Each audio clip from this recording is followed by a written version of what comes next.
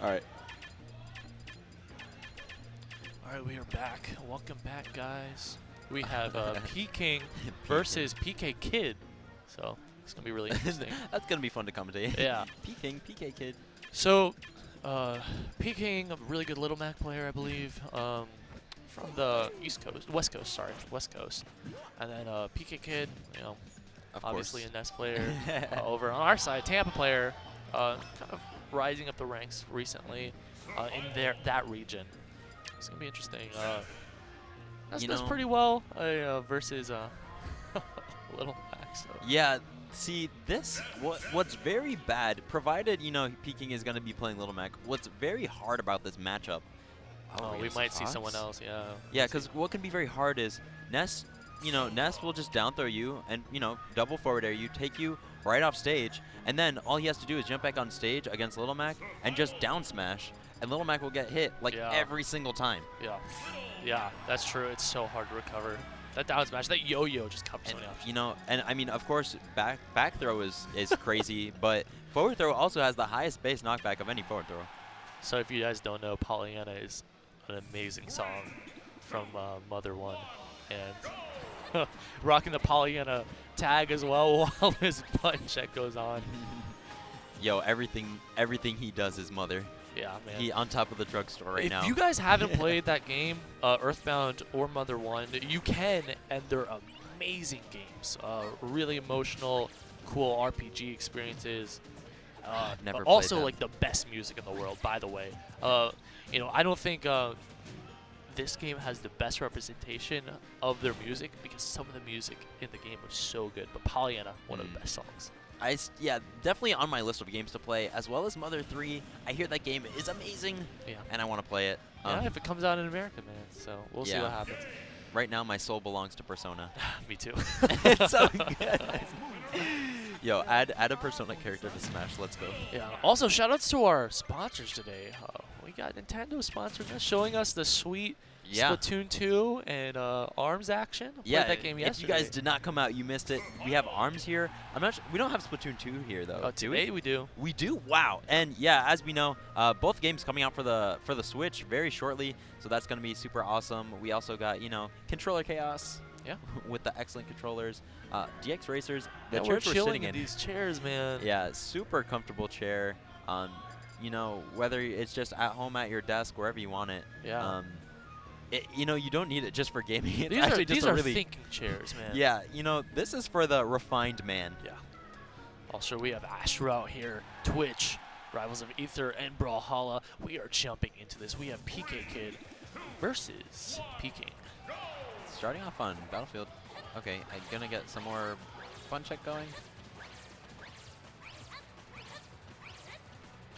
Looks like they're just talking maybe over. talking to somebody real quick. But yeah, this is gonna be fun to watch.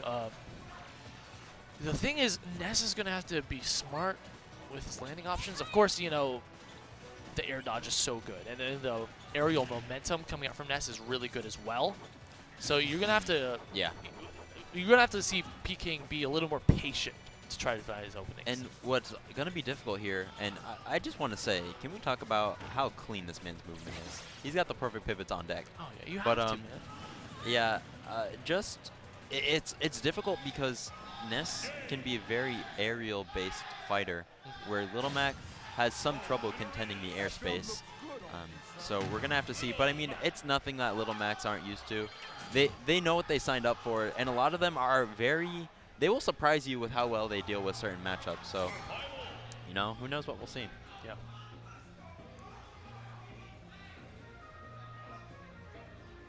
A little advice from the Minister, the other Little Mac. So one thing you guys got to know about Florida is we have Little Macs on deck. Everywhere. This place is teeming with Little Mac. We have obviously Soul, Wonder Bread, just so many players. There's so many Little Macs, and they're all high caliber too. Duffo. Yeah, Duffo. The Tampa Fiends. There's a lot of Tampa Little Macs too on the PR. So we're gonna see how Peking fares versus PK Kid. Oh, Uppy's out. And wow, if he got caught there, this might be it. Oh my! The PK Thunder might have extended his maybe a little bit. Yeah, he's gonna throw him off the stage here, catching him with just the tail end. Oh, this is looking tough already Yeah, off the bat. This seems for oppressive. Peking. And it seems like, yeah, that might be one of the things that the other player told him, PK Fire. I don't like the PK Fire there. He was not above stage. He could have just gone for a down smash in that situation, probably. Or an up B. The up B would probably be the safest option to try to get rid of that KO punch. Yeah. If you guys don't know, if you are put in a tumble situation, that's how you lose your KO punch. Yeah, it's not necessarily the hit. Yeah.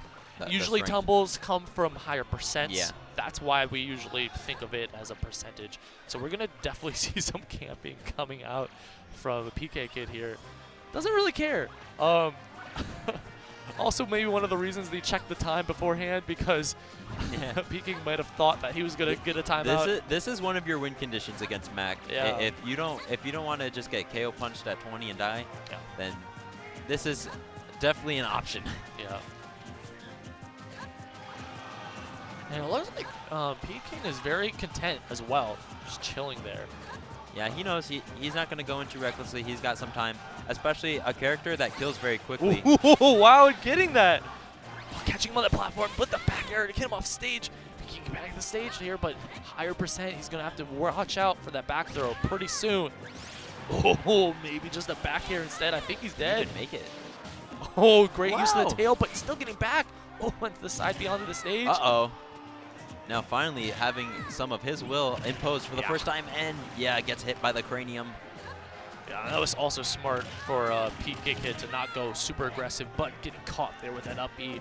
Peking trying to start something, but now PK Kid. Oh, up B. Yeah, very good. Combo breaker. That is not a real combo. Oh, that was smart to wait there and try to catch him with something. Oh, it looks like he didn't realize that he just got hit out, and then smashes the up B. Uh-oh. You can tell that PK Kid is playing this matchup as he should be. You know, definitely always looking for options to get PK off the stage. Not necessarily looking for just straight combos or kills on the stage, you know? Yeah, he's doing it little by little. Okay, Your so combo? No, my combo. that was great by Peking, and now he does still have the KO punch. But what you saw from PK Kid there, he wanted to throw out that hitbox so he could secure the grab and get rid of the KO punch. The thing is, the up B is such a great combo breaker, and now we're down 2 down tilts and a KO punch. Down tilt, KO punch. Yeah. I have died at 0 on Battlefield as Falcon to just down tilt, KO punch. Yeah, and this is when it gets tough. This is the name of the game if you play Little Mac as well. Oh my god, I feel like he was already buffering the roll. Yeah, but also, you know, it might not have been the right range as well. I'm not sure about that. Yeah, there are factors. Peking probably knows better than us. Mm-hmm. He is the Mac main. Okay, 2 minutes on deck, and he's just looking for a KO punch, so he could just wait for that perfect moment. Or PK could wait 2 more minutes.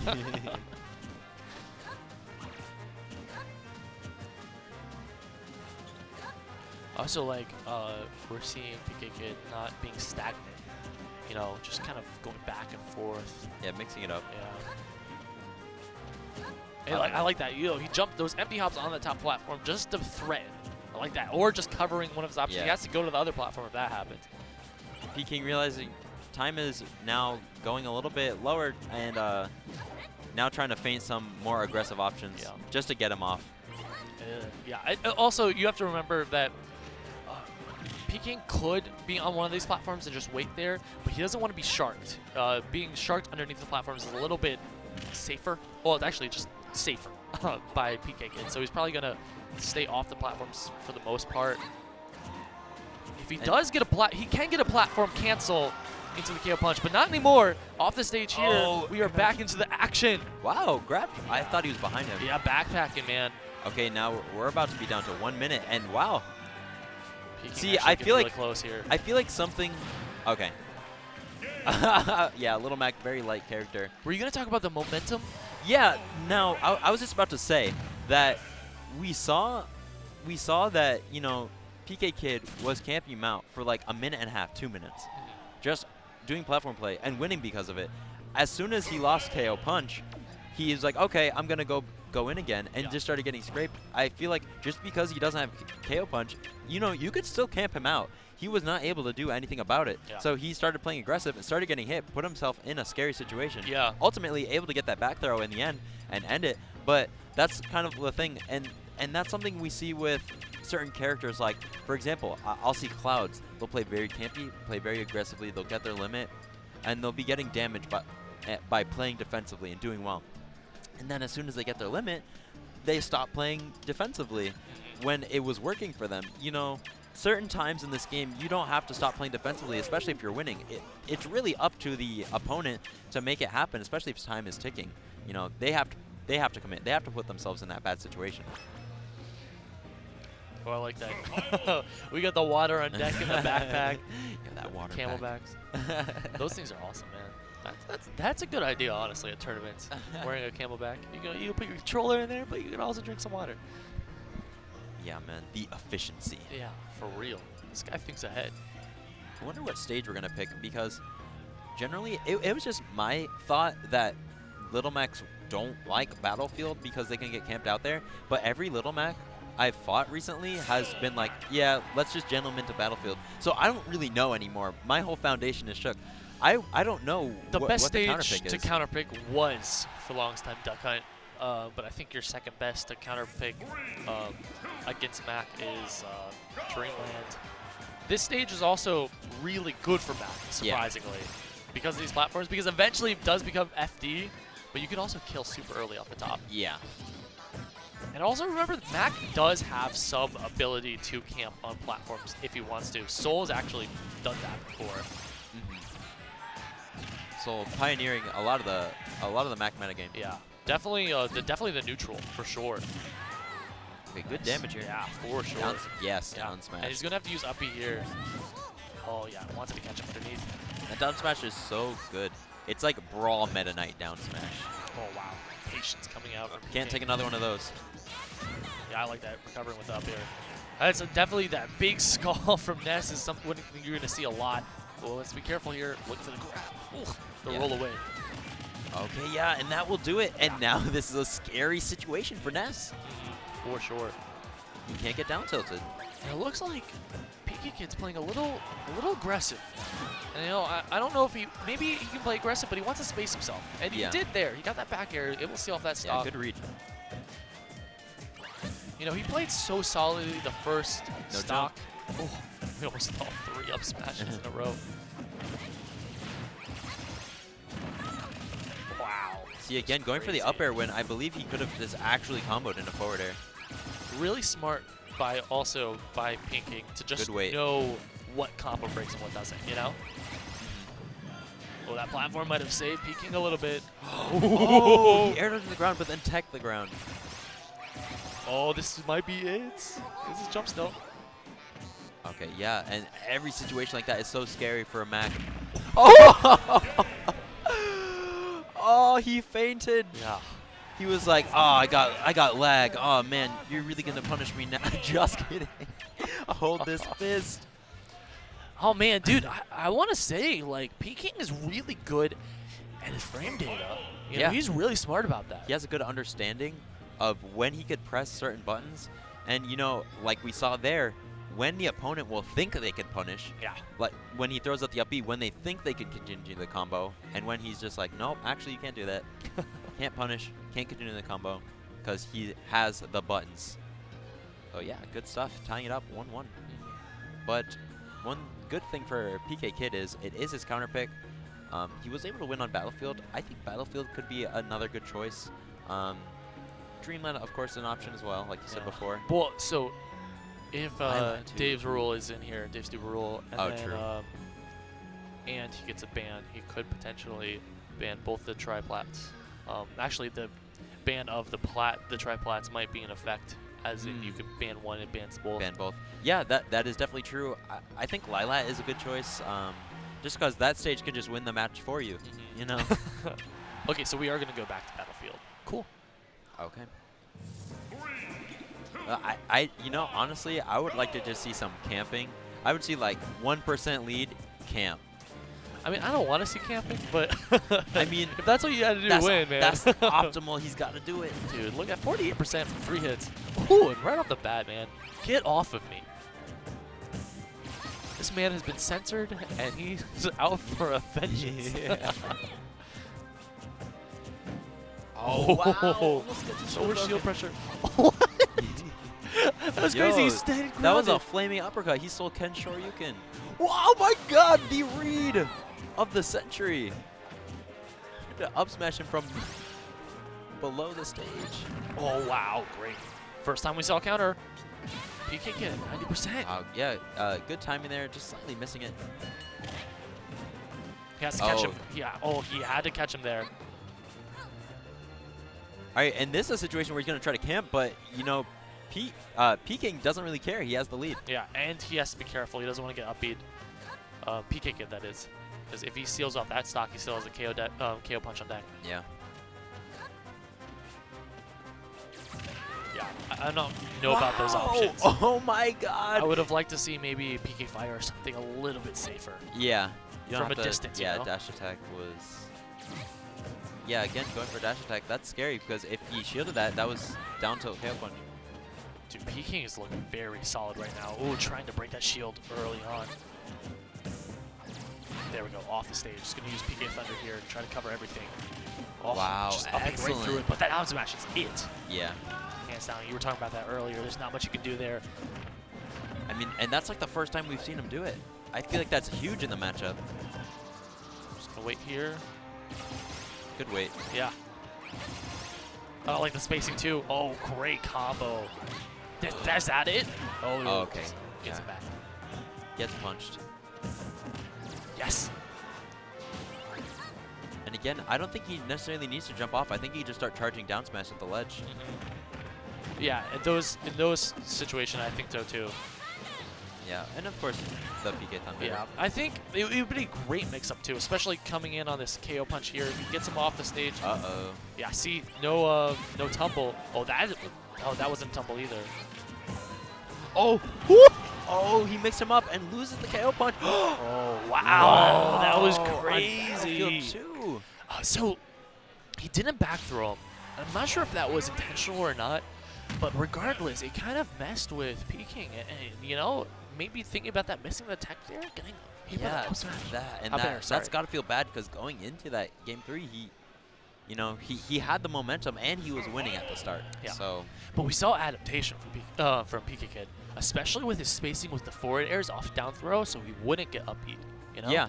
We saw P-King throw that out, but it wasn't spaced enough, and so the disjoint coming out from the forward air, which is the hitbox away from the hurt box, was able to just kind of catch him out of that. Yeah, and one moment that was a deciding factor for sure was, you know, when he did an aerial on his shield but faded back and made him waste the KO punch, and he got the punish. Yeah. Sitting down, we have Void versus Dandy Penguin. This is going to be a winner yeah. semis match. This is fun. This is fun. Of course, Void, one of the greatest Sheiks in the business. You know, for my money, might be I think he's the best Sheik. I don't know. That's just me right now. And then who we saw earlier on here doing work, Dandy Penguin. Yeah, same matchup, most likely, unless we see Void pull out one of his secondaries. So it'll be really interesting and a great comparison video as well for Fusix to see what Void does differently. Or if it even differs much at all. We could see Danny Penguin being able to maybe he's the Sheik Slayer. Yeah. Maybe it's the K9 invasion today. Who knows? So that's another cool thing about Duck Hunt. He has weird attributes as a character, and sometimes that throws off your opponent, but it also it keeps him doing pretty well against certain matchups. So, like, even Dyer was saying that he does not like playing against Duck Hunt Dog, and you know, I don't blame him. Yeah, I mean, one reason could definitely be for that matchup specifically. Diddy, Duck Hunt, whenever they return to neutral, they both like to pull out their projectile. So a lot of the time, when Diddy does something to you, finishes a combo, he gets to pull banana for free and then has very safe pressure and setups after that. But when he goes to pull banana, he gives Duck Hunt also the chance to set up. Yeah. So, you know, that could be one factor there. But going in here, I wonder what we see just starting off on Smashville. Or maybe FD. Remember we were talking about how like the pros and cons of aggressive nature versus defensive nature from Sheik in this matchup. We're gonna see how Void takes that early on. Yeah. Are we gonna see him go straight aggressive or maybe straight defensive earlier on? Yeah, I'm actually very excited to see that myself because I'm not sure what the initial approach is. Do you, at round start, do you just run in or do you opt to charge the needles? We saw one time on Battlefield, he just flicked the needle instantly to explode the can. On FD, that won't be an option because it will not reach. So I'm just wondering what he'll do. And knowing Void, we'll probably just see a healthy mix of both. But okay, playing aggressive now. Oh Strings. my Oh, goodness. sending him back onto the stage just to continue the combo with that up air. He hit him I mean, from up the tilt, window sorry. to the wall. Yeah. Okay, pressure. I like that. He Yeah, kind staggered jabs Yeah, there. yeah, definitely. The tempo changed. Help out.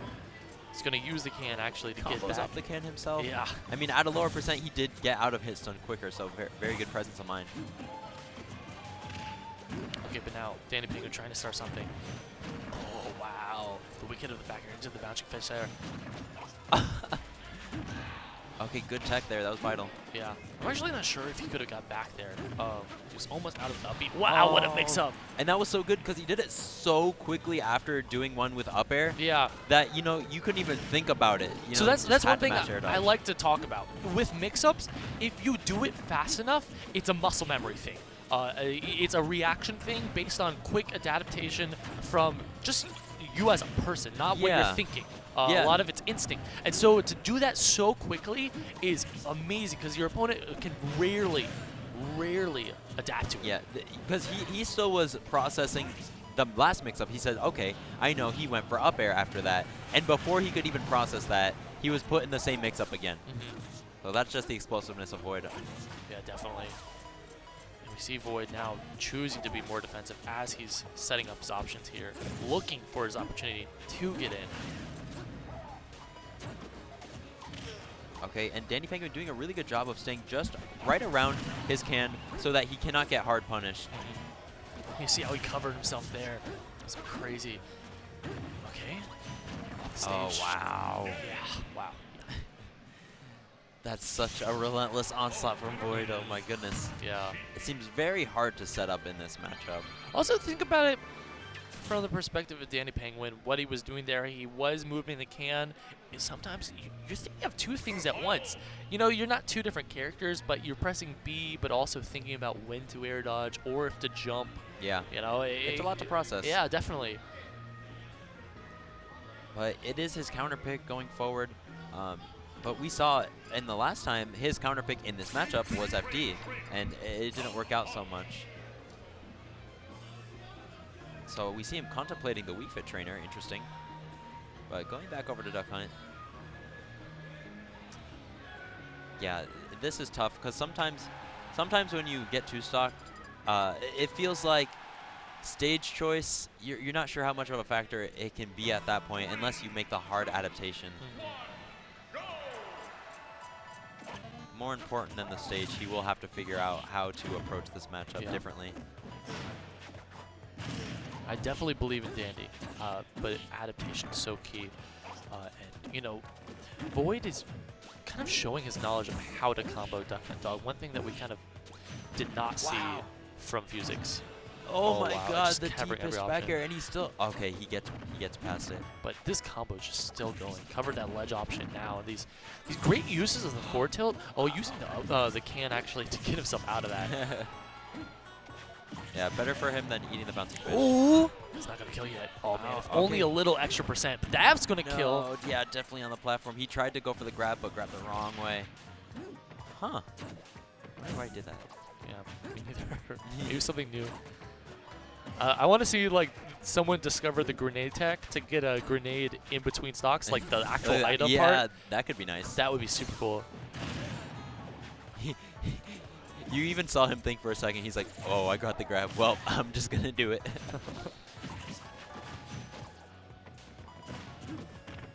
Okay, yeah, fading back with the Nair, reading that roll.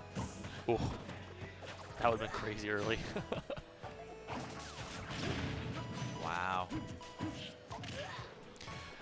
I really like Void's spacing options, like how he's approaching. He's taking crazy angles, and I love it. They're calculated. Yeah, I mean, what Void is amazing at is he knows certain characters only have, like a character like Duck Hunt, they only have specific buttons in the air that are very good.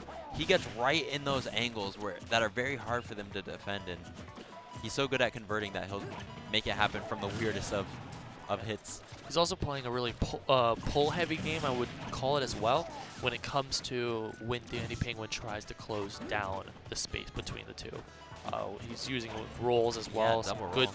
good defensive options when he needs to. Oh, man. Yeah. tough. Yeah, it wasn't much he could do at that point. Very difficult position to be in. So yeah, Void taking it 2-0 over Dandy Penguin. Definitely different than we saw last time, whether it was down to the wire, Fusix versus Dandy Penguin. Void just showing a mastery of his character, but also the combo game. Man, this character, Sheik is so explosive. Yeah. Such a good character. It's so crazy how we saw that up tilt come out at the very first stock. You know, when we he started took him getting coast to coast. yeah, just push him back onto the platform.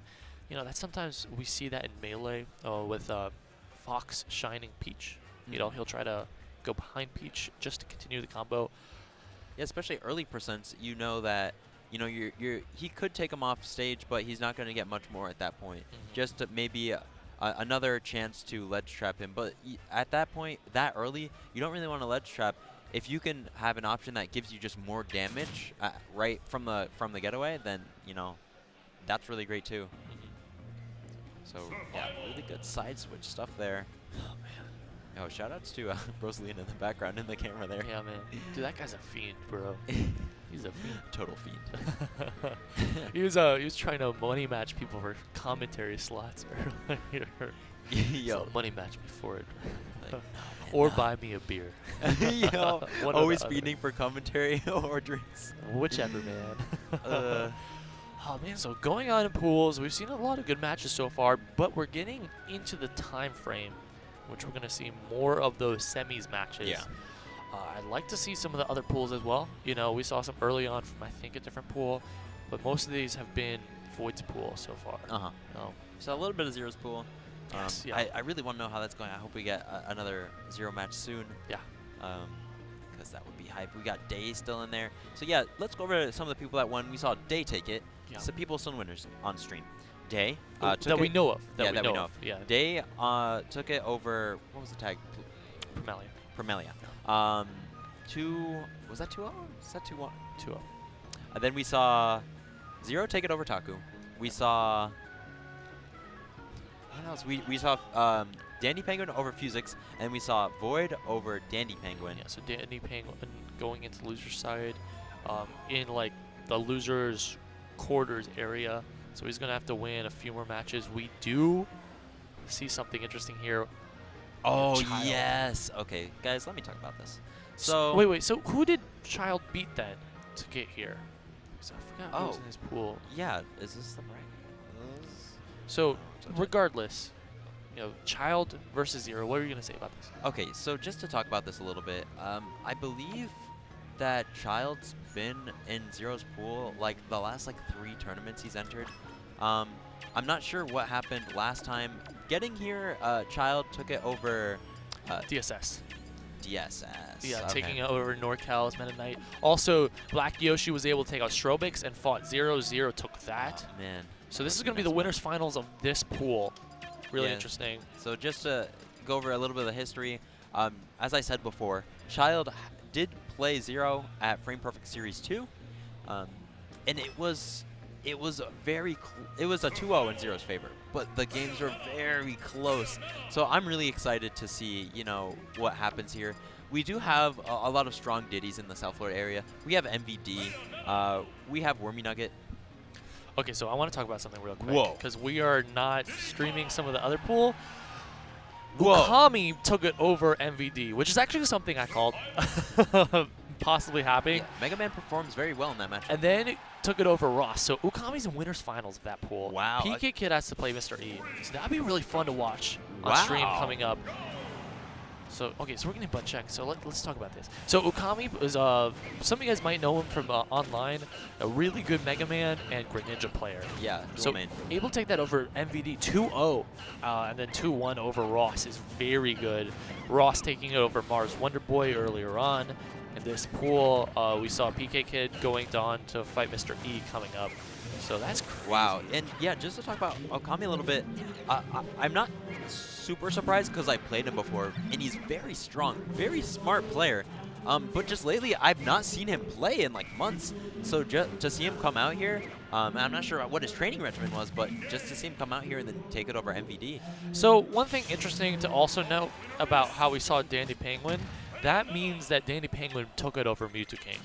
It's just an interesting match. But it's also good history to know that Dandy Penguin beat Mewtwo King, whether or not Mewtwo King showed up or not. Oh my goodness. So yeah, so that's fun. Oh my god, off stream? Yeah. Oh. I'm sure all the Duck Hunts would have wanted to study that matchup. I feel like it's the one they don't like that much. But okay, going into this first, just kidding. We're not. So. So we haven't seen anything so far from Pool E3. So I want to see something like that maybe after this match, because I know that's the pool with Mars, Leaf FC, Ewok, Saj, Rede, a lot of great names. That one is gonna be fun. I don't know how far they are either, so that could be something crazy. Yeah, who knows? We will give you guys the updates as they come in. So I was talking about, I analyze everything on like a mentality level, or also kind of like a meta level. And so when I think of people that could possibly take out Zero in the state of Florida, Child's one of those people. Oh yeah. You know, he plays a specific game, and he has a specific understanding of the game that puts him on a mental level, which I'm not saying he's on par with Zero as a competitor, but he might be on par with Zero from a mentality standpoint. Yeah, and what makes that so incredible is that Child is new to the game, new to Smash 4. He only started playing the game when Bayonetta came out because he liked Bayonetta. Yeah. He didn't even play Smash before that. So, you know, like, new to the scene, comes on, and what's crazy about him is when you think of a new player, you don't necessarily think of the patience that Child displays. He has a very good understanding of, you know, you don't always have to press buttons. You don't always have to be jumping in someone's face or trying to cross someone up on shield. He knows, he hits people with the basics. He'll just jump at you, and, you know, he might just tomahawk witch twist, or he'll just jump at you and grab you.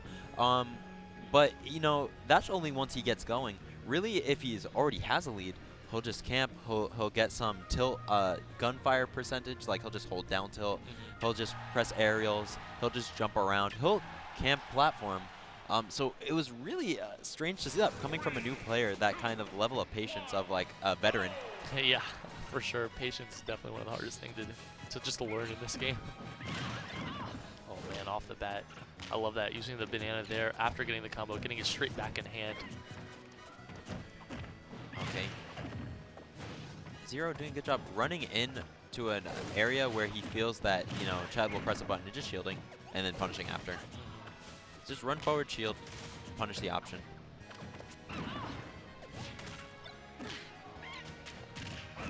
Oh wow, dude. And just these neutral exchanges are really good from Zero so far. Oh wow. And Yeah. Zero just running a clinic right now. Alright, starting something. Oh, okay. Catching him Oh. here. Oh my goodness. He adapted to the SDI outwards. Yeah, he did. He didn't get the second up B though. I'm not sure. I think he could have in that situation. Yeah, I'm not sure what happened there. He was definitely looking for the up air. Maybe getting that because he's at low percent. We're going to see here if we're starting to see something of a comeback from Child. He has to win neutral to do it though. All right, yeah, if he could just get one combo going. Throw. Gonna look for the aerial jabs. Ooh, but that might be it. Not quite yet. Okay, Yeah, he still no has rage. a chance, and, you know. That Oh, makes it- yes, man, nice raw back air. Great reaction Yeah, as well. so clean. Okay, took the jump there, too. Yep. So he had to Catching air him here, dodge. another one. Back air. Big damage. Okay, and suddenly Child's back in this. Yeah, Witch Time is definitely up smash away, you know? Yeah, for sure. Oh, try to catch him in there. Up B, yep. Combo breaker, another one. The side B. Okay, Oh, look for okay, that yeah, there I thought instead. the side B, but... Oh, and good landing mix-up. Yeah, I'm gonna just catch him here. Maybe look for... Oh, that's Oh it! my... Oh, no, not right. yet, not yet. Oh, wow. I thought it was really close to the stage. Up smash. It's gonna break through. You have to go for a second one. Yeah. Yeah. Yeah, he charged it a little bit. The first yeah, one. yeah, you have to know that you have to break that, especially with a big have to break that hitbox like clink. forward air. Okay, well, wow, after losing his first stock so early. Yeah, a lot know, closer now, Yeah, definitely. very close. And we saw those, he was just winning neutral exchanges that stock right there. So catching him here. Oh, trying to catch And him Child again. does learn as he plays. One of Yeah. his greatest strengths. A lot of times, feeling out the match is really important in the game. You understand your opponent's method a little bit better just by feeling, you know? Oh, wow. All right, good combo off from Zero right now. Okay, catching him Okay. here. Let's go. Oh, no. Off the stage. Oh, this is how it starts. Okay. All right, I mean, just going for that, though, I feel like he had to put Zero on life alert. Like, just the fear of when you start getting taken off the side. Yeah. Uh-oh. Going for the jump there, maybe a little too early of the percent to look for that. Yeah, maybe trying to predict, like, some upward SDI. Yeah. I don't want to see him overthink the combos is all. Yeah. That's one thing top players are a lot of times are known for, is taking a simpler approach when they need to. It's great mix-up. Okay. And Zero has the banana. Oh, that try was to cover a scary, lot of but options no there with a down punish. smash. Oh, he has a side. Yeah. The thing is, when you do have the banana, and I think this actually happened to him before, but okay, let's talk about this. Up there. Oh my wow. God! Child pulling the trigger right there. Nowhere. And then, okay, let's talk about adaptation. Oh my we saw the goodness. SDI go straight up and pop out of that, and we saw the jump up B instantly. And And- just say, I'm gonna take this. And I just want to talk about what we were saying was that Child was always looking for the SDI. He was never doing the simple combo, and I thought he was doing that to his detriment this whole game. But really, as we saw in those final moments, him waiting for it, he was so ready to pull the trigger when he needed to. And wow, and that powers Child up in game 2 so much, because now you just lost and he's just standing there and he's not approaching you, and you feel like you have to make something happen. All right, let's hope this doesn't get to 0 at all. He looked ready to get back into this Wow, and match. good neutral B to kill the banana. Yeah, usually a pretty safe option if you space yourself well enough to get rid of the banana. Oh, this is he had to use a side B there. He was out of a jump. Yeah. Good presence of mind. Yeah, 0. I like how he's playing right here. He's just fundamentally in the center of the stage. Yeah, and just putting him to the ledge over and over and over. Oh, he holds banana, so his options are a little bit restricted here. This is intense, just because we know now what Child can do with a moment's notice. Yeah.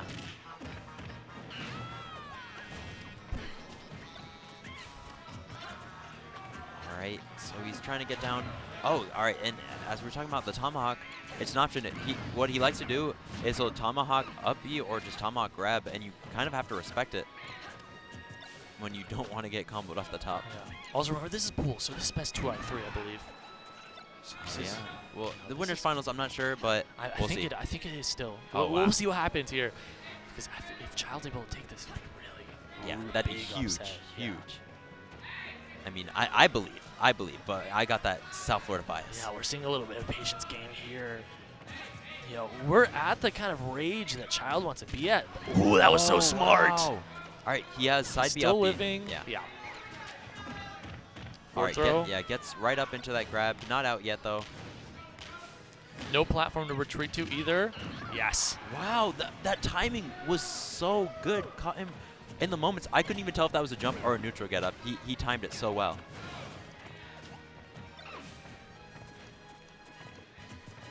And Zero does not want to go out yet. He's playing very patiently. Yeah. Great catch with those aerial jabs. Oh, wow. That was scary. That was very aggressive from Child.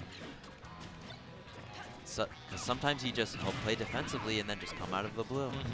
Oh, covering the option there with the regrab. Crazy little string from Zero, but now getting Alright, up beat. what are we This gonna is see? the opportunity. Great DI to get away from that. Child going for the up beat instead of the side B there. Okay. He is not witch timed in a while though. Yeah, There we looking go. for it there with the banana, maybe possibly. Oh, yeah. Oh, it's what just a bait. It was just a mix-up. bait. It's- oh. Oh, and SDI's out. Yeah, Really good. Great SDI. It was really good to SDI after the second upbeat because at that point he couldn't get to him anymore. All right, so Witch Time is about charged. Oh man, and we could hear the crowd in the background getting rowdy.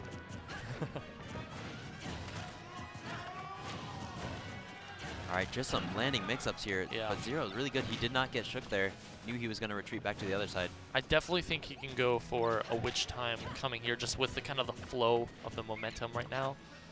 We saw Zero looking for some aerial so attacks.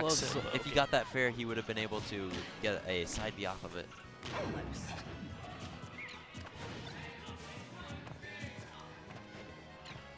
Right, and we're now coming down to the 2-minute mark very soon.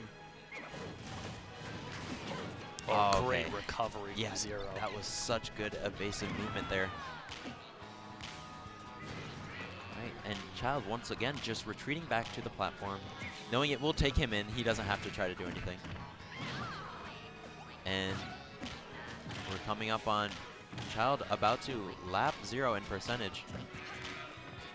Get lapped. Okay. Yeah, that's smart. Man, Zero taking it back with a 2-stock. I also want to talk about that. He could have gone for that earlier, but instead, Zero's so smart with understanding his strengths, understanding how good he is at this ledge pressure, which is all he did that last game, the last Yeah. stock. Just And so he just kept on Fundamental. continually throwing them off the stage. oh my goodness, Captain Zach coming up to. Oh wait, we got Captain Zach and what is that? Pierce coming up? Yeah, Pierce coming up. We got a coaching period right Okay, here. now Yo, where's Bear with the timer? all right, I feel like Zero cannot afford to give Child Lilat. Child loves his two best stages were Lilat and Duck Hunt because he plays so campy. Literally the stage list when it took away both was a direct nerf to Child. Yeah, we have definitely. Lilat back. Look at Bear's lurking. He's coming up. All right, guys. Yeah, we got Jabali. Oh man. Going into game 3, it is Child's counter pick. We will see Triplats or Lilat, whichever did not get banned. He is so good at circle camping. He's thinking. He's definitely thinking. Okay. Zero was just glued to Oh, he stage gave him control Lilat. last time. Oh my goodness. It's going to be a big difference here, though. What Child likes to do here is he utilizes the stage tilts to shoot neutral B in a way that you can't go under it. Yeah, So like it would right shoot there, straight if he forward. wanted to. Also, this is a child stage, honestly. Like, he loves the stage, right? Yeah, it's good. The tilts are good. They don't really affect Bayonetta's combo game as much because it mostly takes place in the air, and it gives him 3 platforms to try to mix up landings with. And another layer of the mix-up is, will he land on the platform, will he witch time on the platform, or will he fall through the platform? You know, outside of all the other aerial buttons he can press. All right, some neutral exchanges here. Zero taking a swift lead after TNF Child was starting to take something. All right, the pressure there. I like that. You're talking about that. Yep. So much pressure. Yeah, it's so much better if it's pointed straight at you. Look at him waiting for it to just move again. I think it's going to move towards Zero's direction. Oh, after all of that, just jump straight into banana forwarder. All right, what are we going to see? All right, turned it around. Okay. Stage actually helped him there with a banana. Ooh, uppy again? He didn't touch the ground, though, so... Yeah, he was not going to be able to get a second uppy after that. He did it like a centimeter off the ground. Yeah.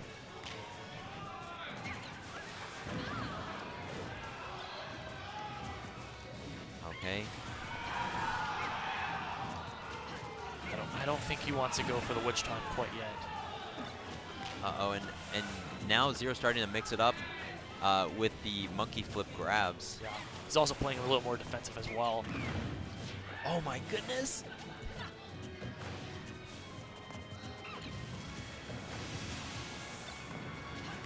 So yeah, he will fall on your shield and then just up E.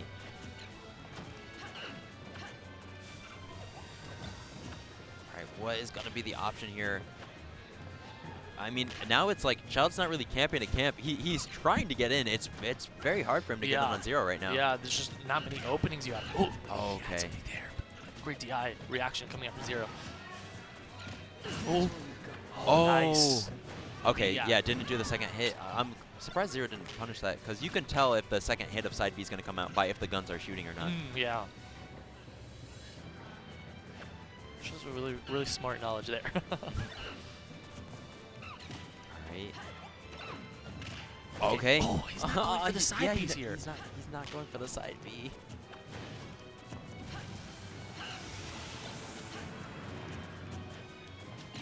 Oh. Oh my goodness! You saw the startup of up smash. He's going to chase down. He gets a grab here. This is a really good position for him. He's super good at catching the... Oh, no! No, are you kidding me? How? Oh my... How? What? The privilege. Chase down, though. Oh, he's going to look for something here. I like that. Just a tempo change.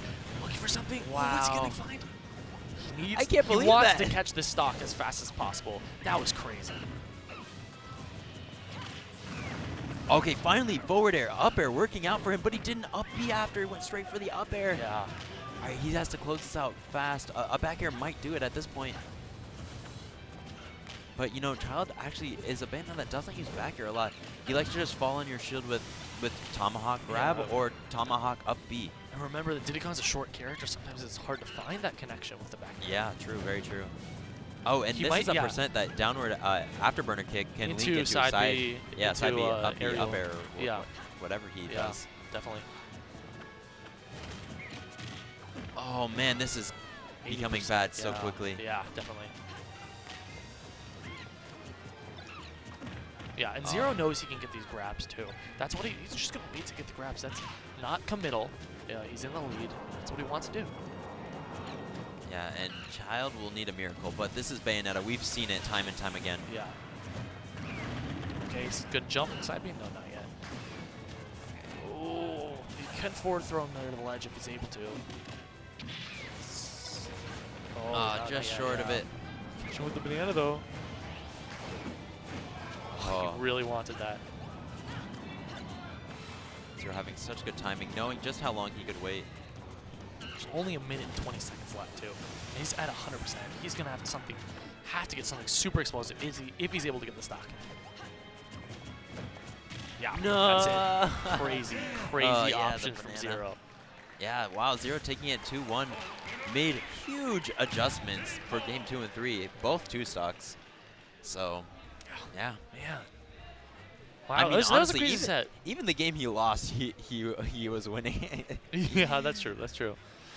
But it's just, you know, Zero has the mental fortitude to just stay in that center position that he needs to and just keep it going from there.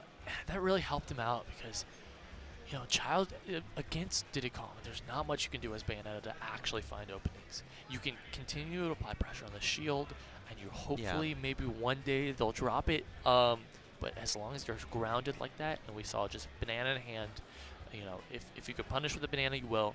If you punch with a grab, you will. That's what you want to do, and you want to get that shield pressure with the banana too to definitely secure those grabs if he does try to shield.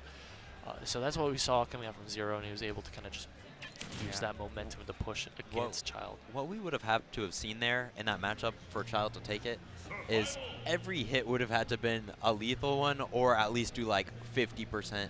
But we saw a lot of the time, Child was not getting as much as he wanted off of the individual hits, off of the combo starters, was never able to do like a complete combo.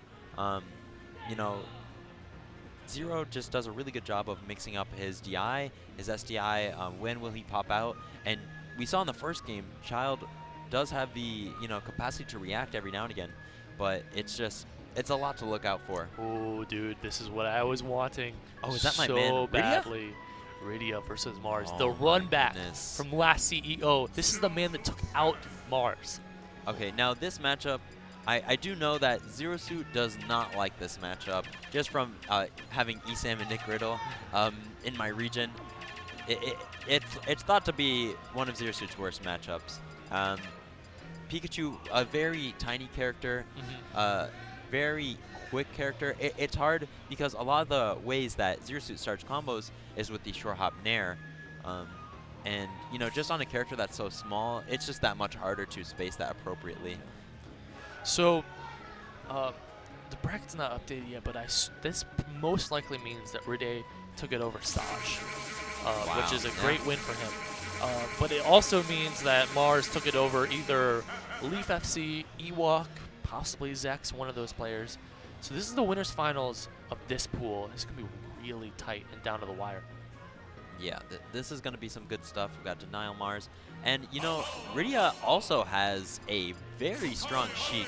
I don't think we'll see it right now just because he has beaten Mars before, you know, with Pikachu. So I think he should stick with that. But, you know, he does have the Sheik in the pocket if things go wrong.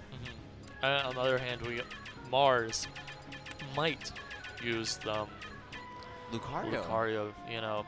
Yeah, I forgot. His Lucario is actually very clean, and I even saw on Twitter, Sue had tweeted at him, he's like, your Lucario is very strong. Yeah. Well, also, you have to remember that this might be a little bit of a mental block, just because you know you got upset by this player before. Now you have to fight him again to get into winner's side. Yeah, and this is kind of, can you prove it wasn't an upset? Or is he actually, you know, will he take it over you twice? Yeah, exactly. Like, especially because, you know, sometimes the car ride home after a tournament, you're talking with the homies, and you're like, yeah, man, I totally shouldn't have lost. I'd probably beat him if we played again. Yeah, for and sure. now he's got to, you know, he's got to show that if that's the case. Yeah, you got to prove it, man. That's what it's all about. Can't believe I lost to some Jim. Some Pika. So yeah, we'll see. But yeah, honestly, Mars is super flashy, fun player to watch. One of the first players I saw that would just do like jab up B all the time. You'd be like jab up B, like for those kills, because jab is like frame 2 on Zero Suit, super quick. And Rydia is actually one of my favorite players to watch out of like anyone. This kid is clean. Yeah, a lot more. He's definitely one of the most aggressive Pikachus. You know, of course, Ezam a very aggressive Pikachu as well. But a combo heavy.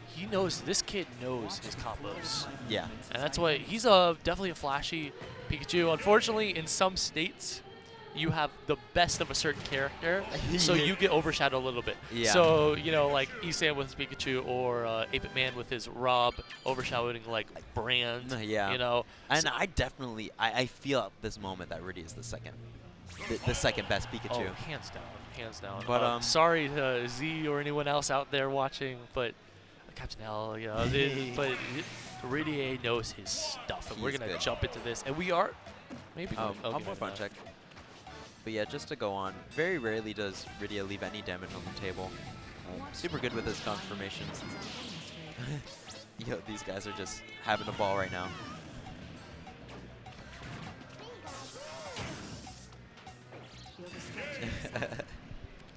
Oh my goodness, PK Kid took it 2-1 over Mr. E. What? So PK Kid or Ukami are going on to top 48. So the top 2 seeds both got upset. I hope we see that. We better see that coming up after this, because that's crazy. I mean, because, yeah, I mean, MVD and Mr. E would have to be the top 2 seeds of that pool. Yeah. Oh, man. What an upset, man. Wow. Okay, going into this, we are starting off on Smashville. And are we? Maybe something's going on. To stare down. Man, They either respect these the, guys okay. are well, okay, how many times are we going to restart this? Yeah, fun check number 3, though. It's been 3 games already. Yeah. And wow, Rydia taking a game one over Denial Mars. Dude, Rydia is he the Wizrobe of Smash 4, possibly? Yeah, he's gonna take over everyone. So we got someone coming up. Is this Ross? Who's that? Oh, maybe it looks like there's that issue. All right, let's do this, man. I am so excited for this match. We're having a controller malfunction. Okay. Yeah. Radaye is saying maybe the extra random letter at the end of his name is the reason for it. We're not sure. Yeah. Probably. Yeah. For anyone that I has heard trouble sometimes he reading just that. adds letters, vowels to the end of his name. Yeah. Yeah. And you still Sometimes. can't pronounce Well, it. every tournament switches. This is Rid A, then we got Rid B, Rid C. I always called him Ridier. We're going to jump into this. We have Denial Mars versus Ridier. Okay. I'm fairly certain it's Rydia, but you know what? I can never remember. Me neither. I'm sorry, Ridier. Oh, man, off the bat, dude. Mars is just taking it to the bank. Yeah. Anti-airs, we got him. Yeah, timed that really well. And like, I'm surprised he reacted to that because I would not have even expected, you know, just ZSS down air neutral. You don't expect it to happen all the time. Not that good of a move. Wow, the Tomahawk came out so fast. Before he knew it, he was already scooped. But that might be it. Oh Raw my back goodness, air. Wow. Pikachu's so light, going Killed to at 92. 70. 92 after hit, wow. Yeah.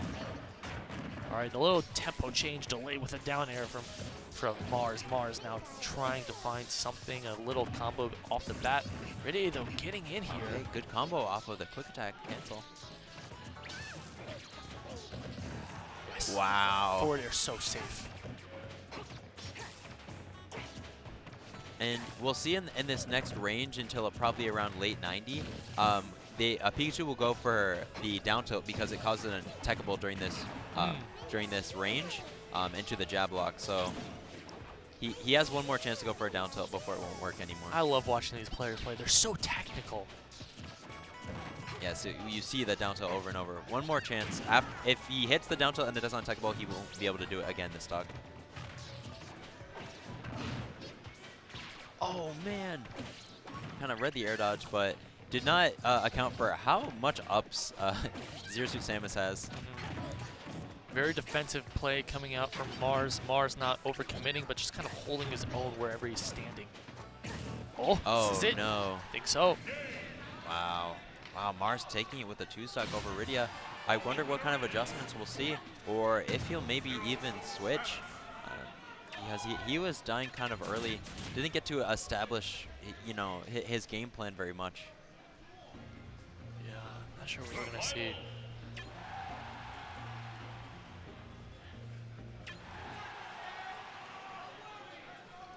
Okay, so I didn't hear a switch. Going back to Smashville. Rydia believing, just making the proper adjustments. Should be good. Wow, and we're starting things off with a footstool combo. Grabbing a footstool. Dude, right off the bat, Mars. A flurry of movement coming out. Now getting back to the stage, but whiffing that grab. Wow. Oh, You know, what was reacted to the DI in. Wow. Tried was to crazy keep comboing. All right. Oh, option coverage coming out for Wow, and it looks like Mars is actually SDIing up out of the forward air hits. That's another thing about Mars. His reaction speed is incredible. Oh, wow, and down out of it that time. It's very hard for Rydia to get anything going this game because, wow, yeah, that'll definitely do it. Because a lot of his combos are off of forward air, or at least has forward air somewhere mixed in there. And whenever there's a forward air, Mars just getting out. Okay, up tilt. Okay, so what are we going to see here? Oh, wow. Oh, I thought he was going to get the reset. What? That's so cool. You saw that? He changed his momentum with the side B, so he would fall faster. He didn't get though, but oh, that was crazy. What is this? He said, since you took me out, I've been in the lab every day. Just for this matchup. And the thing about Pikachu, he's short, so you're able to kind of get some of this weird footstool stuff off of him a little bit earlier. Hitting me with the stuff I've never seen before right now. And getting excellent mileage out of forward tilt. All right, Taco Bell, was that one?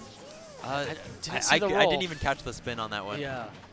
Either way, Rydia did not react. That wasn't, but oh. Okay, didn't quite get the DI, yeah. the movement on that one. Oh my good. Oh no! It's oh, he did get it. He did Well, get he was a stock up. Oh yeah. I didn't Oh even notice my that. goodness. He lost at the same time. That would have gone into sudden death otherwise. Yeah. Wow. Wow, that was crazy, Damn. dude. That was crazy. Damn. Oh, man.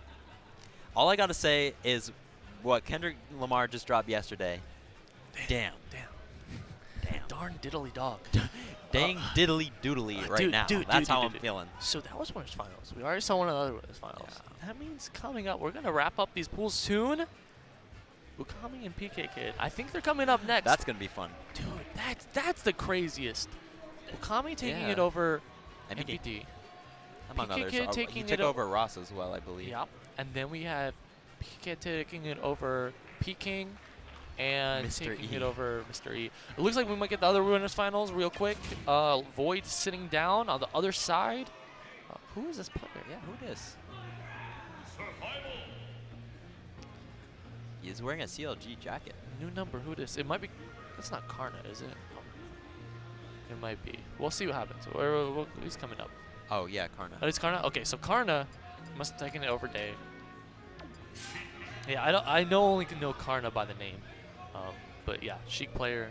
I think this might be Sheik Dittos possibly. Bro. I'm trying to remember. Karna might have a Fox too.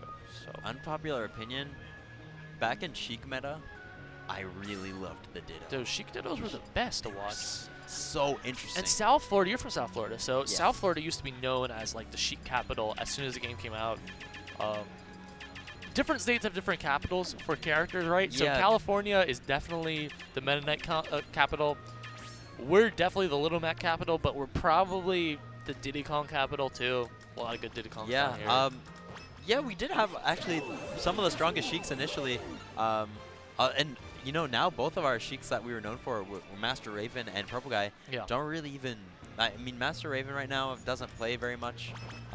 Doesn't come out as much anymore. And Purple Guy's got a kid on the way. He's a father. I did not know that. I mean, even before that though, he dropped Sheik after the nerfs. It was too stressful for him. He started playing solely Zelda, and actually was amazing with just solely Zelda. It was quite a surprise. People were just getting scraped up everywhere, just like the down tilt explosions, or the wicked witch kick. So I haven't really seen too much. I don't know. I don't follow Karna much, so I don't know his results. But I've heard the name and I know he's a good player. As obviously he took it over Day or somebody to get to this winners finals yeah, position. everyone in at this pool. point, you know, they put in the work. Yeah, so it's gonna be really fun to watch this. So this is coming up, and then I think PK Kid versus Okami. Oh, And I'm wondering who Okami would use in that matchup. He does have the Greninja. think- I imagine he took MVD out with Mega Man. Mega Man, yeah. That's I'm assuming he's gonna use Thought Mega to Man. be slightly Mega Man's That's favorite. what I love about his character diversity. He covers so many options with those two characters. 'Cause And Mega Man has some really good matchups against some Yeah. high-tier characters. definitely. And it's definitely the same with Greninja. Yeah, Greninja as well. And more so than having good matchups, people don't know how to fight Greninja. And, you know, you think, well, what does Greninja really do? You know, like he'll, you know, try to go for those footstool combos. But it's not just the offense that you have to worry about. It's really that character is incredibly slippery and hard to catch. So even if it's just down to them throwing water shurikens and running around the whole game, like, it's so hard to catch that character if you're not fast. Yeah, definitely. Oh, We got these sweet hats, man. yo, Y'all want to wear this? yo, what is this? Pokemon trainer hats, bro. I don't know. Bro, we got hats on hats.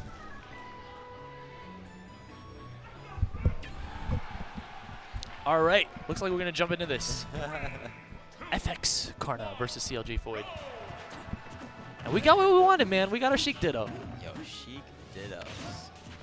I wouldn't want to be dittoing Void if I was a Sheik player, because I probably watch Void matches to learn how to play.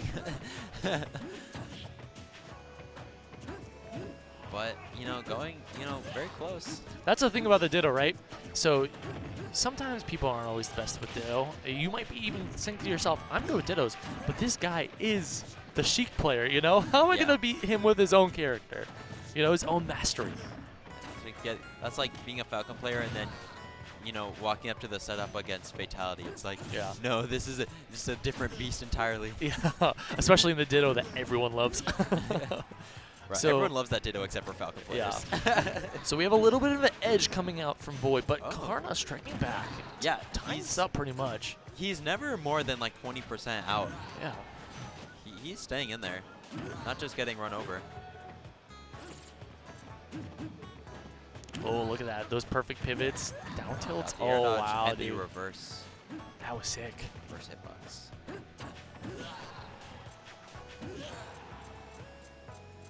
All right, Karna trying to find something on the ledge here, but jumping onto the stage with that forward air to get him back right off the stage. Wow, just jump right back on and F-tilted him. Yeah. He was like, nah, I'm not scared. Uh-oh. How is he going to cover it here? Backs up a little bit. I Wow, love and the again, micro-spacing. aggressively jumping. That might be it. Yeah, I think so. Great tying it up. Karna looking pretty solid here. You know, Karna's strength actually might be, he might be a daywalker. And I'll go over what a daywalker is a little bit later when we have some time. But just doing a really good job in this neutral. Yeah, definitely. And, you know, he's playing a little safer here, not overcommitting. Finding this opportunity here. Oh, footstool, trying to tech chase possibly. Wow. Oh my goodness. All right, gets out of there with the bouncing fish. Doesn't air dodge because he knows it. Air dodging could very well just end the game. Dragging down. Goodness. I love that use of the up air. Just drag down your opponent. It will follow up into a grab. Wow. What is happening? You saw that he came back onto the stage with an air. He was trying to cover so many just drifting options coming from Karna there. Up air, not going to kill you. We are on These guys are Smashville. pulling out all the tricks. Oh, he's looking for that bouncing fish there. I thought that was it. Okay. Karna might be able to turn this around if he's able to. Oh my goodness. Oh no. Okay. All right, gets out of there with the bouncing fish. Oh, and the falling back air puts him at a disadvantage. Oh no. Did he jump? Can recover here, but Wow, caught under the stage. So good from You saw Void. that? So Void went under the stage because you are able to get the just the recovery a little bit easier. Remember that teleports are vulnerable if you're teleporting from below the stage. If you're teleporting directly above. horizontal or above, Yeah, you cannot be two frame. no invincibility. I mean, all invincibility. Sorry, no vulnerability. But in that scenario, really smart stuff to catch him underneath the platform. We're going to go into game 2. Void looking solid, but we had a really good first match. Very surprising the level of play coming out from Karna because I'd never seen him play before. Yeah. And he's very technical. Yeah, very technical. And what I like to see is he's very aggressive in a way that Void is not expecting. Oh my goodness. Oh, that was a crazy combo. But he was looking for defensive options. Karna did not take the bite, and now jumping back to the option with his own options. You know? Okay, and low profiles that falling nair with the down tilt. Stage And here. again, no fear. We'll go for that aggressive option in a time when Void will expect him to try to roll or do some sort of defensive option. He's always ready to swing on him. Back throw here.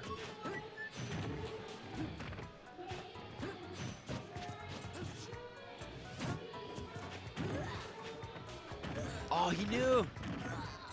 All right, not going down this time. Back in action now. Karna trying to find something, but Void looking to just cover a lot of options, using those needles as well. These guys are both looking for setups. Wow. Run up up smash. Great read from Karna, jumping back into the action. That just confirmed it. Yeah, and it's put him on this lead. He's looking for something here. All right, wow, and Crouch is under the needles there. Wow, and he's doing so well. Can he hold on to this momentum? Already has a 44%, 50%, and Void has not taken out the stock yet. This is an incredible position to be in. And this is one of those times where you gotta just not think about who you're fighting. Play your game, know your skill, and not get shaken by, oh, okay, I'm almost gonna beat Void, because then you start playing not to lose, and he needs to play to win. Nair is a great option there when you're far off the stage, especially at high percent. Covers a lot of different approaches to get back to the stage. It will steal off the stock. Now we're seeing a bit of a string coming out from Void, trying to cover all this space. He wanted to pick him up there with the down tilt on the platform. Catches him there with the forward air on the ledge. Now just... Yeah, Void snatching that lead back. Yeah, crazy little combo there. 80% actually off the bat. Wow, good movement there.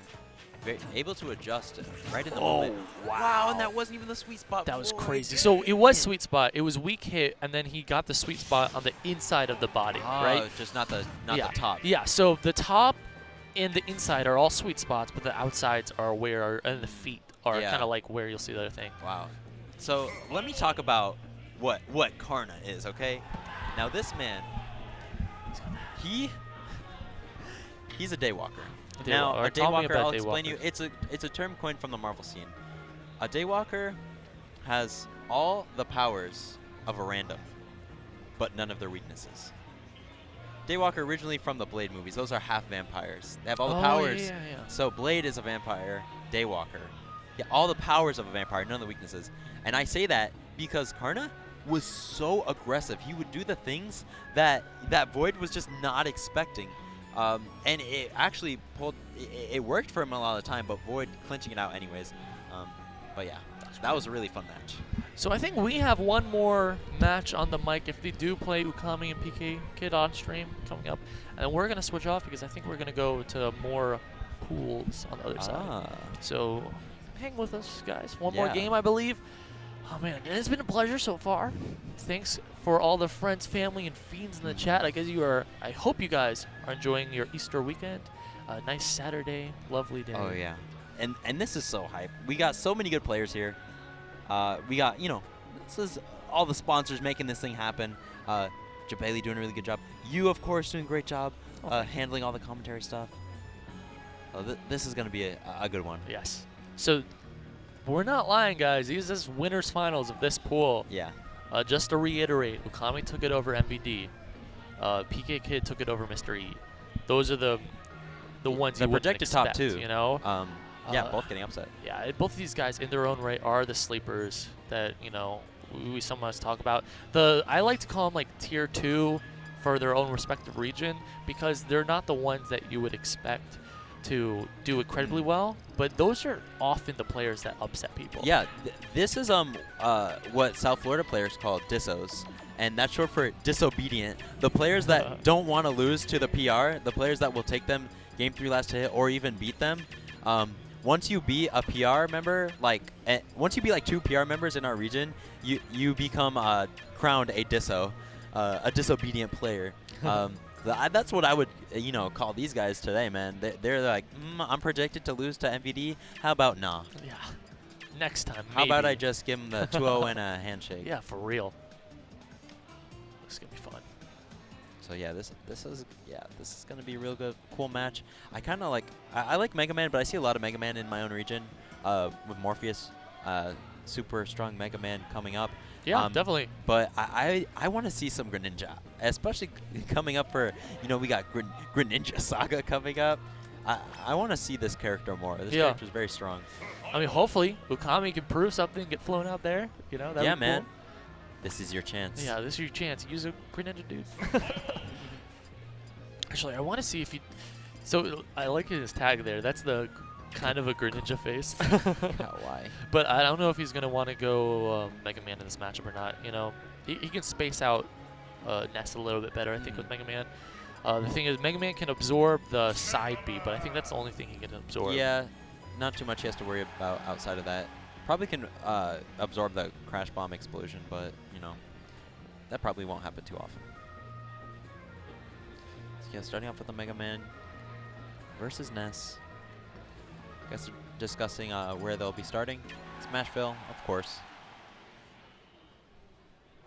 3, 2, 1, go! Okay, I did not know this was. I forgot that they didn't do a button check already, so I was just like, whoa! Okay, so I do want to talk about Ukami's very, very technical Mega Man, to the sense of really good with the drops. They're just a little bit different things. Sometimes I feel like he gets in a mentality where he doesn't go for that stuff, but when he does, he's always very proficient with it. Like that. Like I love those super glide tosses. They're fun to use. Yeah, and you could see him dropping the Metal Blade and then using an aerial while catching it so that he can have the Metal Blade but still maybe do like a back air or something. Just being able to do that and being able to do it well gives you so many more options. Oh, is he step dashing too? Wow.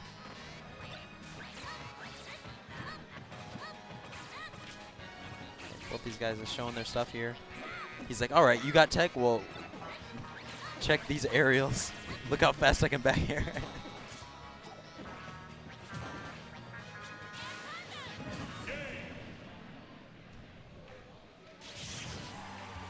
Okay, so yeah, I'm wondering where they will actually start. Maybe it will be Smashville. I can't see. I'm not sure what these characters look for in their own counter picks. Yeah. So yeah, I'm just kind of excited to see where they want to go. Yeah, so I we are mean, starting in general, Smashville. these characters are pretty versatile when it comes to stages, too. Yeah. So you have to remember that. All right, jumping in here, we are on Smashville. We have Okami versus PK Kid.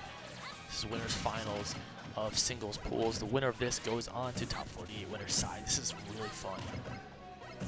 Okay, yeah, we're just seeing the pellets come out, doing a really good job of jumping forward with the first two and jumping back with the last one, making sure they stay safe.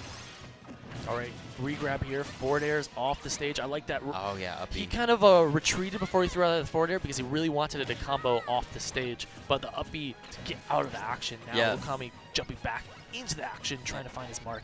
It's a really good defensive option for Mega Man because he does retain the jump after the up B. He can still have aerial actions. Oh, Good tech there. yeah. All right, so Pika Kid looking really solid right here. Oh, no. Uh-oh. Now, I already see the dirty stuff coming out in the future. Yeah. Okami knows. You can tell he's feeling a little confident, too. That's good. Oh, Oh, I was feel like he's trying to expecting set up Z a drop. footstool, yeah. Yeah. Wow. Okay, so That killing back even air. from the middle of the I mean, stage. back throw. Yeah, he had a good amount of rage for that, him to get that. Yep, off the stage here. Well, he wanted to, yeah, he read the air dodge onto the stage. He just missed it a little bit. Such a good air dodge. Yeah. Yeah, that time was waiting for the jump on. Oh, went through the lead shield. Wow, Oh. dragging him down. Yeah, that's the crazy thing about that move. Oh my goodness! Shoryuken! Yo, wake up Shoryuken on the platform, man. Okay. Already getting some damage in here. Yeah. And he's got the momentum now. This is Oh, what Okami clip. wants. Okay, get Yeah, the ledge yeah, trump. going for the safest, most guaranteed damage there. All right, but we still have a little bit of the edge from PK Kid, trying to catch his recovery here. Okay, Yeah, yeah, he's I like there. it. Yeah, that's something Seabrick used to do a lot. Yeah, the rush camping. Yeah. It's really smart. It's really hard to punish. Oh, Great yeah. tack. Oh, recovers near the ledge. That was smart. Oh, but the nair to get out of there. Great stuff from PK Kid. Looking for his option here. Oh, I was expecting a just fade past back air, but went for a jump down air. I wonder if he's looking for something specifically. Oh, almost killing him. Wow, gets like a phantom hit of down smash. Wow, just arrowed straight through the leaf shield. Doesn't want to get back thrown here. Bear's so close to killing as Yeah, well. he can't take another one of those. And he can't get back thrown. But this edge guard is definitely important, and he gets Oh! it. So Wow. good. Great catch from Okami. Okami just not giving up on that one. Wow, stayed in there, and that back air is actually so strong. Very quick move, frame 4. So yeah, that's definitely something you gotta really try to avoid in those situations. And all right, it's PK Kid's counter pick. Wondering what we're gonna see, because you know, like I don't think of Ness like leaning towards any specific stage really. So it would just be down to his preference at this point. But thinking about it. Yeah. Yeah, like PK Kid, his neutral conversions were really good, especially early on in the first game there. And, you know, he took that and he was moving with that, but just where it counted was where Okami shined, especially off stage. Okay. And that confidence off stage allowed him to net that game. Yeah, and I kind of, going into this, I like this pick here because what we saw was Okami survived 2 up airs, but very narrowly, and then after that was able to come back. So on this stage, he definitely won't be able to survive those up airs as long. Good down throw into raw back air, great option. But now the down throw of PK Kids on these platforms, Okay, triple keep forward air going. off the stage, trying to chase him down. Wow, good evasion of Yeah. that tail of the thunder too. Oh, great pivot grab though coming out from Okami right away, jumping in, getting him with that metal blade. All right, now playing a little more defensive. Oh, nice recovery. That's a great option, actually. Oh, just a walk forward grab. Would have got it if he just dashed it. Okay, saved his jump. That was smart. And again, you know, it's really close, but a little bit of an edge coming out from PK Kid. Uh-oh. Back throw's not going to kill quite yet. Not yet, but soon. Yeah. Oh! We expected some sort of roll. Yeah, well, he knew he probably couldn't get punished if he did roll as well because he had the crash bomber on him. Oh, yeah, he had to roll out of there. He definitely don't want to get grabbed, but he's going to get grabbed here. Fourth throw, it's probably not going to kill him across the stage, so smart option. Yeah. Nair's going to kill, though. It's probably going for a DI mix-up with that throw, but yeah, the Nair will take it nonetheless. Throw, waiting, getting the forward air. Not much you can get off that air dodge read. Yeah, a lot of great empty and tomahawk jumps coming out from Okami. Okay, what's the option here? All right, didn't put himself in position. Yeah, no, not the full hit of the back air either. So it's going to be a net conversion coming out from PK Kid. Okay, mixing it up very well here. Yeah, one thing you gotta remember is Mega Man plays with angles, these high full hops, really trying to come in on his opponent that way. All right. Yeah, PK Kid's trying to chase him down here. I love that use there. Yeah, bringing him back there. Oh, weak hit. Yeah, weak hit, unfortunately for him.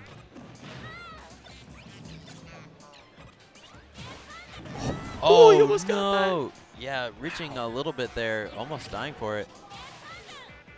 He has a B again, yeah. Oh man, he almost got back aired. Okay, what's he gonna do here? Cannot get thrown. So much rage too. Back throw is gonna be a really big threat pretty soon.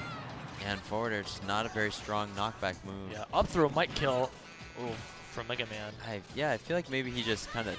Yeah, he might have just done that really quick to just throw off the DI possibly. Oh, and rated for the roll, but, you know, didn't get the reaction there. There we go. Oh my yeah. goodness, just do it. He's like, man, if I don't get this at this point, Yeah, it was I'm very going to lose ballsy, anyways. but you know, that was you need to go for those options sometimes. Oh, did Yeah. get up attack. Yeah. Strange. Yeah. And Caught him slipping a little bit. Yeah. He's like, all right, you got it, man. You got it. Let's see what Okami does here. You know, he could also go and throw him for a loop, throwing out Greninja. That's sometimes a good option. Akashic coming up. Akashic is a Greninja main. Maybe trying to convince him. Like, yo, man, just pick the frog, yo. Yeah, dude. just you know, footstool down near him, bro. So that's sometimes a good option in a game 3 situation like this is if your opponent kind of figures out your play style when it comes to a specific character. You want to play the adaptability game. Can I adapt to playing my secondary faster than he can adapt to figuring out how I play my secondary? So sometimes you'll see something like that. That's a good counter pick option. You know, that's the whole point of counter picks. That's the whole point of a counter picks with stage counter picks, you know? So we're going to see what happens here about that. When it comes down to that, you just have to believe, because there are definitely the pros where you game 3, you could throw them off with a matchup they maybe don't know as well. Maybe they need to have to feel it out entirely again. But at the same time, you know, you're going into game 3 with that character not warmed up after the other person played 2 games. So there's definitely the pros and the cons with that one. It's always a scary choice. Yeah, so Okami is going to stay with it. I like this choice of this stage. Battlefield, you can catch a lot of your opponents with up airs coming out from Mega Man, all the such things like that. So we're going to see what happens here. Yeah, I feel like he'll get a lot of mileage out of this. Right, see the forward airs now off the stage. Great tech. PK Kid has just shown his versatility so well so far in pools. Yeah, man. When you commit that hard to a character, you name everything like, about it. I am PK Kid. I am the PK Kid. I am Ness. I am the psychic. I have the reads on you, my friend. Oh, okay. Still able to make it back there. Okay, yeah, good conversion off the explosion. He's trying to run up now, you know. I'm really curious if he could down B and absorb the explosion. You can. Just wondering if he knows, could have got some good because Okami shoots it every time he's recovering. Yeah. Well, we'll see if he tries to mix it up next time. Really close game. Ukami's got the edge, so... Oh, nice. We're back here. Not going to kill quite yet, but it's so close. Yeah, one will. He covers his option with the blade the falling there. blade. Wow, put him in checkmate there. Fourth throw off the stage here. Okay, yeah, still retained his jump, of course. And no extra percent so far. PK Kid pretty solid right now. Right edge guard. He looked for the back air there, but did not catch it in time. Oh, he wants it back. Oh, off the stage now. Okay, gonna be able to get this free grab. He wants to get here. Oh my god. Almost took his soul. Oh, I love these empty hops coming out. Alright, covering himself very well here. He said, hold this pellet. Yes, nice stuff. That was good. There's a lot of extra percent coming out here from Okami. He's also playing very defensive as well, but that up air is going to come and seal it. 55% on PK Kid. PK Kid has to jump back into action, but he's only really one grab or two grabs away. Yeah, this is like a combo and a half. But wow, the gap is growing. Yeah. It's a free grab again. And that's another thing about Mega Man is you have a lot of safe options. Oh, down air? Oh, that's it. Wow. Oh my god. That was crazy to grab the ledge while the leaves were around you like that. Yeah, that was some good knowledge coming out from Okami. Oh, man. And just finally making it happen, getting that situation after controlling the pace of that game for so long. So yeah, good stuff to him. So he wins the pool? He won the pool? Yeah. Wow, Okami winning the pool. Yeah. PK Kid, that was winners final, so there's still people in losers, yeah. But I think dueling that's going to be off stream or something. I think we're going to switch out now. Okay. So I think that's going to be it for us. We have our new commentators coming in, Dwayne Thing and Halogen. But yeah, guys, thanks for sticking with us. We'll do a little plugs real quick. I'm Schrader. You can follow me at SchraderYo. Yeah, I'm Mask. You can follow me at Mask Please, Mask PLS at Twitter. Mask Please. In the South Florida area doing my thing. Yeah. So if you guys ever want to watch versus stream, that's where I'm usually at. Cool. So thanks for rolling with us. I think we might go a little break if that's cool. Is that cool, Gimmer? Is that cool? All right. Oh. 1 second, guys. Well, in the meantime, I'm going to plug the sponsors once more. Yeah, for sure. Rivals of Ether, Brawlhalla out here for their circuit. Controller Chaos, those controllers are sick. The Dreamland one is super nice, and I kind of want to cop it. Nintendo's out here with Splatoon 2, and they're out here with ARMS, which is really awesome. If you guys came out, go play it. I mean, I don't know if you came out here and you're watching the stream. That's weird, but... Okay, so we're going to switch off, but also check out Royal Flush. That's coming up, All right, too. peace out, guys. See you guys, Peace out, guys. later. Make sure and check out Royal Flush, smash.gg/Royal Flush. VGBC will be streaming, as you already know. We just got this, but Nintendo with that Splatoon 2, if you're here at the event and you play the game, you get a free hat, which is pretty dope. Shine 2017, smash.gg/Shine, August 25th through 27th. And so do that. Check out Shine. Glitch 3 is in 3 weeks. Smash.gg/Glitch3. It's one of the funnest Smash 4 events I've ever been a part of. Always have really fun side events that get good stream time and good commentary. Not really treated as side events. ARMS, guys, coming out soon. Pretty sure it's coming out pretty soon. As you saw last night when I was commentating over the trailer, game looks like it's going to have every character's going to be broken, and it's going to be a lot of fun. I think that's the best way to balance the game, make everyone broken. Brawlhalla, $100,000 prize pool, Atlanta, Georgia, November 17th. This event is part of their circuit. I went to PAX East and I participated in an exhibition event. I don't play Brawlhalla much, but I actually had a really fun time. I actually really enjoy the game. So if I get more time, I want to play it more. Controller Chaos. ControllerChaos.com. Use CEO to save 10%. Controller Chaos. Controller Chaos. Their controllers are pretty dope. That's why I don't know why they call themselves Chaos though, because these joints definitely have some precision to them. If you know what I mean. And Whoops, I got the whole schedule here, but we're doing all the way until 4 p.m. We're doing Smash 4 pools, and then we're getting into Brawl Top 6, and then from 6 p.m. to midnight, we're doing Top 48 bracket to get down to Top 8. It's going to be really good for Smash 4. Check out the stage, man. The stage is so awesome. Got the platforms on the sides, etc., etc. You know what it is. Anyways, we'll be right back, guys. We're getting their new commentators on board, and we got more pools for you. See you soon.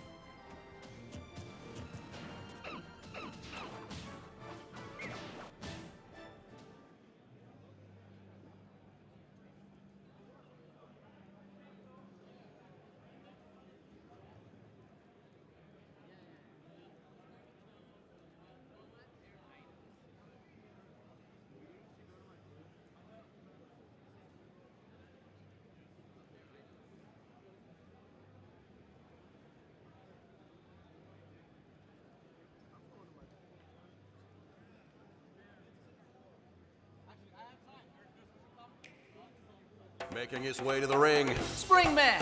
Springman! Strong as he is fast, it's the everyman wants to be, Springman! His famous dash leaves a shockwave behind that can repel attacks.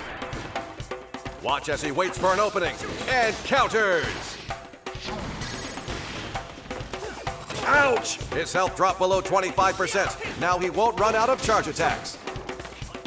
This man Spring is the comeback kid. Making her way to the ring.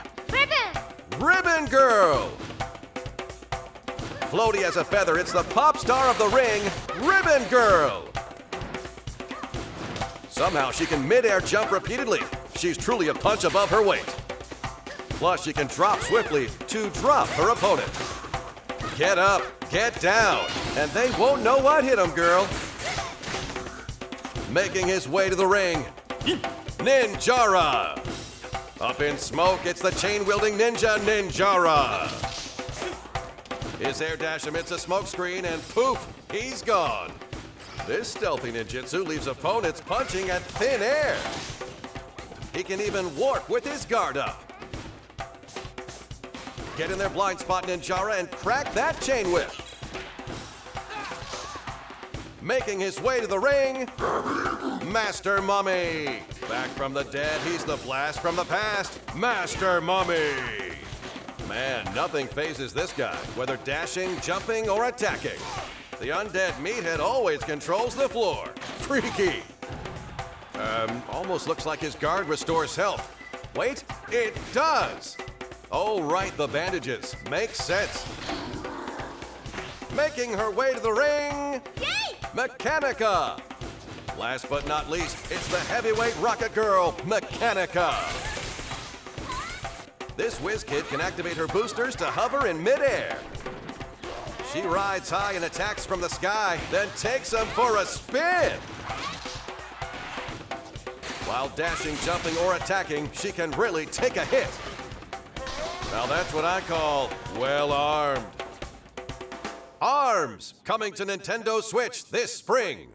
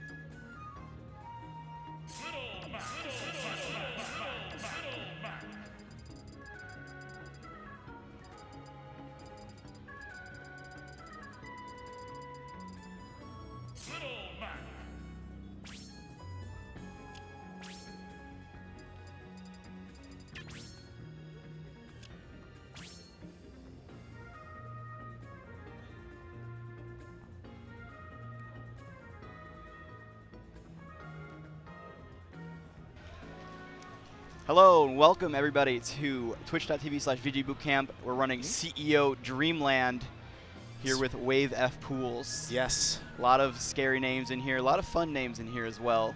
We will run that down for you as we go through these upcoming 2 hours or so. All right, yeah. So like, why don't we like look through some of the people that we got in the bracket? So we got I believe it's 4 different pools in Wave F. So 4 different pools. All right. Just off the top of my head, we got Dyer, Anti, we got Rich Brown, Rich Manny.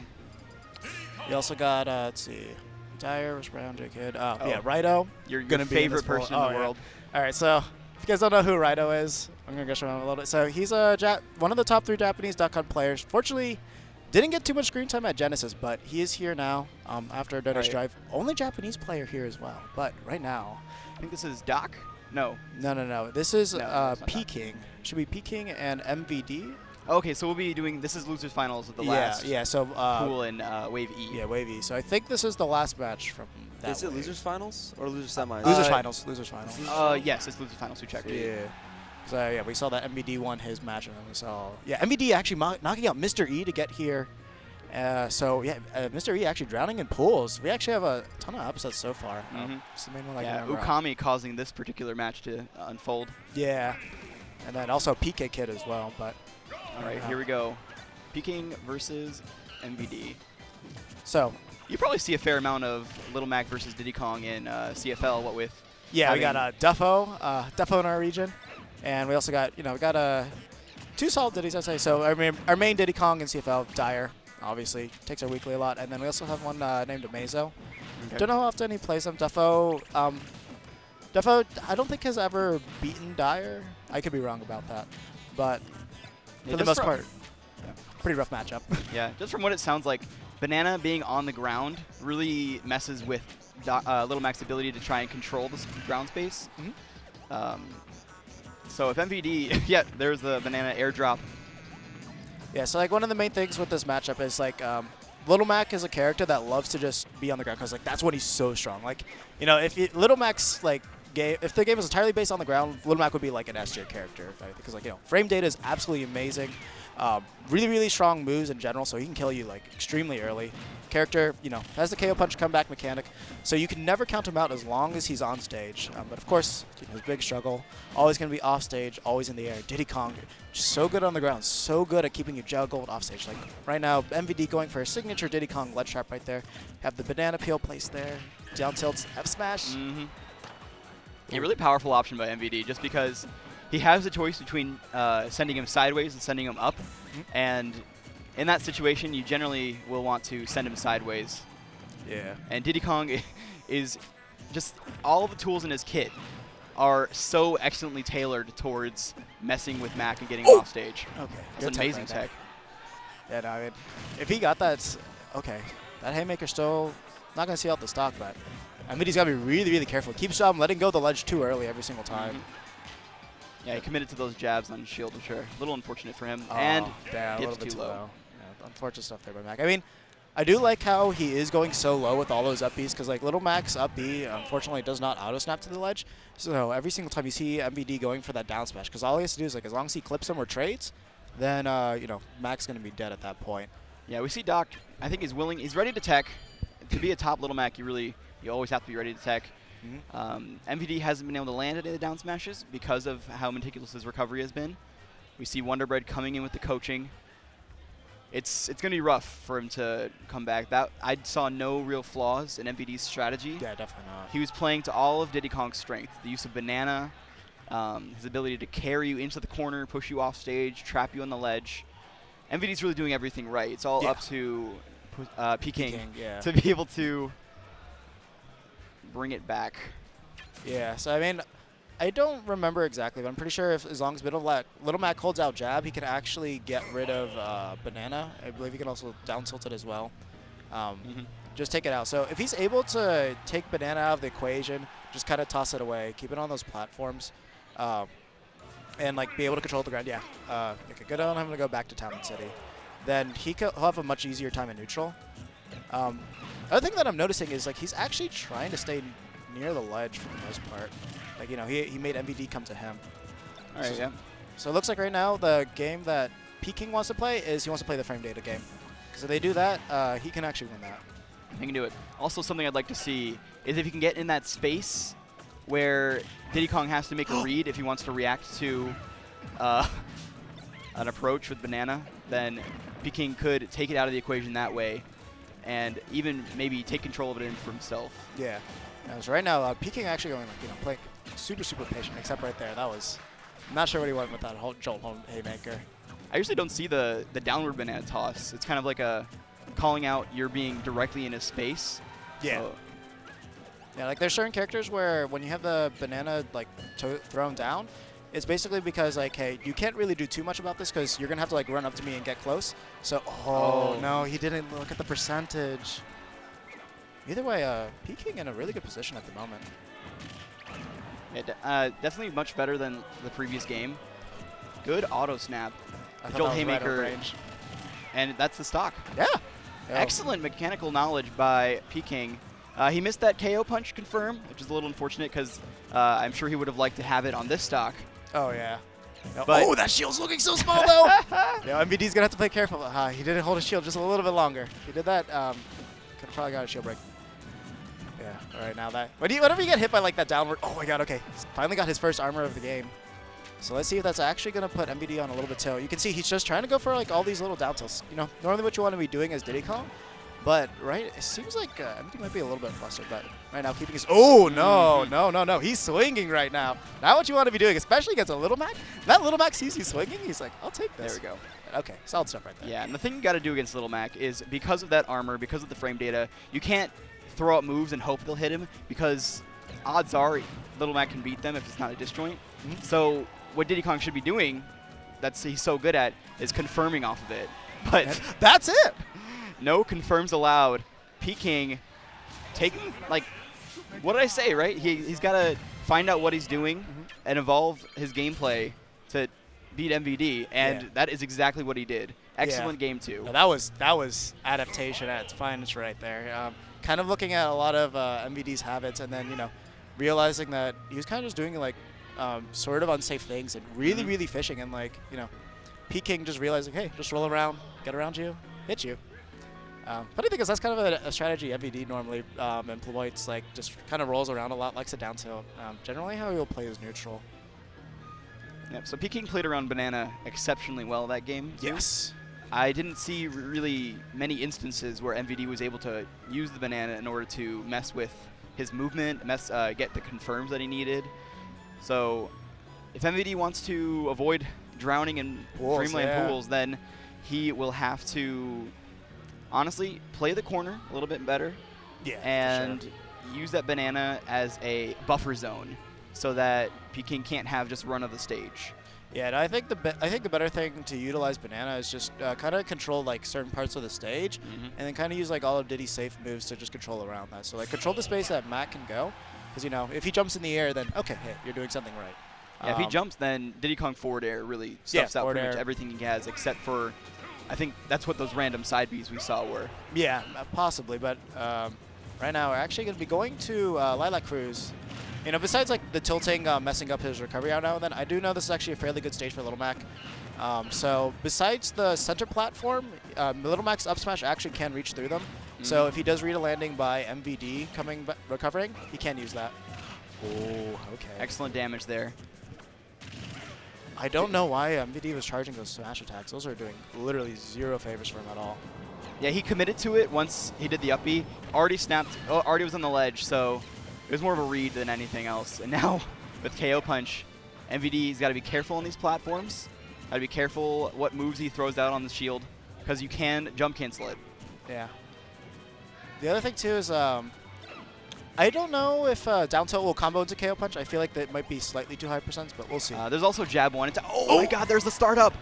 And very fortunate for attack. MVD that he was able to avoid it. Oh no, Lilat! Oh.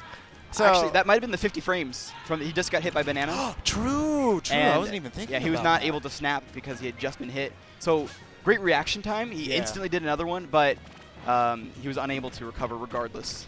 Yeah, no. So actually, I mean, I don't know if MVD planned that out, but if he did, good awareness by them. Exactly, and the use of banana is definitely the critical factor for MVD's success.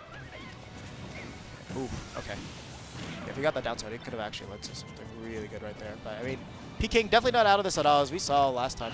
Little Mac just gets those little conversions right there. Can easily seal out this stock. We also got another KO punch online soon, so if he is able to take out MVD with a pretty good read, okay, we got KO punch online, but still gonna be on. Yeah, props to MVD though, doing yep, That's it. excellent down smash. And that was the down smash he'd been looking for in every set, every edge guard situation. Finally got it. And MVD gonna advance on to top 48 loser side. Yep, and that concludes Wave E of pools. So yeah, so all those players we named earlier, now they're going to be coming up pretty soon. Yeah, so I know for sure, at least from that I believe is E4, we have Okami, PK Kid, and now MVD moving on with PK Kid and MVD advancing in loser side. That's correct. Yeah, MVD did a really good job of not even respecting KO punch at all. Yeah. That's a really powerful mental tool that Little Mac can use to pressure you, make you scared, make you question whether or not you want to commit to shield, whether you want to run up spot dodge or whatever. Yeah. But honestly, MVD stuck to his game plan, didn't let KO punch phase him at all, and performed excellently. Yeah, one of the interesting things is I remember hearing Riot talk about this. He was saying whenever some Little Mac gets KO punch online, what he'll actually do is just run up and grab them, because most of the time they'll just be sitting in shield and like they're like they expect UK. They're gonna be so scared of KO punch that they're gonna just do a defensive option. I'm gonna read this and then bam. But if you just literally so if you know that they're gonna sit there and just wait for you, just run up, grab, and then you'll normally catch them. But there are those Macs too that like kind of like to throw it out wildly. So it is gonna be dependent on your Mac. But if you notice they're always just gonna wait to get like some type of confirm, run up and grab them. Yeah, Diddy Kong, pretty big fan of run up and grab. Yeah. And we saw MVD got a fair number of forward throw him off stage, pressure him off stage with all that. This is shaping up to be a very interesting top 48. Oh, definitely. Yeah, we'll see that later on the stream, and I believe the secondary stream as well. So we can get as many likely of those matches let's do as a possible. little bit of a recap right now. I believe we should be able to see who exactly is in top 48. So yeah, you guys can definitely check out the bracket yourself too. Oh, okay. We got Raito coming up on stream now. I don't know who's going to be playing against. Yeah, check it out, smash.gg/tournament/CEO-Dreamland. And there you will be able to find all of the upsets, all of the hype. You can also check us out on Twitter, at Halogen Talks and at DeWang Thing. We've been tweeting out about Dreamland all weekend long. Yes. You in particular, fan of the Duck Hunts. Oh, always, yeah. We had a whole squad of Duck Hunts come over. We actually have 7 of them. Yeah, we have 7 higher level Duck Hunts here today. So Raito definitely being like one of the premier ones. The other one you saw earlier, Danny Penguin, which great to see him finally out, because most of the time he's just stuck in North Carolina. So this is the first time I believe since Glitch. No, he went to I think Glitch was before the Evo he went to. Oh, okay. He went to one Evo, and I think got like 129th. So. Now, there was kind of a debate who's the best Duck Hunt. As some of you guys might have seen, tune into Midwest Mayhem. You see Ozone there. Ozone, I've heard his name a lot in the last few days. Yeah, no, he's been actually doing pretty well. He had a pretty close set with Ally at one point. He actually beat Fallen 2-0 as well at the last Midwest Mayhem. So. Yeah, I'm really happy that Dreamland can now become this sort of exhibition for everything that's great about the Smash scene. You see, we're supporting other platform fighters, so we've got all 4 Smash games here, brackets for all 4, singles and doubles. We've got Rivals of Aether and Brawlhalla, both 2 relatively new games that feature similar mechanics to Smash in terms of how, jumping, air dodging, they're focused on like how you can operate within a sandbox kind of space. Yeah, there's the Duck Hunt on the stage. Yeah, we actually... there was like 4 of those left, and all of us actually ended up buying the rest that they had. I actually have one myself right now. They're actually from Nikki Riddle? Yeah, no, it was was it Nikki Riddle? I know Nikki Riddle does have plushes, but no, she's true. I know it was like if you checked it out on Twitter, somebody was posting like how they were going to sell plushies on stream at Dreamland, and Yeah, she actually featured these on there. There was like 4 left, and then like all of us immediately bought them. They didn't have enough for everybody. So. Yeah, do you know who Raito's first opponent will be? So judging by Game & Watch, I'm gonna guess G-Pick. G-Pick? G-Pick is a Game & Watch main from NorCal. His other opponent, I think, I don't know exactly who they main, but so some stuff about Raito. We were doing like a lot of donation drives for him, so we were able to play him online quite a bit, and then he's also been staying at our hotel room, so I've been able to play against him a lot there. And Raito is it's so interesting to watch him play and just like actually play against him. His use of the can is actually among the best, I think, of all the players. So, a lot of you guys probably know Yusan and Brood after, Brood caused Storm at G4. So, Brood, the interesting thing about him is he really doesn't like to use projectiles at all. He mostly just wants to be in your face, up close and personal as much as possible. Where Yusan likes to stay away as much as possible and just do like all these crazy things with the can. Raito is a mixture of both. He can switch between like being pretty campy with the can or just going in your face and just getting these crazy ridiculous conversions. The other thing too is like he will go super deep for edge guards, like literally be in the magnifying glass and just like try to hit you with like nair or back air. I think that's something Duck Hunt can do, because if he's pressuring you off stage and he has the can there as well, then he's got a fair amount of distance on the up B, and once he has that in that pressure situation, it's not as much danger of getting sniped out of it. So very good confidence there if he manages to go for those. Yeah, and I was like, as long as you got that can back on the ledge, if they somehow make it back there, you're going to be able to just, ping it and then send them back off. But the other thing, too, is, like, you don't have a hitbox when you initiate the up B. The way that you cover yourself is by having the can go, like, with you. So there's 2 things you can do. You can either have the can go to the stage to keep your opponent there, or, okay, so it looks like he's not going to be playing just yet. He might be waiting on another set to come up. Yeah, Before this, Shiny Veil and G-Pick have to play, so if that goes as projected, he may have to fight G-Pick. Yeah, no, I think Shiny Veil is actually, at least according to the seeding, Shiny Veil was slated to win. Really? Somebody told me who he was. I forgot exactly who he played. Well, I am just always terrified of Game & Watches from NorCal. Oh, yeah, no, because everybody that is. character terrorizes NorCal. Cosmosis, I think? Yeah, Cosmos. Yeah, Cosmos, that's what it is. Absolutely sorry disgusting. And no, I love him, but his Game & Watch is disgusting. Yeah. Oh, also, since we were just on the topic of Duck Hunt recently, so we're going to have the first commentary low-tier redemption about the knowledge drop. So I was hearing during Dandy's first set, I forget which cheek he was playing at first. It wasn't Void, it was the other one. And they were saying that Duck Hunt doesn't get much off of grabs. That's actually completely false. So one thing that you have is he got a low percent, like 0 to 80%. You can actually get like a guaranteed conversion. So forward throw, dash attack, then after that you get forward throw fair. And then 60, 70 you get like down throw fair. And then you always can do throw to can as well. So throw you to can is like the most terrifying. It's is. like you're bouncing your tennis ball. You're bouncing around a room and you have no control over where you're going. Except it's the person as well. It's like you're playing tennis with yourself with 2 rackets. Like if you had both knobs of Pong, that's exactly what it's like. So it's like if your can's facing was facing the other, they'll launch away. But if they comes back towards you, if throw them to that, you ping the can to them, and then you just kill them with like an up air, or you just throw them off the side with a back air. Yeah, you may amazing. Yeah, wall combos in Smash 4. Basically, only possible with Duck Hunt. Basically, I also got text too, but. Whenever we got anything like that, it's just fun. But I'm not sure who we're gonna get up on next. But Yeah, I'm gonna guess that we're waiting on another match. Yeah. And so they're gonna bring Raito out once his opponent is ready. Yeah, I mean, either way, we do have. I wouldn't be surprised if we put on another match. I mean, we got some pretty good players in first round. So wait, is this Funk? This is Funk is in the other one. Okay. So Gilgamesh. Okay, local CFL ZSS main. I know he's been going Lucina more. We also had Dusky Brony. So if you guys have watched like some YouTube clips of Pac-Man, most likely going to be him. He actually has really, really good setups with Pac-Man that look like super, super flashy if he's able to get them going. Definitely like one of the best of Florida. Yeah, we'll go through some of the other notable threats. We got Manny. Ooh, okay, Mr. Pickpicks. That's Pickpicks. Morpheus from South Florida. Yeah. Sabrick.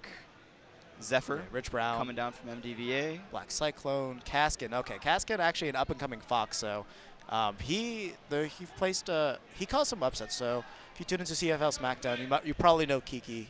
Been doing another up and coming player as well, Diddy Kong.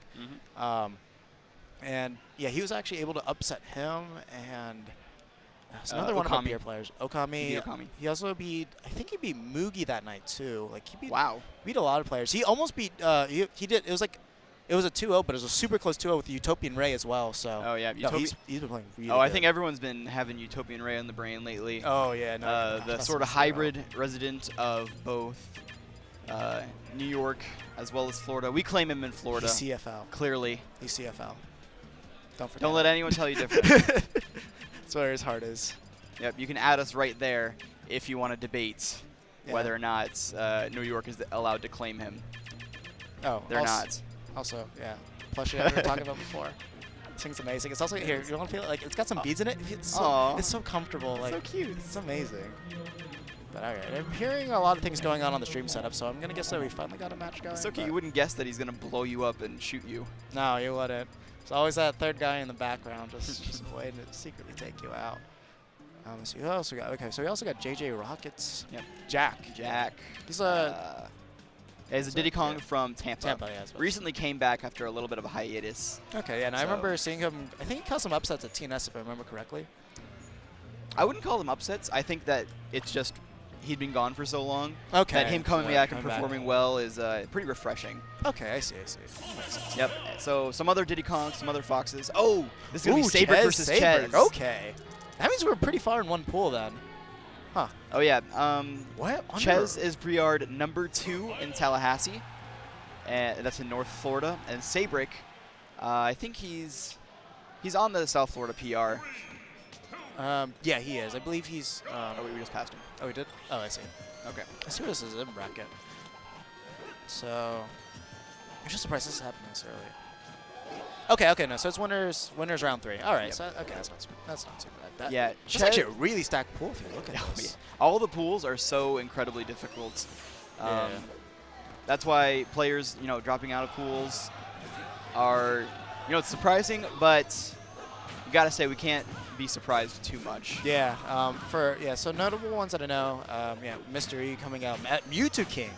Mewtwo King. Mewtwo King being taken out. If you didn't hear, he actually got taken out by Dandy Penguin 2-1. Then he immediately DQ'd himself afterwards. That's kind of the Mewtwo King guaranteed combo. Yeah. Because he generally prefers to focus on melee when he can. Yeah, I think his thing was if he's not in winner's side and out of pools, he DQs. I remember saying something like that. Yep. But Chez is one of the best Sonics in Florida. Yes, definitely. And Sabrick is one of the best character tacticians in Florida as well. Yeah, Sabrick, known for kind of having a character crisis for a while. I believe he switched between Mario and Cloud. Yeah, Mario and Cloud primarily. And then he's got several other characters in the back pocket that he's more than willing to pull out. But I think his Cloud will be his go-to for this particular set against Chez. Yeah, Chez up until recently had a little bit of a barrier against Cloud. He's had a few barriers that he's had to deal with, but never has stopped trying to improve himself, improve his mentality. Very strong. Yeah, no, I mean, Chez definitely been a very consistent player for the most part. Like, you can generally think that, and I would say like in most tournaments, you can probably bet on him getting out of pools. Super consistent Sonic, but definitely I know early on Sonics were actually having a lot of issues with this matchup, and then like over time they just found ways to adapt to a lot of Sonics were like that. Yeah, auto cancel down air, and like for a lot of characters that's like one of the most annoying things in the world to deal with. But Sonic, one thing that's really good about him is super fast, so he can kind of like outpace Cloud and then get to the side of him to punish that properly. The other thing too is if he does get the lead, it's going to be really hard for Cloud to catch up for the most part. But oof. Right now, this is where Sonic struggles when he has to land. Cloud being one of the best at juggling as well.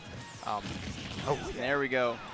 Yeah, Sonic, he has landing options. Falling with an air dodge, falling with an aerial, or auto cancel dare are typically his options. But Cloud, with the size of his hitboxes, can usually cover 2, 3, all of them at the same time. Oh my God! Excellent snipe by Chez, calling out the fact that he wanted to go to that platform and try to save limit. And that will be the end of that stock. Yeah, it's definitely just kind of something with Cloud. It doesn't have the best recovery in the world. So most of the time, it's either save or limit or just try to refresh their jump or get back, you can pretty much bet that they're going to go to the platform. And if they don't go, then they have to recover low. So like if your character has the tools, you actually are able to cover both options. Yeah, we saw there Sabrick actually opted to throw him up instead of off stage. I guess he just wants to keep Sonic in the air as opposed to keeping him off stage, which is it's a valid decision on his part. Yeah, because I feel like especially as Sonic, you can get a lot more damage of him being above you than off stage, because off stage is going to be kind of like a rinse and repeat, you know, toss you off. It's kind of wind up and grab it out of the cross slash. I like it. Yeah. So definitely one of the things that's notable about Sonic is I think it's like, I don't know if it's like super armor or like intangibility on his up B, so you can't actually get him when yeah, he's he just has his intangibility frames. Yeah, intangibility. So basically, if he's like already vertical, like Cloud's not going to go too far off stage generally, so you can't really get too much damage or edge guard him if he's going to be recovering. So all right, good stuff by Ches, finally getting down from the Smashville platform, dodging the barrage of up airs and nairs by Sabrick.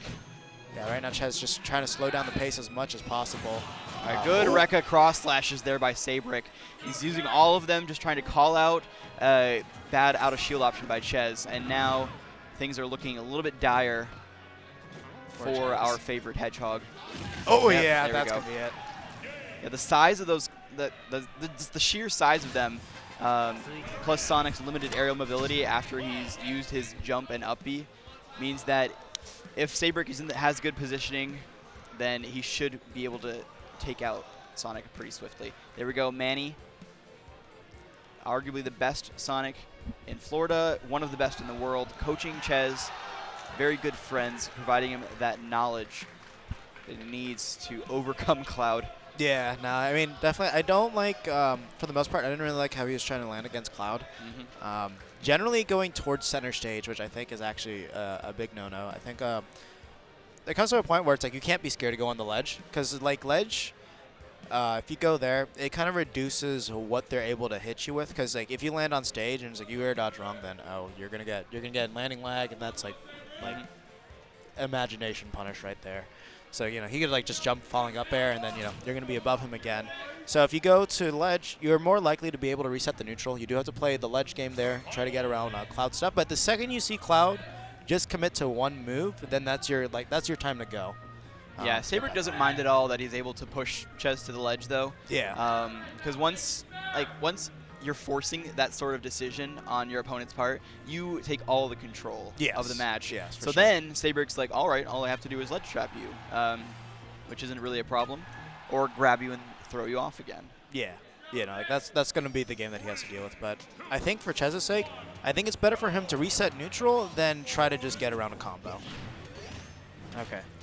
All right, Ooh, I agree. That was solid. Yeah, I agree with the Final Destination choice by Ches.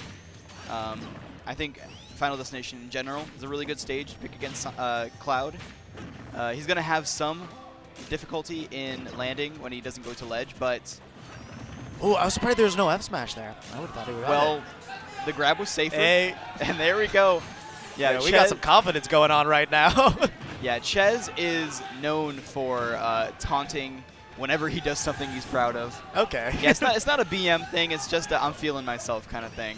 Yeah, no, I mean, you know, there's some people that utilize taunts, you know, Captain Zack being one of the more notable ones. Like, it can get in your opponent's head. I don't know how well, like, Seabird kind of deals with that, those type of things at all. I haven't really watched too much. Clipped him with just the last hit, but thankfully he avoided the 3 hits prior, so saved himself from taking a lot of damage. It's going to be a back throw. Probably going to edge guard with the spring. Okay, I like that he went for the ledge, because he was thinking, okay, maybe I can get a ledge trump on him or, like, force him to choose a ledge option, but... I like that he just waited there and just waited to see what Seabrick would do. And also really appreciating how Ches is, he's not playing slower, he's playing much more deliberate though. Yes. He's not running around attempting to put out hitboxes all the time. Oh no! Oh. Yeah, that's. I think he was counting on the iframes during the hop of spin dash. Good forward smash, calling out the roll behind. All right, so right now you can hear Tampa in full swing right now, cheering for Tallahassee's going to be cheering for Ches. Oh, the Coffee Boys. The Coffee Boys will cheer for their boy till the end of time. Yeah, no, that is basically. I think every single region of Florida is always going to be going for their boys. So definitely the more notable, the ones you always hear is like Tallahassee and Tampa CFL, but yeah, Tallahassee definitely bringing all the pride right now. And I love the homing attack mix-up. There we go, pushing Cloud off stage. Fortunately for Seabird, he was able to maintain his limit Ches has been very non-committal with his edge guards so far. Okay, yeah, right now, yeah, Ches not trying to make sure he gets hit at all, but getting a hit by that dash attack right now. Trying to play as evasive as he possibly can. Okay, yeah, right there. Yeah. Just waited for the commitment and then punished. Yeah, I think Sabrick was expecting that he would run out of ledge invincibility eventually. Just pulled that trigger a little bit too soon, so Ches now has gotten himself back on the stage, but look at Sabrick forcing him into the corner. Yeah, no, right now, I mean, Ches doesn't have to approach him, and I think Sabrick knows exactly what Ches is looking for. Ches is looking for that back throw, but ooh, finds the upper. Not going to take the stock just yet. Limit, wait, probably helping him there. Back throw. That was... Yeah, not going to do it. Yep. All right, good. Now he does not have limit, so the threat of cross slash is much less, but the threat of all of his other moves are still very much there. Yeah, I mean, Cloud just hits you with anything at this point. 87%, not going to take stocks just yet, but still very scary. You just don't want to be in anything that's going to put you above him.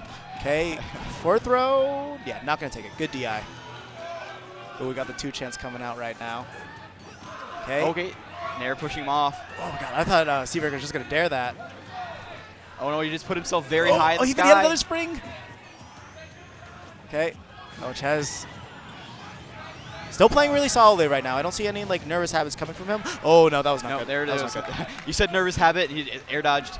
Commentator's curse is real, guys. Oh, neutral get up and then rolled. Oh, I think he's dead. Throw. That's it. There we go. 200%. Oh, and that pop off right Yeah, there he goes. He feels the power.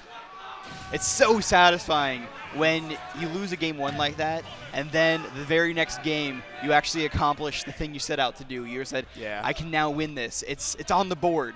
Yeah, no, like whenever you bring it back like that, oh, it's like one of the greatest feelings in the world. Like, it boosts your confidence. Oh, we got Day. Oh, bringing out one of the signature chants right now. Yeah, Day actually used to be Tallahassee before he moved down to Gainesville. Ah, okay. That was a few years ago, but Day, still going to cheer for his boys. Oh, yeah, definitely. And Ches is the boy right now, because I think Day might have gotten upset out of pools. He did, as well. yes. Yeah. Dandy Penguin actually 2-0ing him to make it out loser side. So, yeah, that was the other one that happened. So, yeah, no, he's going to be sitting out partying the rest of this weekend. Yeah, whenever you're out of pools, that's when you party. That's when you cheer for the homies. Yeah, no, I mean, you come down to Florida, especially come down to this venue, there's a lot of great things to do around here, so best to take it easy. But right now, let's see. What type of counter pick do you think we're going to be seeing from Sabrick? I'm going to guess Town and City. Okay. Or a triplat. What was the first stage Yep, we saw there we go, Town was... City. Okay, Town I City. think it's All right. Smashville. I think it's Smashville? Okay, Yeah, because that's probably Sabrick did a really good job of keeping Ches above the platform, forcing him to retreat to it for safety. Yeah. So he Oh, did- yeah, okay, now I like remember. 6 Yeah, short I hop remember. uppers in a row. Yeah, I remember him just sitting on that platform now. Okay, so, yeah, I would imagine Ches probably banned the tri-platforms. So, yeah, I think Town City would Yep, probably be his best I choice. agree with the Town and City pick. I think it's actually going to work out pretty well for Ches, too, because, Town City is going to have those FD transformations, and those platforms being up all the way there, I think, are going to give him some more options to land. It's just the main thing is just Cloud's Punish game is going to be exemplified here. Yeah, if Sabrick is feeling confident in his landing traps, I think we saw some confidence from Ches right there. Just jump fair. yeah, if we see confidence from Sabrick in his landing traps, then he's probably going to be hanging out in that space beneath the platforms, willing to throw out an up air, trying to keep him up so that he can get him to a very juicy up air kill percent. Okay. Yeah, right now I feel like we're seeing full confidence from Ches right now. He's just kind of going in, getting way more in Sabrick's zone than we were seeing before, but also playing outside of his range when Sabrick's able to respond. He's just coming up with all the right answers at the moment. Yeah, and Chase did a really excellent job of pressuring Sabrick while he was charging limit. The previous 2 games, we didn't really see him challenging that all too much. Yeah. This game, he got 73% right off the bat. This is the best he's done in the early game. Ooh, okay, I like that use of spin dash right there. Just get away. Though I think Sabrick's going to keep that in mind now that Ches is doing that. Might call it out with a limit blade beam. Yeah, although Ches has really done all the damage. Like, he's done the psychological damage that he needs to. Now, when Sabrick has to charge limit, he'll get it back slower because he has to be more careful. So that's the genius of really. He just grabbed him out of that. I mean, oh, no. Okay, he didn't get punished. Yeah, but homing attack known to be like one of the Sonic curses right there. The second you see that, it's basically his tournament winner. For all right, the most and part. I'm loving the spin ball movement here from Ches. Yeah, okay. All right, get him off stage. Ooh, okay. I like that he just waited, but unfortunately didn't have the right response there. Yeah, Sabrick was really good with his drift, so just kind of got a little bit out of that range. Limit Cloud does have a lot more aerial mobility than. Oh my God, is he dead? Okay, no, he's gonna live still. If he got like 1 or 2 pummels, waited for the platform There we go, rise. the back air. Oh, he actually climb hazard at the very, very top. Excellent awareness by Saber right there. But that back air should take it. One. There we go, Ches. He's doing so well coming off of these platforms and placing the back airs. Yeah. Sabrick, I think he's been landing a little bit uncontested for too long, and now Ches finally calling it out. Yeah. Another change I want to point out, we're not seeing from Sabrick. Yeah, no limit charging. But now, finally going to put some in. Because, like, yeah, I think he's starting to feel the pressure now. He's probably... Oh my God. That was... If he rolled... Oh, my Okay. God. Both off stage, but... Incredibly lucky for Sabrick that he was able to navigate back to stage. Oh, God. Almost gave up that stock. But still actually is going to give it up in the end with that well-placed dash attack. Yep. And now Sabrick again has limit, so faster character now on the ground, in the air. Going to be a little bit harder for Ches to catch him and deal with him. Okay, ooh, got the first up air, but God, he keeps going for all these homing attacks. But he's I not don't know getting why. punished. I don't He's know all why right. he's not getting punished for these. Homing attack is so much landing like to him. Oh, if Sabrick doesn't catch on to it, then I guess it's fair game. All right, Ches committing to a couple spin balls into the shield. I think he's going to have to mix up how he's using the spin dash. Oh! Calling out the spot dodge. Yeah. I mean, that F special can cover 2 options, but Ches on the chase right now. Oh, we got the whole crowd getting behind Ches right now. All right, now mixing up the spin charge and the spin dash. The spin dash is the one that has the hop at the beginning, and the spin charge, you can hold it for as long as you like. So yeah. You can also cancel it into shield too, so you can respond to options very well. But Sabrick definitely not out of it just yet. Ches, you got to be careful challenging those down airs. Oh my! If there was no platform there, that would be nice. Yeah, Sabrick is doing a great job of just playing very carefully, not trying to fall for too many Sonic shenanigans. Yeah, right now Sabrick has got Ches in the position he wants him, right above him in the air, calling out all these landings at the moment. And he just air dodged into that platform. That was pretty dangerous, but oh my God! Yeah, now Ches is at fear percent. He has to be incredibly careful. Yeah, as we can see, Ches has actually cooled it down now. Both of them playing Ches. What? Home attack? Homing attack? Raw home Being attack? the homie? Oh, now they only get one of those. You get one of those mix-ups. You don't get it twice. Oh, and the spring coming in clutch. Oh my God. So many random things coming in for Ches right now. And now I really don't want to see the Ches's curse where he just kind of gets the spin dash glitch where he loses his jump off stage. Back throws, push him off stage. Covering the platform right there. Sabrick's still going to find the auto cancel there. Oh, okay, that's fair. Sabrick's still going to make it back to ledge. All right, that was an amazing drift by Sabrick. Air dodging through. I think was using back air to try and cover the ledge jump. Back there throw. It is. Oh no, my we God, pummeled too much. Yeah, I mean, probably wouldn't have killed at that percentage, but I mean, it is Town and City. All right, look at the spin charge. Okay. All right. It's always so dangerous when he does that past the shield, though. Gets his back throw. Okay. Not going to kill just yet. The spring! He's dead! That's it! Ches does it! He upsets Sabrick, sends him to the loser's bracket, brings it home for Tallahassee. The Papa! Brings it home for Ches Sonic right fans there. everywhere! Oh, man. Everybody coming through. We got Kiki, we got Funk. Yeah, we got Ross, not GDX, Jimmy Caldero, Dan, Kiki in there, Yele popping off for the old Brawl homie. Look at him go. Best. I think he has one of the best pop-offs in Florida, and we don't get to see it very often, but there it is. Nah, it's like I can't tell if it's just the people that I'm hearing or if we do actually have the crowd mic'd up, so I'm very glad. I hope you guys can hear like what they're doing. Like, it also oh, they're hugging it out. Yeah, a lot of respect for these players. They've both been playing for years. Brawl veterans. Ches has been playing Sonic since Brawl, back when he wasn't that good. He's a character loyalist and a loyalist to the game. It's really, really great to see him do well at Dreamland. Kind of the best event you could ever hope to. Yeah, definitely. Like when you're kind of a legacy member of the Smash community, that's what I'd love to see Dreamland become, like a legacy event. Oh man, that'd be great. No, I really hope it does. I mean, so far the event's been wonderful. I'm almost to tears. I mean, that was an amazing play by both players. Yeah, no, it's like you see somebody overcome like one of their demons, and then you also see adaptation back. Cause like at first, like that game 3, at first like Sabrick was he was kind of catching hands, like he was kind of being thrown everywhere. But then he saw that adaptation, like things clicked him. He's always in the air. I'm gonna punish those landings. I see where he's gonna go. Dash attack, took a stock like that. Made the percents very, very even at the end. But it's just like at the end, Ches made that adaptation back, played it patiently, just waited.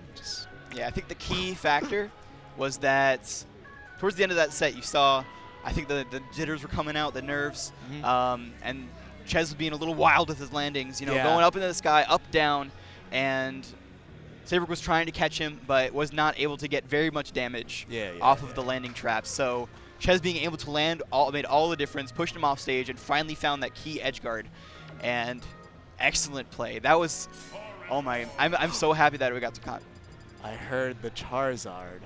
Charizard? Sharpie Zard. Sharpie Zard? You think so? It better be Sharpie Zard. I want to, like, whenever I hear there is a good Charizard seeded highly that can cause upsets, I want to see this Zard.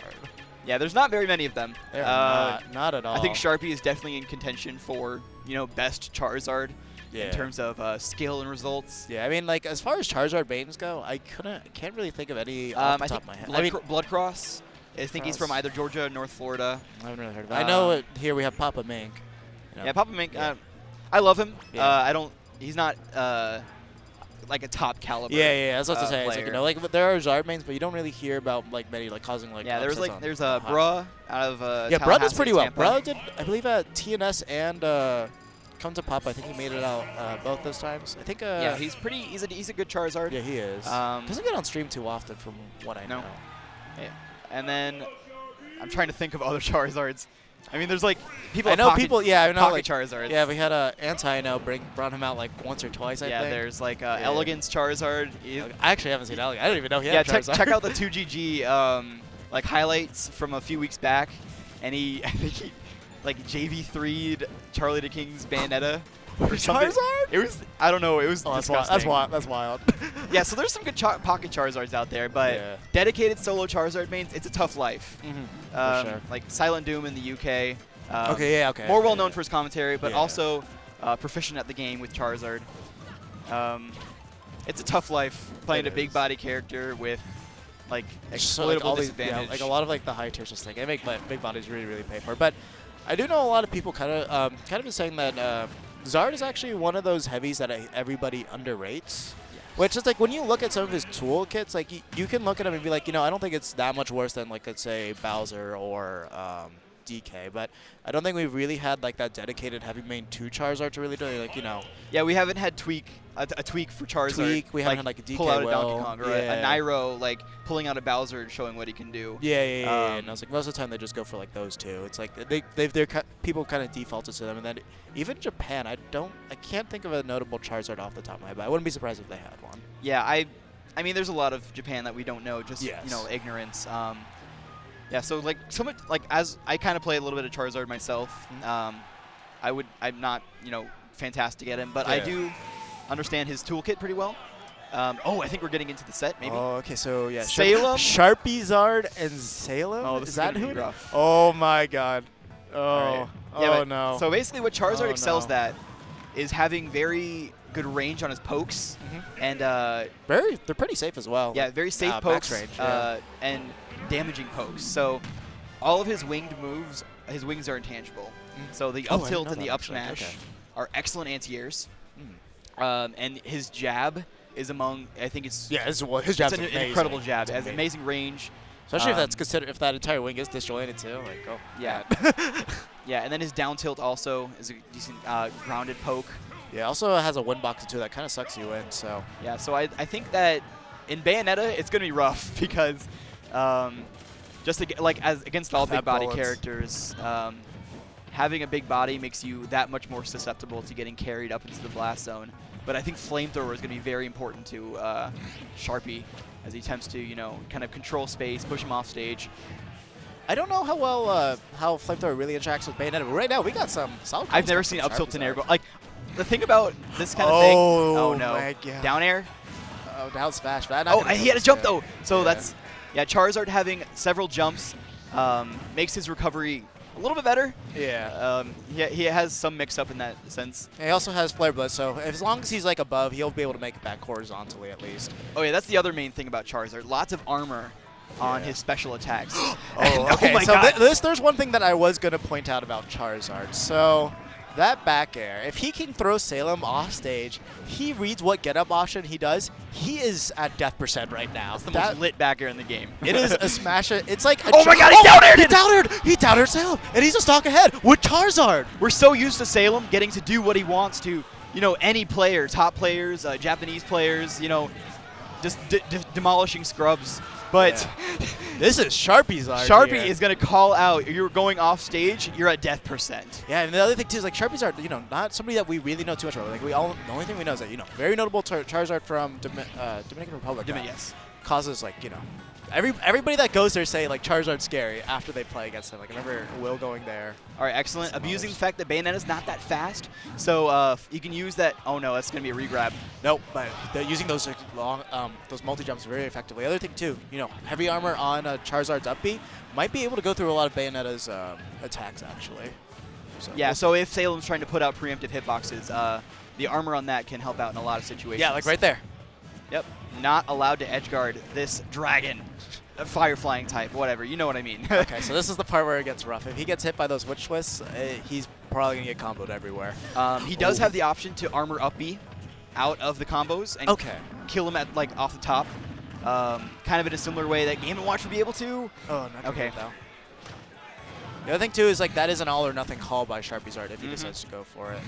Yeah, that's a lot of Charizard is all or nothing. So that's why you typically see them prefer the safe pokes. Look at those amazing anti-airs, putting out the back air. It's so funny to think if he got hit by that, he's probably dead. But that's just the power of his art. It's like, he's some of his moves on the ground actually have pretty good frame data, but it's like his back air not the best in the world, but like it's like if you get hit by this, that pressure on there. Yep, and there we go. Salem did a good job, kept the combo short. Just got him exactly where he needed to, popped him off the top. Yeah. That was excellent play by Sharpie. That though. was actually really good play right there. Yeah, we actually saw he's mixing up how he's approaching Bayonetta as well. We saw Salem pop out of Witch Time in the same situation where he might have earlier come down with a Nair. He just jumped and retreated back to center best he could. Also, one of the things that actually really helps out Charizard in this matchup particularly is that, he actually has like an excellent grab game as well, just like, all the other grapplers. So, he's got combos off a down throw that work for a fairly long time. And then after that, he has an up throw that will kill as well. Kind of more of a gore thing. You do back there to Flare Blitz. Salem's going to get caught by that. I don't think that. If we see that, then I'm gonna pop off. you are psychic. Like, if he gets that, Sharpie's art like just won the set. I don't care what happens afterwards. Yeah, the kill throw won't be coming into effect. There we go. I did not know that actually comboed. It's a DI mix-up, I think. Okay, I see that. Yeah, really, when you see Charizard get a down throw, it's at low percents. It's going to be either... Okay, that was amazing. He's going to flare blitz, though. Yeah, he had to at that point. Ooh, I like the way that he actually avoided all those bullets as well. Yep, see the jab, down tilt, just kind of mixing up his pokes. Trying to play at a very safe range where Bayonetta can't witch twist you. Yeah. The other thing too is I really like the way that he's using his up tilt just as an excellent anti-air as well. Just like basically not letting Bayonetta get away with it. Oh my god. Salem is so lucky that the knockback angle of that sent him up and not into the stage. If he had been ready to tech, if he had not been ready to tech, that could have been dangerous for him. Yeah, I think we would have seen the stock there. Right now. 100%. I don't know if it'll kill. If he gets an up throw on that platform, I think that might kill. Yeah, Charizard, it's actually somewhat weaker than Kirby's because the angle it sends you at allows you to DI it better. Okay. Good backer there by Salem.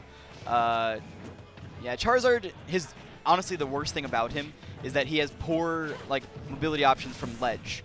Once he's on the ground, he has amazing dash speed, decent frame data, but when he's on the ledge, when he has to use his slow jumps, that's when all the and that's it. Oh my god, Charizard. He doesn't need rage to do effective, just raw kill reads. Yeah, just the power behind this dragon right now, just absolutely immense. So, okay.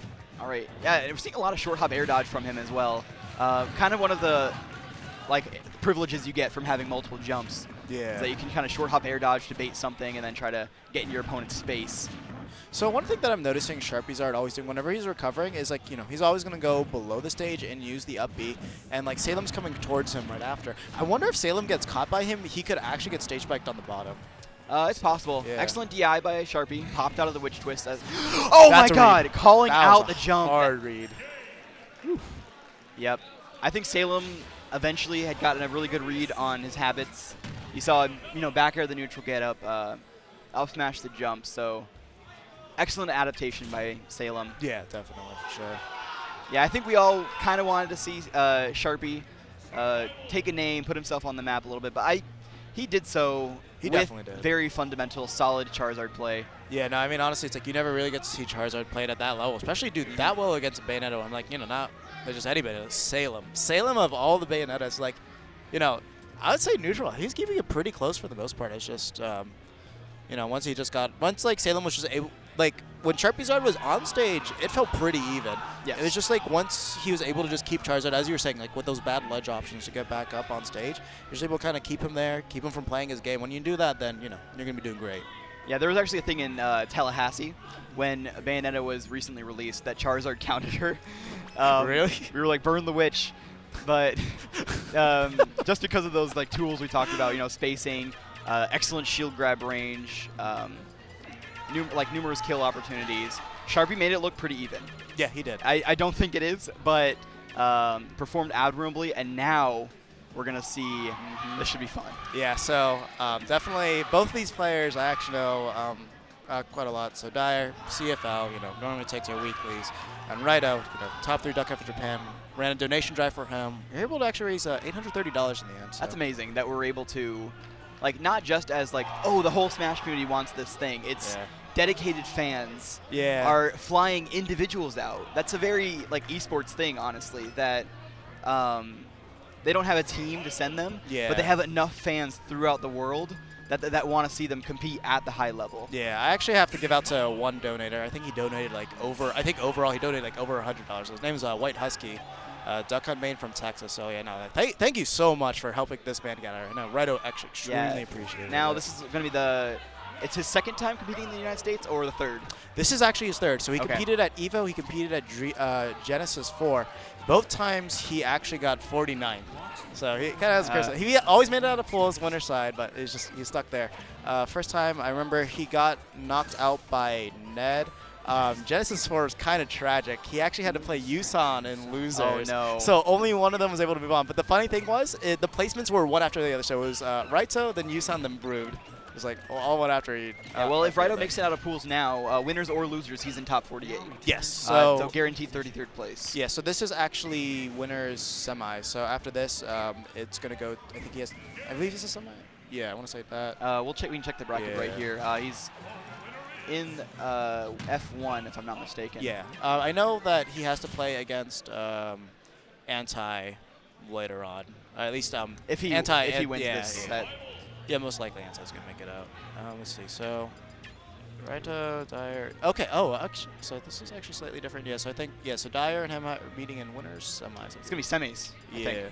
Should be. Yep, yeah, winner semis. So, I know, so both of these players, Raito, actually did a ton of studying on him. So, he was actually on his computer actively writing notes, figuring out, certain percentages when Cloud will, kill Duck Hunt with, no rage and all that. I love how they're using the random stage switch as the stage striking. I think that's it's an underutilized tool for players with language barriers, but... Yeah, no, best thing you can definitely do for yourself. Yeah, I know. You must feel pretty conflicted right now. No, I'm going for Raito. just straight up. And Dyer, hey, we're friends, but... I've seen him win too many times. It's like I ran a donation drive for this man. This is the man. Yeah, Dyer, not to be trifled with though, recently got second place at a big kind of a Florida regional. Tampa Never Sleeps. Yeah, no, Dyer always playing excellent. He's definitely a statewide threat, nationwide threat. What with his recent travels to California, the Midwest. Yeah, Midwest California. I believe those are the main two regions. Because he had Frostbite. I think he was at. No, he wasn't at Midwest. Showdown. That's what it was, yeah. Yeah, Raito, this is his chance to become the international threat that I'm sure lots of people would like to see. Now, Brood was kind of known as the Diddy Slayer, right? Yes. How, outside of this not being Brood, how does the Diddy Duck Hunt? This is super even. Honestly, it's not bad at all. So one of the main things that Diddy's will always say, it's any matchup that interferes with their banana, most of them are going to say, oh, it's bad. It's just you mess with kind of their their flow chart. So one thing about this is I did see Dyer actually training with one of our CFL Duck Hunts to practice this. But this is the thing.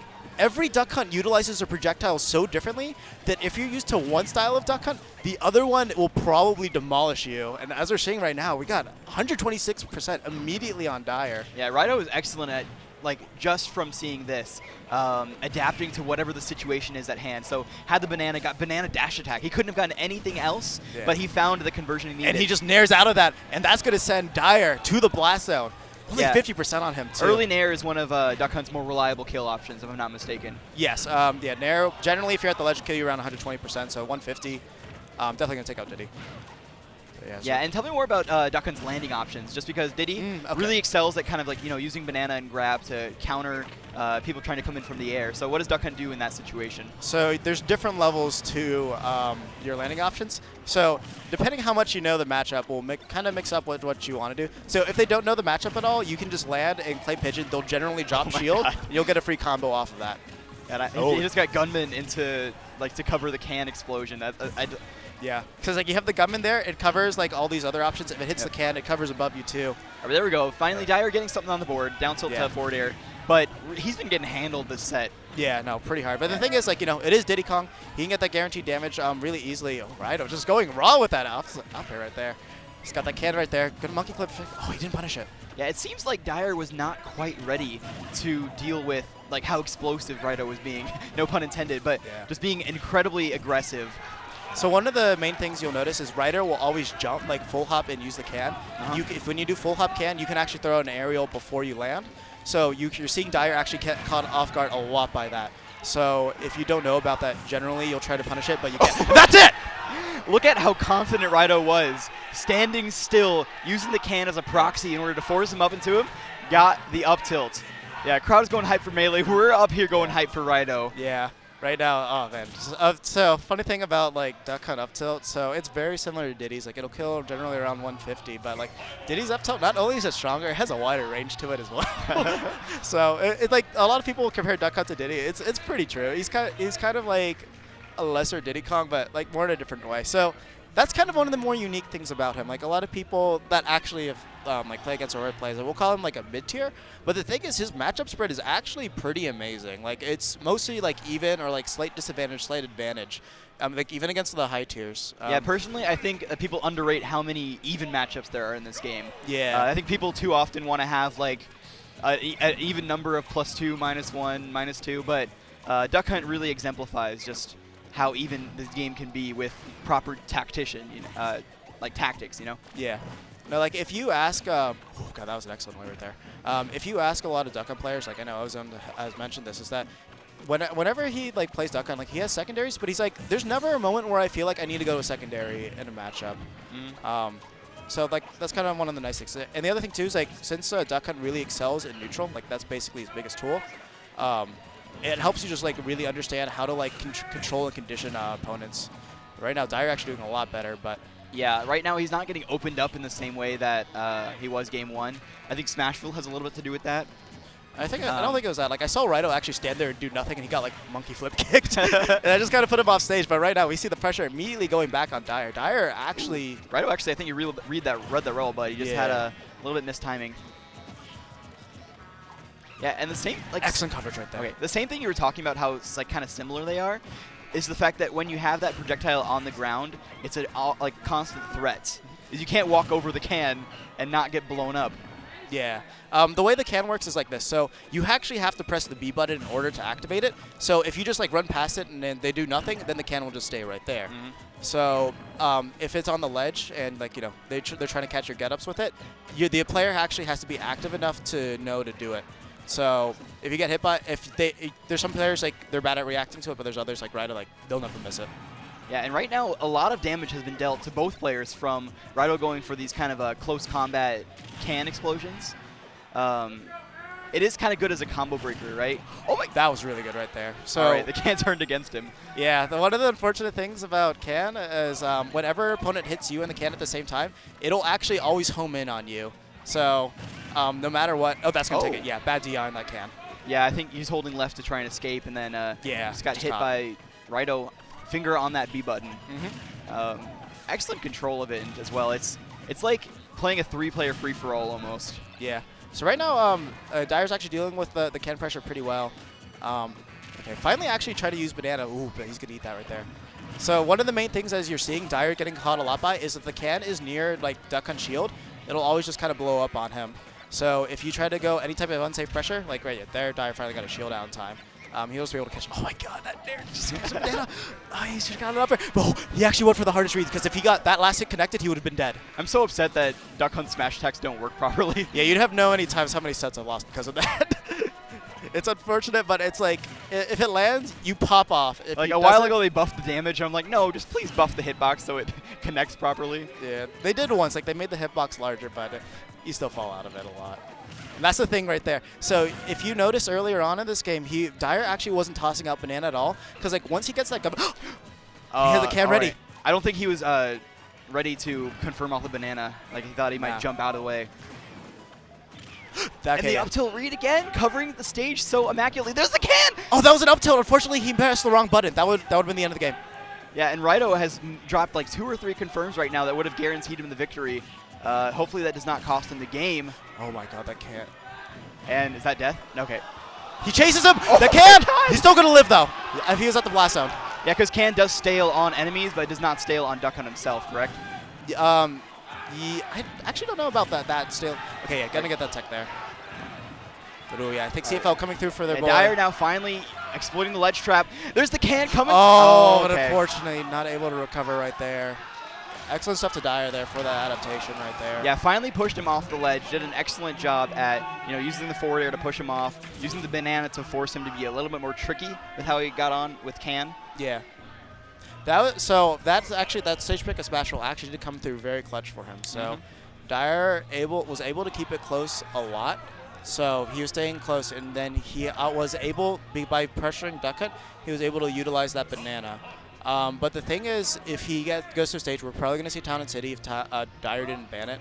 I imagine somebody told. Okay. I mean, Town City is a really great stage for Diddy Kong, so I can't imagine that he would ban it. Probably not. It's really good for Duck Hunt as well. But the thing is, the more space that he has, the less that Dyer's going to be able to utilize that banana. And I think it's exactly what we're going to see. All right, sticking with Diddy Kong, not going to his Cloud, yeah. his Cloud that he's practicing secondaries. Yeah, he was practicing Cloud for this matchup because Cloud actually is notoriously bad for Duck Hunt. But the thing is, you can either get consistency with Diddy or you can have like Wait, did we not start game 1 on Town City? Nah, Or no, FD. FD, Okay. yeah. Yeah, so I'm sure Raito this time wants to not drop any confirms. Maybe wants to commit to reads that he has a couple more times. Oh, okay, excellent air right there.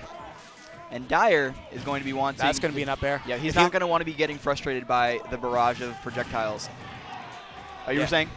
So okay, right now 90%. If Raito gets a bear can, that's gonna be the stock. If it sends him towards him. Yeah.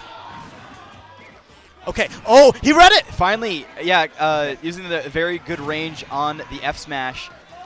Yeah, so one of the main Duck Hunt noob slayers is F smash. The longer you charge it, all of his smash attacks, the longer you charge it, the more range they get. Yeah, so kind of like a meat gunner type situation. Oh, meat gunner extends as well? I think so.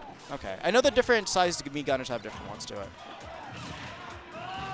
All right. Oh, yeah. Yep, can Covering is some of that the amazing escape option. Yep, right there. Can comes out frame 1. So if you think that you're going to die, you can literally eliminate every single 50-50 by just pressing B. Okay, that's Yep, gonna be there we go. Dyer's got to be so careful about how he plays around the stage. Like, That's oh my going to be God. it. Yeah, Raito practiced everything so much that is down to his sides. He gets that grab, you were going to get hit by that can. Like we saw Dandy Penguin earlier, getting a little bit nervous, and then like he messed up some of those confirms earlier. Yeah, right now Dyer is kind of playing this as if it's not Duck Hunt, where he's allowed to go in and go for grabs and go for falling aerials, because even when you push Duck Hunt away, you're still not safe. Yeah. No, it's like there are all these things that you always have to keep track of. But right now, Raito doesn't have the can available to him. That was actually Dyer's chance to go in and try to get the damage, but Dyer actually not taking advantage of that at all. Oh, no, that was a missing play right there. Going to be a stock? No, not Okay, just yet. yeah, great DI. Next time it will be a 50-50 though, if I'm not mistaken. Or Raito will be able to jump out. I think he'll be able to jump out, Okay. but we'll see. Because I know there is a certain percentage where it's like a confirm, but I'm not exactly sure on its properties. Oh, no, missing put. Yeah, it's pretty easy when you're doing all these B reversals, running around to accidentally get the wrong one occasionally. Oh, man. That range on that up is so good. Oh, yeah. Okay, so Raito, understanding that Dyer is aware of how can shield does work, just waited for him, and oh, God, that peanut just coming into the way right there. Yeah, kind of blowing it up in his face. Shot a bomb arrow a little bit too close.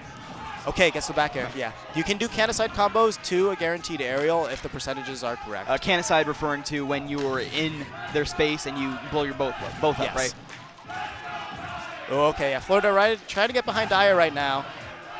Definitely can bring it back still. It is Diddy Kong after all, but Raito doesn't mind taking all these can-aside trades all day long because if he does get them, Dyer will die before him. So it doesn't Oh my matter God. at all. I think, yeah, one more. I think he'll live because it's stale. Oh, yeah, that's true. Yes. Okay, yeah. Good use of grab armor right there. Oh no, unfortunate misinput right there. Oh, that was That was amazing. an excellent jump. That can, not going to do it just yet. Yeah, you're right. It is stale. That up tilt's going to take it. Raito is going to move on to winners finals. Yeah, we saw Dyer as the set was going on. Whenever Raito would commit to putting out a can and a gunman, Dyer would try to roll behind in order to get but inside Raito read that space. every single time. Every Rolled time. with him, and he's like, we got the jab. Up tilt. All right, yeah, but anyway, that was. So yeah, you got finally. I'm so happy he finally gets to play against like a player on stream, like high profile one. Yeah, like all Dyer. credit due to Dyer though. Yeah, he did very well because like Yeah. coming into this tournament, he played like a one duck on once Paris, and he just basically we let him know that like we would help him with the matchup, but he only hit us up this morning. Well, he hit up Paris this morning, and then they were just playing right now, so we taught him what we could. Oh, was that Perry? Yeah, Perry. Okay, Yeah. No, he's actually an excellent duck, and he is competing here today. I believe this is his first major. But like, honestly, he is like one of those sleepers. He never goes. He almost never like he's at the weeklies, but he almost never enters. Just recently, he just started doing the prep up for Dreamland, but he is scary. Like. You stay at that ledge, you're going to get like 100%, 80%, 100%, almost guaranteed every single time. yeah. I mean, flashback to Genesis 4, and Dyer was having a lot of trouble against Sinji. Yeah, so the biggest thing with that is Dyer didn't practice Pac-Man at all before that matchup, and then like immediately like went on Twitter and like complained about it. Then like I heard like some people calling him out. It's like, if you don't practice for it, then you deserve the out for the matchup and experience. Yeah, and just Prep from for everything. what talking to Port from South Florida, she's of the opinion that a lot of these trapper zoner characters actually do do kind of well against Diddy Kong because they're doing Diddy Kong's game, Yes. trapping and zoning. So I think Pac-Man and Duck Hunts being uncommon characters that are really hard to practice for. These weird oddball characters might be giving Dyer a lot of trouble. Yeah, because like if you look at the way that a lot of big comics like to play, they love to play with banana. So if you interfere with that, like hydrant and trampoline, that's like a big zone controller right there, and like that forces you not to be able to play banana the way that you really, really want to. So if you get rid of like that one part of their flow chart where they can run like automatic, then they have to kind of really change it up. So like those matchups, like a lot of zoners and Travises are saying, I think you really need to practice this Diddy Kong. Yeah, and we're going to see another Diddy Kong coming up from JJ Chicago. PR'd in Chicago. I believe he's either second. No, he's not. In Chicago in particular, I think he's either second or third. Very powerful Diddy Kong main. Frequently travels to Florida. Travels all around. Gets pretty consistent results. Going up against DeBuzz, recent Civil War champion. Oh yeah, no, definitely coming hot off that victory. I don't know if these two have ever really played each other. Right? I mean, we always see DeBuzz play against a lot of Diddy Kongs. Most notably Zero. Normally Zero's like, I'd say like Zero's normally like the only Diddy Kong that really gives him trouble out there. I think most other ones he does like fairly solidly against. Yeah, and I think DeBuzz occasionally runs into Angel Cortez at the New York City area weekly tournaments like Xeno, Hitbox Arena, if I'm not mistaken. There's a few tournaments up there, and they might run into each other in the tri-state, but JJ Rocket himself actually gets pretty regular practice against Rosalina, against Knight. Knight. I Okay, oh yeah, think. I've heard of him. Yeah. So, gonna be interesting. I don't know if these two played against each other before, but definitely gonna be looking forward to see how exactly this pans out. There's another matchup that I kind of see all the time at CFL Spectre. We got Utopian Ray, Dyer. Oh, that's right. Go at it quite a bit, so I'm interested to see exactly how JJ Rockets and DeBuzz are actually going to approach this. I'm interested in the fact that we're starting on Battlefield, which I imagine is a really good stage for Rosa, and I'm not sure what JJ Rockets hopes to get out of Battlefield. Main thing that I'm going to see is like he'll get more movement options. Be able to, kind of control more zone under the platforms, but I think the zone controlling is actually a lot stronger from Rosa. So Yeah, I agree. Yeah. I also believe the punish game too is just going to be a lot better for Rosa in general. So it might be one of those things that's like, I just don't want to deal with the stage later on, but I don't think it'd do. I don't think in a best of 3, I don't really think you'd go for a tactic like that. Okay, JJ Rocket's being a little too slippery. Lucky for him that he did not get cheesed out by Rosa or Luma up air. Yeah, he's doing a good job at just getting, like, placing on hitbox right outside of Lumich's hitbox. Yeah, and right there, it looks like this might be part of JJ's plan. Put a banana on the ledge so that Rosa has to kind of use her poor mobility to go above the platform, from which JJ Rockets can actually put out a forward air and attempt to ledge trap. Definitely, like, one of the things about Rosa is the second you get rid of that Luma, toss her in the air, and then just, like, kind of abuse the fact that her frame data on her moves aren't the best. Like, whenever she throws it out, it's a huge commitment. So most likely, she's just going to try to air dodge around you. So just plan around that and then just, like, hit her. The other thing, too, is, like, you can just kind of hit her before she even throws out her moves. Ooh! Yeah. JJ doing quite well at effectively dealing with Luma right now. Spacing very carefully, coming up with the forward air instead of barreling to the ledge. Yeah, no, if he barreled, he actually might have gotten hit by that down air right there. So excellent. Yeah, JJ Rock has actually played this matchup phenomenally at the moment. Look, we got the banana spacing, and yep, there we go. Pushing him off yet again. He throws the banana down to cover the roll. All right. Yeah, I really like this play from JJ right now. He's playing this matchup like almost perfectly at the moment. Yeah, that's that practice coming through. Is when you play a lot against Rosa Luma, you kind of know exactly how your moves will interact with Luma. It's like the biggest thing is, like, you know, getting rid of that Luma. Like, you know, a lot of Rosalina's players are going to be determined by how they play with their Luma. And you kind of have to adapt to that. But the main thing is, like, if you just remember, like, your main ways that you have to kill Luma, you take care of that, then the main threat you have to see is exactly how do they play Rosalina disadvantaged state. So if you can, like, kind of understand how they want to move as Rosalina in that disadvantaged state, you can do really, really well against her. Yeah, and there we go. Nice adaptation coming in from Dabuz. JJ had been coming up pretty frequently at the forward air, attempting to challenge the Rosa ledge trap. So Dabuz opted to, you know, hang back, put out the very large up smash in order to get that.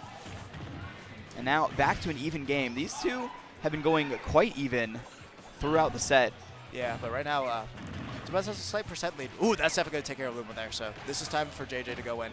Oh, look. Dabuz has been kind of making it a habit to occasionally pop in that gravitational pull in order to make it his. So excellent play there by JJ, punishing it when he was vulnerable.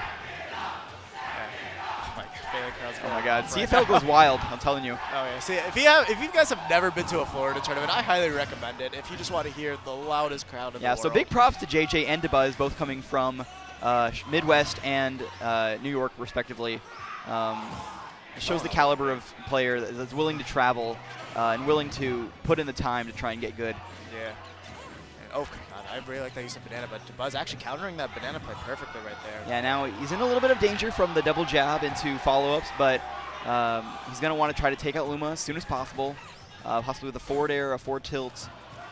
It's just really rough when you don't have very much like disjointed pokes. You have to use your hitboxes, and Dabuz might get in your space a little bit. Yeah, it's like normally Diddy Kong forward air are going to put in so much work just because, you know, he does have intangible legs. But the thing is, like, the hurt box where he kind of puts him in range for Luma to kind of take care of him. But Luma's gone, and then he's free to go in an up air, fair all he wants. Yeah, and that was a good get-up attack by JJ. Now putting himself in a good position to potentially try to get a read. No, okay. Oh, okay. He actually waited for the landing, but unfortunately didn't respond properly to get it. Oh, no. Ooh, okay. Yeah, Luma coming in. Yeah, look at how effectively he's dispatching of Luma. Oh, nah, he got to get that one more back air and definitely taking care. So careful right now. Oh, God, he got the right height for that. Dabuz had the correct read, but not the right placement. Yeah, that would have covered if he had done it directly from the ledge, but JJ instead did it above the platform. That's going to take There we go. Yeah, that crown hit always comes through so clutch for Rosa mains. Like, normally we'll be like right behind them, and like crown just kind of like touches them, and they just go flying. Yeah, it's especially powerful in that sort of in that triangle of space beneath the battlefield platforms. It basically covers this huge sphere right in between the platforms where you're pretty safe. And we saw that JJ had been making it a habit to monkey flip over the platform into center stage. Yeah. So good stuff by Dabuz, picking up on that habit. JJ overall, I think, played to Battlefield very well. He played really good on that stage, Mhm. actually. Like, you know, like DeBuzz was trying to play the battlefield strength. Like, you know, you saw him like just standing beneath that platform, throwing out those jabs, making like a giant wall, making it almost impossible for JJ to get it. And JJ was like, okay, I Yeah. can't do anything. And now we're going back to Battlefield. Okay, I'm going to interesting. check where in bracket this is. Kind of surprised that we ended up back here, but the good thing that JJ knows is the second he realizes DeBuzz does that one walling move that he can actually just get up and punish, he did it immediately, and then he immediately got super advantage state against him. So Yep, excellent play. let's see if he takes control of that. Banana drop. Ooh, unfortunately, missed basing there on that down tilt. Yeah, DeBuzz has been overall been doing a really good job of getting back to ledge, or like getting back to center stage off the ledge. JJ has been having some interesting banana placings, but overall has not effectively been able to, you know, get that kind of vortex off of the ledge. Yeah, and I mean, I feel like as Diddy Kong, that's just kind of one of the things you need to make sure you have. But right there, that dare, gonna definitely put DeBuzz in an excellent position. Only 60% on him. It's gonna be a little while before Diddy's really gonna be able to take her out. And this is actually winners finals of the pool. Oh, this is winner final. Okay. Mhm. So that means JJ must have knocked out Utopian Ray. Because interesting thing about this is we might have seen Utopian Ray DeBuzz, but yeah. I'm Don't not see sure it how right I now. feel about a Rosa Ditto Yeah. on the stream. Sad about Utopian Ray, but yeah, JJ Rockets did indeed defeat him in order to get here. So both are guaranteed to make it out. I know JJ definitely wants to be able to bring this back, though. Yeah. It'd be a big point of get that pride. stock at least. It'd be a big point of pride if he could, you know, take out the Civil War champion and secure his place in the winners side. Oh yeah, no, definitely. That is a huge confidence. Just being in that winner's bracket in general, always gonna do amazing things for you. Yeah, overall this game though not looking quite as even as it was prior. Now it looks like DeBuzz has gotten his confirms, gotten his traps on lock, and JJ has not been able to find the confirms, missing a down tilt up smash. Yeah. Right now, DeBuzz is just playing this way he really needs to. Like, JJ's still fighting his hits in, but overall, DeBuzz is just winning all the punish game. Oh no. Yeah, look, Luma, the ever-present. What? Okay. Jab, jab, behind 2 up smash. Yeah, if that had been the front hit, that would have been it. But there we go. Yeah, that's it. JJ wanted to go for that barrel, that deep barrel recovery like he'd been going for. But DeBuzz, a little too strong, did not have the DI ready, and advances to, DeBuzz advances to winner's side, top 48. Yeah, so, I mean, good stuff to both players. I mean, you know, saw JJ actually doing, like, really good adaptations, but, you know, DeBuzz got that one clutch dare, gave him a super early lead, and there wasn't really too much you could do about it, especially as Diddy Kong in that position. So I wonder who JJ Rockets will be facing in losers finals. Let's find out. No, is it? Wait, was that winners? Oh, sevens? no, winners finals. Yeah, losers so finals he doesn't have advanced them. on, Yeah. Yeah, I occasionally forget how pools work because sometimes it's top 2 advance, then sometimes top 3 advance. So Yeah, we yeah, are it's top 3, which means that losers finals will be 2 other players. Here we go. Salem versus Wormy Nugget. Yeah, so this should be. I don't know. Have they played against each other? Not to my knowledge. Okay. But they do both have lots of practice against the other character. Yeah, for sure. You know. Wormy Nugget faces a lot of Child, Mhm. mainly. And then Salem, I'm sure, fights Dyer. and Both in the same Kiki region now. Kiki pretty as well. frequently. Yeah. A lot of strong Diddy Kongs in Florida. Yeah, we're kind of like a state of Diddy Kongs. We have a lot of Yeah, we got Diddy Kongs and Little Max and Yoshi. What else we got? those are the main ones. Got a Even Duck fair Hunt. few number of Sonics in here. Yeah, actually, yeah. We do got a pretty good amount of those. Got like 2 CFL, 1 Tampa, 1 Tallahassee. Yeah, that's a good amount. Yeah, do you think that CFL will pop off as hard for Salem as they will for, you know, something like Dyer or Kiki? Most likely not, but I do think there's actually going to be a crowd for him, though. All right. I do Yeah, think just so. because I know that a lot of people kind of see him still as like, oh, he's pretty much tri-state still. Yeah. But he's been here for months. No, he's been here for a while. It's just like, you know, Um, he doesn't really come out to our events. Like, he came to SmackDown twice now. yeah, he travels so- to a few monthlies. Mhm. Whenever there's a big regional, I think he tries to make it out. Yeah, and I mean, most of the time, Salem's just like traveling, like, all over the U.S. So Oh, that he is does true. that, and then like the main reason why like mostly you don't see the MVG crew at SmackDowns because they actually streamed that day as well. But last week, if you did watch, yeah, they actually were here. But either way, So advantage to Wormy Nugget in that sense that he does get a little bit more of that, you know, weekly, that consistent practice. whereas Salem has the enormous edge on him in terms of national traveling. Yes. No, Wormy Nugget, I don't think we see him travel all too often. Like, I think he did like once recently. Yeah, no, he's not a big fan of, in general, traveling outside of, you know, kind of South Florida area. I see.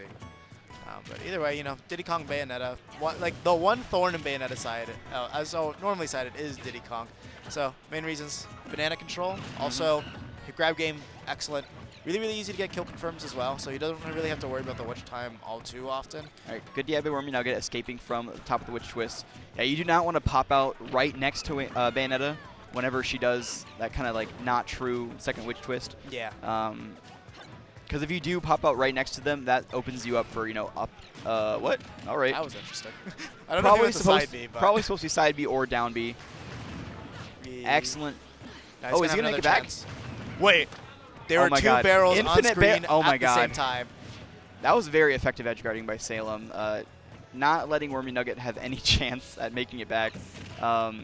Props to Wormy Nugget for trying. Yeah, but I feel like that image right there is kind of like Diddy Kong's nightmare, just barrels flying everywhere and just Bayonetta not letting you get back. yeah, the world's on fire. This is fine. Oh man, all right, but It's one of my nightmares, honestly. But bananas and barrels bananas, all around barrels, me. and just like witch twists and bananas and they're just flying everywhere. Oh, Ooh, I God. actually expected a down air from Salem, but he's opting for the safe nair. Yeah, no, it's like Nair's pretty consistent, and if you get like that weak hit, then you're able to knock him out of his barrels right there. So not a bad move. Yeah. To go Plus, for at even all. if they dodge it, the extended version, you know, the bullets, all that extra damage. Yeah. Not much, but every damage, every iota of damage counts. Okay, going for the air dodge right there. Definitely like him going for that. So, you know, Bayonetta, you don't want to go for anything untrue against her for the most part, just because, like, you know, she can just, like, witch time you and just, like, make you pay the ultimate price for it. All Good right, up there we go. Finally, the up tilt. Yeah, that Bayonetta forward air, while an amazing combo starter and extender, not very threatening. So Nah. up tilt out of shield pretty quick. Yeah, and this is actually a unique Ooh. Diddy compared to like JJ and Dyer. It's the third Diddy in a row we've seen, but he's just as unique as the other ones. you So know? what are the main highlights about Wormy that that really stands Wormy out? Nugget, he's wild. Just like the decisions he makes, I don't see any other Diddy Kongs really making those. Like the decision to, you know, monkey flip, platform, edge platform cancel. there. Like he'll just be standing still, and then suddenly you take 30% from something that you did not expect from any other sort of Diddy Kong. So Oh, does he have that it? nair No. right there. Good. Oh wow, he's actually able to live that. And that's Okay. why they take it. Yeah, unfortunate knockback angle for Wormy Nugget. Yeah. Excellent edge guarding by Salem. Yeah, for sure. Yeah, definitely one of the things I noticed from that was just like the overall movement that Josh has is actually looking like really crisp. I say like a lot more crisper than like I wouldn't say just crisp, but it's like he was just moving around a lot more. I noticed than let's say Dyer or JJ Rock. It's like seems like he likes to mix up with that type of movement, and then also yeah, as you're saying, there were just kind of some more wilder options that he was throwing. Yeah, out. this is also winners finals of the pool. Okay. So we have seen some notable names taken out, but this I believe would have been the seeded top two. Yeah, I would imagine so. I mean, both of these players, you know, known for being like super good right now.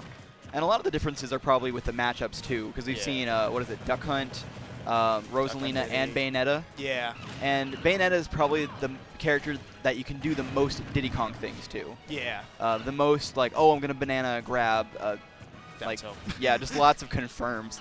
Duck Hunt and Rosalina kind of shut that down. Yeah, no, it's like basically, yeah, Duck on Rosa kind of forced Diddy to play their game, but this one, Diddy Kong's playing his game the entire time. So Yeah, although I think the notable exception here is that Salem is indeed performing excellently. Has gotten a lot of damage, not necessarily like huge combo strings, but no, he's won more neutral engagements. it just looked like he just kind of like read that monkey flip kick, and he just decided to bat with it there. I don't know, it looked kind of goofy. Oh no. The double witch twist. Okay, good, excellent air dodge there, but not gonna lose the stock just yet. And Oh, yep, God. no tech. I think we've been like 0 on tech so far. Wormnag has really got to make sure he's ready to press that R button. Untackable. Oh. It must have been a little stale though, because he was not in wish time very long at all. Okay. Ooh, can try to get the follow up there. Oh, wow, just literally just side beating grab him. Yeah, I think Wormy Nugget was definitely expecting him to do the upwards kick Yeah. to attempt to initiate a combo, but nice job by Salem. That is pretty minus on shield, but No, it's pretty bad on shield. Like, honestly, I feel like if you ever see her going for it, the second that touches your shield, just know your automatic punish that you're gonna do. Unless like she's at that percentage where you can just take the stock. Then I just feel like that's where you think about it. It's like you remember what you're able to punish with. yeah, that might be just the fact that you fight one particular player of this character more so than the True, character true. themselves. So you might be conditioned from another player to, like, a child, for instance, in that situation might have committed the to the wheel. side B kick, but you know, Salem's much more like very unique Bayonetta compared to and Child. you'll notice that like Salem doesn't really just go for like the super conventional things. He'll always kind of mix up what he wants to try to do. Like you can very much see him like trying out different things with all of his combos that he does, and it pays off for him like almost every single time because like he'll catch you with things that you don't really expect to see from Bayonetta, which I always enjoy seeing. Yeah, and he has a lot more freedom right now with the stock lead to go pretty deep for edge guards. Is that a regrab? It's gonna be a regrab, but Witch Nope. Twist always gonna be able to like cover you right there. That's so irritating. Oh no. Okay. All right. Banana finish. The banana betrayed him, and then the banana saved him. So double agent banana. And then top tier privilege. Yeah, we've seen that quite a bit where Salem's able to bats out of a situation and then turn your combo into her combo. Yeah. Just. Oh man. Right now, Wormy Nugget. Okay, no, not gonna take it just yet. Even with all that rage. I feel like if he gets another one, Nope, chuck yep. him. Yeah, 160 a forward, like really back throw or forward throw will do the trick for Diddy Kong. Yeah, and that's one thing to always remember against Bayonetta. Is like, although she's always gonna be like a huge nuisance to you, if she doesn't kill you, she's gonna die extremely early. So, you know, as long as you get like those solid confirms, a lot of characters I think can kill her. I mean, the ones that have like really hard hitting moves, kill her like All right, below that's a 100, regrab, that's and it. yep, excellent coverage by Salem. Wormy Nugget could not regrab the ledge with invincibility, so covered high. Salem had the back air in place. Yeah, no, I mean, that solid stuff to Salem right there. Like, definitely like Wormy Nugget did all that he could, try to get back, do as much as he possibly could, but just in the end, just Salem kept him at the edge, didn't let him play his game. Yeah, and when Diddy Kong really wants to do, like in general, is he wants to win as many neutral engagements as possible. Yeah. And we saw like frequently, again and again, that Salem was winning. I would say like 3 out of 5, 4 out of 5 engagements. Yeah. So So Diddy Kong, you yep. can't be, especially in that matchup, you can't be having like. Whenever I watch like Dyer and Riot play each other, Riot, local CFL Bayonetta, Mhm. you want to see the way the matchup should work is this: Diddy Kong is winning, and Bayonetta gets like 2 or 3 openings. That's kind of the way that it should be doing if Diddy Kong's playing it right. But right Yep. now, we are here to talk about the next setup. We this have this is Winners Finals of this pool yes, we got Uh, my man Raito versus the one and only Immortal Anti. So now. Yeah, we'll see how immortal he is if Raito plays as Yeah. dominantly as he did against Dyer in a couple of those games. definitely. So thing about Anti is he actually hit up Ozone to try to play against him. But apparently they didn't play at all, so I don't know if he actually tried to sit down and like try to get some practice. Most likely, if you've played with anybody here, it's probably gonna be MVD. Try to get some Duck Hunt experience in. I don't think MVD ever goes Duck Hunt now. He never he kind plays of it? renounced the character. He did, but it's kind of interesting. So he actually warmed up MK Leo for the Duck Hunt matchup at G4. Yeah. You know, generally, whenever I saw it come out, I was never really too big of a fan of the way it played, but I actually watched it at Genesis 4. It was actually looking really clean. So I don't know if he actually keeps it practice, though. I mean, he did It's say MVD's. Duck Hunt. Hunt. Yeah. I was actually pretty surprised. Like, I don't know if he like keeps up the character in practice because like he like loves the way that he plays still or something like that. I think he enjoyed the character. He just doesn't enjoy yeah, his the ability in the struggles. meta, you know? Yeah. No, I mean, the main thing is this: like, a lot of people, if they aren't getting like a +2 matchup, they want the +2. They don't want to like play the even. But if you just play, you sit down and you put your time into it. Like, he's able to do it. Yeah, speaking of wanting the better matchup, I think Anti is now opting for Cloud Yeah, over this Mario. is like one thing that like basically all of us were basically theorizing. Go Cloud in this matchup because like Duck Hunt actually does really good against Mario. Like I'd say it's an even matchup, but like if you're able to just zone out Mario, it's really hard for him to get in and get much done. It's just kind of he a has- similar situation to Diddy Kong, Yeah, just in the way that Duck Hunt just shuts down your typical way of thinking. Yeah, no. It's like it's actually really rough for Mario in the neutral. It's just more of that. His punish game is amazing, but here we're gonna see a different form of Duck Hunt. He's gonna have to play super defensively, super patient. But okay, that's the signature Raito combo right there. You get back throw, down tilt into reverse can, double up air. Yeah, it's just, I love watching it. It's so much fun. It is Basically, you're watching a shooting gallery, and Raito attempting to get as many points as he can before eventually getting the finisher. Yeah, so Raito was the two people he was studying a lot, Anti and Dyer, just like meticulously watching all their matches, trying to write down like their different habits, learning the different things that that the characters themselves they can do that they're most likely going to play. And right now he's actually showing like a really good demonstration of what you should be doing in this neutral. Just a lot of kind of rolling around, staying away from Cloud. Let him come to you. Let him commit to an option. Because right now that Anti doesn't have the lead, there's not much he can do. Just right now. Yeah. Everything.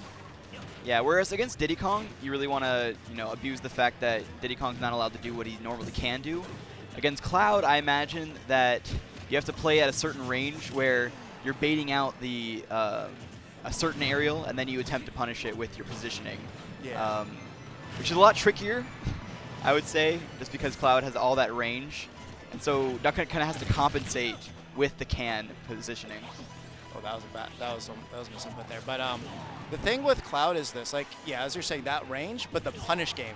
The punish does he game have a from jump? Cloud is absolutely. I don't know if he has a jump. Oh, Okay. but yeah, he could hit the range. Tell him about that. You have to go off stage and nair if he does the max spacing up B. Yeah. Still going to be a regrab. He might get limit back now. Let's see. Oh yeah, now he's going a little bit deeper. That's what you were saying when we first started, was that Raito kind of has a tendency to go deep off stage. So he might have to do that in order to secure these stocks against Anti if he continues recovering as well as he is. Yeah. The main thing is, yeah, Raito, if he wants to take out that stock, he's going to have to go off stage and nair. Yeah, and that's not Anti the being thing. pretty good at jumping over the can, not getting stuck on the ground. Yeah, that's not going to take you out. Oh, that will though. No, he has his jump. Back air, yeah. Unfortunately, yeah, nothing you could really do there. Yeah, the distance isn't that great. It's useful when you're below the stage going up to the ledge, but when you have to recover from the very bottom corner. Okay, yeah, he was able to realize he was able to just roll right out of that. That wrap jump is actually very good. At this percentage, if he gets it, probably will kill. The up tilt definitely yeah, roll kills behind it. up tilt. I like it. I think Anti, he wanted to frame cancel the forward air and then probably go back into shield, but good job by Raito, barely sneaking in there, sealing out the stock. Yeah, This makes it a lot easier for him going forward. The biggest thing that Raito needs to make sure he does is when he gets Anti off stage, I want to see him go for that nair. That weak hit will kill him, especially at like those percentages he was going off stage. Because like if you just trade with that up B, he's dead. There's nothing he can do. Oh, you're saying he should go up like off stage and nair him Yeah. like towards the blast zone. Yeah, because like it's that long lingering hitbox. Like I would say if he gets. Oh Okay. my God, he has limit though, so and his jump. Yeah, so if he went off stage nair right there, he actually probably would have killed him. Yeah, Raito trapping him on the ledge extremely well. God, that double hop right there, so tricky. And Okay, look, gets the there's pivot nowhere grab. he can go. If he's going to jump over, then he'll get hit by the can explosion. And that's it! Goes down. All right, calm yourself, DeWang Thang. Got to remain as unbiased as possible. Yep, the only thing that We are objective purveyors of information. I'll make sure I let the people know what Anti's doing right, what he's doing wrong. So one of the things is Duck Hunt at the ledge can actually cover every single option. If they play it correctly, there is basically nothing you can do about it. You have to basically rely that they guess the wrong option or that you won't get back if they're at that level. Like if He's you're going at a Raito's random level. character. I- What? Is he actually going random? That would be very Anti will cement himself as the most wild man in the world. If he takes this with random, huge amount of props. Okay, yeah. No. Yeah. Going Mario? Okay, yeah. No, I mean, I if guess you- he if just you didn't want Raito having any extra time to think about what character he was choosing while he picked the stage. That's true, yeah. Um, I mean, honestly, at this Oh, point, the Meta only Knights. thing he's going to ban is okay. Lilat. If he goes Meta Knight, that's not a good choice. I mean- I would go Mario. Mario's probably your most solid one. Yeah. His Meta Knight, while proficient, from his Brawl fundamentals, from having practiced Meta Knight Yeah. for a lot, That's not going to carry over the same yeah, way. you would need extreme knowledge, like extremely good neutral and punish game with Meta Knight, like that of a master in order to defeat a master of Duck Hunt. Yeah, like honestly, Meta Knight kind of struggles a lot. The thing is, like, you know, Meta Knight has punish game, but he has like dash attack, dash grab, and Duck Hunt kind of chokes out that option really, really well. You can even edge guard his shuttle loop pretty consistently too. Yeah, which if is you why I get think Pan set up Mario correctly. is definitely the better choice, just Yeah. because of how many more like reliable options you have. Yeah. A much more diverse game plan, if you will. So we saw him not go for the ZSS or the Meta Knight. Yeah, no, I mean, I agree with this. Mario, I think, will be, you know, like I said, even matchup. So as long as you play solidly, you can definitely do it. It's just trying to get around all this is going to be your main issue. But as long as he's in that zone, he's going to be looking pretty good. Oh, the Clay Pigeon coming out. We don't. It's kind of like the least used of his 3 attack specials. But what are the situations where Clay Pigeon suddenly becomes the best choice? All right, so the times that you're going to want to use that Clay Pigeon is when they're landing. Because, like, My you know, God. they landed with an aerial, you throw that Clay Pigeon out, so much range is covered. You hit them, that's a free combo for you. Depending on how they DI, you can get a kill confirm off of it as well. Oh, He didn't go for the up smash read. That yeah, would've but been he it. went for the back throw can, and the can shot hit him instead of the actual can itself. Yeah, so the thing is the can has a reticle hit to it, and that actually is a hitbox. Comes out frame 1. So you can carry them with that. And if he realized like the can explosion hit wasn't going to hit him, they're most likely going to air dodge afterwards. You'll get that up smash. Yeah, now you can't really go as ham off stage against Mario as you can against Cloud. Nah, you can't. You got to keep it safe. Yeah, but the ledge trap is now in Rido's favor. Getting off the ledge. Yeah. But good chase down by Anti, finding the was it up smash? No, up air. That killed. Up air. Down throw, Oh, up wow. air killed at 125. But the interesting thing is he did take him to Town and City. This is actually Duck Hunt's best stage, so you have a lot of room to roam around. And also, oh yeah, he got the can stage spike, and the can. Oh, still gonna live though. Is that the excellent DI? the shot you were talking about? Yeah. So yeah, the reticle shot. Since it was facing, so when you back air the can will send you in the direction Duck Hunt's facing. So because he shot the can there, it just stage spiked him immediately. All right, Anti taking a little bit of time on that platform. This is his winner's life.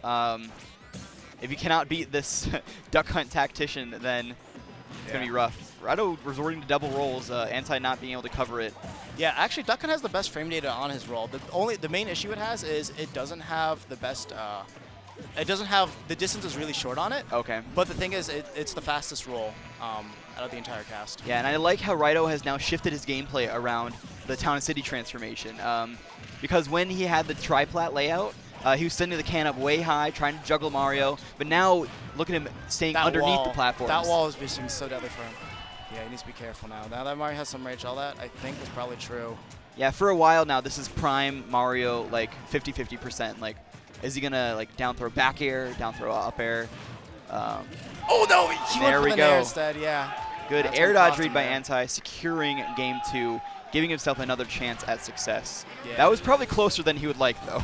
No, that was really close. But the thing is, if he goes his other characters, I don't think it's gonna end up well. You're Oh my gonna goodness. you Look at want Bear that, in the background. You want that even matchup. Yeah, just Dark Bear. I don't know what he's Back. giving him the devil eyes right now. So the main thing is like that at the end there. That's basically the matchup. You're going to keep out. You're going to keep out Mario as much as possible. But the thing is, the punish game of Mario is amazing. So if you get in like those 2 or 3 times, you could be able to take the stock. It's just sealing out the stock's generally an issue. It's just he didn't DI that down throw properly at all. But I think at the percentage down throw upper might have been true. If he had DI'd out, Yeah, I then think he would've lived. yeah, then he would have gotten hit by the front hit of the up smash. Might have lived if he had not air dodged, for instance. But I'm really happy that we're now seeing a game 3. We get to see more Rido, more adaptation from both players as well, and the adaptation coming through very strong for Rido. Yeah, okay. Yeah, and when you have that can blinking, the second that it touches you, it's going to automatically explode. So most of the time you are able to hit the can back. Oh, try to get the air dodge right there, but didn't quite get it. Yeah, Mario's air mobility is actually God. insane. Okay, this is going to be a... Okay, yep, that's there going to we be go. an smash. The thing I don't like is Rido's use... Rido isn't always like trying to DI away. So those up air combos are getting extended longer Oh than my they God. need to. And That's he- going to take it! He did not DI that at all, I don't think. he did it. Oh man, I yeah, mean, you he- can't DI that up air too much, but you can. I think he would have survived if he just DI'd like a little bit to the side. Yeah, or he was not. I don't think he was ready for the can explosion. You have to be so cognizant of everything on the screen. It's a little bit reminiscent of Brawl Snake, just how you have to keep track of, Claymore, grenade, that sort of thing. That sort of mentality is not as common in Smash 4 as it was in Brawl. So this is where actually one of the main things that helped Anti a lot that last set was he got the lead, the stock lead. Now that he doesn't have the stock lead, Raito no longer has to approach. Like approaching, Duck Hunt can approach because he has like 3 projectiles, so you can help yourself out pretty well mixing it up. But now that Anti has to approach, look at the way Raito's trapping him everywhere. Yeah, he's getting so much mileage off of every hit. Falling back airs to hit the dash grab, can on the ledge to force him to commit to bad options. And now we're in that tri-plat layout, so we're going to see lots of can going up to the skies.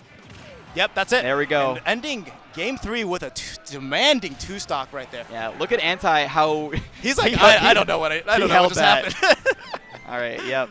Oh man. Props to Raito advancing to top 48. Now this on is going to winner be side. Yeah, and with this being an A-tier event for the Panda Global rankings, this is a big deal for Raito if he can place well at this event. I just realized he broke his curse.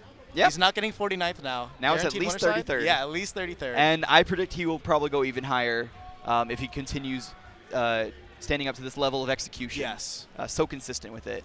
Yeah. And with that said, let's give a word from our sponsors. Oh, for sure. Headphones, Astros are providing a lot of headsets for players who want to be able to get audio. Every setup has an audio splitter. Yeah. Astros headsets are available for the players. And excellent for free quality as well, headsets. too. Yeah, for free. Yeah, like you just go up to a table, you rent it out, you can use it for the entire tournament. So if you're here, definitely check it out. Get high quality audio for your sets. Ensure that you get the highest, immersion in the game that you possibly can. Also, controller chaos. Yes. Excellent custom controllers. There's an ad spot for the Dreamland controller. It's nice purple color, the stars on it. They do excellent work. Excellent work. Is extremely good on them. I actually have the Genesis 4 edition myself. Yeah. Also, thanks to Nintendo for providing. There's a Switch exhibition. Yes. So they had ARMS yesterday. They have Splatoon 2 today. Yeah. You get to try Splatoon 2 yet? I have not yet. But there's also a lot of games coming out pretty soon. Hey Pikmin in July. Ever Oasis, the 3DS game, in June 23rd. Monster Hunter. Yeah, also. Monster Hunter. Some more RPGs. Miitopia, I've not. I think that came out in the most recent Direct, right? So that's gonna be late 2017. Fire Emblem Echoes, the very. The remake of the second one. So that'll be cool to see that coming out. But either way, we are actually going to be switching off for our next commentators. I believe we got Black Rose and Rosalina. Rosalina going to be coming. Yeah, Those so, two Rosalina mins, actually. Yeah, thank you very much, everyone, for listening. Tuning into CEO Dreamland. I've been Halogen. Yeah, I'm Deweg. Please follow us on Twitter. Let us know how we did. We're going to be back here soon. Either way, we'll hand it off to our next casters. Quality commentators. Stay tuned to VG Bootcamp for CEO Dreamland. All right.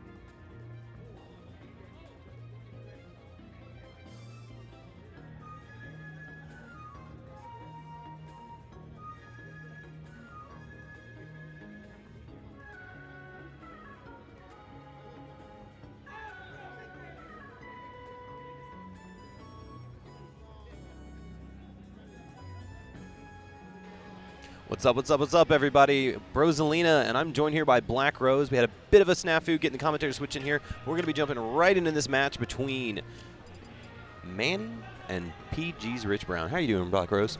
I am doing great, You are actually. currently Brosalina, but we'll get that Oh. switched out. It's fine. But I am actually doing great. So many amazing matches going on today, and And so many upsets. a lot of upsets, actually. We're currently looking at surprisingly. 2 duck hunts in top 48. Yes. M2K didn't make it out of pools. Day didn't make it out of pools. Nope. Anti's having to fight for his loser's life right now. Mr. E. Mr. E drowned. Yep. And Florida's weird, man. And we got a Mega Man as well in top 48. Oh, yeah, no, Okami made it out. Oh, Okami's yes. super strong. PK Kid, the Nest, making it out as well. We got the DX racers today. Yesterday, we just had chairs. Beautiful chairs here. Oh yeah, these are amazing chairs. Okay, seems like they're getting their stage picks and everything all situated. Yeah, so it's actually Noble Manny, excuse me. Or is Oh it? yeah, that is true. Is he still under? What's his tag right now? He has many names. I just like Static, to keep it as Static Spark, Manny. Hero with 2 E's. Yeah, I hope everybody's doing well at home tonight, or this afternoon, I should say. We're going to start it out on Smashville.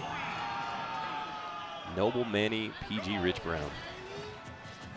All right, so we're here at Smashville, and it seems like both players are trying to feel each other out right now.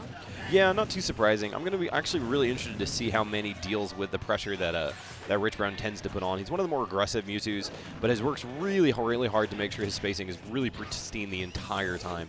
Whether it's the jump in nairs, as you see right there, or even just the Shadow Ball camping that just takes place from time to time. Ooh, good confusion. Wow. But smart. There's really nothing true out of the confusion, so if you get hit by it, sometimes it's really just on you. Manny wise to that and gets out of the way, but does eat the back row for it, and is currently sitting at about a 60% deficit. Yeah, man, it's having a difficult time just trying to get in Ooh. on Mewtwo right now. And now the shield's not even an option anymore.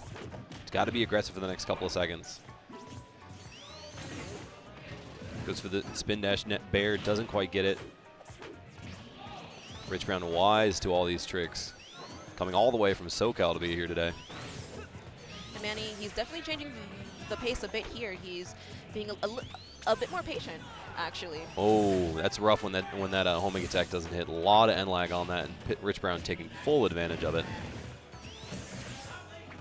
One grab will end this right now, and Rich Brown is well aware of it. Good wait on the air dodge. He definitely tried to juke his landing. Yeah, Mewtwo mains like to refer to that as phasing, as they like short hop air dodge around like that. All right, Manny's definitely trying to fish out for a kill right now. Yeah, he's done a very good job. He wasn't off to too hot of a start. Oh, And but there goes the up throw kill. and as we mentioned it, yeah, he wasn't off to too hot of a start, but he was able to even this up pretty well. Manny's taking a second, composing himself, thinking about the next couple of options and how he's going to use invincibility. Rich Brown waits it out. He does have a full Shadow Ball charge, so Manny does have to be well aware of that. That will eat through Spin Dash. Nair into fair. Doesn't get the confusion this time. And he tried to add in some offstage pressure there, but Manny was able to get back on safely. Yeah, and the onus is right now is really just closing out this stock, and that really has to be his main focus. Staying just outside. He can't bleed any more than he has, but that center stage back air will be enough to do it. All right, so Manny is here at level 1 Rage. Ooh. Good intro there. It's just really hard down to pin down. It's really hard for Deferred Sonic to pin down Mewtwo, as we've seen so far. Rich Brown really taking advantage of that beautiful airspeed buff that he got what seems like ages ago. It's hard to even remember Mewtwo before the buffs. Oh, exactly. Like, ever since Mewtwo has had a buff, I've just seen an influx of Mewtwo's just pop out, and they've been doing some amazing things. Yeah, absolutely.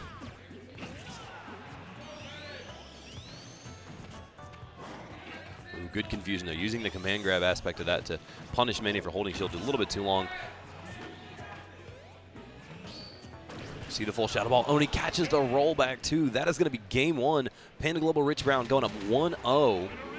And that was a really amazing read, because it was either shield or, I mean, Manny, he could have shielded jump, but I'm pretty sure he was confident he was going to go for a roll option, especially since Manny was on a defensive for sure. Yeah, he was kind of having to play that entire game on his back foot. We see him going to FD here to hopefully change his fortunes a little bit, but this is a very strong stage for Mewtwo as well, so it's going to be a little bit interesting to see how this counter pack works. Right now, he just eats a quick 35 and is out of a jump, too, but does reach down after that Nair whiffs. But Rich Brown has just been in his face this entire time. It's been really difficult for Manny to even really catch his breath. Exactly, and I think that's his game plan, actually. We see him set up camp at the side of the stage there, get those Shadow Balls started. The slow lurk forward. Wow, the patience. Falling Nair, no punish on it, though. God, they're so quick out of that. Just Nair into fair so fast. Manny getting a little bit creative with his movement now, but he's not really getting anything out of it. I know Manny's really trying to bait in, but there it is.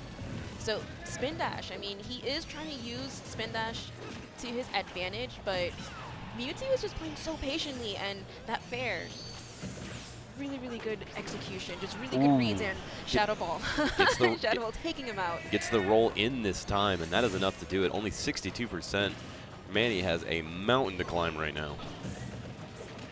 Rich Brown, since after playing so patient after taking that initial lead, is going to take that foot even further off the gas now. There's another Shadow Ball. Doesn't get the full charge of it, so it does lose out to Spin Dash. The interactions between fully charged Shadow Ball and Spin Dash are a little iffy sometimes. There's actually a pretty famous gif of, I believe, 6WX just burning right through one of Waddy's fully charged Shadow Balls. So it's kind of interesting. It really depends on how long the Spin Dash is charged, as whether or not it'll actually be able to beat it. Oh, jumping out of there. Rich Brown. Oh, sorry. Oh, yeah, Manny was definitely trying to bait out something. Yeah, it seemed like the both of them were. So after he jumped off that spring, Rich Brown went to the angle where the down air would go on the opposite side. If he had gone towards, like inwardly towards the stage, he would have the up smash ready. But Manny instead down airs right back towards the spring and just bounces off and resets neutral. Jab, jab, F smash. Doesn't quite get it, though. Manny is struggling right now. We're looking at almost a full 3 minutes in, and there's still no stock taken. Oh, my God. That is going to take this smash. Nair up tilt up smash. GG's, my friend. Wow. I mean, props to Manny. He was hanging in there for sure. And, I mean, game one, it was pretty even-ish. But game two, it seems that Manny was really, really trying, probably hoping for FD to bring him a good advantage. Yeah, some kind of help that he didn't get in the first game.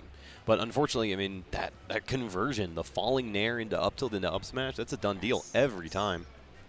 But yeah, so we're going to look at try and see where we are in bracket here. This is got one ahead of us, but right now, man, Dreamland's been a blast. If you're not here, you're missing out. Come next time. It's amazing. We have Nintendo here with Splatoon 2. That's true. Which is amazing. Ooh, MDVA's finest, Ginger Jesus, Zephyr step into the stage. And I'm not exactly sure who he's going to be playing against, but we're going to be able to figure that out just in a second for you guys.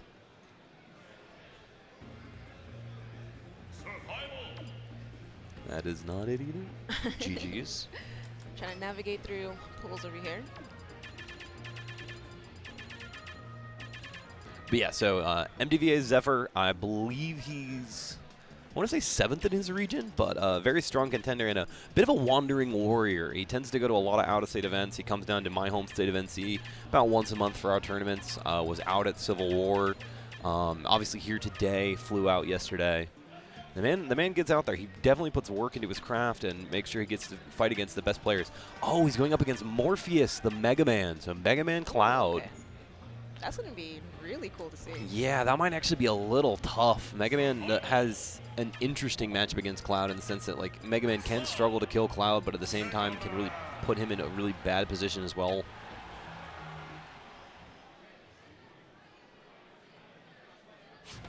Gonna jump right into FD here. All right. Or? Oh, maybe just a button check. Yep. Because that was kind of weird. Yeah, and that's actually something that I've really liked watching, whether I'm at Xanadu Monthlies or I'm at the Just Roll With It back in NC, is that the movement that Zephyr puts in. There's a lot of interesting things he does with his perfect pivots. You know, how he moves with limit is really interesting to watch, too. Really just makes his character look a lot more in-depth than he is.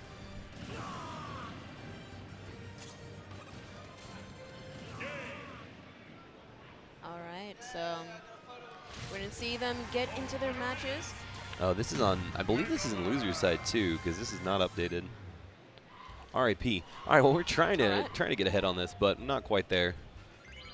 Obviously, we're going to see. Now, Morpheus is CFL, I think. He's in somewhere in Florida, I believe. I want to say. See, I get confused with regions all the time. I have terrible sense of direction. But I'm pretty sure Florida. Okay, somewhere within the vicinity of Orlando, this giant Florida. state. So that would be CFL. Gotcha. All right, so we're going to jump right into it here on FD. Morpheus going ahead and setting up with the Metal Blades, getting this constant pressure in his face. Now, to my knowledge, MWA does not have a consistent Mega Man player for Zephyr to have this matchup experience with. So this could prove a little bit difficult given, you know, the proliferancy we see of Clouds on a national basis and even a regional basis. So maybe the matchup inexperience is going to cause a little bit of trouble here. We see a quick start as well, already 83-13. Yeah, definitely. It looks like it's a hard time for Cloud.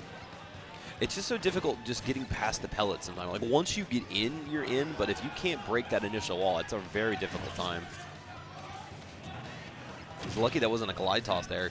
Mega Man's glide toss is one of the best ones in the game, so he's able to move and get that little extra boost of movement every time he tosses the Metal Blade.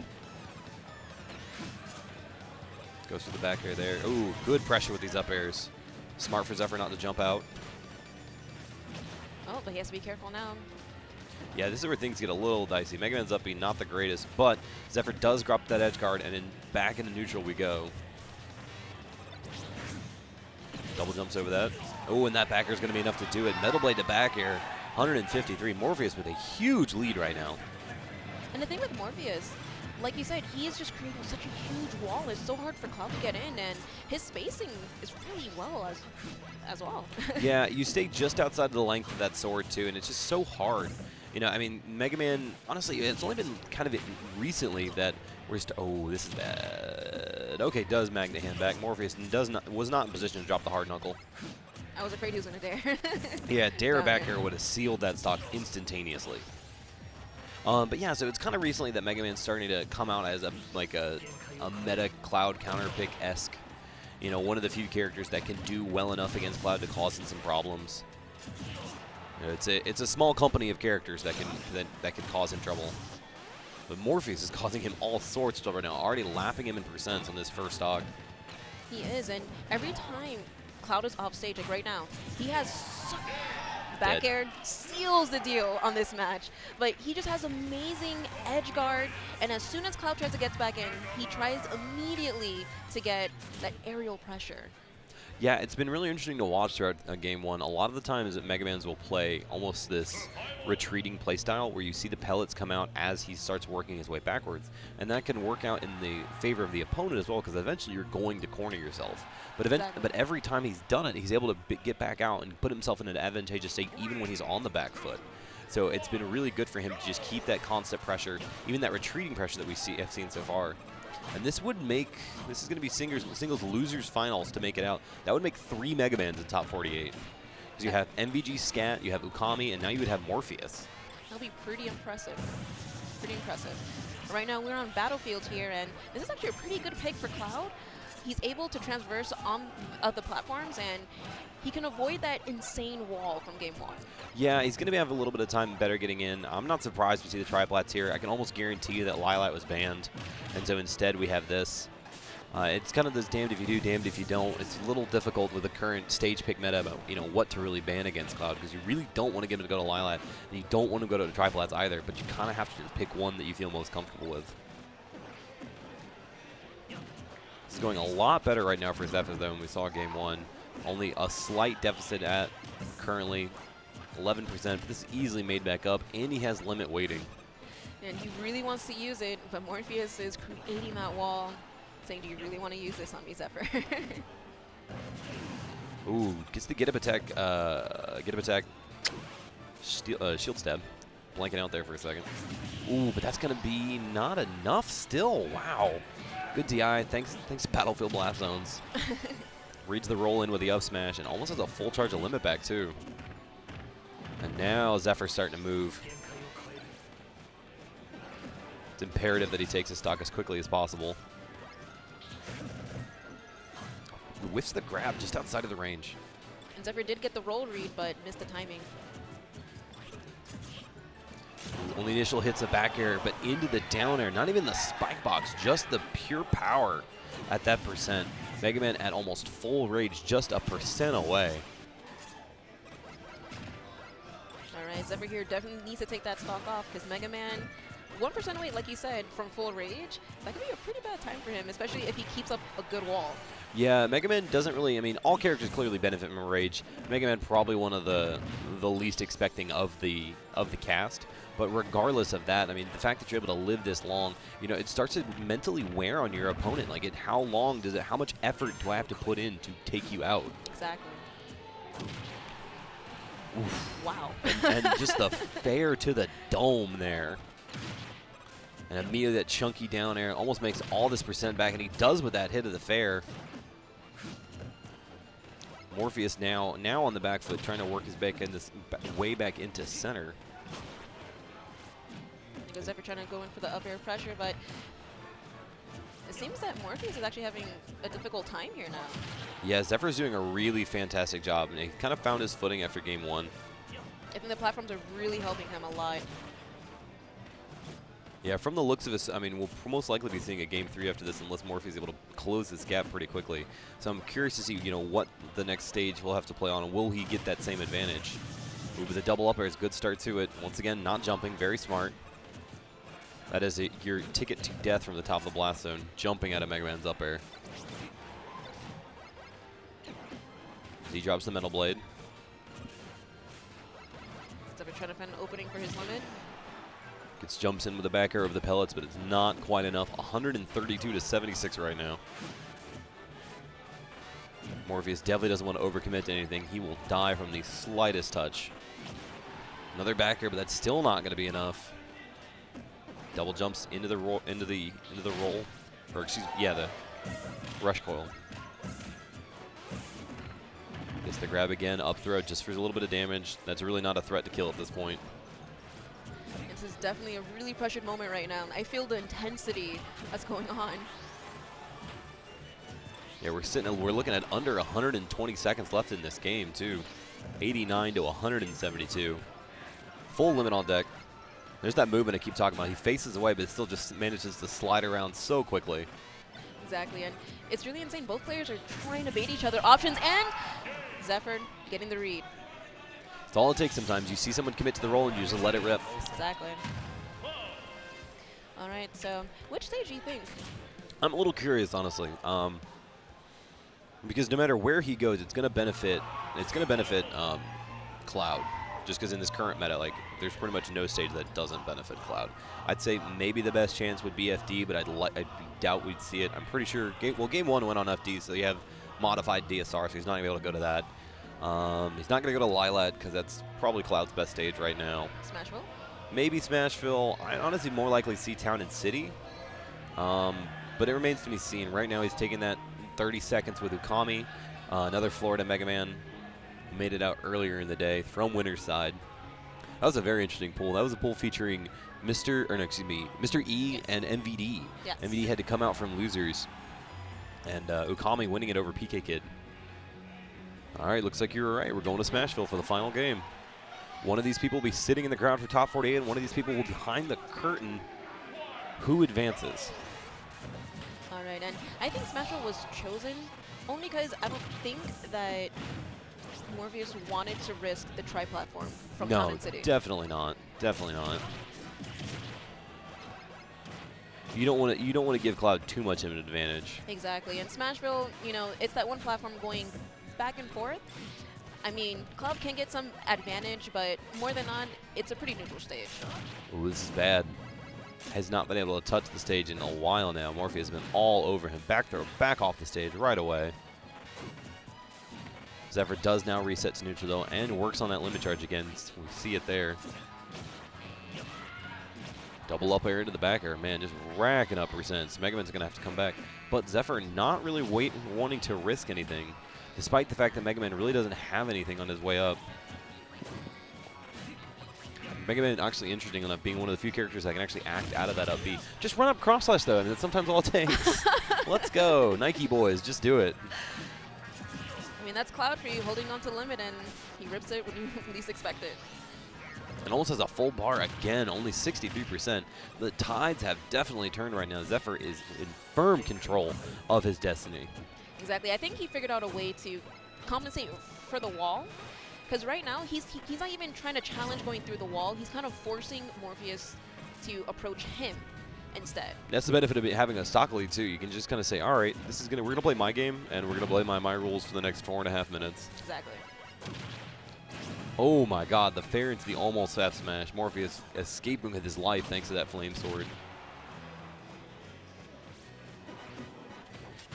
God, I love watching Zephyr move. It's just so fascinating, like just the little micro movements it does, and that's going to be an immediate death. And Drop Zephyr, down, reverse cross slash.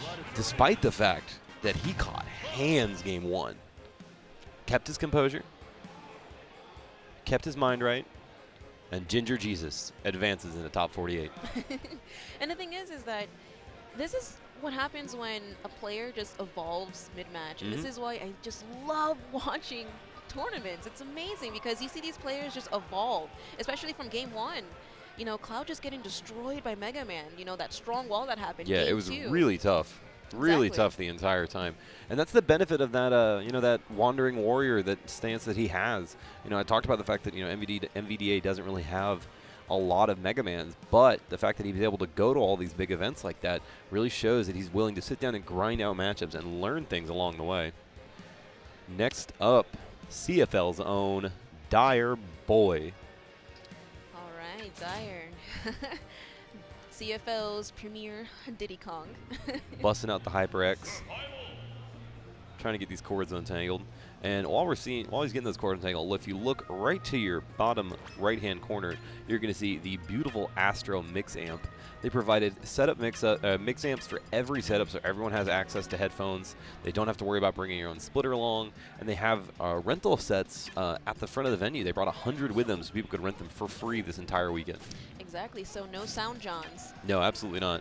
You know, and that's a really difficult thing. You know, I've got a lot of friends back home that'll bring splitters with them because a lot of people's like, well, if you can't have it, I can't have it. And there's and none of these setups have game pads.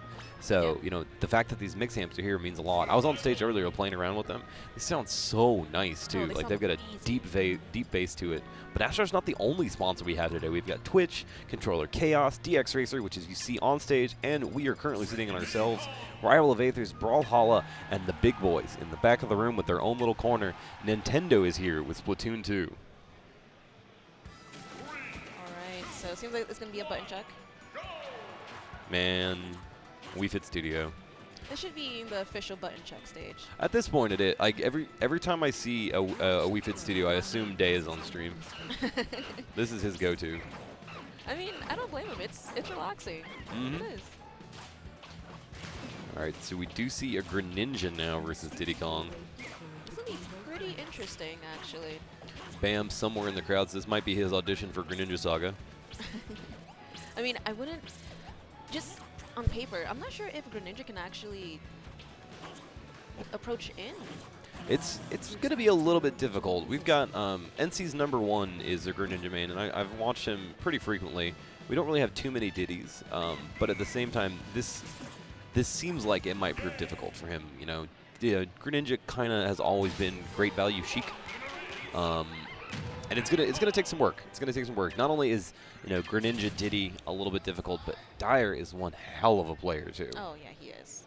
Constantly going and traveling himself, constantly doing extremely well. Went and lived in, well, I kind of just traveled around the Midwest for a long time last year. Did very well. He was out there playing against the best of the best. Yeah, ever since a Civil War, he just had a huge level up, which is insane. I'm going to let you guess how to pronounce that name. Because I don't know. I mean, AKA. Yeah, That's right? all. Right, so AKA. that Greninja, we see on screen, That guy. currently down 35-0. All right. There goes Dire with his wall of bananas, the banana pressure. I really feel he and Zenona probably have the best banana tech going right now. Like, they're just so good about it. Just all the things they follow up from it, too. He has so much control with it. And the thing is that even when it seems like he doesn't have control of it, he actually baits his opponents to actually try to take control of the banana and act upon it. So he definitely has a game plan whenever he throws it out every single time. The interesting thing about against Greninja in general is, ooh, very good there. Shadow sneaking out of the collapse. But yeah, so he's going to have to go for those dash grabs and the pivot grabs. There's going to be a little bit more committal on his part, just because that standing grab and doesn't really cause a threat to shield at this point. Standing grab is, I believe, frame 11 now. It was originally frame 14, and they quote-unquote buffed it down to frame 11. But yeah, when you have a standing grab, the length or the startup frames of a Smash deck, you're not exactly having a good time. See the full sharp water in here. Seems like Greninja's really trying to force out a neutral play. I mean, it's just so difficult. Like, what is he going to do right now? Dyer patiently waiting out the potential Shadow Sneak.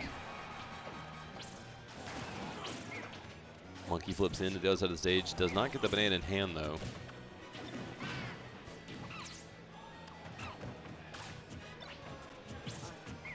Greninja definitely trying to add in some pressure here. Yeah, I mean, this right now is honestly pretty even. That down smash is not going to be quite enough to kill. Going to go low with that water shuriken, but that's going to be enough. Wow. The side hit of the up smash closes it out thanks to that rage. Dyer doesn't want to let this get any further than it needs to. He's really going to try to get that stock off.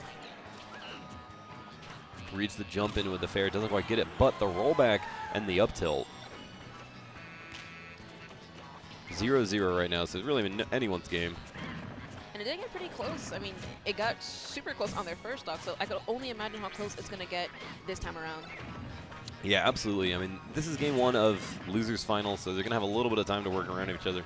It is only going to be best of 3, though, so they cannot let themselves wait too long.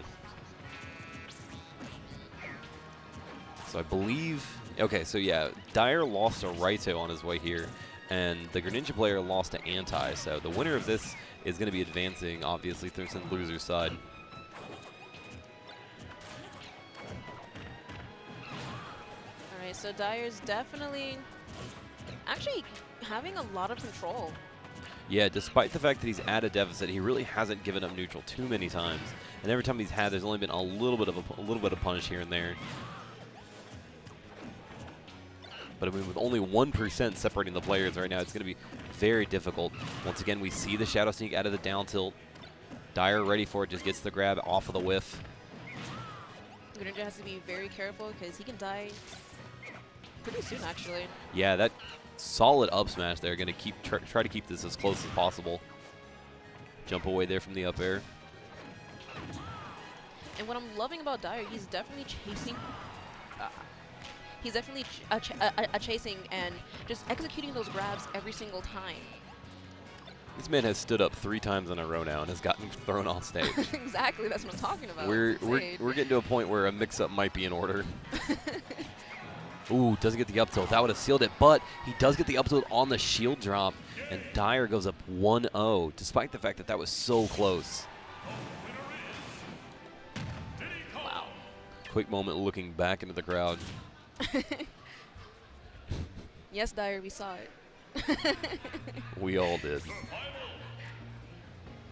All right, but I wonder what stage is going to be picked next.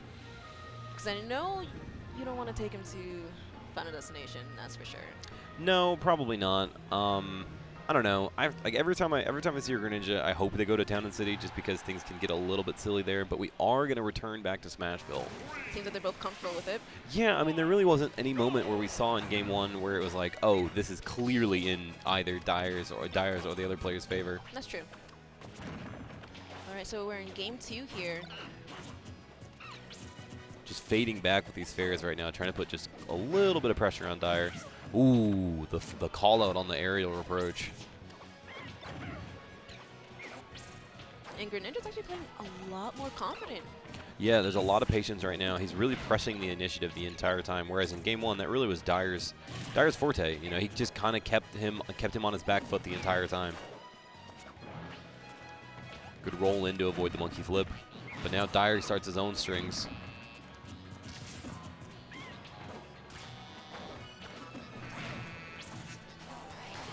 All right. Wow. Dyer just adding on so much pressure right now. The edge guarding and the forward throw, but not able to kill off the blast zone there. He definitely wanted to try to get that early forward throw kill there. Yeah, we did see the red lightning, but the good DI saving the day there. That would have been an obnoxiously early kill. 60% from an F throw. Smashville giveth and Smashville taketh away. You see the down throw here. Gets the up air too. 114.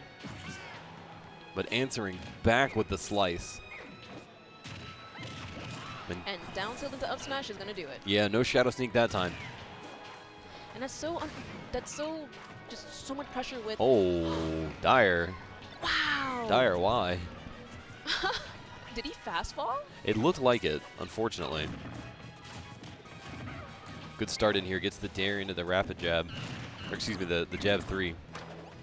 Seems our Dyer did not like that stock kill, because we can see him definitely playing a lot more aggressive, and he's a bit more fired up. Yeah, I don't blame him. You hate for that to happen, especially on the big stage like this. You know, there are moments where, like, no one likes an SD, but you don't want an SD with your trip to top 48 on the line. Exactly. Shadow sneak all the way into center stage there. That's been his go-to answer every time Dyer goes for those low knockback moves, just jumping out immediately. Adding the pressure. Oh my God. Able to make it back on stage with the timing. If he missed it, I think. His lucky break there was that there was a second throw. Oh, that was the second throw of the banana. So it didn't land on stage and cause any more problems. It was just if he stood up into it. Shadow sneaking out of the F smash, though. I was not expecting that from the first and second hit. That was an unlucky break for Dyer because that would have sealed his trip to top 48. Shadow sneak out again. And I can only imagine how frustrating that is. And Maybe not that frustrating. Maybe not that frustrating. I mean, 3 times the charm. Yeah, just do it again. Just do it again. All right, so it seems that Dyer is all set to go for top 48. Yeah, and unfortunately, we're going to be sitting in the crowd for the rest of us. Staring back at us. Speaking of staring, how are you lovely folks at home doing tonight? I mean, I know I'm doing great. Yeah, no, this has been it's been a fantastic time so far. And we're just getting started. I mean, it's crazy to think that this is only the middle of the day Saturday. We still have Sunday, and then for some of us, I'm staying all the way through Monday. So we're going to have a really good time then. See, Circa Esports 6WX versus the Trella killer, Jade. As I enjoy watching Jade. Yeah, one of the few Bowser Juniors left, man. I mean, Exactly. a lot of people realize the character's really bad. Tweak switching over to Cloud, and it was this time, no, not quite this time last year. It was obviously CEO last year, where she pulled off the upset of the tournament until. Actually, no, I think that happened after Ramen Zero, but still, one of the best upsets of CEO 2016 was her over Trella. We'll see if she's able to recreate that magic here at CEO Dreamland versus 6WX. We will see. 6WX, the smoothest man alive. Look at that man. No worries, no trepidation, just calm, cool, collected. Keep it 300 like the Romans. Good setup here. It looks like, wow, is that a classic controller? Yes, it is. I was actually just about to say that. What? It's a classic controller, and that's probably the only person that I see use a classic controller. A Bowser Jr. main on a classic controller. That's 2 mistakes back to back. I would mess up so many inputs. It's crazy. I can't. Even on regular The fact that she does so well. Now, something to watch out for, if you're not aware of it at home, Bowser Jr. kind of got shafted by Sakurai. The up B, if it's hit out by a light hitbox, the cart does not regen, so Bowser Jr. will just fall to his death. Hopefully we don't see that, because it's not really the easiest thing to do if the Bowser Jr. doesn't commit with a hammer swing off of the up B. But 6WX, clearly going to be looking for it the entire time with the Spring Grips too. So this could be ugly, or this could be a long, drawn-out set. Because this, I mean, as we said in the last set, Greninja being great value Sheik, Bowser Jr. to an extent is great value Sonic. You have the same similar side Bs and the follow-ups after it. Just a lot more weaknesses, unfortunately. So she's going to have to overcome that if she's looking to advance. All right, so I'm interested to see what stage they're going to start off at. Yeah, a lot of thought going into it clearly right now. They're just kind of just chilling, waiting to get everything set up. Oh, Town and City. Interesting. All right. So we're in game 1 between Jade and Circa 6WX. Who just runs straight past the Mecha Koopa. Double up air. Oh, busts him out of the spin dash though. This is constant pressure from 6WX. That's something that he's kind of had to work his mind around as of late. Whether he is going to continue to be that aggressive Sonic, or will he embrace the Wrath-esque playstyle where things get a little bit more patient and a little bit more slow. Which really, I mean, it's nice to have a good combination of the two, but I feel like Sonic at a top level is that slow, patient play. But I think in this case, playing aggressive is definitely working in his favor. Yeah, he's off to a decent start right now, though Jade does start to open up this lead just a touch. And Jade definitely has a lot of counter-attack replies, for sure. I mean, you kind of have to. Bowser Jr. not the strongest of neutrals, so getting in can be a little bit difficult right now. Just jumps in with a fair, though, does 6WX. There goes Sonic with a spin dash. And he's definitely trying to fight. And there goes a grab down throw. Jump off fair, or jump off spring. Yes, jump. Oh, but he managed to get past it. Does eat the down tilt on the process, though. And Jade having a difficult time getting back on the stage. Oh my god, the hammer swing, but it's not going to be able to do it, and she falls to her death for that back air. I mean, I respect the attempt. Yeah, it's really unfortunate, because like if that had been in the opposite direction, that would have been a dead 6WX. But instead it did try to go cross court, and it's just not going to be able enough to do it at 90%. All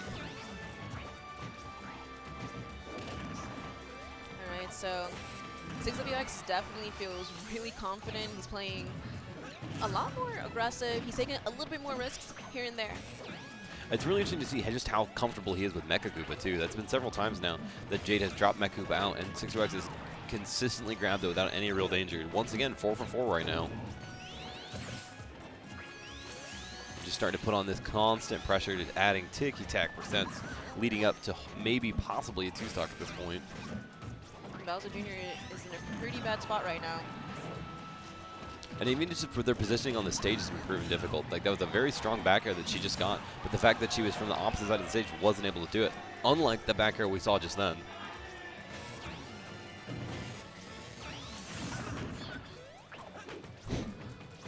The Bowser Jr. pain emotions are really funny to hear. Oh. Down throw pressure off stage. Fair, gonna have to up B back. Tries to knock her away, but will not have it. Threads the needle back. Goes for the unsafe dash attack on shield, though. Spin dash, nair, not quite, but 145% to 0. This is looking rough right now. Wow. Gonna see the down throw again. Not quite at Sonic kill throw percents. More than happy to just attack on this percents. Doing it 10% at a time, but that's gonna be enough to do it. Kill. Jumping in front of Sonic, sitting at the ledge, lurking, waiting for that back throw into the loving arms. Oh, sorry. Oh, but the thing with Sonic is that you kind of have to be on his backside a lot. Yeah, you do have to work around his shield quite a bit. Oh, she's Schrader now coming up, giving a couple of pointers. Yeah, because Schrader does play Bowser Jr. as well, and he does it really well, Bowser Jr. too. Does he? Does he? Yeah, Yes, I know there's a few juniors around here. Now Admiral Funk has got a Morton. Of course, Jade has just regular Bowser Jr. Do you know which variant he plays? I can't remember. I think it's the default. Okay. I think it's default. But he plays, so I wouldn't be surprised if he's just trying to give her some tips and reassurance on how to approach a Sonic for sure. Yeah, and it's a little bit difficult just from the age difference too. I mean, Jade's still, I believe, a teenager, so maybe not quite used to this big stage feel, because while she was able to beat Tweak at CEO, she did not make it out of pools though. So it's still a little bit difficult to make that final jump sometimes. That's true. That's true. See, Battlefield is the second pick, jumping down, starting with these jabs, trying to pressure Sonic in. And I think what Jade needs to do, I think she probably needs to not do moves that commit too much, because then, of course, it puts her into lag, and Sonic is able to spin dash in and do whatever combos that he needs to do. Yeah, Bowser Jr. does have some pretty interesting movement, like ability, what with the clown cart and his own aerial speed. So I wouldn't be too surprised if she's able to play around the shield well. It's just getting these hits and these confirms in it just proves so difficult so far. And even right there, when she's just doing the initial rapid jab, she's not really able to confirm anything out of it just because 62X is constantly working around it. And I like how you mentioned Clown Card, because in game 1, she didn't really use it too much, and now she's using it a Jab lot reset. more often. Oh my god. That was so clean. Man, that's the stuff of dreams right there. That's the stuff of dreams. That's the stuff you sit home in the lab and you're like, all right, this is what's going to happen if I get this. And in the biggest moment possible, she doesn't even come remotely close to dropping it. Gets it perfectly. That was a jab reset into the clown cart up B, into the aerial hammer swing. Such huge damage. And But I'm pretty sure that shook up 6WX. I was going to say, despite that, 62X still has a lead, though. So, you know, while it was very helpful, it wasn't enough to really cause any true danger. And that just the tip of the fair will knock her off the blast zones of the battlefield.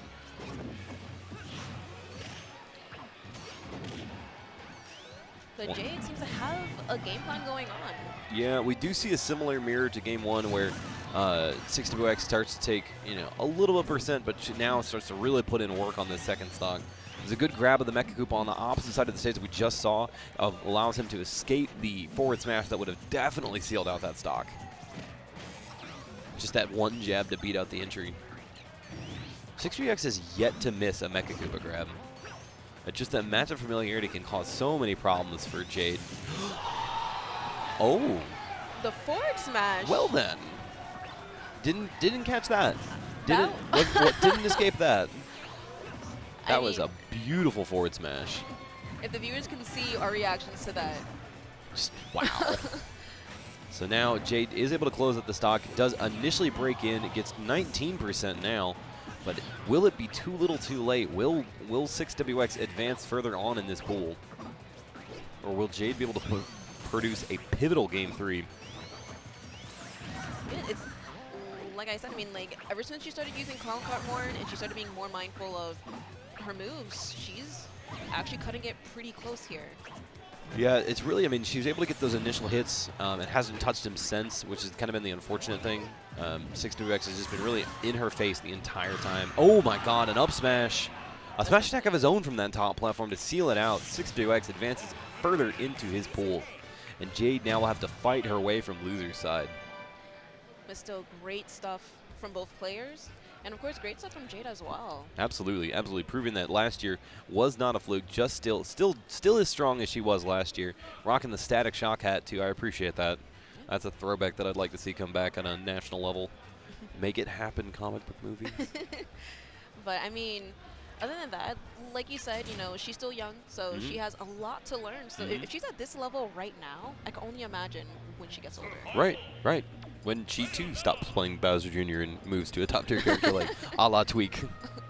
No, I believe she'll probably stay. Yeah, I respect it. I respect it. Like, I mean, for a while now, it's been like, who's left to play this character? And the people that stuck with it, man, they're putting in so much work. I hear a Bayonetta coming to the stream now, and I know it's not Salem, I know it's not Child. Possibly, will we see the entertainer? We will, Captain Zack. Yes.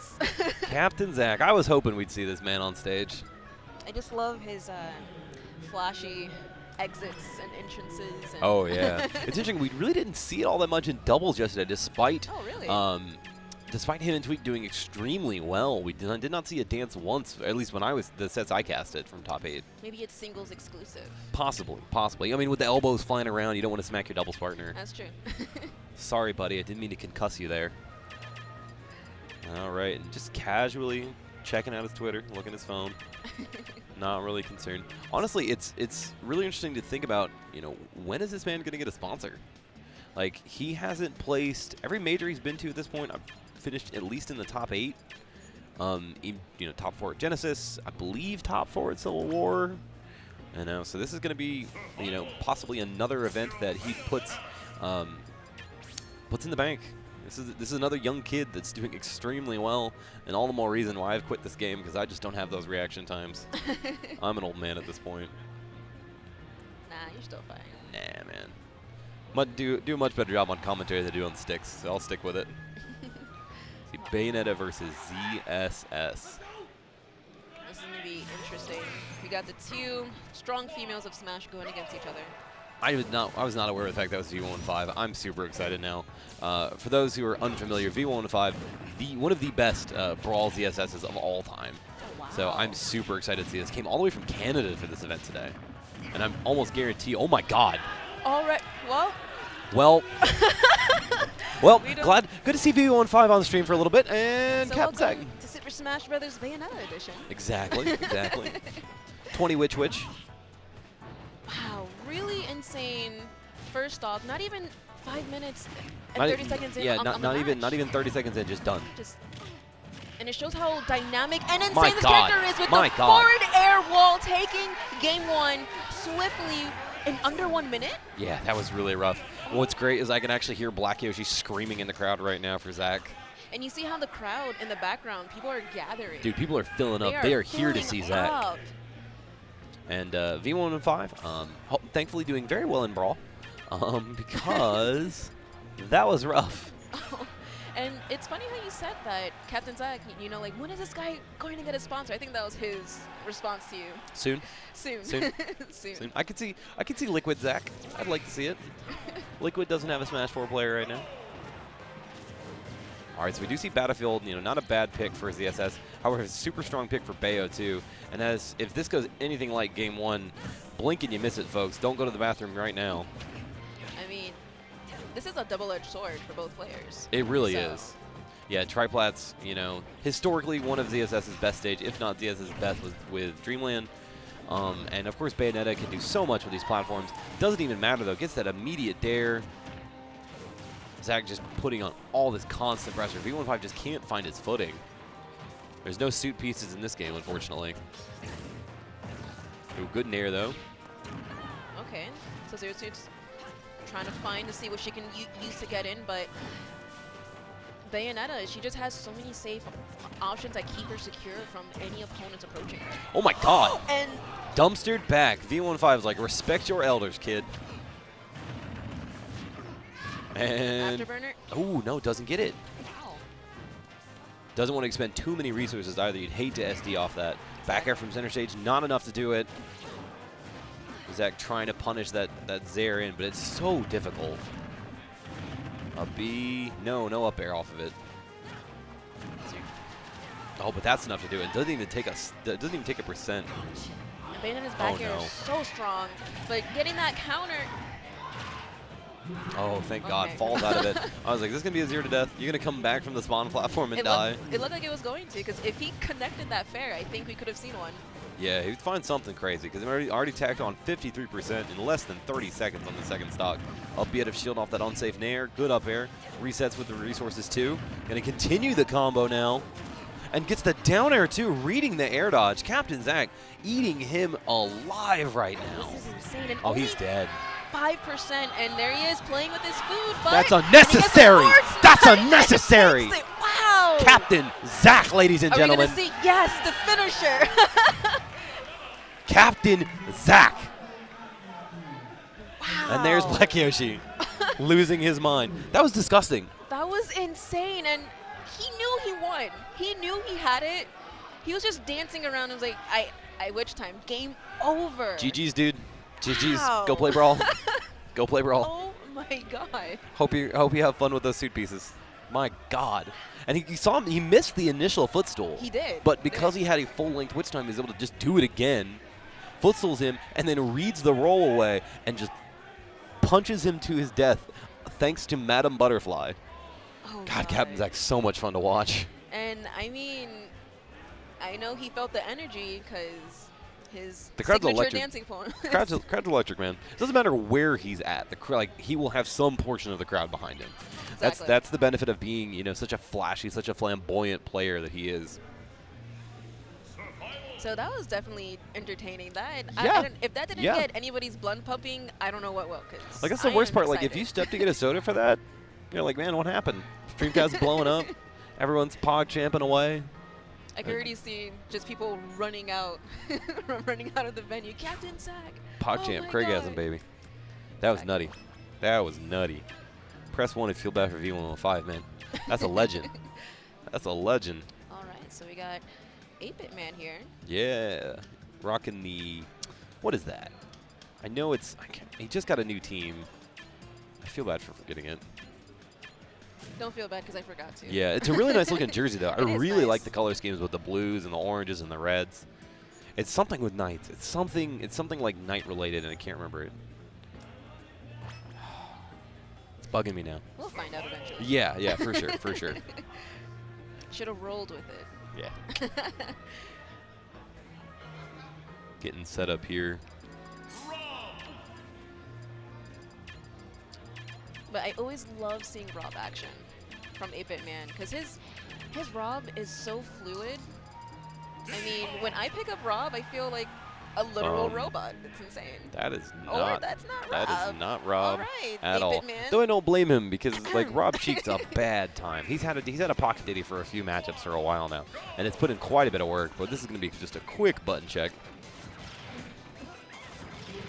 Yes, this is really still just pools, which is the crazy thing is when you think about it. We still have top 48 tonight. We've got top 8 tomorrow. All the top, no, not all the top 8, just Melee and Smash 4, because Brawl is going on right now, I believe. Yes, it is. And of course, the side events of Aether and Brawlhalla, putting in a lot of work as well on the secondary streams. That's a beautiful stage over there. If you get a chance to multi-twitch us. All right, so 8-Bit Man crushing my dreams. I was ready to see some Rob action. That hot Rob action. Exactly. The OG fighting robot. But I don't blame him. I don't blame him. No, man. Sheik Rob is so bad. It's so bad. Like, Rob just, like, it's really sad because, like, Rob has so many things that make a character good. He's got good projectiles. He's got good ledge trap. Some of the best ledge traps in the game. He's got a kill throw. He's got a kill throw, or a kill option into an aerial. He's got so many things. And he's a combo food. He just gets battered around the stage. He does. Beaten and bruised. And we're going to start in on FD. All right. Blank versus Fable 8-Bit Man. That's what it is. Fable 8-Bit Man. So the Diddy Sheik. Quick start here from Blank. Ooh. Footstool boys. What we got? All right. It seems like both players are trying to assert their dominance in a way. Dude, Blank has gone for back-to-back footstool setups and he's converted it neither times, but at the same time, the fact that he has it in his back pocket makes me super excited for it. I think there's 8-Bit Man getting a pretty good lead here. Yeah, despite the fact that Blank did start out very hot and get a couple of quick grabs, 8-Bit Man not really let him build up too many percents off those grabs. Goes to the barrels in, expecting the roll away.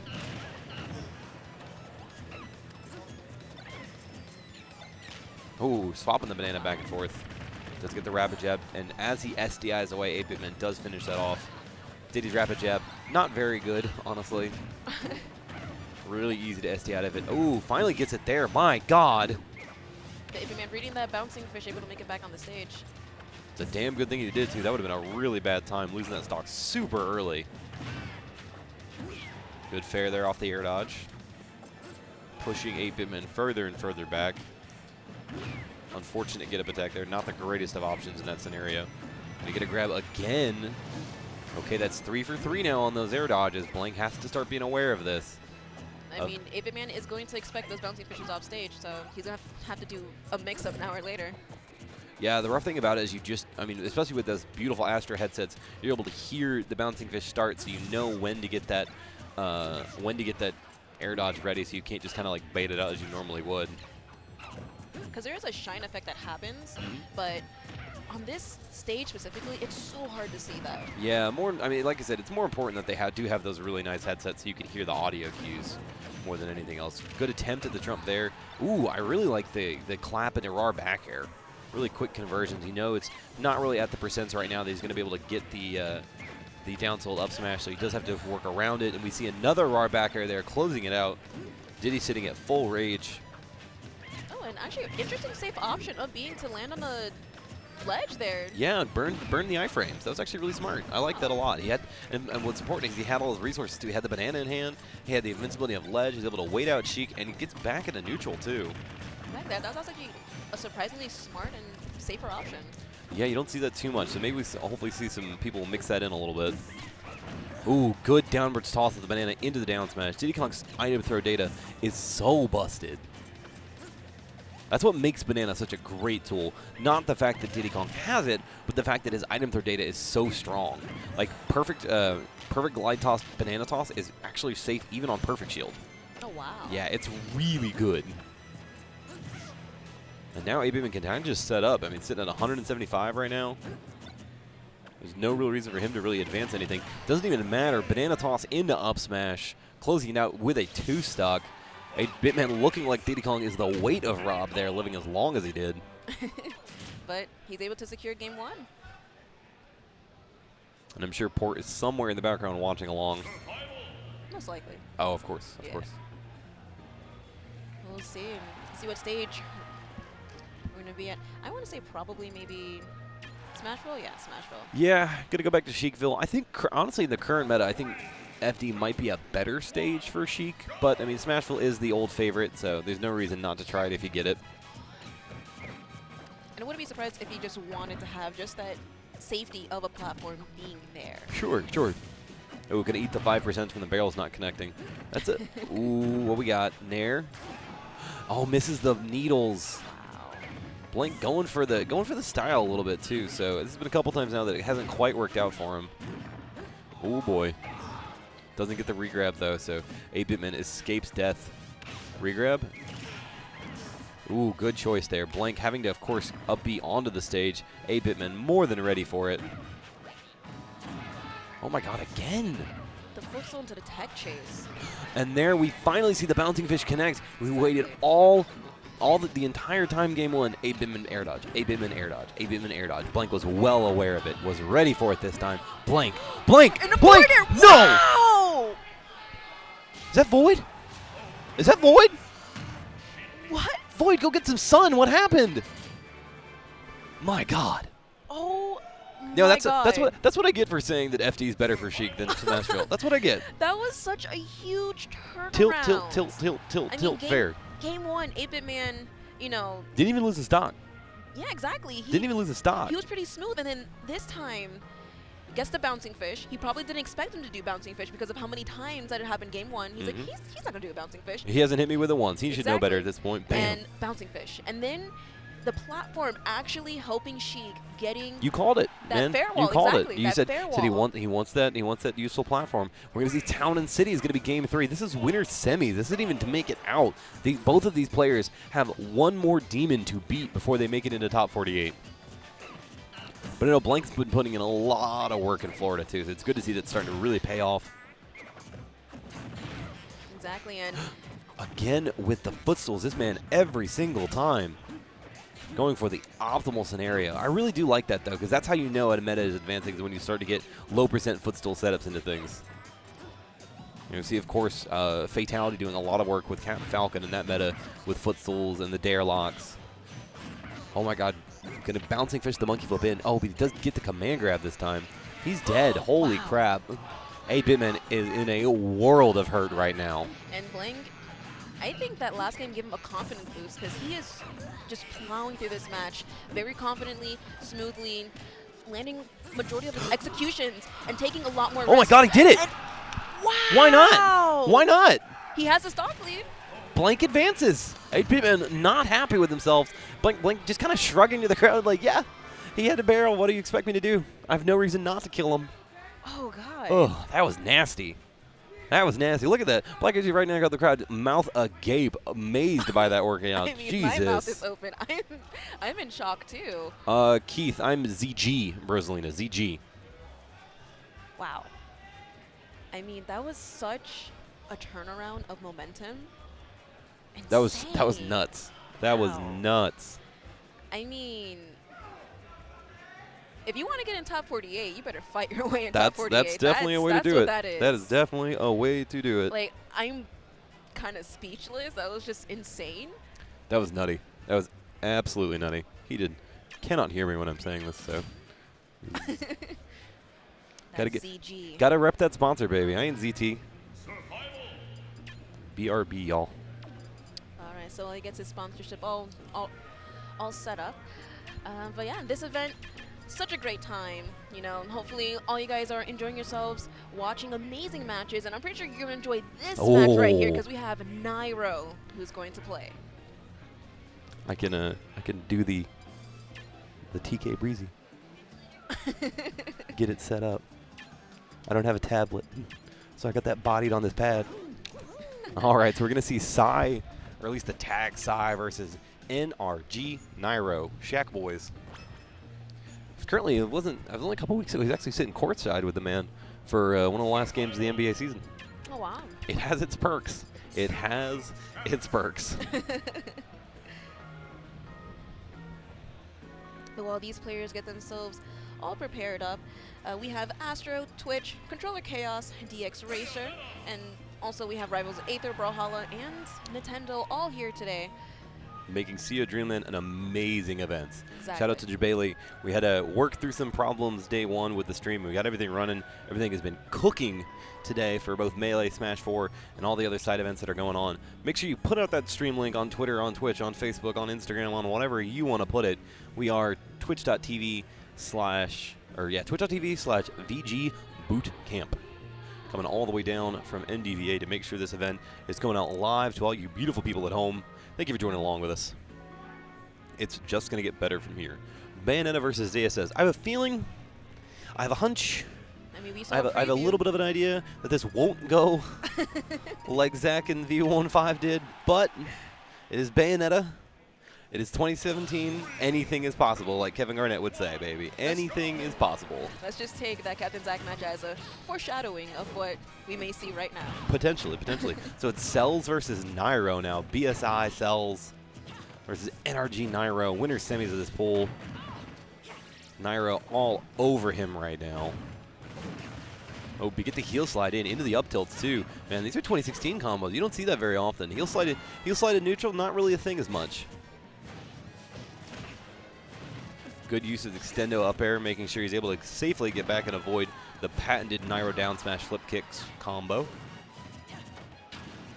Ooh, boost kick. No big punish out of it though. That's a little surprising. Oh, but no punish again off the paralyzer. And that forward smash is not going to do it.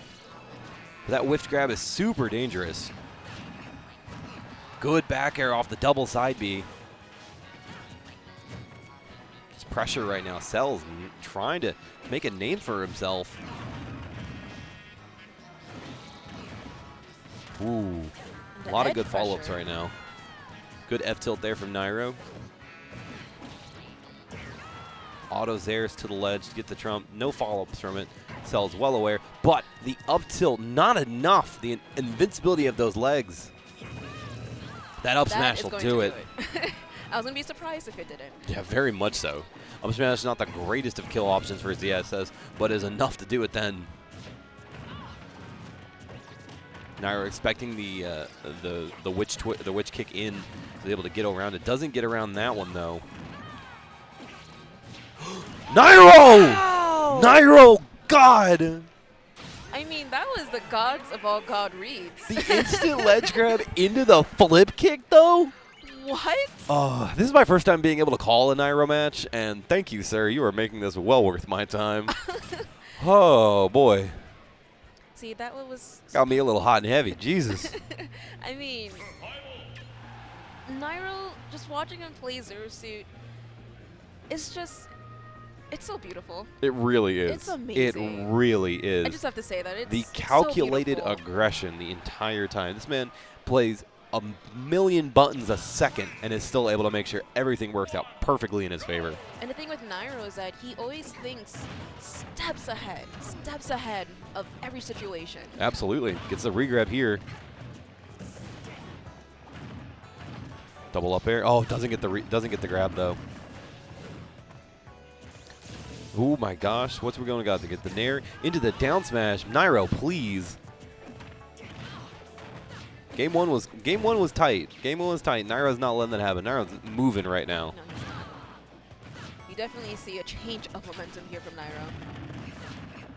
Though we do have potential from here. It's always so risky when Bayonetta start to build up that rage and get that initial uppie. Doesn't even let him take advantage of that rage and gets the balloon too. Man of my own heart. He's won this set. I mean, he could lose right now. And he got the balloon off that, and that's all that matters to me. We'll see. Cell's able to get that, get the infamous Bayo Blast Zone combo, and takes that stock off of Nairo, resetting it back to you. Nairo just baited the daylights out of Cells. He jumps up at him, Cells goes for the witch twist, or witch time. Nairo grabs him into the up smash thanks to the assistance of the platform. Gets an immediate 25%. Double up B though. Gets the grab off the landing. No follow-ups. Oh, just the side hit of that up B, knocking Nairo skyward. And it seems that Cell's plans here is, I think he really wants to clip him in with Bayo's up B just to try to possibly get an early kill off of Nairo at this point. And I think that's his best bet, really. Yeah, he's going to need it because Nairo is not letting him get back to stage right now. Ooh, good back air and the up air too. All right. Getting a little bit extra percent here. Starting to close this gap. Both players dropping shield, but that frame 4 option that is the Bayonetta up B. Frame 3, frame 4, one of the two. Super good. Ooh, good up air. But the flip kick, he eats into it. He thought he could beat it out, but Nairo's hitbox just a little bit better, and Nairo advances with a quick 2-0. Wow. Well, Nairo seems relieved. I really like that color scheme. Like just all that, the purples and the pinks and the gray, it looks super good. And it's so soft on the eyes too. It It's really amazing. is. It really is. There are some obnoxious Smash jerseys out there. That is a really good looking one. Just the shirt, t-shirt, or the shirt sweater combo. It's really good. Obligatory. Bodied. Bodied. That was rough. That was rough. Man, because it started out so well, and I mean, he definitely did not like. He didn't let it overwhelm him by any stretch of the imagination, but Nairo is just so good. So good. I mean, we're talking about somebody that, I mean, I'm pretty sure he studies all the matchups and he plays them too. This man is on stream constantly. Exactly. Almost every day. All right, so we see Seagull Joe, Bam, EE, Tweak, Captain Zach, so many top-level people, not only on the sticks, but in the community themselves, sitting in the crowd. Seagull Joe sitting down, preparing himself, the newly, freshly minted black hair Seagull Joe. Yeah, that's true, because I saw him, and I didn't recognize him for a quick second. Yeah, he dyed it earlier this week, I believe. Oh, wow. Going to be facing off, and I assume winner semis of the Nairo pool. And coming now is that Zach still sitting there? All right, so we're just waiting for the mystery man here. We have Kashmir, actually, Ooh. Captain Falcon. Okay, this makes so much sense now. So Seagull Joe's been in the MDVA boards and the NC boards looking for Falcon practice. Oh, okay. And so this explains why. I wasn't sure which Falcon he was going to have to face off of. Was it Fatality? Was it Kashmir? But it was a month ago now that Kashmir put himself on the map, beating Sue, and with a resounding fashion with that falling up air to raw knee. The venue exploded, and I guarantee you, if he takes this game or takes this set, the venue will explode again. Oh, Tampa yes. rides for their boy, Especially or Orlando, excuse me. Yeah, and especially since Kashmir, I mean, like, this is Florida. And the crowd, it's going to get big. Florida, I mean, we're loud. If you've never been to a Florida tournament, you're missing out. You are missing out. I love this crowd. A lot of people complain about it. I love it. I mean, Twitter is blowing up right now saying how Florida is insane, they're loud, but that's just People after my own heart, man. People after my own heart. They're masters of trash talk. It's just a Florida love that we're showing. So here we go, Captain Falcon play, and Pink Falcon too. Pink Falcon. He does rock the Pink Falcon color. I dig it. Which I dig is it. nice. Fabulous Falcon. I mean, he looks fabulous. It's nice. It's great. I mean, he matches the Dreamland theme, so there's That he does. But other than that, I mean, Kashmir, I remember him way back when Smash 4 first started, and just by how he was playing, I had a feeling this guy is going to get big. He is going to rise up, and just recently, like you said, like he's just been at a totally new level, and hopefully we can see that in his gameplay today for sure. Yeah, definitely, definitely. Yeah, okay, that was actually answered the question for me. I said I was going to be curious whether or not we would see the Sonic or the secondary Diddy. Very, very strong secondary Diddy, by the way. Seagull Joe doing very well against all of MDVA, Waddy, Pink Fresh. Being able to hold his own with his secondaries like this means so much. At this point, it's honestly more of a co-main, but he is known for the Sonic. One of the first people to take a set off of 0 way, way back at Big House 4, I believe. But yeah, I mean, kind of slipped from the national spotlight for a little bit, but still doing very well in his own region. In Control's own Seagull Joe versus unsponsored Kashmir. I don't blame him for not choosing Sonic, only because Kashmir does have experience against Manny, actually. Oh, for sure, for sure. For sure, so anyway, he has a ton of Diddy experience too with Dyer, though, so it's going to be really interesting to see. But both these players, I'm sure, extremely well prepared for each other, knowing that their ticket into top 48 would run through the other one. So a lot of prep has gone into this. Like I said, Seagull Joe, searching out for people to play against, to just even remotely prep for this. Kashmir, for the longest time, has been that number 2, right behind Fatality, that number 2 as the second best Falcon. Of course, Tear Bear out in Southern California is very strong. Pluto as well. Of course, 0 having a very strong Falcon that we do see on occasion. Not a really consistent character anymore for him. But I mean, Falcon a little bit, aside from Fatality, has kind of fell off at that national level. So we'll see if he's able to rep Orlando well here in Dreamland, do as well as he did last month at Frame Perfect 2. A little bit of a hold up here into game 1. I'm not sure if it's Kashmir's headphones or what's wrong. It seems like it is a sound issue, because I know he has his specific headphones that he needs, but by the way he's holding his earbuds, it seems that there is probably a sound issue going on. So I guess both players are, yep, it's a sound issue. So both players are trying to get their sounds all situated here. See Seagull just kind of tossing down the beautiful blue Astro headsets that we're going to fix this back. I mean, I don't blame them, you gotta have your sound. You gotta make sure your setup is precise, everything. Yeah, the best way to do it is obviously play as you practice. So if you listen to music while you practice, you listen to music while you play. If you don't listen to music and you just listen to sound audio, you just roll with that. But it looks like everything's fixed. Kashmir rocking the league approach where you have the earbuds and then the cans over top of it. Seagull Joe opting just for the earbuds. And that's all it takes. Orlando is getting loud. Yes, and we already hear them getting loud. Match just started. Game 1 between Kashmir and Ink. Ooh, got the reset off that fair.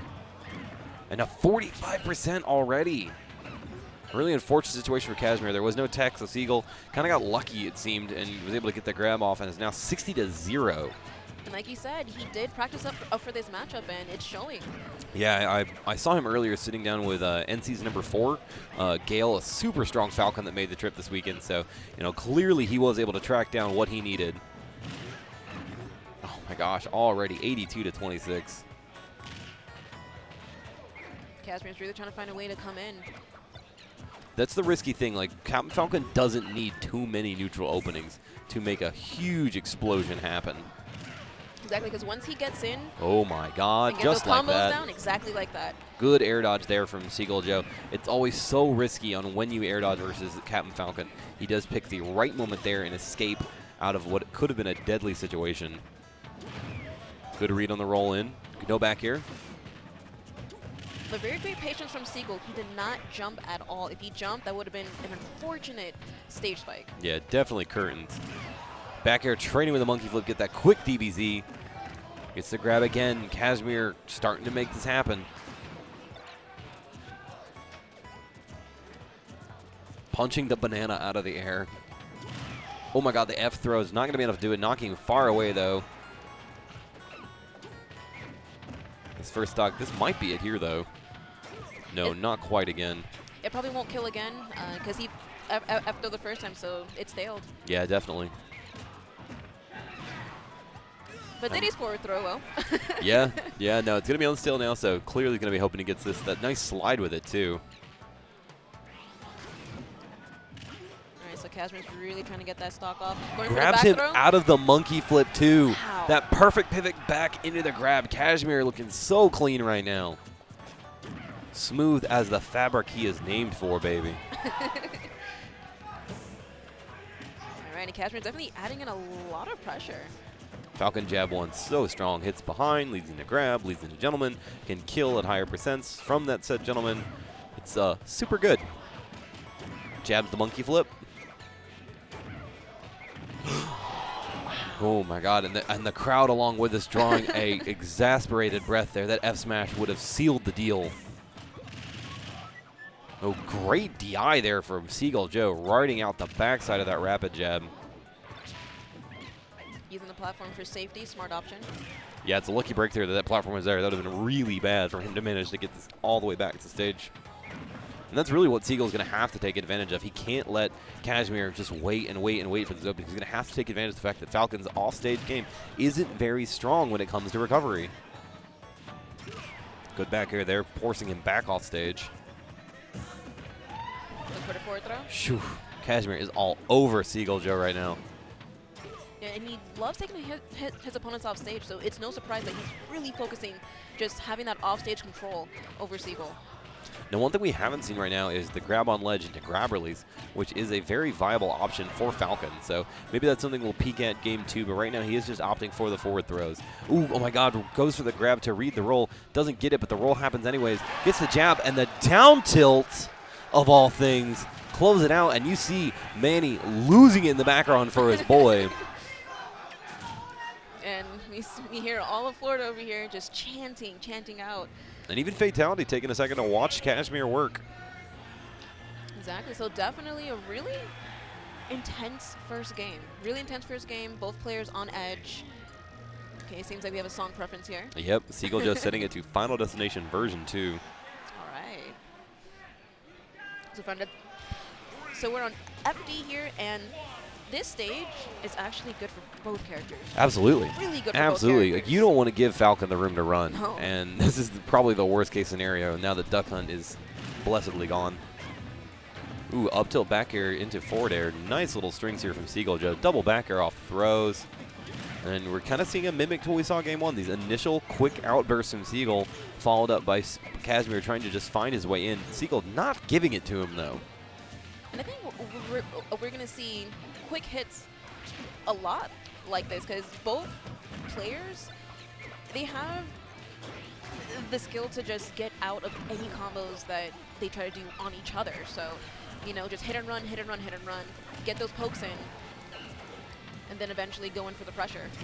Ooh, good way out of that sticky situation. Cashmere just making sure this control that he has is advantageous. It doesn't end. Does reset back to neutral there, but he immediately gets the grab out of it. Good up air.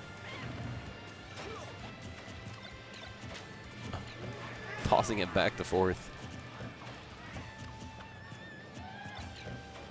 And one thing about Cashmere that I've noticed from game 1 and from now too is that he's not afraid of the banana when it's thrown out.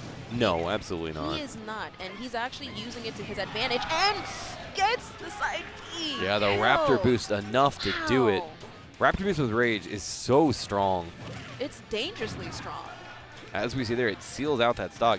And now Cashmere has a little bit of room to work on the second stock. Good back air out of shield there from Seagull. Cashmere reverse up being back. Gets grabbed out of it. F throw, not enough to do it. Good fade back. Seagull not able to close it off from that edge sequence. Uh-oh. Oh, good footstool out. I believed Cashmere was about to get it. And instead, Seagull is the beneficiary of that. Just run up smash off the roll. Seagull Joe not ready to concede his winner side run just yet. And Seagull's not in a bad spot yet, only at 39%. Still a good percentage to be at. Oh, baby, this is Didakong. That's a couple grabs away from evening this right up. As we see, Seagull not letting him breathe. Misses the dash grab in. Finally there, the third time. And oh, my God. Wow. Third time getting the grab. Goes the up air knee. Only gets the weak hit of the knee. There goes Cashmere with the pressure here. Built this almost seemingly insurmountable lead right now. Cashmere with all of the pressure and over 100% lead too. F throw again, just tossing him back off stage. No respect. Weak hit back air. If he'd the gotten a back strong air. hit, that would have confirmed this game. All right, Cashmere's on the opposite end now. Oh, Seagull's trying to get that edge guard. He knows he's in a really bad position right now. Going to have to try and close his stock out super early. I think any grab at this point is going to kill him. Yeah, he's most likely going to see the up throw after this, unless he gets it right on the ledge. Good back air. There goes Oh, Cashmere full already. hop, full hop fair though. That's unfortunate. Cashmere definitely trying to fetch up for those grabs because he knows he's one grab away from taking this game. Ooh, playing so dangerously close around that shield, but the up air enough to do it. And good quick round of applause for the local boy Cashmere, advancing to winners finals of his pools, putting Seagull Joe into losers 2-0. Really, really insane matches going on today, guys. You guys have no idea how intense. And it's pools. That's This is the pools, crazy baby. part. This is It's pools. pools, man. Man, if you're watching this and your friends aren't, make sure they check this VOD. Make sure they check the VG Bootcamp YouTube page. These are going to be coming up so quick. So many people, beautiful people working on this in the background. PG Keith actually out here helping us out. And I know Gimmer is lurking somewhere along with Apostle, TKE. The whole crew's here. Yep. Unfortunately, Logic couldn't make it down. But 4 out of 5 is not bad. Putting in a lot of work. That's true. So, other than that, I mean, great matches going on so far, and polls is going by pretty swiftly. And I remember talking to one of the TOs, and it's actually going pretty ahead of schedule. Yeah, it's a nice change. It's a nice change. Yesterday we had a lot of problems with the Mewtwo King in doubles, doing well in doubles Brawl, doubles Smash 4, doubles Melee, of course. Yep. Not the case today. Going down 2-1 to the North Carolina hero, Danny Penguin, and then DQing himself out so he can focus on Melee after that. Not really wanting to commit himself to a long run in both Smash 4 and Melee. But on the stage right now, Captain Zach versus Circa 6WX. And Captain Zach, historically very strong in this matchup. You know, we've seen him beat Komarukuri. Komarukuri hasn't evened up the set count, but clearly very knowledgeable and very strong in this matchup.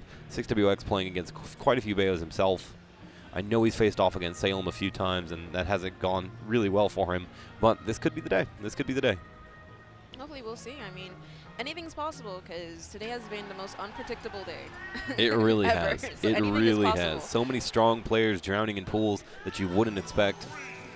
Multiple top 50 players out before they could even make top 48. All right, so it seems like we're jumping right in on this match here. So game one between Circa 6WX and Captain Zach.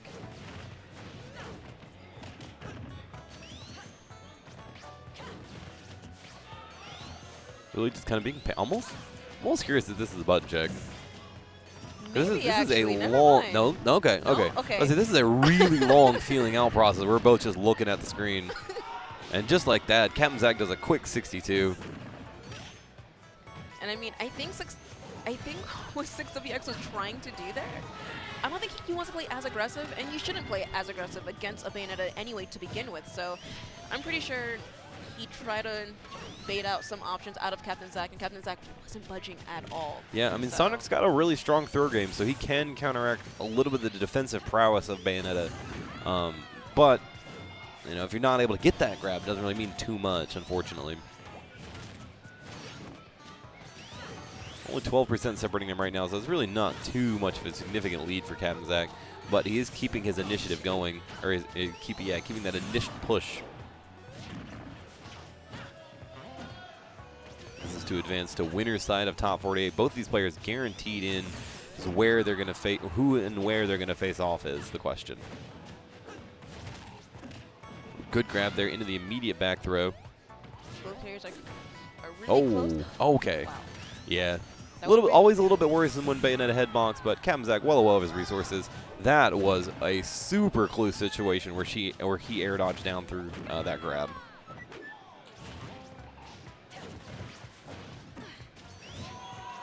Yeah, Sonic definitely trying to find an opening. Good attempt at the spring there, doesn't quite get it, but he does get the backer off to the jump in, and Captain Zach now down a stock to 6WX. Good air dodge there. Such patient play. Gets the immediate grabs, quick percent. Captain Zach struggling to take that stock off of right now. He does have to find his way down, which is going to prove to be the most difficult point, it seems. You see the immediate switch off, misses that bair, 60x, getting the grab, putting on just a little bit extra percent. No aerial follow-ups after it, unfortunately. Good back air again. That's twice now he's read Captain Zack jumping from ledge. He's going to have to be a little more careful with that going forward in this set. But he's going to kill him off that. That was down. That was down. That was ABK into up air. This is not a thing anymore. How did that work? I mean, sometimes you got to use old tools. Yeah, man. if it works, it works. If it ain't broke, don't fix it. Exactly. But 6WX has a pretty significant lead right now, 77-33. And if he plays as patiently as he is right now, I think he can take this game. Yeah, easily. You're going to see the back throw on ledge here, too. That's going to help. Dropping that spring hopefully right where he needs to. Hasn't quite connected with it yet, but I'm sure he would love to be able to gimp Bayonetta. Not too many characters can say they can do that. Exactly, but regardless, having the spring out is still pressure regardless, so it's still a good thing to use. Absolutely. It was a really good weight on that heel slide. He stayed just outside of the range and charged spin dash and was able to punish Captain Zack for coming in like this. Though 6-2X does have to be very careful about his options. Captain Zack has infamously won from this position from many a time against many a player. Actually hits the spring this time. And he doesn't make it back. Wow. He was able to get the gimp. Captain Zack now is down 1-0 to 6WX. Keep doing it until it works, baby. Keep doing it until it works. Like you said, if it ain't broke. Don't fix it. Wow. Well, let's see what Captain Zack is going to pick. Maybe a try stage if it wasn't banned. Triplats or Tonin City, most likely. Nope. Oh, nope. Lilat, Going to all Lilat. It's a really good stage for Bayonetta, so I'm not too surprised to see him here. And he sets up shop in that corner. Not too surprising. 6WX, well aware of what he's trying to do. Not going to give him any kind of extra percents from those gun bullets, though. Heel slide. Doesn't get the up tilt out of it. And there goes Captain Zack. Upping his momentum, actually. We're seeing a change of energy from him. Yeah, always a very aggressive player, but he is looking like he's taking this to a different point right now. Exactly. Ooh, calls up the fall in with an up air. Doesn't get any real false out of it. Oh, no tech on that. He no. gets Lilatted. And that's why this stage should be banned. Wow. There's many reasons why this stage should be banned, but Lots of reasons. That's this stage, man. This stage. And it's really unfortunate because that's the counter pick coming back to bite you in the hardest way possible. And now we might see a really big upset. Captain Zack in the loser side of top 48. Gonna have to have the run of his life ahead of him, and 6WX would have a wonderful win under his belt. Yeah, Captain Zack is going to have to put in a lot of work to take off that stock off of 6WX, and he's going to have to keep up a distance. He can't keep on playing too close like that. I know that his character doesn't have a good neutral play, but he's going to have to do something. Yeah, absolutely. I mean, it's just the fact that, you know, this was a stage picked so Captain Zack could play slower. Like Bayonetta camps on this stage. And instead now having to really push the envelope, push the initiative, and down a full stock and some change here. That's a good way to do it, though. Jesus. But at 87%. No fear. No fear, baby. 87% as Bayo is so dangerous. It really is. Like, I mean, at any, like, if he gets Witch Time right now, Captain Zack is more than capable of ending this game. Or you can just get F-Smash from center stage. And Youch. that is going to take a very unfortunate first stock. A hush falls over the crowd. Captain Zack does not look happy about how that set went, and I wouldn't either. Getting robbed by Lilat. And this is why Lilat, I mean, if you're going to pick Lilat, you better be confident. I mean, I'm sure he was. I'm sure he was very confident in it. But it's just poorly programmed ledges. Like I've had it happen to me constantly with Rosalina, where you just get stuck spinning under there, and he got stuck spinning in a different way, unfortunately. But as we say, we take those. Captain Zack or 6WX is going to carry that and take that all the way to winner side top 48 now. It's really unfortunate that we did see that. You'd hate to see a set end like that, but you know, it happens. Smash 4. This wacky, wonderful ride that we are all on. Exactly. So, I mean, CEO definitely having a lot of insane, unpredictable Yep. We add one more to the list now. All right, so we see Blank sit down to face Phoenix Tweak. recently a Midwest Tweak too, just moving to Ohio. And I believe this weekend is his birthday. Oh, wow. He turned the ripe old age of 11. Really? He's not 11. Oh, okay. That's what I say. I was like, he looks pretty No, old for 11-year-old. I believe Tweak is like 19. 19? Oh, okay. Okay. Still a babu, but we do get to see the Yeti, and that excites me. Is it? Is it? It's gonna be in here, like unless someone like intentionally deleted it. Like there's no way Tweak's not gonna be on the main setup. The man was in top 8 of dubs yesterday. Phoenix Esports own. I'm really excited to see this Donkey Kong. It's always exciting seeing a Donkey Kong. It's just such a big character, such an unexpected character, just doing insane stuff. Despite what we saw in Civil War, this matchup is still in Sheik's favor, but Sheik does have to play very, very patiently and very, very consistently the entire time, or else will fall victim to the now infamous Ding Dong that we saw from Hikaru and his amazing run. Oh, yeah. But at the same time, Tweak's no slouch. He's won MSM with this character. He's beat Komori Kiri. He's beat MKLeo. And this man has taken names with the Yeti. All right, so are we starting on FD or is this a button check? Definitely button check. Yep. Okay. So the interesting thing we're going to see a lot from DK is some beautiful perfect pivots. You saw the perfect pivot up tilt there. Yeah. That's something that some tech that DK Will worked on a lot, is the fact that you can do perfect pivot up tilt into kill setups, and it looks really flashy, it looks really good. And of course, the perfect pivot tilt, or the perfect pivot grabs away. I mean, because God knows DK's pivot grab is way bigger than it needs to be. But that's the beauty of being a grappler in this game. You get a big grab. DK, Bowser, Ollie all have those giant long grabs. And DK also has the benefit of having those intangible arms on a lot of his moves too, so he's going to be able to use those monkey swords to his advantage and keep Sheik at bay. Blank is going to have to play out of his mind for him to avoid those death grabs. Well, let's see if Blink can play patiently enough. So we're in game 1. Immediate grab into the up smash. Yep, quick 29 because reasons. 40 now. Good nair, gets the down air, and that's going to be a grab after this. Blank well aware, avoiding it. Gets the footstool, gets the nair, gets a double reset. Big damage. Oh, but then a footstool of his own from Tweak. There goes Blank. The big thing right now is he wants to put enough rage on Tweak that the Ding Dong really isn't a threat. He's not quite at that point now, but he's getting very close to it. Because you'd rather fight DK at rage to rage, where DK is going to have to work for a little bit harder than you would just getting a grab, though. And at this point, I believe Tweak is going to have to hunt for it. Blank's very safe now. Playing this matchup extremely well after Tweak had a super strong start and just answers back with almost doubling up the percents. There goes Tweak. Really fishing for an option here. Ooh, no back air, just lands and then immediately turns into the jab. That short hop up air would have been enough to do it, but it doesn't connect on it. Ooh, good lasting nair there. Doesn't get the bouncing fish out of it, though, which would have closed up the stock. Forward throw bouncing fish will be enough to do it, though. And Blank sitting on a lead right now on Tweak. Tweak and Blink actually beat out Tweak from that grab. Sure, and he wanted to get that kill so bad. Yes, and now he's in a lucky position where the grab's not going to be an effective option now either, sitting at 122, well out of Ding Dong percents. That good back air out of shield going to knock Blank to the opposite side of the stage. But it bounces fishes in. Up tilt enough to do it, though. 43% on Tweak. Gets those needles charged up. Does dump them, though. Doesn't connect.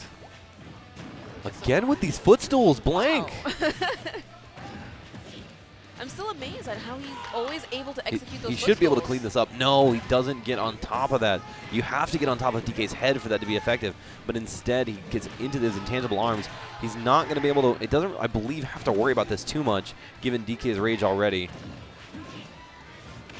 Good attempt at the vanish. Going to see the grab. No, whiffs it. Tweak doesn't get the cross up on it. The dare on this ledge there to try and kill him. Jab, jab, jab, jab. 116 to 65 right now. This is definitely tense. He has not let Tweak breathe. This would be an amazing upset for Blank. Knocking off 8-Bitman and now possibly Tweak? Florida, stand up. That's going to be enough to do it. And that's game 1. Blank very strong in that. I'm going to be curious if we're going to see the Cloud, because that was some body bags. Like, he stayed on top of DK the entire time. He played that match perfectly. Yeah, he did. I mean, in the beginning, it was kind of looking a little shaky, but I think he got his rhythm going. But it looks like Donkey Kong is here to stay. Yep, sticking with the Yeti. Because it wasn't really too bad. I don't know, man. Blank kind of plastered him. Like, Tweak was able to get in percents, but he never was able to get consistently into ding-dong rage, which is so important. So instead, you have to fight for that kill a lot harder. My God. Blank! Oh, my God. There we go. That's how you follow that up. 76-83 right now. Tweak has yet to even draw blood at this point. Fall down up air. That could have been an up smash. And Tweak is really trying to find his way in. This is a struggle. Ooh, good grab, though. Gets the fair. Good grenade, forcing Tweak to switch up his option select. And Tweak is really going to have to try to get in those grabs to rack up that damage. Secure kills. He went too low. He's dead. He's dead. Tweak has deed. Holy cow. Blank is on the verge of escaping in winner's side of pools right now, but immediately gets the ding-dong. He threw that grenade out to try to break the cargo hold, and it very nearly did, but Tweak got out ahead of time and immediately just duffs him with the monkey punch into 29. I believe that's the wind-up punch according to the game mechanics. But just Blank all over him again. Getting the fair wall. He misses the bouncing fish, though. He's going to be able to come back now, 29-74. Beautiful perfect shields back-to-back for both players. Gets the bouncing fish again now. Good double jab. Playing just outside of the range of Donkey Kong. So smart. Doesn't even get the grab on the stand-up. He just whiffs it. Good up tilt. 57-118 right now. Blank is on the verge of possibly the greatest victory so far in this man's Smash career. And Tweak has to be careful coming up there because he knows if he goes up there and he messes up his approach option, it could be curtains. Could be curtains. Doesn't get the needles. That would have led into needles bouncing fish for sure. And now instead just opting to needle from the side of the stage one to another. Gets the grab here, forward throw. Bouncing fish off the no tech, and that's it. Blank 2 all over Tweak. Wow. Florida explodes as he advances into out of pools. I'm lost for words here. MVD hugging his boy. God, what an upset. What a tournament. Wow. Tweak in loser's side of top 48. Captain Zach in loser's side of top 48. Ugh. That is a happy Polynesian deity right there. Maui is thrilled. He played that match perfectly. Holy cow, he just did that so well. My God, Blank's so good. I mean, like, the win over 8-Bitman is super good. And then following up to slay the other Kong, one Diddy, now to Donkey. My God, Tweak. That's so unfortunate. I mean, that's the power of Sheik. It really is. Sheik in 2017, no less. Exactly. I mean, Sheik pre-patch, insane. But here we are. We got another Nairo play. And another Kong, too. Player 1 from Georgia, the Brawl Diddy extraordinaire. Putting in work in Smash 4 as well. Going to try and unseat NRG's Nairo. Georgia's got a really good representation of players here today, too. Fatality, Player 1, Rango, a bunch of other ones as well that I can't immediately think of. Thank you so much, DX Racer. These chairs are so amazing. I don't get to sit in these too often because I'm a poor college student. But these are beautiful chairs. And these are actually really, really nice. And speaking of DX Racer, they're one of our sponsors for today. They are. There are a lot of, like, anytime you see a big FGC event in Florida or really anywhere at this point, you're almost guaranteed to see DX Racers on the stage. And we even had a chance to talk about that beautiful stage that Jabali set up for us with Wispy and that grass texture you see below us, below the players now. Oh man, they they put in so much creativity in this, and Wispy blows actual wins, which is insane. Now, personally, as a wrestling fan, I'm a little disappointed we're not going to see the ring. That's, of course, saved for regular CEO in June, which I hopefully will be able to attend that as well. But just as strong, man. That Dreamland stage is really good. Yeah, it's nice. All right, we're going to see ZSS versus Diddy Kong. Quick button check here from the looks of it. Yeah, neither player really just doing all too much. Not exactly sure what the 190 tag is for player one, but I am very curious to see how this matchup goes. I think he has a chance to do this. I think this would be considered an incredible upset. Don't get me wrong. Oh, this would be. But I do believe player one has the capability and the patience needed to upset Nairo. We'll see. I've seen Nairo, when he's up on edge, I've seen him do some crazy, insane stuff.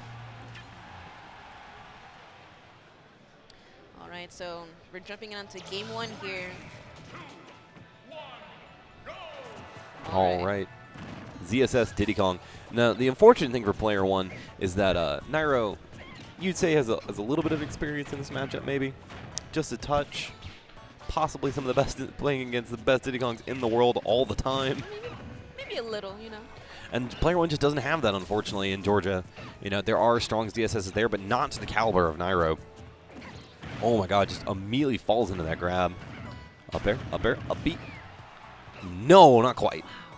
Thankfully, DI is saving him. DI and those nerfs, baby. Sakurai put a hurting on ZSS. Or at least the up B. Gonna be a big punish here, just to charge down smash. Nairo definitely has a lot of aerial pressure against player one right now. An immense amount of aerial pressure. And there it is in the air again. That max length grab into the back air, closing that out so quickly. Just barely at the minute mark. And player one's going to have to fight way behind now. That's really unfortunate.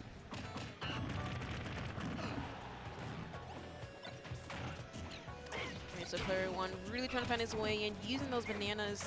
But Nairo just knows how to maneuver through it. I mean, like you discreetly said, I mean, he has so much experience against this matchup. Yeah, he just knows, man. He just knows. There's no fear. Oh, my God. Almost closing it out right there, too. Up air combos coming out from Nairo, almost securing game one there. And down. That's going to be enough to do it. Jesus, Nairo, please. Take it easy on him. Wow.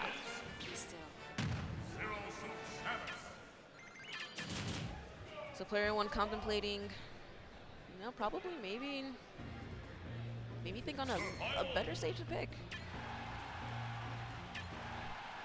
But we are back on Smashville. Yeah, that's gonna be it's gonna be a bit of a hill to climb after how unfortunate game one did go for him. Nairo just kind of all over him the entire time. Good spot dodge on that down smash though, gives him quick percent of his own.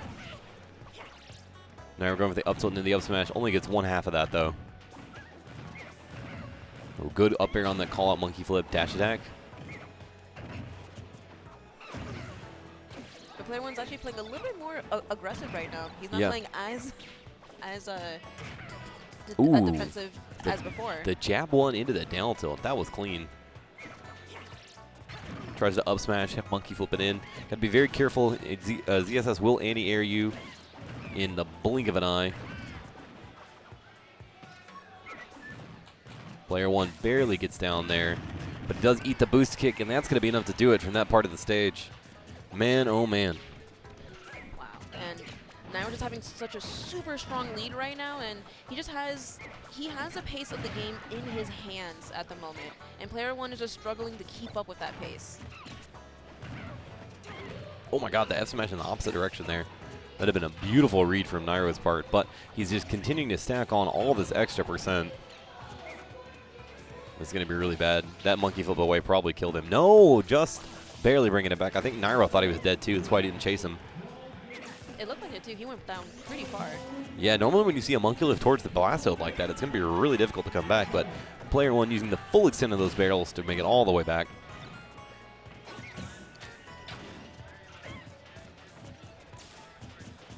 I'm just curious, if player one manages to get this stock off of Nairo here, I'm wondering if there's going to be a shift in momentum for player one if he manages to take that stock out.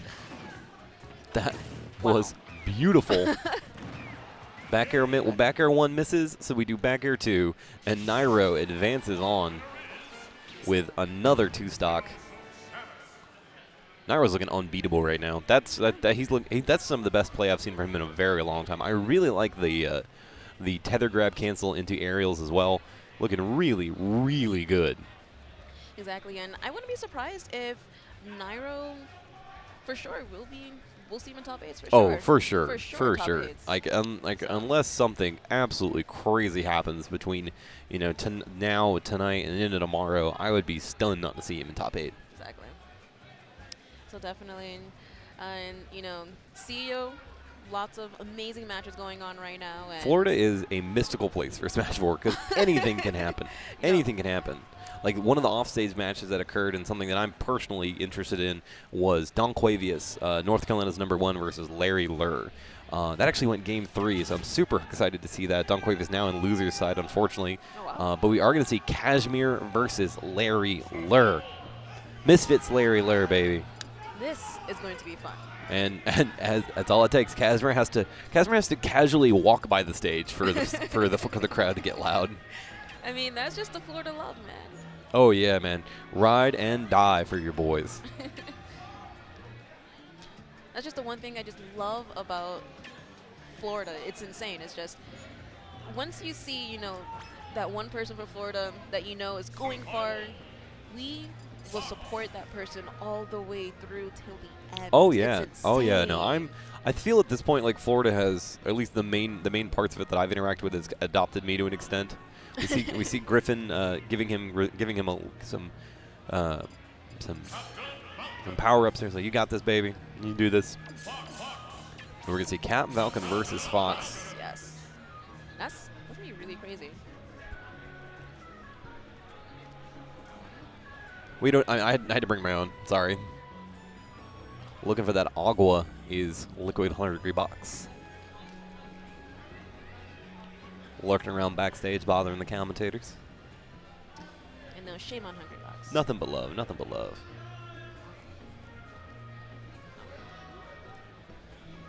Ooh, with the hookup. Black Rose coming in clutch for the Hungry Box. Yeah, I got him. All right. It's that Florida love right there. Florida love, baby. Florida love. All right, FD is the starting location. I'm really curious how this goes. This is going to be an explosive match. Tries to get the up tilt initially. Up tilt, up tilt. No fair setup just yet. Ooh, jab out of the side B, though. And Catherine just coming up with appropriate responses. Oh, my God. Down throw knee. Wow. Check your DI, boy. He's dead. He is so dead. Kashmir, why? Why did you let him back? I think Cashmere wanted to play it a little safe out there. I don't Maybe. know. I mean, that was a pretty low spot, too. He might not have been able to get that and still come back safely. So, wise on him to do that as safely as possible. Now, kind of in a bad way, though. Ooh, threading the needle outside of that up tilt. That was really scary. Last second weave. 125 to 79. And Larry Lurr just having that edge guard on point. Yeah, and every time Kashmir even approaches the stage, Larry is all over him. Sending him off flying to the other side of the stage. Yeah. We started on the left hand, went to the right, now we're back to the left hand. 160 to 79 right now. Finally gets back and gets a gentleman. All right, let's see this reciprocate on Kashmir's side. Or not. Yeah, gets the F throw there. 170 to 87 now. At this point, just a raw up tilt will kill. Anything at this point can kill. Yeah. I can imagine a grab up. Oh, down throw, okay. Ooh, goes to the down throw upper. That's not going to work, unfortunately, at this percent. Was hoping Kashmir would make a mistake. The F throw is going to kill. Yes. Just barely. Holy cow, a Fox kill throw. I mean, it was a fresh On ledge, 200% throw. Exactly. Good back air, though. That's going to be doing it. Kashmir replying back saying, I can do it too, except I got a back air. And I do it 100% earlier than you did. Jab 2. Gets the grab. Nair. Oh, just barely gets above him there. That was going to be a bad situation for Larry if he had to Firefox that up that early. And I'm loving those jabs that Kashmir is doing off stage against Larry Lur, just stopping his recovery approaches. Captain Falcon's jab is so good. It's so good. Especially jab one. Just jab one on ledge. Oh my god, nair. Or falling up air knee. He hasn't connected with it yet, but when he gets it, it'll be deadly. Fair? And he gets it! Yes. Larry Lur. Wow. Coming in clutch when he needs it. It's such a risky move for Fox to do off stage, but once you land the execution, especially if it's on a last stock, it is so satisfying. Oh yeah, this It is man, so man has satisfying. no fear. The artist formerly known as Def goes up 1-0 on Kashmir. Fatality stepping in, giving Kashmir a couple pointers. Because honestly, like Kashmir had a lot of situations there where that could have easily swung in his favor, and Larry just kind of escaped. Larry sneaking in on his coaching right now. Larry's like, hey, I want on some coaching too. I mean, they're talking about me. I gotta listen what they're saying. And of course, his Misfits crewmate La Luna, the moon up here. Look at him mugging for the camera. All right, seems Larry has got the download.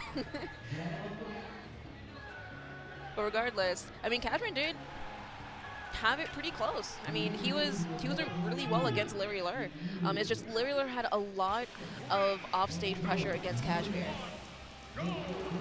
Yeah, Kashmir just couldn't return to the stage, and that's why that edge guard lasted almost a full 100% before he closed it out with the F throw. You see the up tilts? No, it doesn't quite connect. But he does get the rapid jab again, forcing Falcon back off stage.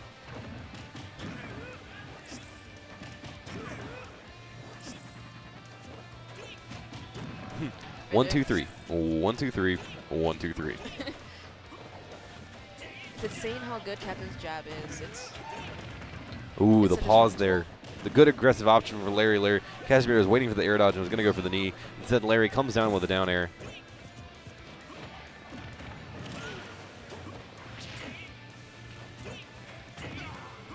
Good. Up tilt. Doesn't get the up air there. Kashmir clearly waiting out, getting the proper air dodge, but does eat the back air there, and Larry looking strong right now in Game 2 Winners Finals. That was a very smooth first stock. Very smooth first stock from Larry Lur. Yeah, no 200% kill this time. Falling up air in the jab because falling up air is godlike. It really is. I mean, you follow it. If you hit it, you can hit a knee. If you land on a shield, you could go into gentleman to try and bait him out. You can go into grab as well. There's so many things that Falcon can do at a falling up air. It's really busted. Kashmir not managing to get the grab that he got Game 1 that he needs so desperately. Does get the beefy up B there, comes back into it. Nair into dash attack from Larry Lur though. Up B again. Dead to rights too. Quick grab, F throw, 140 to 100 right now. Larry living forever, and that backer is going to do it, man. Kashmir staying a little bit too long on the ledge there. Yeah, as close as Game 1 was, Larry was having none of that Game 2. Not at all. And, I mean, that was a tough option for Kashmir because standing on the ledge there, and especially where Larry Lur was, he had rain to cover a lot of options. Oh, yeah, no. Larry there. is definitely thinking like 3 steps ahead right there. Exactly. He had everything covered. And, I mean, that's enough to do it, man. Like, Kashmir is still going to make it in the top 48 losers side. So it's definitely all is not lost for the Orlando hero. But Misfits Larry Lur advancing in the winner side, top 48. Exactly. Yeah, we got you.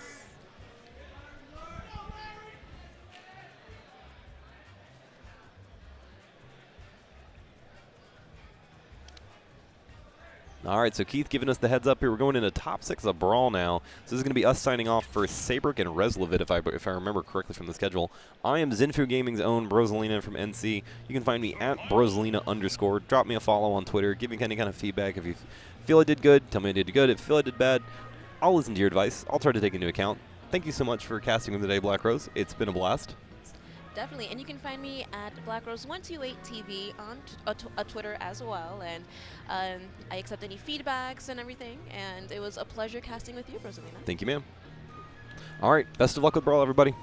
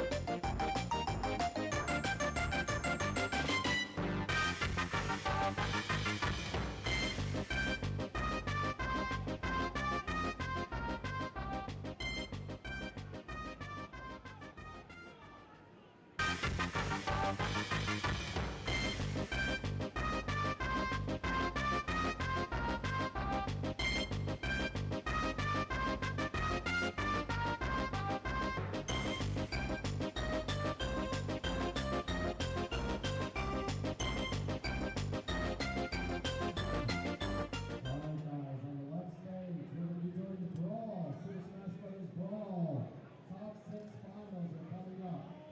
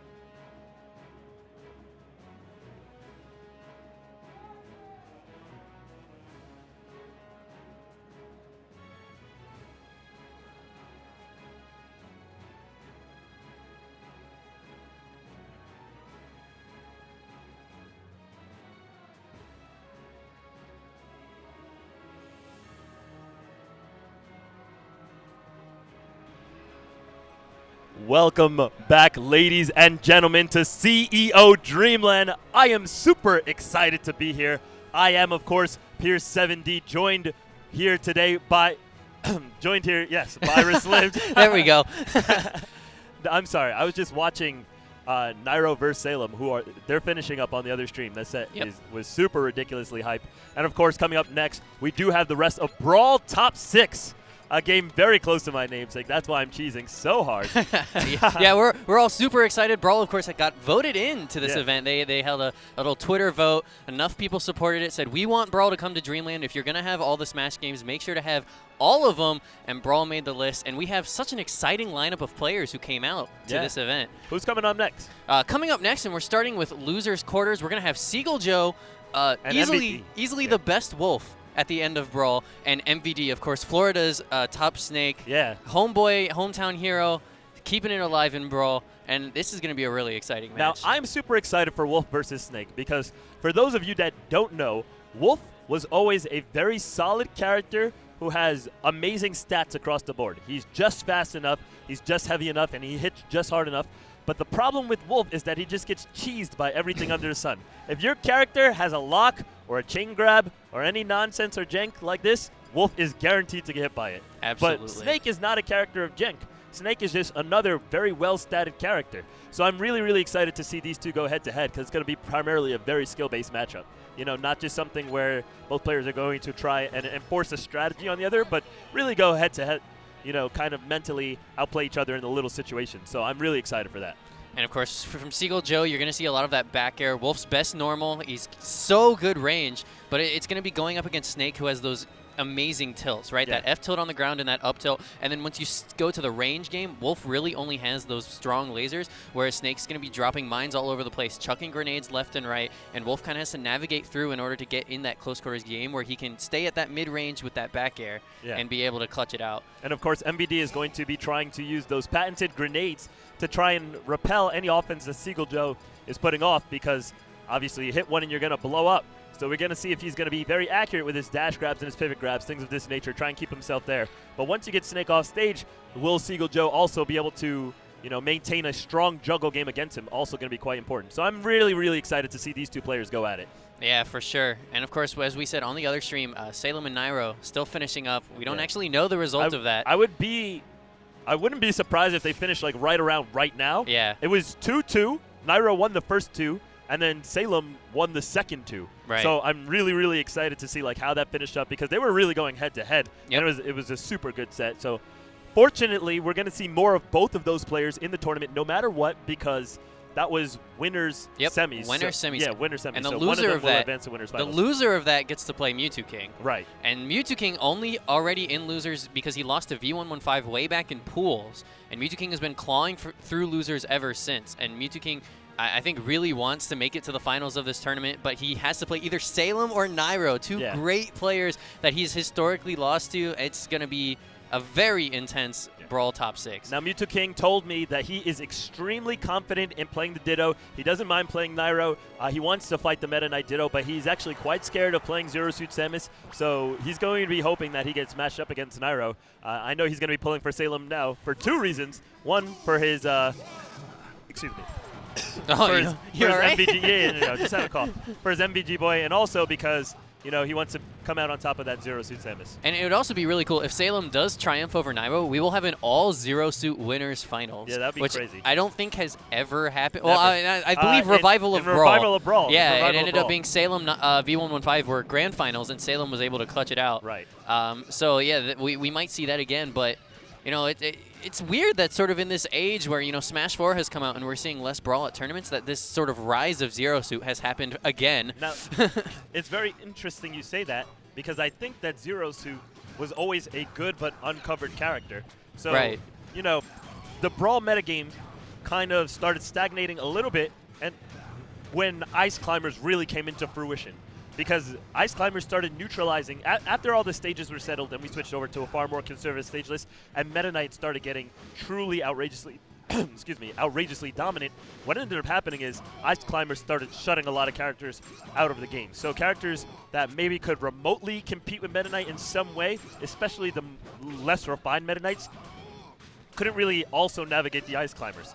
And now, what we're seeing is a lot of with the shift in the metagame, you have Return of Snake because he's a very simple character where the stats can often just carry you a lot. And then you also have much less Ice Climber play because just most of the Ice Climber players aren't interested in coming back to the game. So you definitely can see Zero Suit being properly developed. And who knows, maybe there's even more stuff in the game that we don't even know. Yeah, the Ice Climber's point is an important one to bring up. I know for a fact the Wolf players hate that matchup, but now we're seeing Seagull. Oh, there were no major Ice Climbers players at this tournament, if any. We had no Vinny, we had no Nakat.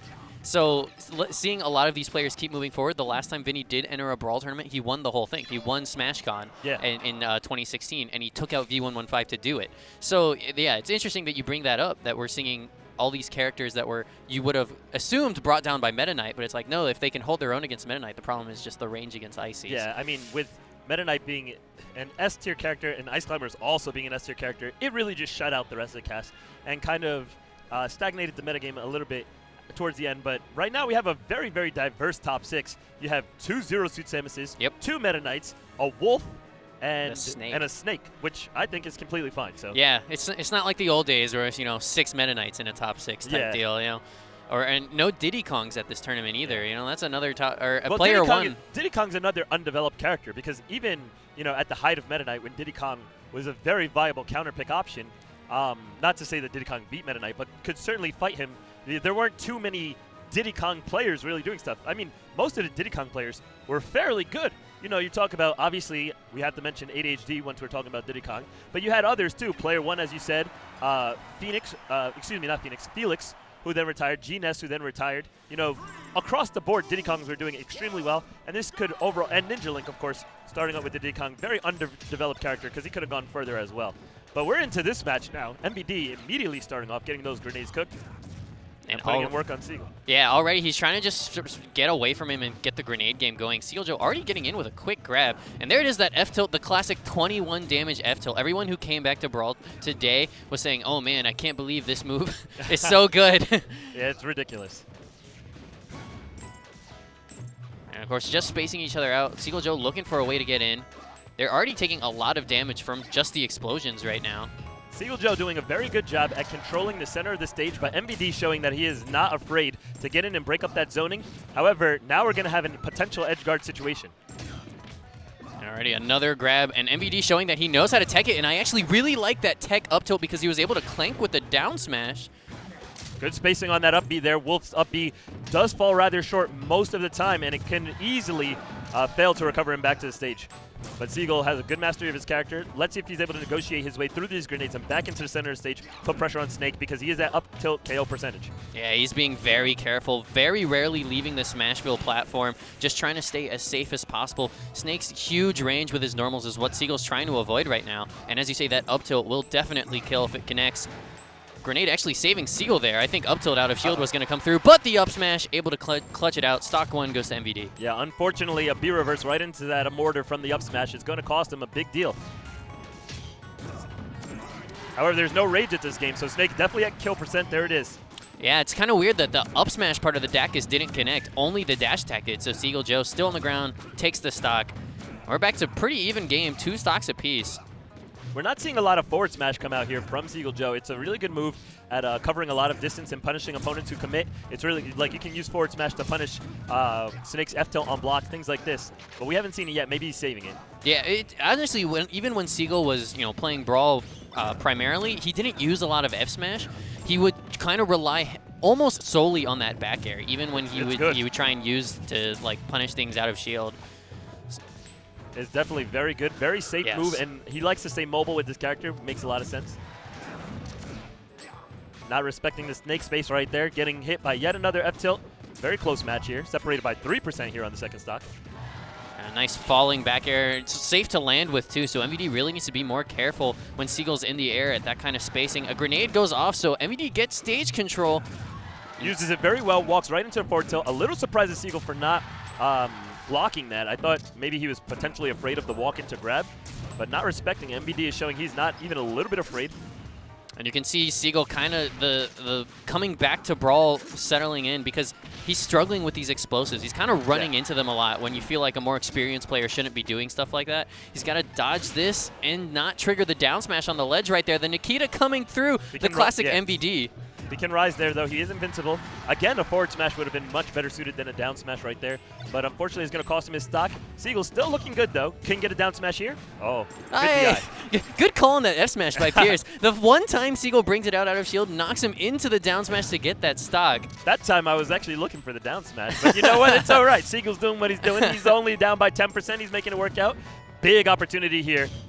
No tech chase. Nice pressure. Pushes him off to the ledge. And we can make something big happen here. Snake and lag. Yeah, he's able to get back down to the ground for free. That's going to cost him. And he's also put on a lot of percent with all those back airs and that up tilt. And a nice tomahawk there. He's got an edge guard opportunity. He's not going to go for anything too crazy. But Snake in that Cypher should be really easy for Seagull to just go out and deal with.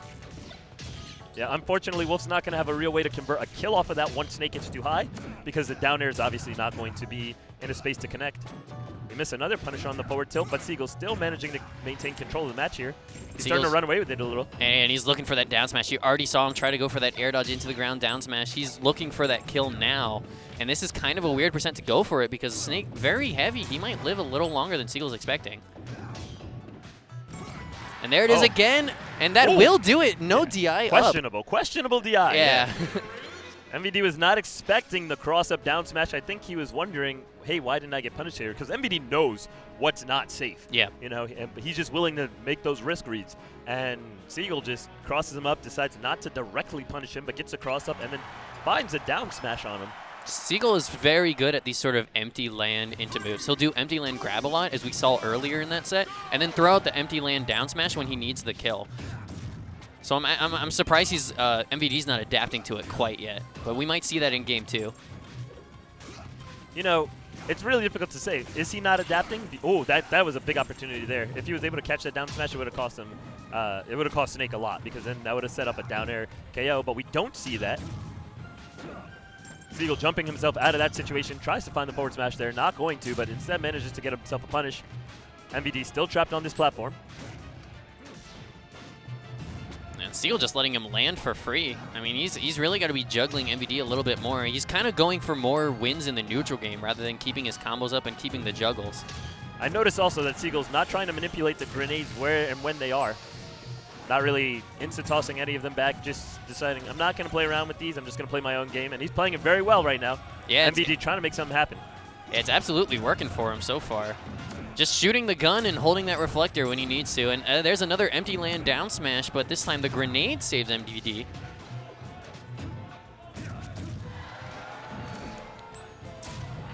Seagull trapped on the edge. We are not a big fan of Pokemon Stadium 1's edges. It is very easy to miss that lip, and there goes your stock. Fortunately, Seagull takes his time, gets himself back on the stage now. MVD trying to put on the pressure. Up tilt? No, not quite. Hey, I think he side beat into that grenade, and that's what sent him so high. They're at such high percent right now. The back air out of shield, not enough to kill.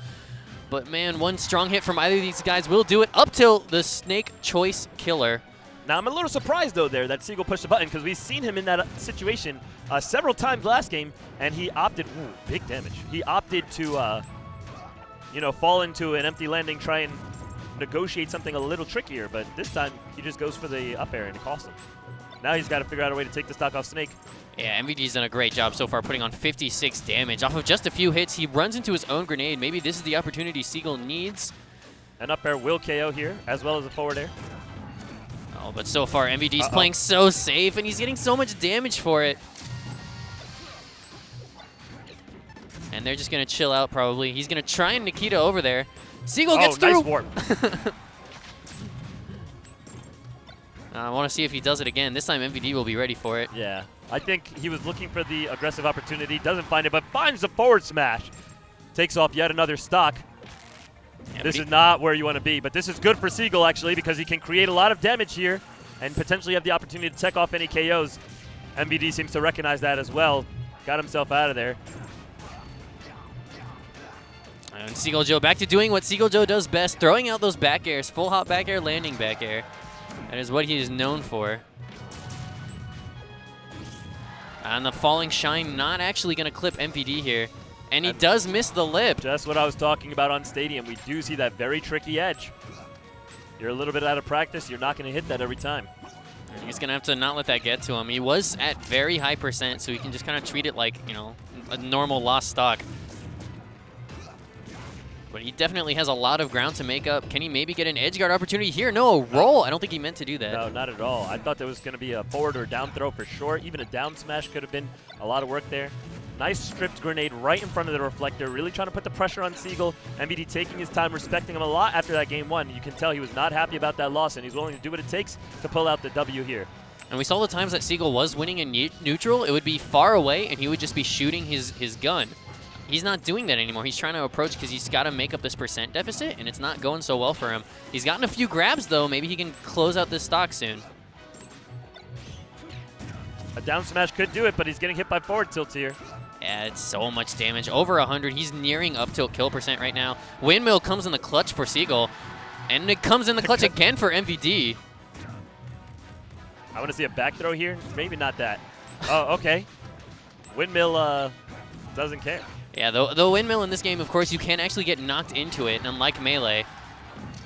Yeah, the windmill's just having a good time. It is gone now, though. Ooh, big damage coming out.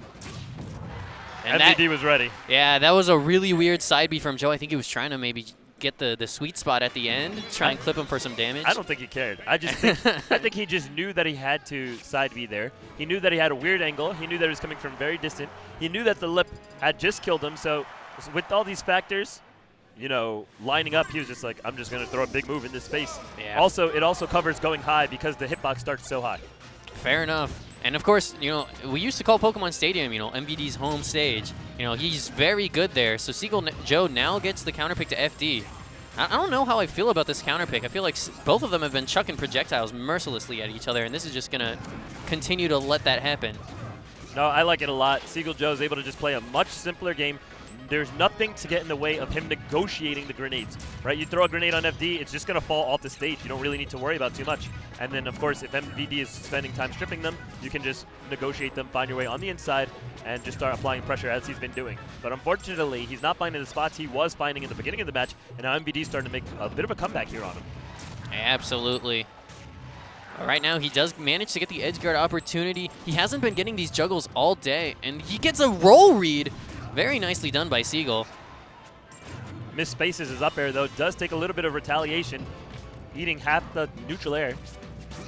Good jab here. Potential KO opportunity coming out. We're going to have some traps coming. And grenade's going to save him. Yeah, and at 170%, MVD has to make sure he has a grenade in his hand at all times right now, or he will die to probably a down smash. I'm sure Siegel's looking for it right now. I'm a little surprised. I thought Siegel for sure saw the attempted approach into a tilt. I thought it may have been up tilt, may have been forward tilt. It ended up being up tilt, but he didn't take his forward smash. He finds instead his KO in the up air.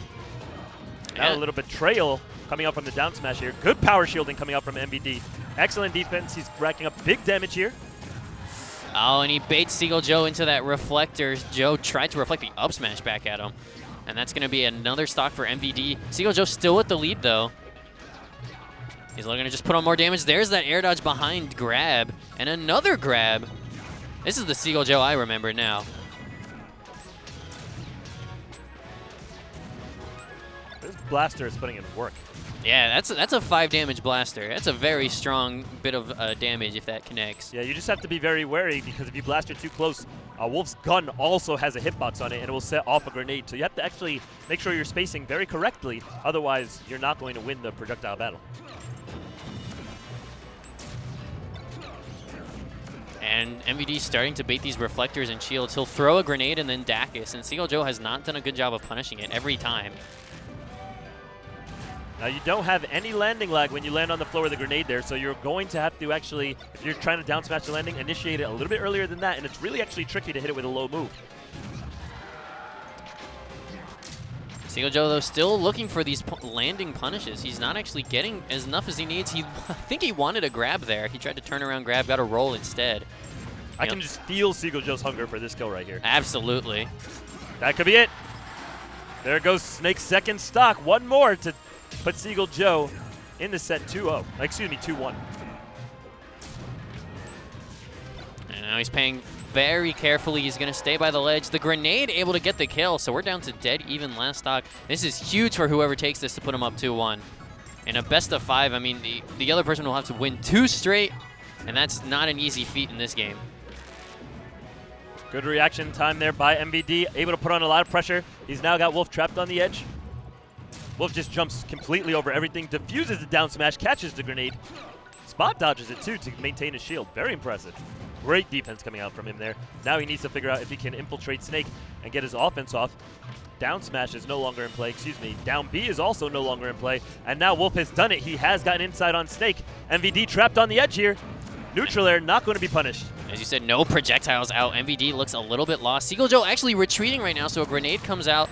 And now MVD can get back to setting up. He has stage control. He gets the grab again. And that was exactly the grab he needed. He's got some grenades out. No down smash, still no down B on the stage. I definitely would see Snake appreciating that extra layer of defense, having the down B threaten Wolf, who wants to jump around at you. But right now, Wolf is just trying to negotiate the grenades. He's not able to find a way inside so far. He's resorted back to using the blaster, but he's losing momentum and he's losing it fast. Yeah, MVD just continuing to rack on the damage. He's getting very close to up tilt kill percent. That's it. And this is looking really bad. Seagull Joe needs something. He's just continuing to stay back. He says, look, maybe if I can wait for MVD to get a little fishy for this kill.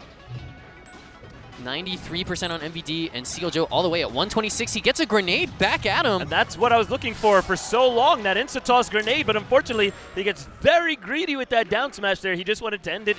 He was almost like, oh, I'm done with this game. I don't want to dodge these grenades anymore. Throws out the down smash, all or nothing, and it came up nothing for him and everything for MVD. They're going into game 4 right now. MVD up 2-1 over Seagull Joe. Now, such a great reaction time from MVD. He saw arrows. Joe's right in front of me. I need to spot dodge right now. He knew Joe was getting antsy, and one spot dodge up tilt. I mean, MVD's won a lot of sets today with spot dodge up tilt, so we're probably going to see that some more as this bracket goes on. Seagull Joe now has to win 2 straight if he wants to keep his bracket dreams alive. MVD 1 game away from making it to loser semis.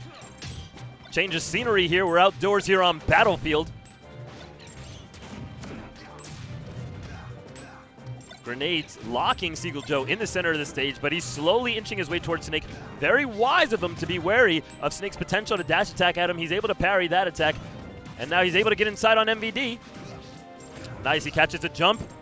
MVD's in a bad spot. He doesn't forward smash the landing. Very surprising. Yeah, he hasn't really been covering landings at all today. I mean, he's just been a lot of, I'm going to hit you up, and then I'm going to try and reset to neutral and start shooting my blaster. But that hasn't really been working for him because he's losing damage output. Absolutely. I agree completely. You know, you don't want, it takes so much to negotiate all the grenades from MVD and to find your spots. Oh, good neutral there. That last hit was very deceptive. Thought it was going to land on the platform. But it just takes so much to figure out a way how to get past all these grenades and then get past the tilt to manage to land the hit. Because setting up back air is not as free as just running up and back airing when there are explosives everywhere. Weak part of the up tilt. Yeah, not quite kill. enough. And they're pretty close in percent, but Seagull Joe continuing to just take some projectile damage. You know, one big hit like that. That almost looked like a fresh grenade. It threw him so fast. It was, in fact, 3 in a row, but after a certain point, the percent just racks up. Absolutely. And now Seagull Joe with an edge guard opportunity. Again, not looking for the juggle. He does get the landing punish, but MVD with the smart grenade in his hand. Now Seagull is, unfortunately for him, starting to zone out on some of these grenades. He's taken 64%, now 71, and he's yet to find this KO. Walk up forward there, not quite going to do it. Snake just so fat. Yeah, and he had already tried it before, so that move is very stale. He needs to find some other way to get this kill, but he's clearly struggling, and he's getting antsy for it. There's the down smash. Snake recovering low, cannot sweet spot with that Cypher. So Seagull Joe able to get a nice down smash, hits below the ledge. There is a small window of where Snake can actually activate up B and sweet spot where the Cypher won't come out. Right, when you're right next to it. Right. Yeah. Oh, really bad F smash, but no punish from MVD. I thought for sure that Seagull was going to grab him right there and throw him up into the down smash. And I actually think for a minute he didn't see the down smash because he looked like he was going to land there. And then he was like, wait a minute, I see you, orange dot. Not like this. Good traps here, but no accumulated pressure. He decided to let it all diffuse. MVD drops down, but no reward here. Instead, sent back into the same juggle. Gets pushed off into his own down smash. Is this a down air? it's nothing. It's just nothing at all. And Seal Joe continuing to just back off when he has these advantageous situations. And it's really hard because the threat of Snake's grenade is so high. Absolutely. Yeah, that's what makes it so scary. But I mean, he needs, like, right now, he needs to be juggling here. And now he's going for it. He gets him up there, and that'll get to a kill. He puts himself back in the game with that. 3 aerials in a row, locks it out. 20% to make up. That's almost nothing. Yeah, that's one reflected grenade right there, or one F-tilt from MVD. Bread and butter combo can do it here. That's the slice of toast we were looking for. I like the double jumps from Seagull Joe. It's what he was doing on FD, and it seems to still be working for him on Battlefield. He's just jumping over all the projectiles, landing behind MVD and punishing however he wants. Now he's looking for that for a long time. Yeah, he's in the groove now. You know, punishing MVD, saying, all right, stop it with these nonsense neutral airs. We're going to start using anti-air moves. You see the up tilt coming out here. We saw the up smash before. He chooses not to throw the grenade back up at MVD. I thought that was a potential KO setup, but Seagull Joe decides not to take that one. He's in his flow right now. He's jamming. Yeah, but now he's going to start looking for a kill, and that's when MVD has been doing the most work. So Seagull Joe needs to be really careful about how he approaches this. He's being very smart. He knows he has the percent lead, so he has no reason to approach. And he was being very smart, too, because you could tell that MVD was looking for that particular dash attack for the last 6 seconds before he casted it. Yeah. And he says, this is where I'm safe. He decides to get himself at that corner. And look at how much percent he netted off of it. But a down smash coming out here from Seagull is going to put Snake in the air. Big opportunity. Doesn't take it. And this is always a struggle because now that down smash is stale, so it's going to be even more of a struggle to finish off this stock. That up tilt from a mile away. The stale down smash can be solved with a dash grab. Wolf's pummel is very fast, so he can actually undo his stale move queue really, really rapidly because pummels do also count in the stale move queue. He gets himself one jab, a bunch of pummels, will rack up a ton of percent, and it'll mean that anything Wolf throws will kill. And this is looking so scary for both of these players right now. If MVD can close out this stock, he's going on to loser semis. The down smash connects. It's not enough. Seagull needs this stock to stay alive in this bracket and take it to game 5. He finds the grab, but was not able to pummel because of the grenade active in MVD's hand. And now Seagull Joe could possibly close out this stock with a forward air that might be fresh enough to do it. I want to see at least 1 or 2 blaster shots. You just need a little bit of more damage and unstaling of your KO moves. A blaster shot would just be all he needs. Snake's at 182. That's it right there. That's going to just make every move much fresher. Oh, the grenade connects, and now it's MVD's turn to cover this landing. Those grenades on the platform are so hard for Seagull Joe to get around. Just 2 grenades sitting there. We've got 2 minutes on the clock. This is not going to go to time. One of these guys needs to find this kill. He doesn't go for the up tilt. Oh no! Gosh. And this is so scary. Holy moly, dude. These are both over 150%. That's a kill. And that'll do it. The down smash connects. Backside of down smash that Dacus didn't hit with the up smash part. Oh, Seagull Joe keeps himself alive with that down smash. We're going to game 5. Oh man, this has been a sick set so far. Absolutely, dude. I love Brawl. Let's go. Let's go. All right, where are we going now? Because we already went to MVD's hometown, right? Pokemon Stadium is the stage he's known for. Where are we going to end up this time? He is going to let him go back. We're running it back. Game 5 of Losers Quarters. One of these guys is going home with 5th place at CEO Dreamland. The other will stay alive in this bracket, and it comes down to this game right here. MVD not playing no games. He's getting up close and personal right now, not waiting for the Wolf to go to him, deciding I'm taking the fight right to you, Seagull, racking up an early 39%, and now he's pulled out the grenades. Good negotiation right there. Negotiation is the buzzword of the month, just in case you hadn't picked it up. But he was able to figure out that situation, gets a spacing, puts a trap down, and Seagull struggling to get in. So what we've started to see, Seagull Joe's big strategy is him jumping over a lot of the projectiles from MVD. It'll blow that double jump early. MVD is starting to realize that and Dacusing underneath and throwing that mortar straight up to kind of stop Seagull Joe from doing that. And it's starting to pay dividends. He's got a nice lead right now, but Stadium coming through in the clutch for Joe, gonna let him get back. Good use of that reflector to negate the side B coming out from Snake, but it will not stop the explosion from the grenades. Wolf manages to get himself in a good spot here, and if I'm Snake, I'm not trying to go too close, but he is able to just evacuate that area with a bunch of grenades, really force Wolf out of there. Now these two are up close and personal.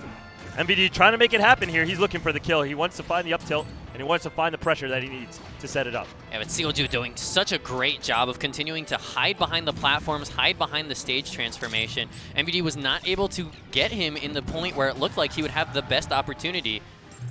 Sealju not even letting that Dacus phase him. Both of these guys starting to get on high percent on this first stock. Down B not close enough. He's going to look for spot dodge up tilt again. Good and DI the there. reverse down smash going to send MVD out there. Now here's the juggle opportunity. A back air here is going to force Snake back into the air. We're going to see the grenades get tossed. Snake yet once again goes flying. Down smash will protect him because although it didn't hit Seagull, it stopped him from closing the distance. These players are getting hyphy. Yeah, these guys are absolutely looking for this kill. Ooh. And a down air from Wolf. I don't think I've seen that in the years I've been playing Brawl. But it pays off, and he gets the first stock. Yeah, Wolf down air quite strong. Difficult because you don't generally want to jump off the stage against Wolf, but when you got Snake set up for you, you take what you want. And I bet if he, suicides with it, the Cypher will actually save him, very much like most other characters who go for suicide dares. Good topside tech there coming out from MVD. Puts himself in a much safer situation. Jumps back in with the drop kick, and is going to find something here. Can he get the KO? Up till... Not quite. I gotta say, I love the Brawl windmill, man. You can't get around that thing. No, it's the one secret is you have to hold down if you want to go through it, but it's actually been saving Seagull Joe more often than not. He's now at 194% because he just keeps bouncing off that windmill. Nice shine there for the invincibility. 197, as you just mentioned. MVD puts himself in the corner. No grenades active, but Wolf decides not to try and do anything aggressive. This is the sort of percent you would see the other way. You expect to see Snake at 200%. You never expect Wolf to live this long. Well, he's dead now. Yeah, absolutely. Second hit of F-tilt, so good. Sends him soaring out of there. And these two are immediately right back at it. Down smash on that left platform here. Is Snake going to be able to capitalize? And now they're retreating back. Just get those projectiles going. Seagull Joe still playing aggressive. Yeah, MVD also quite approaching. Tries to find him high with the neutral air, but Wolf goes even over the top of that. Oh, and a great placement of that down B, just continuing to add on the damage. And now MVD managed to evening up the percent here. Seagull Joe going back to retreating, yeah. MVD says, if I am to win or if I am to go down, it is not going to be on the back of sitting back like a gun. I don't know what you just said. There we go. We're back to chucking the projectiles, trying to find those small windows of opportunity. And now Seagull Joe has actually, on this transformation, a really nice top platform to help him get around those projectiles. And he's using it very effectively. He gets a grab here. Oh, see, I was worried that was going to happen because I saw him go for 3 pummels. When you are in a grab state and the floor changes, what actually happens is another floor rises up from stadium and that floor lowers. So your character is airborne for about 2 frames and you can't persist in a grab state while you're in the air. So that's why the grab broke. That's really unfortunate for Seagull because he actually was in a great position. Yeah, if he had recognized that and just thrown immediately, he would have been in a really good position. It is actually possible that you time your throw so that you can just negate your own lag because you fall and then immediately land. So you'll negate your own lag from the throw and you can just combo directly out of it, but it's very difficult to do. Oh, I can't believe he went for that get-up attack there, and I also can't believe it worked. He has to be careful. There is a down smash behind him on that ledge, that left edge where he's about to land. He does end up going towards MVD, but that's not going to do it. He's going to lose the stock. Seagull on possibly the last stock of this tournament for himself. He's looking for it. He's hungry for this kill. He wants to even up the odds. And he gets that down throw and a great tech from MVD. Doesn't block all 3 hits of the forward, of the jab. Here it comes. A forward throw this time because he was looking for the tech. And a falling nair will save him. Seagull Joe needs to find a kill, 195%. Uh-oh, bad spot for Seagull Joe here. Taking 27. Nice crouch underneath that back air in the valley of the fire stage. And of course, Seagull Joe can just teleport through this tree if he wants to, but I think he's comfortable just waiting it out. MVD pulls the gun a little bit too early, and then Seagull Joe pops him one. 41% to make up. And of course, one of these guys is on the last stock of their tournament. We're in Game 5, last stock. One of these guys going home at 5th place. There's only 2 minutes on the clock for this last stock, so it is possible we'll go to time here. But Seagull Joe's taking a lot of damage. Punish opportunity coming out. He punishes neither forward tilt. Very surprising. Yeah, MVD finding he can just kind of throw out those F tilts, and that's really bad if a Snake player knows he can just get away with that for free.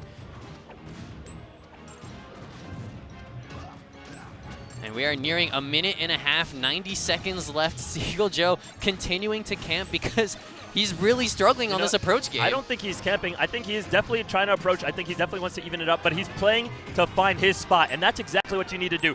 Just because the clock is ticking down, you need to make sure you're not playing into your opponent's plan. MVD knows that he has the advantage on the clock, and he's going to play just like he does. So Seagull Joe doing a really good job of making sure to not take any over-aggressive spots and really throw away the game to a point where it's unrecoverable, because right now he could still have this. Windmill back on the map as well. This could help some people live a little bit too long.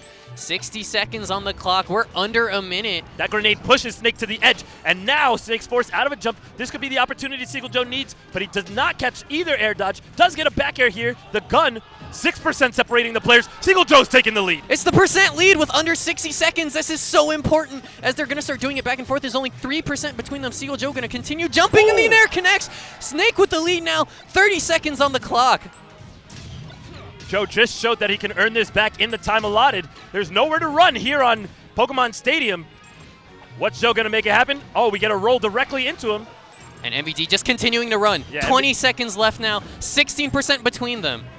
I like the dash attack there. He wanted to see if he can make anything happen. Down smash comes out. 2% between them. 2%. 10%'s in. Seagull Joe gets the rope. MVD is now on the hunt. Seagull Joe's walking it out. He has 5. Oh no! The grenade! Oh, the back air! And Seagull Joe wins! Seagull Joe takes it! Seagull Joe wins! Game 5! MVD! Game 5! Seagull Joe with an amazing comeback! I don't believe it! What a set to kick off CEO Dreamland! Let's go! Bro, that was crazy because like until the last minute, they were not really trying to time each other out. They were looking for their spots. Yes.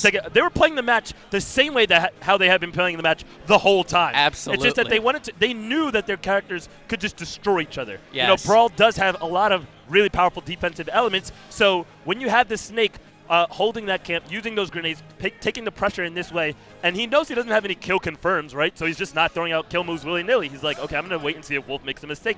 He's playing the match really smart.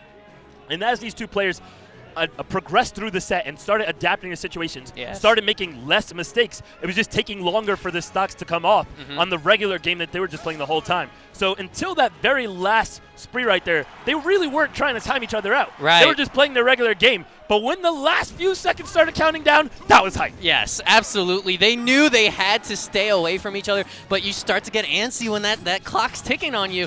Seagull Joe played it so smart, though. You were right. He was picking his battles. He knew the clock was low, but he said, I'm not going to force this, because that's when MVD wins. That's how MVD was winning that whole set. Exactly. You get F-tilted at the wrong time right there. You get locked out of the game. It's too much percent to make up and too much stage to make up, where you can just end up just losing due to time, not even due to getting KO'd, but just losing due to time because you have too much deficit. He needed to make sure that when he was ready to cast that strike, it actually hit, it actually connected, and he was able to do that and really put himself in there. Both players obviously had a great time there. Absolutely, but now we're getting into this next losers quarters match, and this is a surprise to me because so that means Salem won. Salem won in a 3-0 comeback in winners semis. Nairo now in losers to face off against Mewtwo King in the Meta Knight Ditto.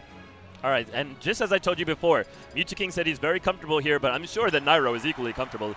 Game 1 Castle Siege. Is this a warm-up? Please tell me this is a button warmer. Yeah, that's a warm-up. This is a warm-up, yeah, for sure. I was going to say, if they gentlemen to Castle Siege. Yeah, like what? No way. Oh, man, what a set. I'm shaking from that last set, man. That last set was crazy. That was crazy. People say timeouts aren't hype, but that was actually hype. If you're in the chat right now and you're resident sleepering me instead of PogChamping me, I'm mad at you. I'm letting you know right now, I am mad at you. Oh my goodness, and make sure to tell all your friends. If you are watching right now, tell all your friends we've got Brawl here at CEO Dreamland, and it has been fantastic so far, and we're about to see two of the best Meta Knights of all time go at it in the losers bracket. This is definitely about to be a fun top 6. Was twitch.tv/CEO Top 5 Gaming? now. Yeah. Good night, MVD. Isn't this VG Bootcamp? Oh, stream? this is VG VG Bootcamp. Bootcamp. Yeah. Let them know we on the we with the fam, baby. Shout outs to Gimmer. I remember the old days when we'd get like 8 people at Xanadu and 100 viewers for a Brawl $1 local, and it's like, VGBC, man, check out the stream. Now here we are at CEO Dreamland, having an amazing set like that. Yeah, we doing it big, baby. And we got Mewtwo Versus Nairo. Oh, this is always such a fun set to watch. Yeah, I'm hyped. See, people back in the day, they didn't like Meta Knight Dittos. I always like Meta Knight Dittos. Well, Meta Knight Dittos are fun, yeah, man. there's a lot of depth in the Ditto. Gentlemen, so WarioWare? Oh, they wouldn't. Oh, I wish they did. But no. King Gentleman to me to WarioWare once. He never did it again, though. We're starting. You're really good on WarioWare, aren't you? Yeah. Game number 1 of this Meta Knight Ditto. We've got Nairo versus Mewtwo. Loser gets 5th. Winner moves on to loser semis. Wait, it's going to take me a little while to figure out who's who. I think Mewtwo is player 4 green Meta Knight, though. Yeah, I think that's correct. I think Mewtwo always made sure he plays the Dark Meta Knight. I'll be able to tell in a second just based on their Meta Knight patterns. It's a little difficult, though, because I haven't actually seen player 3 in a neutral or advantageous situation since the beginning of the match. Let's just say whoever dies first is Mewtwo. Yeah, okay, no. Player 3's Nairo. Okay. Player 4 is yeah. So right now, Mewtwo he is in a nice little lead right now. He's actually been doing pretty great with these juggles and doing sort of his B&B Brawl stuff. Oh, wow. Really, really greedy. Yeah, I'm surprised it didn't work, though. He was like, let me time this amazing down smash. That was also really greedy. Yeah, that was so greedy. Oh, ooh. These are the green masters right now. Just going for all the crazy stuff. Neutral air? No tech. But he is living, even at 90%. Not going to send him out quite yet. Mewtwo doing what Mewtwo does best, holding that ledge and up airing. Did I just see a falling back air? Yeah, like a Smash 4? Like no, well, Meta Knight's falling back air is really good because the hits cancel and you can actually combo into things. Yeah.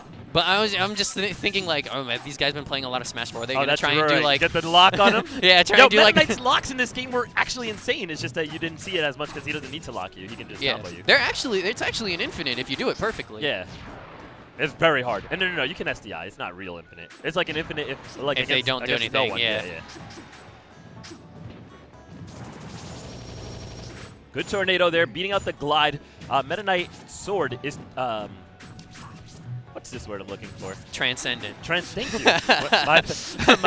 my favorite word. Meta Knight sword is transcendent, which means it doesn't clash with any moves, except his glide attack can clash with moves. So it will lose to Mach Tornado. That's why you don't see too much Mach Tornado in the mirror except to catch a juggle because Meta Knight has increased aerial mobility while using Mach Tornado, so it lets him out-negotiate him in the air movement-wise. And you also saw those two, both of them tornadoing at the same time. If one tornado comes in lower, that one's going to win out, as we saw earlier. So you have to be really careful about how and when you tornado, especially because a lot of Meta Knights, if they're off stage, will just kind of throw out an up air to get underneath it. But that time, Nairo just throws out the down air to clear out Mewtwo second stock. Nairo actually bringing this back so far. A little surprised. You see multiple forward smashes on the edge. Usually that is beat out by an early up B so that you can glide attack into it. Glide attack does outrange forward smash, and it's very difficult to time your forward smash. Oh, we've lost this situation here. Nairo getting himself back on the stage. Gonna forward tilt Mewtwo. Nope, gets a clean down smash. Traps him at the edge. Runs right into the tornado. Now Mewtwo has a juggle opportunity. Just wasted with a down smash at the edge. I guess he was really going for all the marbles there. Not worth. Good reaction time there. Oh, Nairo looking to end it all right there with that up B. Yeah, that was clean. Backside in air sends him off stage. Is he going to get this edge guard? No, Mewtwo already low. Clips him with his own tornado. 116%. This is looking bad for Mewtwo. I thought he was going to down smash him right there and just embarrass him. Yeah, a weird panic spot dodge. This could get up beat. Down smash will. Oh, okay. Yeah, that was the weak side, too. I think he could have drill rushed at the end there. Like after he did one up air, if he just immediately drill rushed, he could have fallen back to stage. It's possible that Nairo would have just run up neutral air and he would have died anyway, but it was possible to at least live from that very hit. Well, Mewtwo ends up taking him to FD. Doesn't want those pesky platforms getting in the way. Just wants this to be a raw Meta Knight Ditto. Oh, Nairo now going really low. In general, the Meta Knight that's lower off stage tends to get the advantage. So that's why you'll see them drop really far down to try and get the advantage over the other so they can come in with these up airs. Yeah, up air is a ridiculous move. Hits on frame 2, ends on frame 14, 16, something like this. Very fast. Yes. And that's why you'll see them jump with that up air, because it honestly makes more sense to just double jump with that up air coming out. And he's actually out in up B. He's going to throw him into the tornado and doesn't even get down smashed for his troubles. Nairo was always the best Meta Knight at catching those run-off down airs in between the up airs. And we used to make fun of him before. We were like, yo, you're not getting that on purpose. You're just trying, and like it just happens. But actually, he's disproven us. He hits it way too consistently. He's very good at the timing. Yeah, that was actually a fantastic edge guard, and he's continuing to carry this lead right now. He's going to put on a little bit of damage with that tornado. And he's starting to, it looks like, kind of get the download on Mewtwo Backside down smash, not enough to kill quite yet. Nice, clean. Yeah, and that's exactly what you want in an offstage situation. Nairo had the lowest position and was able to up air through that tornado with that Transcendent Sword. Man, I wish Mars Sword was Transcendent. It sometimes is. Actually, I don't. Yeah, all his special moves are. But they come out too slow. And they don't have the right hitboxes to challenge Tornado. That's the best way to put it. Except up B. Up B is really good at it. Yeah, you can side B Tornado. It's very hard. Yeah, it's difficult. I know. You shouldn't really try it. And again, he gets that run off down air. I don't believe how good he is at that. And not only did he get the down air, but he stuffs the Tornado with the KO. Yeah, this is the game Nairo was born to play, man. He just gets all the little intricate, like, impractical finishes that, like, no one else is getting. All the old school Brawl players, oh no, except that one. All the old school Brawl players, like, love Brawl still. Like Nairo, yeah. When I talk to everybody, you know, talking to ESAM earlier, who else was I talking to? Zero, they love this game. Yeah. Everybody loves this game. Yeah, I think everyone who's in this top 6 still loves this game, yeah. Honestly. They all look back fondly. You know, this was a great time. There's some stuff in this game which is not so awesome, but then there's just lots of awesome stuff in this game. Absolutely. Oh, I'm looking for that sick, rundown. Sick tech hop to get out of the shuttle loop range and then continue looking for your edge guard. That's really creative. As a matter of fact, I don't think I've even seen that before. All right, Nairo low on options, but he does make it back, and Mewtwo hits the ground by accident. Yeah, unlike Mewtwo to mess up a glide like that, very risky, maybe even bad, but it works out for him. Wow, that up air sends him straight out to the left, and it's Nairo now who gets the edge guard opportunity. He doesn't go for the Nairo loop. Now he does, and that'll do it. Nairo dominating Mewtwo right now. Needs only one more game to eliminate Mewtwo from this tournament. Looking very comfortable. Mewtwo like, what's happening? Yeah, I remember we said earlier, Mewtwo was saying he's very confident in the Ditto. He didn't think he would lose to anyone in the Ditto today. He was actually, I heard him earlier. He was like, he was confident he'd get top 2 at this event. Yeah. Not looking like it right now. Well, he did have a very unfortunate, seed where he had to fight V115 in pools, but that's no excuse for losing to Nairo at any stage of the tournament. Yeah, absolutely. If you're going to talk so big. Of course, Mewtwo still an extremely accomplished Brawl player, but right now he's got to really put it up. Because Nairo is going to tell him to shut up in just a few seconds. Back throws him off the stage and is looking for yet another edge guard. Smooth. Empty land out of glide and just runs up and grabs him. I haven't seen that in a long time. Looking for a down B there. Nairo doesn't find one. Gets himself caught. And Nairo's willing to play this game all day. Yeah, this offstage game is fantastic, but Nairo almost always comes out on top. What roll were you looking for? Not sure about that. Even if you were looking for a roll, you should have gone with down smash. Oh, finds it. I was not expecting to find that one. Yeah, that's actually kind of weird because Nairo actually blew a shuttle loop earlier and Mewtwo just gave him the ledge back, and I think it was an accident. Nairo showing he has the awareness to be like, look, I know you can't make it back anymore. And that might have been another situation right there. It's possible Nairo could have gotten back up on the stage as well, like Mewtwo did. Oh, that's unlucky. That's super. That's Clarence, right? Oh, another Nairo loop. Depends where you're from. Uh-oh. No, not quite. Almost at the Rufio. Doesn't find the edge.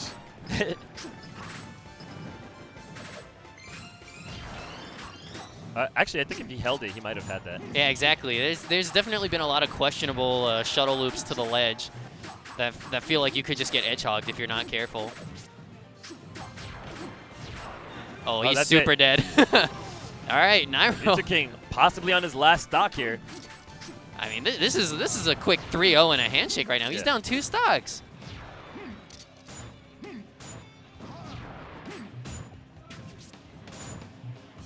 King looking a little shook right now, mashing the C-stick a bit here. Yeah, he's definitely fishing for something. I mean, Nairo's not going to fall for that. Nairo's a great player. Quite clearly showing his level of dominance right now. Yeah. Nice dash back into a grab. Is he able to confirm it? Finds an up air. That's it. That was fantastic by King, gliding right at him to bait out that tornado so he could up air him to death. I mean, he's still at low %, so this is still doable. Yeah, Meta Knight has some pretty lame stuff on Meta Knight. So far, 46, and then SD's at 24 for the last stock of the tournament. That is not how we wanted to see that end. Yeah, that's, super disappointing. Yeah, that's really unfortunate for King, who, again, as we said, was talking up a big game earlier and just gets the quick 3-0. Yeah. Throw some chocolate chips on that handshake for him. He's going to need them. What a shame. But that clears up losers quarters, so we are going to have Nairo versus Seagull Joe in losers semis. Yeah. Later on, I do believe we're going to winners finals first, though. Yeah. Okay. So in winners finals, we should have Salem versus V115. V115, right? Yeah. The zero suit winners finals, and the finals we saw at Revival of Brawl. So this is going to be a really exciting rematch. The double zero suit semis. Winners finals, potentially grand finals as well. So we're going to see. Salem was able to get the better of him, but I believe V115 hit the bracket reset because Salem got the better of him in winners finals. And then if I'm remembering correctly, I think Salem played secondaries, didn't he? No, they went straight zero suit the whole time. Okay. Yeah. So that much I remember for sure. Because I remember when I was playing with Salem later in the day, he was using Sheik and other characters. Yeah. But no, I believe they both went straight zero suit the whole time. So Salem took the first set. V115 took the second set, the first set of grands in the run back, and then once he got 3 sets, Salem was able to come out. But they were all super close, super hype games, and definitely either player could take it today, although Salem obviously shows that he has a slight edge. Yeah, for sure. And Salem kind of historically has a lot better results, right? He has the famous Apex 2013 win. Yeah. V115 kind of always in the shadows, even when Brawl was in its peak. V115, people knew of him, but no one would have ever said, oh, he's better than Nick Riddle. He's better than Salem. He got to the game a little late. Right. And then he was stuck in the region of Canada where he didn't have the same level of practice. It's not even like he had Ally for practice because, one, I believe they actually live very far from each other within Canada. And two, Ally was always in the United States. So V115 stuck at home, didn't really have the same level of practice that he could get, but he just labbed it out super hard. Very, very dedicated player, very smart player. Love talking to that guy. And he definitely has what it takes to come out ahead here. But him and Salem, longtime good friends, obviously, sharing the same main of Zero Suit Samus, both have great respect for each other, and they're looking to have a great set here. Yeah, I'm very excited, and I'm also very excited just to see how these games open up when both of them get armor pieces. Right. And there's just stuff flying all over the place, and it's literally a completely different matchup It's than when they're by themselves. Oh, it's fun. I'm so excited to see that. Oh, man. Zero Suit's such a fun character with items out, especially when, Salem kind of showed up and revolutionized that whole game and was taking 1 or 2 stocks with items still on the ground. And it was just like, how is he doing this? Exactly. A lot of people did not know how to play with items. And it wasn't actually Salem coming out that forced him to learn. It was really ADHD. Yes. Just forced the entire playing field to say, you know what? You guys better learn how to play with these items. Otherwise, I'm going to trip you up, slip you up, and dip you up straight through the bracket. Man took a lot of stocks. Man, what a great player. What a broken character. I really wish ADHD was here at this tournament, or I know player 1 was in this bracket, but seeing Diddy at the top level is just so exciting. He throws the banana all over the place, just controls the stage, and then has these huge hitboxes that are really fun. This is, of course, going to be a button warmer. No one's actually playing on PictoChat. Remember when this was legal? Yeah, I do remember. Oh, man. It's not so bad. There's enough jank in this game to consider PictoChat fringe viable. I don't know. When the first thing that comes out is the Piranha Plant in the first 10 seconds, that's kind of annoying. Yeah. Yeah. Salem working on his perfect pivots. See, perfect pivoting became so much more relevant in Smash 4, but it was really, really good in this game, too. A lot of stuff that's good in Smash 4 is also good in this game. It's just that more people actually worked on the technology in that game. Do you guys remember when we had to play this stage in tournament? Yeah, we were just talking about that. That was, Gimmer asking us. I don't know if they can hear you. Gimmer, they can hear me. Okay. Yeah. And Delfino, remember that? I That was remember fun. Delfino. It was Shadow's favorite stage, Sharking. Delfino Plaza. Is Halberd legal at this tournament? I don't know. I like Battleship Halberd. I mean, Right. it's really, really good for Meta Knight, but Right, otherwise, exactly. otherwise, actually, a completely balanced stage. It's just that that's a broken character. It's, I yeah, mean, it's just when sharking all when day. when you put a character that can fly in a King of the Hill game, you're going to have some problems. Meta Knight Dittos on Halberd are so exciting to watch because it's just two people trying to shark each other. So Yeah. no fighting actually happens on the stage. It reminds me of Lee Martin versus Mewtwo King is like the biggest highlight of that. At MLG, I think Raleigh, these two played. Good times. Get him in the rocket. 2010. Up throw. Yeah. Oh, Salem he got got hit. hit. Oh, disgusting. All right, this is the greatest button warmer I've ever seen. All right, they're out of there. Maybe not quite out of there. All right, get him out of there. There we go. There we go. There.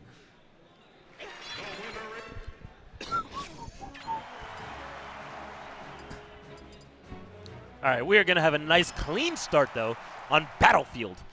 And this is winners finals. Both 0-2 players. We've got V115 repping Canada. Don't let that flag fool you. And Salem repping America.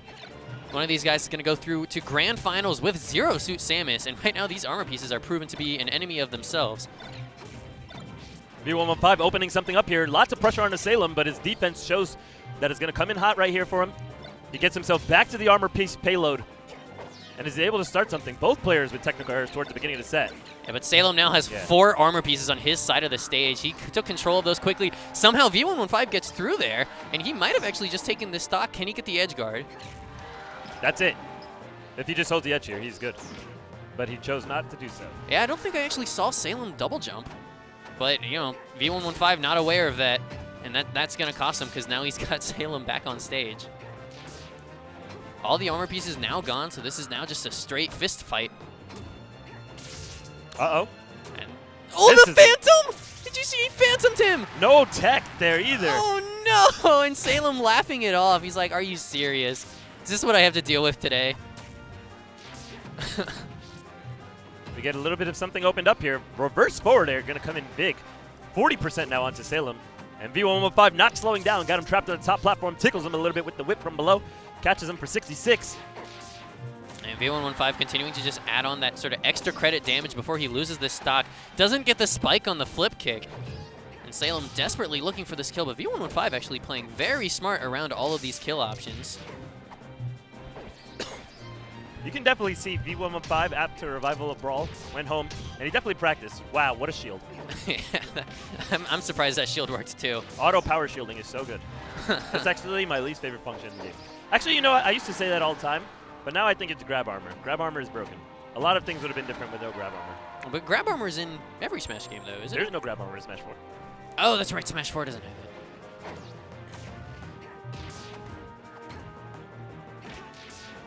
All right, so Salem now trapped by the ledge. Did you see that? Yeah, the up air? No, the B reverse from the ledge. Oh, yeah. Salem was kind of the first one to kind of like do all these really cute ledge tricks to make back, including that, you know, footstooling from the ledge to help him jump across. We were all watching Salem like, what's happening here? Yeah, and well, V115 now privy to all of that, as he, of course, also plays Zero Suit and has learned all the tricks. Oh, my God. He actually went for 3 dash attacks. If you did DI wrong, it connects. I know, but it was still just like, yeah, are you really going to do this? Expect your opponent to DI correctly. And Salem, you know, if he can take this stock, it's roughly even. V115 has been doing such a good job of just playing safe, not really falling for any of Salem's tricks, any of Salem's setups. And that's what V115 has been really excelling at. He's forcing Salem to work for these kills, and that's why he's got a nice advantage right now. And you see nice right there. Nice out. I liked it. Gonna zap him there with the side B. Can Salem find the KO, though? Finds it. It is right there at the end of the second side B. 39% to make up, and he's already getting it started. 2 up airs. Tries to get a cross-up down tilt. Not going to find any success. Last year, not going to find any follow-up. And both players looking to really open each other up for some much bigger damage. But this is a game of the neutral. Oh, I like the power shield up tilt. Also puts V115 in a bad situation. He does make it back. And it's just a lot of just one hit back and forth between these guys. Salem able to get the double down smash bair. And this is a very close game. Salem has now taken the lead down by 16. V115 trying to make something happen here.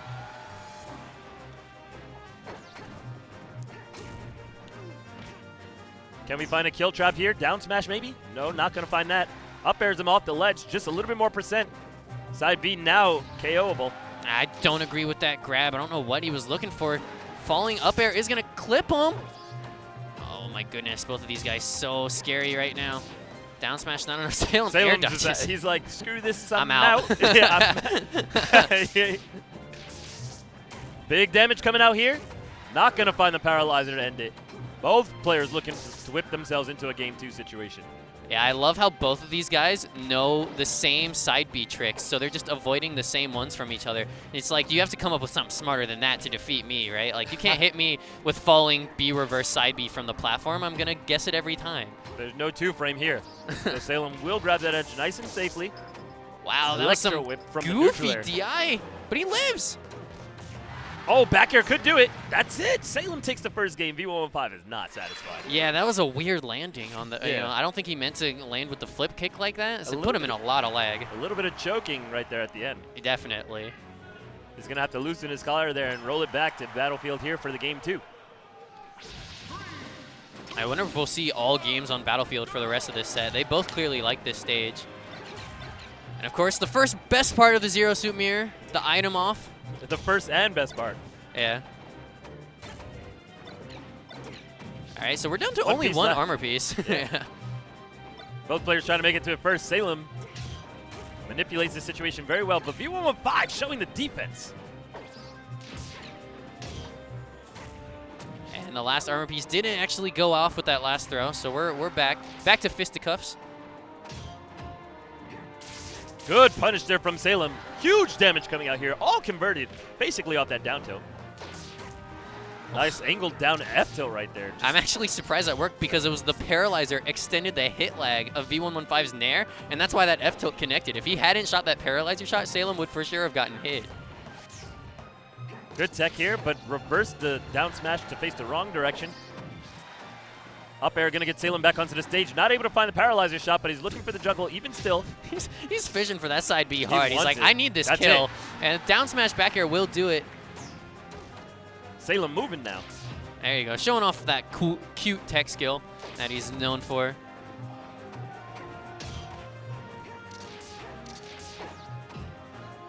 Both players trying to pressure each other. Shield's looking fine, though. Oh, man. Good I thought he was going to just throw out the flip kick. You know, just That see would've been if, see if he can just get an early spike at 11%. Fortunately, he does lose that stock, so now it's dead even. Yeah, Salem did not mean to do that. Accidentally cast an arrow on the platform that he did not want to.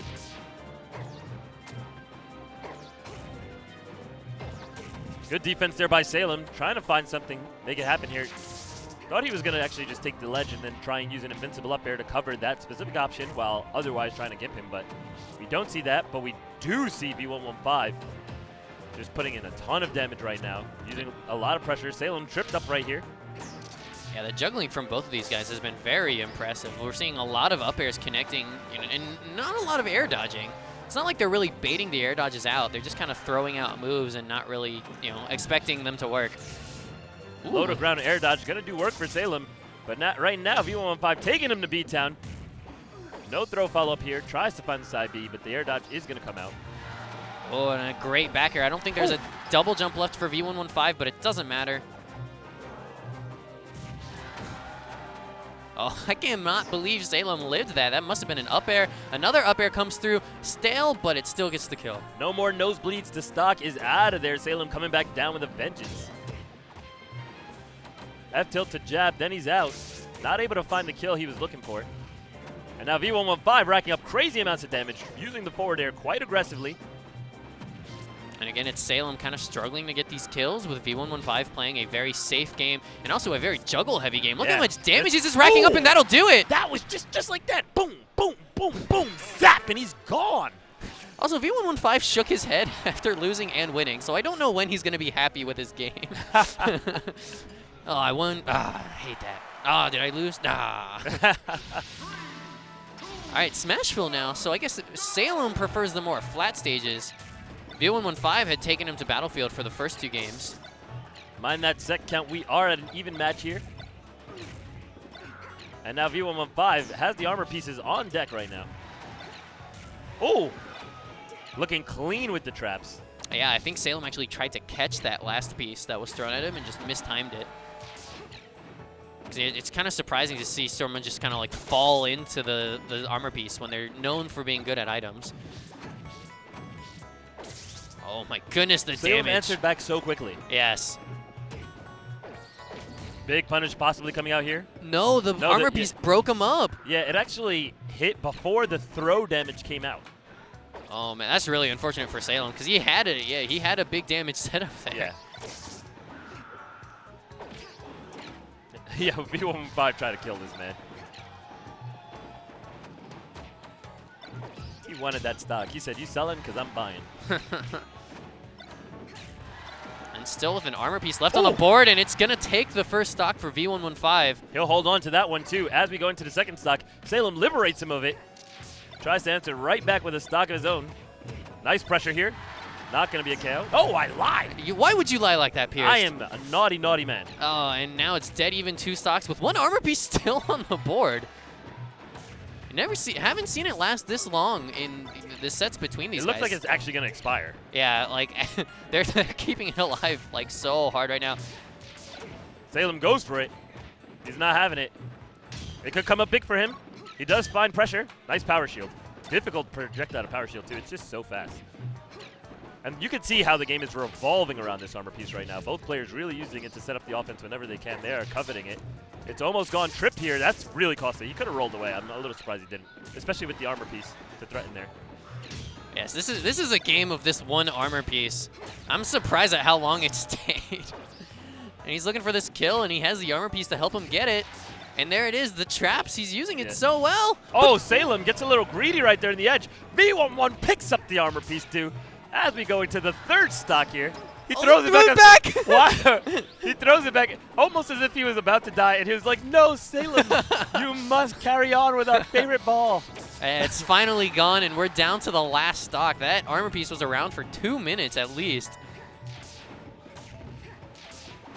And you can see this is a much faster game than the previous ones in our set because the armor piece just makes so much happen so fast. Yeah, for sure.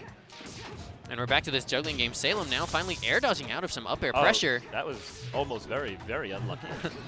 Good grab there by V115. Can he find something else to convert it into? Back air, up air, looking for side B, not going to have it. Salem puts on his shield, doesn't find a back air he was looking for, though, and now tripped up on the platform, but he's able to manage to get back onto his feet, still getting kicked around, though. Yeah, but it's a dead even game, literally dead even in the percentages. Finally, Salem able to make a difference, but this is so back and forth right now. These guys not quite at kill percent. It's going to come down to who can get one more big combo. Salem gets the first hit, gets 2 dash attacks, and he's able to get the kill. Sick combo. Kick, kick, stun, zap. Salem pulls it out for game 3.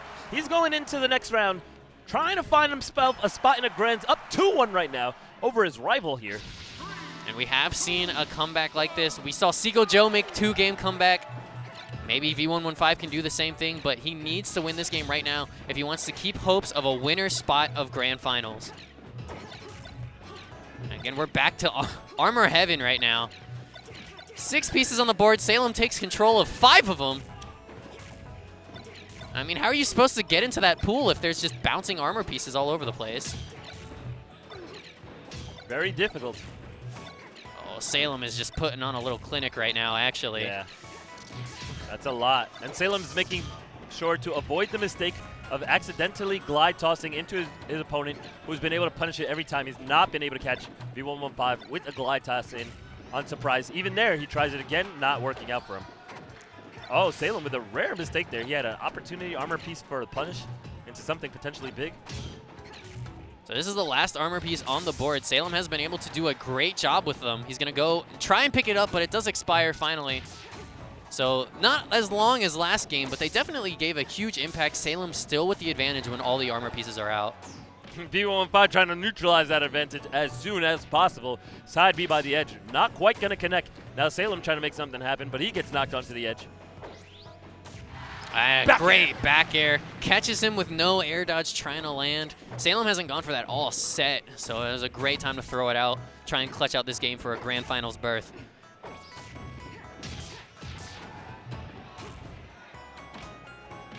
Very cute cancel on the tether there, getting himself over V115 and into a great position. Back air not quite going to do it on the reverse side here. Both Zero Suits taking their time with grabbing that edge. Salem trying to find himself a cozy spot on the ground, not able to find it though.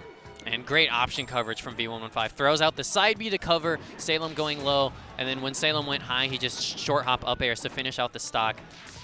Salem with a bit of a percent lead right now, but nothing V115 can't bring back. Yeah, we've definitely seen both these players able to create explosive plays and damage on each other really fast. What SDI on both of those up airs. He's leveling up for the final game. He's like, wait a minute. I'm not about these combos. Yeah, but V115 was able to put a lot of damage on with it. He's evened up the percents. Oh, that's not looking good. He goes for a forward air, interestingly. I thought he was going for a down B for sure. Same, yeah. That's sort of the Salem classic. He gets the down smash by the ledge and he just down B kicks him. And back air comes through. It's not quite enough to take this stock. Salem has started to connect with so many more back airs. I was saying earlier how he was struggling to find kills on V115 because he was going for a lot of side Bs and V115 was always ready for them. Salem's now mixing in these back airs and they seem to be working for him. V115 gets the down smash back air, so we're down to last stock just like we were in game 3. Right now, V11-5 on potentially his last stock of the winner's bracket. He knows how important this game is to Salem right now. He's going to have to make him work very hard for it. Gets the read on the spot dodge. 3-hit combo. Not able to convert into anything more. I spoke too soon. Finds a forward air. Now has Salem on the ropes at the edge. Salem evades him. Gets through him into an up tilt. Really smooth. Yeah, Salem just barely getting out of there, and I'm surprised he actually went for that grab. He's got center stage right now. V115 just charging in with a dash attack. He really wants to see this stock ended because he has the percent lead. Both Zero Suits showing off their shields. I don't even think that's what he meant to do. I think it was just buffered. Yeah, because he got clipped by a jab. That was definitely a weird interaction, and Salem took the bad end of it, and this back air should clear out the stock. We're going to game 5. What a volatile matchup. You just see power shields everywhere, and then one player just speeds it up just a tiny bit, able to close it out.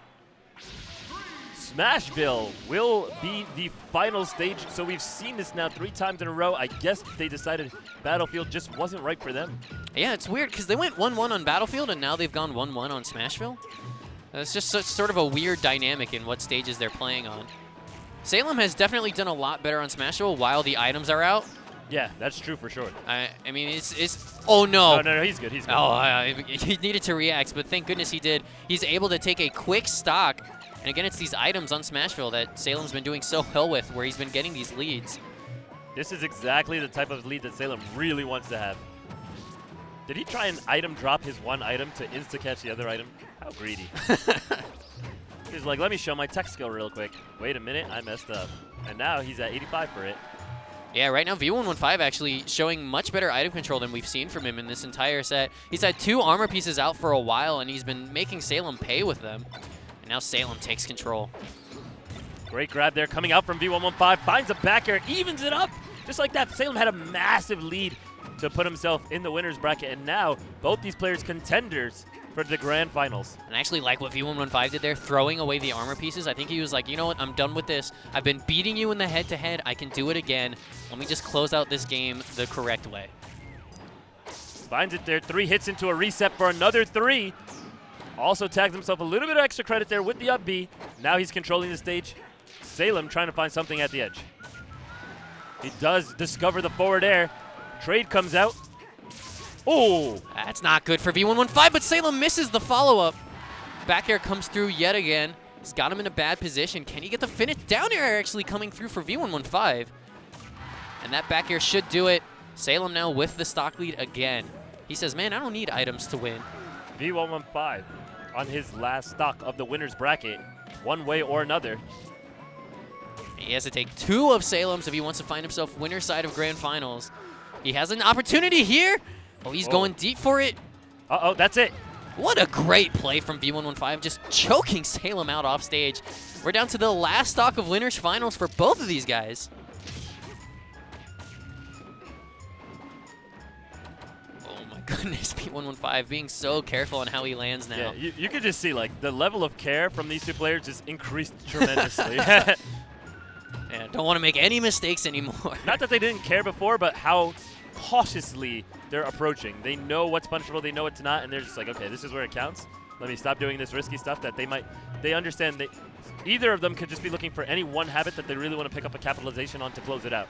And this is where it matters the most. All right, no double jump right now for V115, but he gets back for free. Now he has no double jump again. I guess he hit the ground. Yeah, he must have clipped the ground. Neutral air coming out. Forward are going to repel him off of the follow-up. Great landing side B, and Salem takes that stage control right back. No punish on the landing. I've seen, I want to say 0 grabs from Salem this entire set. I think all the grabs have been on the side of V115. So it's definitely something that Salem's going to have to look out for. He gets caught there. Electro whip, he pounces out straight up. Still gets caught. Oh, back air off the side. Salem is knocked out. V115 takes it. What a clutch finish. What? He just threw out the dash tag. He read an air dodge, and he said, I need to do a drop down bear. That's the only way this is going to connect. I can't believe it stage spikes, though. Yeah, I was about to say, that hitbox was wonky. What was that hitbox? Yeah, absolutely. We take those. V115 with the hugest cheese on his face right now. Absolutely. And that was a 3-2. He managed to clutch it out in Game 5. He's going to be in winner's side of Grand Finals. This could finally be V115's tournament. He just needs to win one more set. Yeah, ear, he's talking to him right now. Definitely happy to get that clutch out win. Salem's going to drop. That's going to mean him versus Nairo coming up next. No, Nairo's supposed to play Seagull Nairo Joe. has to first fight Seagull Joe, and Seagull Joe's been on fire. Yes. You yes. can't count him out. You definitely can't count him out. Although Nairo's definitely going to be favored coming into this matchup, Seagull Joe with the Wolf is showing that there's some stuff he can do. It's going to be really a testament of his defense, because once Nairo gets the hit on you and is in an advantageous state, it is really, really difficult to evade him. So Seagull Joe's going to have to be very accurate with the down Bs, the shines, getting himself out of these sticky situations without letting himself get baited, because once Wolf's off stage, it's going to be very difficult, and Nairo is very accurate. Absolutely. We saw that against Mewtwo King's Meta Knight, so imagine how a Wolf is going to fare. And this is a match that I know Seagull Joe wanted to play for a really long time, and he finally got to do it at, I believe, Skatar 2. He always wanted to fight Nairo. Seagull Joe very confident in the Meta Knight matchup, and he thought he could do it, and Nairo kind of made it look simple. Nairo kind of gave him the hands. And with the way Nairo was playing earlier, I expect him to do that again here. But if Seagull Joe can get him with some, new Wolf stuff, kind of throw him off his game, it's possible for Seagull to make something happen. But Nairo's Meta Knight is pretty good, man. Yeah, Meta Knight never versus go Wolf into this is too confident. Yeah, Meta Knight versus Wolf, Seagull will always say it's not that bad, but it's pretty bad. Yeah, we'll see. We'll see what happens. I don't think it's too bad in the neutral. Right. But the match is more than a neutral. And what Wolf gets out of advantage is not anywhere near what Meta Knight gets out of advantage. And to be fair, let's talk about some of the things that Wolf needs to have in this matchup. And for one, that it's dealing with Tornado. Obviously, he can use the blaster or the down B, or the down B. And of course, the shine is really weird in this game because there's no active hitbox until it ends. It's the ending part of shine that has the hitbox. So that's where he's gonna have to fall in with it really quickly and then clip through the Tornado. Very difficult to do, but Seagull Joe has mastered it. He's played for years. And also on top of that, he has to deal with the fact that Meta Knight's got a sword that's transcendent, so it can clip all of Wolf's hitboxes. If Wolf throws out a full hop back air, Meta Knight can actually go under it with up air, and up air will win.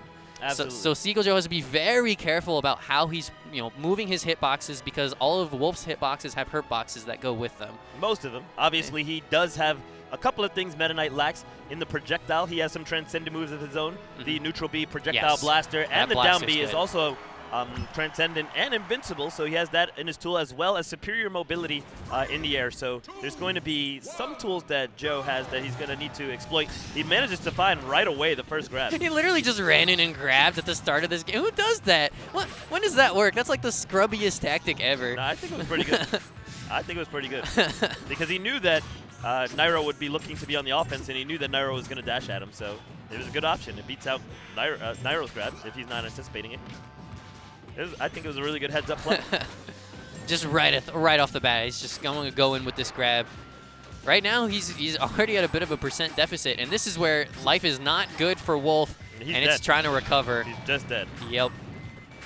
And Meta Knight, of course, has all the frame traps to deal with Wolf off stage.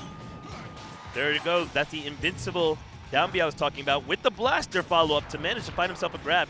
This is big for him. Finds another grab. Grab release into forward smash. Not going to kill. And what he really wants to do later in this game is get grab release to Dacus. That'll be how he gets some of his kills. I haven't actually seen him Dacus all day, so I hope he still remembers how to do it. That was so smooth. Glides exactly to the tip of the stage. Cancels it into a grab immediately. Like a tomahawk glide.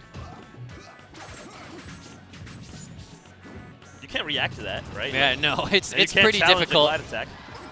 And there's that back air clipping through the top of the tornado. Yeah, there's no active hitbox at the top of Mach Tornado, so you can actually just directly hit Meta Knight, but it's very difficult. Seagull Joe, though, very good with the spacing, very confident. Another F smash coming through. It's not going to kill quite yet. That move actually surprisingly weak if you can DI it correctly. A lot of the kill moves in this game were a lot weaker than they should have been. Yeah, I can agree with that. And nice. Going right through. That almost killed. Problem is, it didn't kill Meta Knight, who's one of the lighter characters in the game at 100+%. Yeah, Seagull used to use that down throw to kill Logic. They used to play all the time, and Olimar, of course, has to grab the ledge to make it back, so you could just down throw and hold the ledge. Seagull Joe is able to take that stock finally. The crowd is behind him here, but Nairo's not having it. That's a stock again. I don't even know what he traded with there. I know the side B came through, and it looked like it's looked sweet like spot. down smash. Yeah, that would make sense. Wow. Oh, great patience, waiting for that spot dodge. And Seagull's caught on that every time he down throws Nairo goes for a shuttle loop. So he's trying to dash out and punish the landing from the shuttle loop, but that's so difficult to do. Oh, very close, but Seagull's able to find himself yet one more breath of life in this stock. It's going to be really difficult for him to take two of his own from this position, though. Yeah, he's in another rough spot. Nairo just going to keep down smashing away.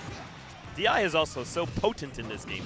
Yes. It's not even so much the kill moves are so bad, but DI is so good. That's another reason why the combos are so difficult to land as well. Nairo looking to just close this out. Has Wolf all the way at 138%. Just needs one strong hit or a simple edge guard. Seagull Joe looking for a kill of his own, but then he would have to take an entire stock on his own. Fair could do it. Oh, wow, not quite. Almost. The next one, or a forward smash, could be the way that this stock disappears. There's a forward smash, but it wasn't enough. Back air will do it. And Seagull going deep for that kill. He didn't have to do something crazy to bring this back. Shuttle loop connects. He's at 165. Get up attack, Nice actually attack break from it, the ledge. Yeah. You get a little bit of invincibility there. High priority move. Does 10%. Looking for the raw back air here, but the power cancel is going to make Meta Knight's fall very safe. Up throw at 200% after the hit will close out the game. But Seagull doing a very good job taking Nairo down to the one stock and really putting up a good fight there. Yeah, it was a decent fight, but I think Nairo, kind of knows the edge guarding stuff. He got him really early on that first stock, and that's really scary for Seagull Joe. It looks like Joe adapted for the later stocks. He was making it back, but this still looks like a struggle matchup for sure. Uh-oh. I thought he was going to look for a Rufio. No, really hard to pull off because it can be beat with SDI. Nairo accidentally activating side B instead of Mach Tornado, but he will just aim it up to make sure that he doesn't just lose his stock, of course. Power shield into dash grab. Going to connect here. Meta Knight just running away with the percent lead here. Looking for a juggle here. Nairo just completely commits to the up airs. He had no respect for Wolf just potentially shielding on the platform. He was like, nope, we're going up. Yeah, see, there's the Dacus, but I'm surprised Joe's not actually going for grab release. I know this is Battlefield, so he's probably worried that it'll clip a platform. And another accidental drill rush from Meta Knight. I think he wanted to do that drill rush. I think he was annoyed because he tried to do a glide cancel into the left side of Battlefield so that he could just fall off neutral air. But then he didn't catch it, and then so he tried to see if he could drill rush cancel off the top platform a Battlefield, and he missed both, and he was like, "Wait, I'm in a tournament set, so I'm gonna stop, getting mad that I messed up this tech and go back to beating the wolf." I love that feeling when it's like my opponent's just trying to like finish some tech, so it's like, let me get him real quick. And a trip lets Seagull Joe connect with the side B sweet spot. So this game much closer than we saw in game 1, because Seagull Joe can actually take a stock from this position. Great type from Nairo. That was sick. Ground second to edge grab. Oh, I thought that was a down smash forward killer. Can he finish the stock off of this? He goes for forward air. Not enough great DI from Nairo. Angle down dimension cape. A little risky there. Beautiful bait. Surprised that Seagull Joe was so adamant on trying to punish that dimension cape with the forward smash. It definitely was punishable, so he was in the right, but if you don't have the reaction time, it's going to cost you, and if you mess up even a little bit, you can get shuttle looped or just blocked and punished. And right now this game much closer than we saw in game 1, where Seagull Joe kind of very quickly lost that first stock. As he's sort of adapted to this off-stage game, he's not getting gamped very early. That's making a huge difference. Ooh, the dash dance. That's a little bit of a problem with fighting Meta Knight. You have to figure out which gimmicks the Meta Knight's going to use on you, which tricks he's going to try and use to eliminate your stocks really early, and make sure you're prepared for those. And Meta Knight in the game 1 is just so much pressure. It's like, how do you play? Once you adapt to the Meta Knight, it becomes more negotiable, more handleable, but not easy or free. But before you've adapted to him at all, he has so many options. It's difficult to know what you need to be looking for. And another Glide Tomahawk from Nairo. This time he goes for it again. This time Seagull was ready for it. And again, Seagull kind of, as you said, slowly adapting to all the Meta Knight gimmicks. He's figuring out what Nairo's looking for. He's not falling for the Glide Tomahawk anymore. He's, being careful around Tornado. Yeah, throwing out an early side B because he knows that's the only way he's going to make it back. He does it again. Yeah, I like it a lot. But he's going to need to find this kill if he really wants to make anything meaningful happen here, because Nairo's just going to keep racking up more and more damage, and after a certain point, it's going to be too late. That's really bad. That's it. Yep. And I think that ledge clip from Seagull Joe is what cost him there. He didn't mean to do that. No Wolf ever does, but it seems to happen the most often with Wolf when you hit that ledge and it sends you back off the stage anyway. Seagull going to end up taking Nairo to Pokemon Stadium. Final game of the set here, if Nairo's able to walk away with the win here.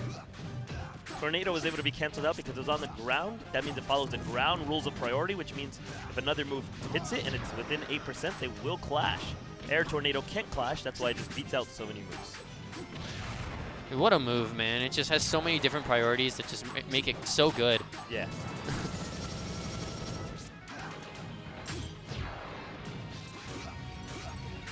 There we go. Seagull Joe trying to get something started.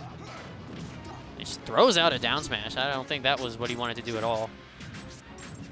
Nairo's starting to run away with it a little bit here. Oh my god! And Nairo's movement, I don't remember him doing this so much when even back in Brawl's prime, doing these foxtrot dashes. Yeah, Smash 4. That's definitely Smash 4 showing its face. Players, they understand ground movement better than ever. They understand the value of perfect pivoting, lots of things. Nice, Seagull just running up and grabbing, looking to finish out the stock. Again, surprised he didn't go for the grab release to Dacus. He might have been in a weird position on the stage. Smooth glide into pressure, but Seagull Joe immediately powering it back. Shine into the back air. Can he find the KO on Meta Knight? Down smash here. Not going to connect. Nairo knows what he's looking for. Cancels it out with an up B. Tries to find the down smash there. Still not going to be enough. This could be good. No Dacus. Yeah, Seagull's looking for these sort of like the second-rate punishes. He's trying to punish the option after the punishable move. And I don't really think that's the way he needs to be going against Nairo. Nairo very smart, going to move around, be very quick. Yeah, sometimes you need to anticipate what your opponent's doing ahead of time, especially when you have an opponent as fast as Nairo. Seagull finally able to take off that stock there. Let's see if he's able to keep up.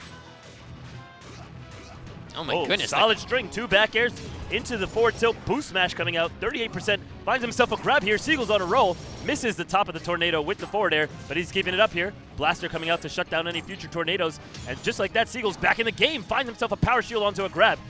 Another blaster, and they're 3%. Seagull's taking the lead. Oh Nairo trying to make something happen. Gets a cross-up roll.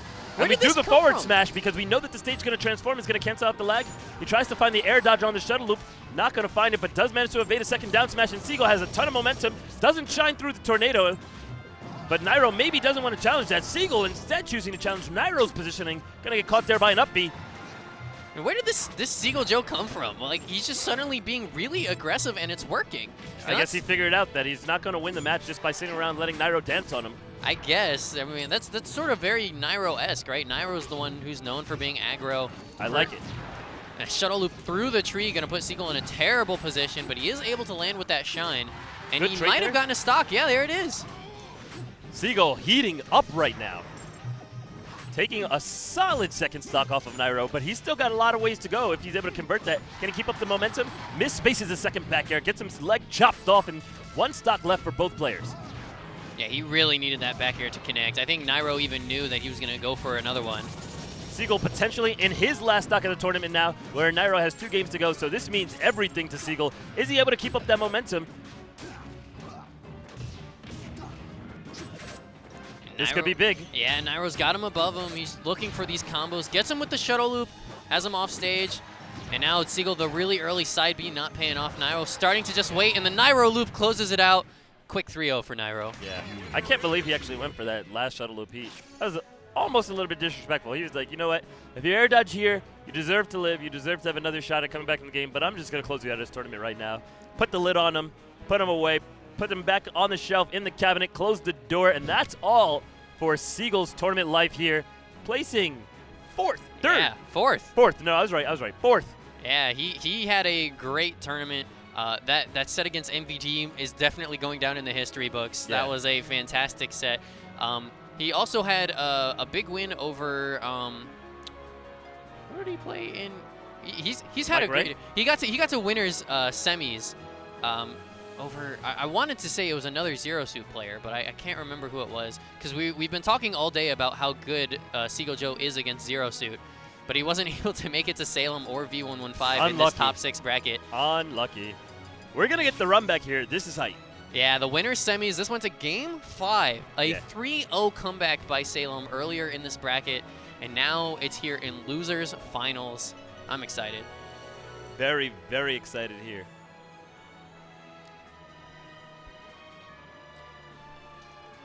All right, are they getting ready to go? I'm expecting a button warmer from these guys in a second. Also, is Salem injured? I've noticed he's had this thing wrapped around his arm. I'm not sure. I didn't ask him. I've talked to him several times, but it doesn't seem to be bothering him or affecting his play. Yeah. He hasn't talked about it at all, so. All right, we're going to just jump right on into it. This is going to be losers finals of Brawl at CEO Dreamland. We've got MVG Zone Salem rocking the classic Zero Suit versus Energy's Nairo. All right, the armor piece is How out. awesome is that, right? Brawl players getting sponsored finally. Yeah, 2 good sponsors, too. Yeah, exactly. When are they going to sponsor V115, right? Yeah, exactly. Somebody pick up this man. He's a free agent. Nairo trying to close out that stock quickly with the weak air there. Wow. Now, I will say I was talking to Nairo earlier today before winter semis, and he said if I only have to play Zero Suit today, I will feel great because I'm confident against Zero Suit. He then went into the match against Salem and got reverse 3-0'd. So maybe he's not as confident now as he was earlier today, or maybe he's just going in with the same level of confidence, being like, yeah, whatever, you got it. You got it last set, but this time I'm gonna go try hard. Nairo is definitely not the player to let his confidence waver. He's very confident almost all the time. I can see that from Nairo. That was smooth. I can't believe it worked, but I also can't believe Salem lived. Yeah, I that was was thinking a charged exactly F smash. How smooth was that? Great defense coming out from Salem right there. That could have popped his shield, so I love the spot dodge. On reaction, too, like, what was that?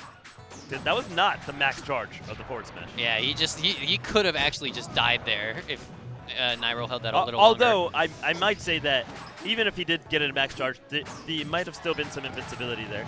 I love that Salem, I think maybe tried to spike him. No, actually, I think maybe if Salem did try to spike him, it might have worked. He answered right back with a forward air anyway. I can't believe that killed. And you can see that Nairo is very on top of edge guarding Zero Suit. This is kind of the big thing that let Salem win Apex 2013, is that the Meta Knights he fought against were sort of notoriously not going out and challenging Zero Suit's recovery. And then ESAM wrote this huge guide on edge guarding Zero Suit with Meta Knight. Yeah. And Nairo is one of those people who's really made it work. And I gotta say, just looking at the player cams right now, you see Nairo's face, and he's smiling when he plays. Salem's smiling when he plays. Both these players just having so much fun. And I was thinking earlier as I was watching him play Smash 4, I was like, even watching him win, you just don't see Nairo smile like this when he plays anymore. Oh yeah, this is definitely just, you know, fun game for these guys nowadays. And there's not so much on the line. There's not a lot of pride. They know that this game they haven't really been practicing as much. There's a lot of pride. There's pride, but it's more there's like a lot of fun pride. No. You don't know what you're talking about, bro. Well, yeah? These guys care. I'm not saying they don't care. No, they care a lot. Yeah, I would never say they don't care. Absolutely they care. No, they care a lot. Salem, I don't know how much. Nairo for sure. Zero, he won't play because he's in tournament, but he cares a lot too. You know, Mewtwo King for sure cares. Ooh, Salem! Ooh! No, does not hold the edge, not able to finish it off, but man, that was a sick setup. They're not even mad. Look at the. They're not. A great footstool to make it back, and he intercepts the dimensional cape. He's gonna end up just closing out that See, stock. he just accepts the side B, like all the jank that happened, and he's like, "Oh, side B, you got it." What great sports.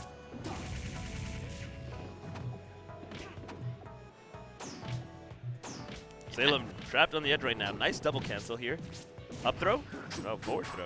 Yeah, I don't think up Try to throw catch is, him on some bad DI, maybe. Yeah, I don't think up throw is quite enough to kill. I think at this point it'll kill, especially if he gets on the platform. But you can just kill with NATO in this game. Or Tornado.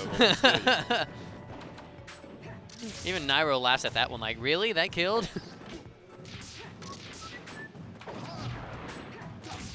Uh-oh. Salem gets himself out of that sticky situation, answers back glide attack immediately. Forward air is very good at answering Meta Knight's glide attack because the first hit will usually trade with it, where the second hit will then go ahead and beat out Meta Knight. Once he's done it, that'll connect. That could be flip kick. No, and the platform platform saves him. Nairo's still in it, game one. Back throw. A little surprised he didn't try and go for any shuttle loop shenanigans there. Nairo was always so good at gliding. You saw that light like dip right there in his glide. It was so good. It's actually much harder to do than you think. The trip stopped Salem from punishing. That could have been a grab and or a dash attack, which could have led into a lot more. Looking for the dash attack up tilt here. Just put Meta Knight in the air. That'll give you the setup you need. If Salem just gets himself a little bit more movement on the ground. Uh-oh. Now off stage, Nairo wanted it too bad. Yeah, that was kind of fishing for that that shuttle loop. You know, it's not even so much that it was a bad option. It would have won, but it was just so much that it was an obvious option. Yeah, Everybody exactly. knew what he wanted there. I knew it, you knew it, Salem knew it, and probably most of the fans knew it at home, even if they've never played the game. Oh! The flip kick actually saving him there. Get down, but then good defense by Nairo, blocking out two moves that would have spelled his doom. He rolls himself out of there until he gets comfortable. And this is getting really scary. Nairo knows that he just takes one hit and he's dead. But of course, Salem, you know, one bad DI and he's out of there. That was great defense by Nairo the whole time. Salem had a lot of control, but now Nairo has taken over in the control department. Mock Tornado will catch him. Not able to convert anything off of it. Thought that was going to be a down smash. Look how far out he's going. The tornado comes out, but it's not enough. Salem is fishing for this side B, and he's down smashed after every single one. And Nairo's ready for it every time. There goes one whip. Salem does make it back. And if any of these neutral air sweet spot, that's it. 152 to 151. This is very scary. And he goes for another Up down throw? smash. Up throw. No, not quite. Not yet, not yet. But he gets another edge guard opportunity, and the shuttle loop does it. No kick on the thing. I thought for sure he would guess that Nairo was going to shuttle loop him there, or maybe he was just afraid of getting up aired. Up air might have KO'd at that percent. Yeah, I think that's what he was afraid of. Yeah. He's like, let me fall. Let me just fall all the way down. Nairo now up the first game. They're going to take it right on back to Smashville.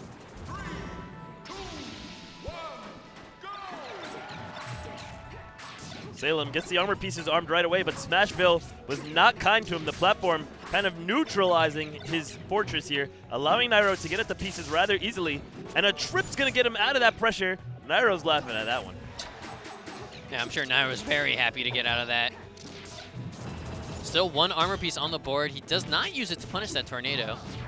I'm sure with that trip right there, a lot of viewers watching at home are like, wait, people used to play this game in tournaments? Like, what? Oh it was my a good time, I promise you. Oh my goodness, that DI was something special. As he goes way out there, and He's that dead. could do it. Yep.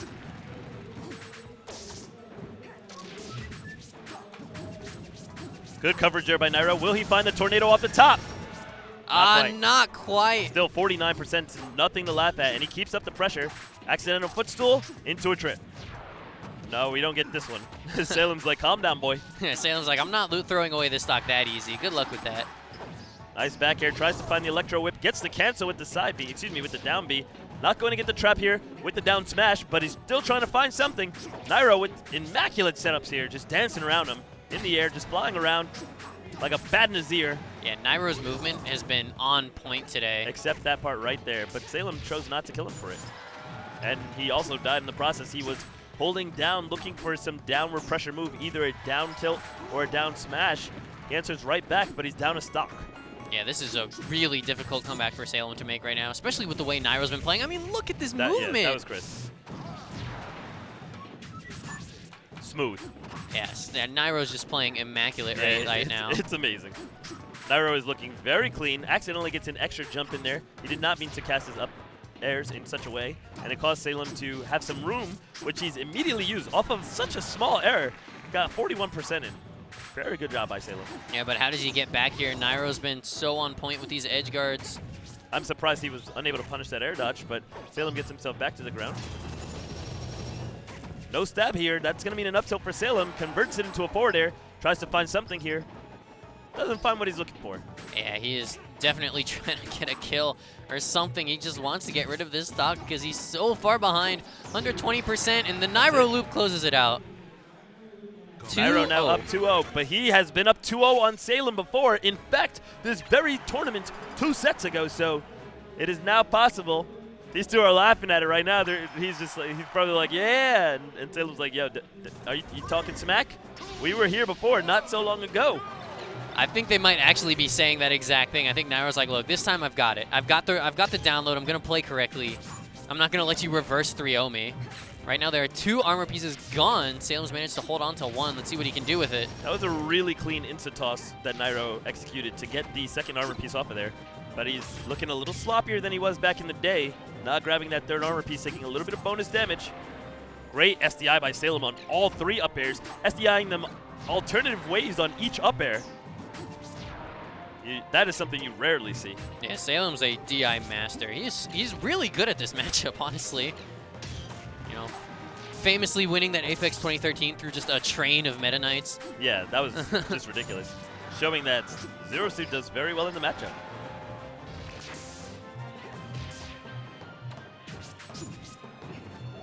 I thought Nairo actually ate that down smash jab on purpose. The jab after down smash. He did it last game and got his own down smash for it.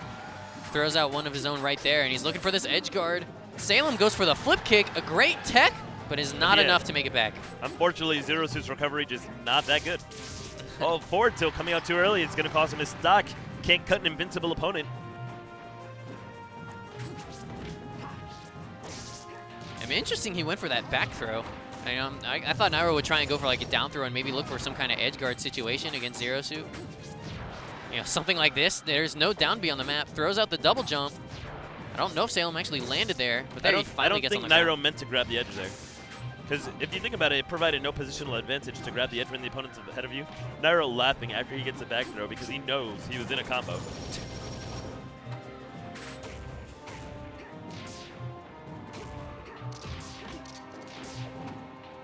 Kicks and guns. Yeah, Nairo has not fallen for a single like charge to down smash. He's always reacted to it. He's always playing very patiently, not sort of forcing air dodges or shields or anything like that. Oh my god, Salem wanted that down B, side B so bad, but it just tethered the ledge from there. Will find the KO anyway. And this is looking like the beginning of the 3-0 comeback that we were wondering if history would allow us to repeat. Oh, wow. Goes for a grab out of down smash. We haven't seen many grabs from Salem at all day. Yeah, absolutely not. He's very conservative with it.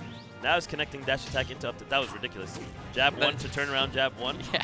Tries to get the 1-2-3, but Nairo just held R. Come on, Salem. Come on, Salem.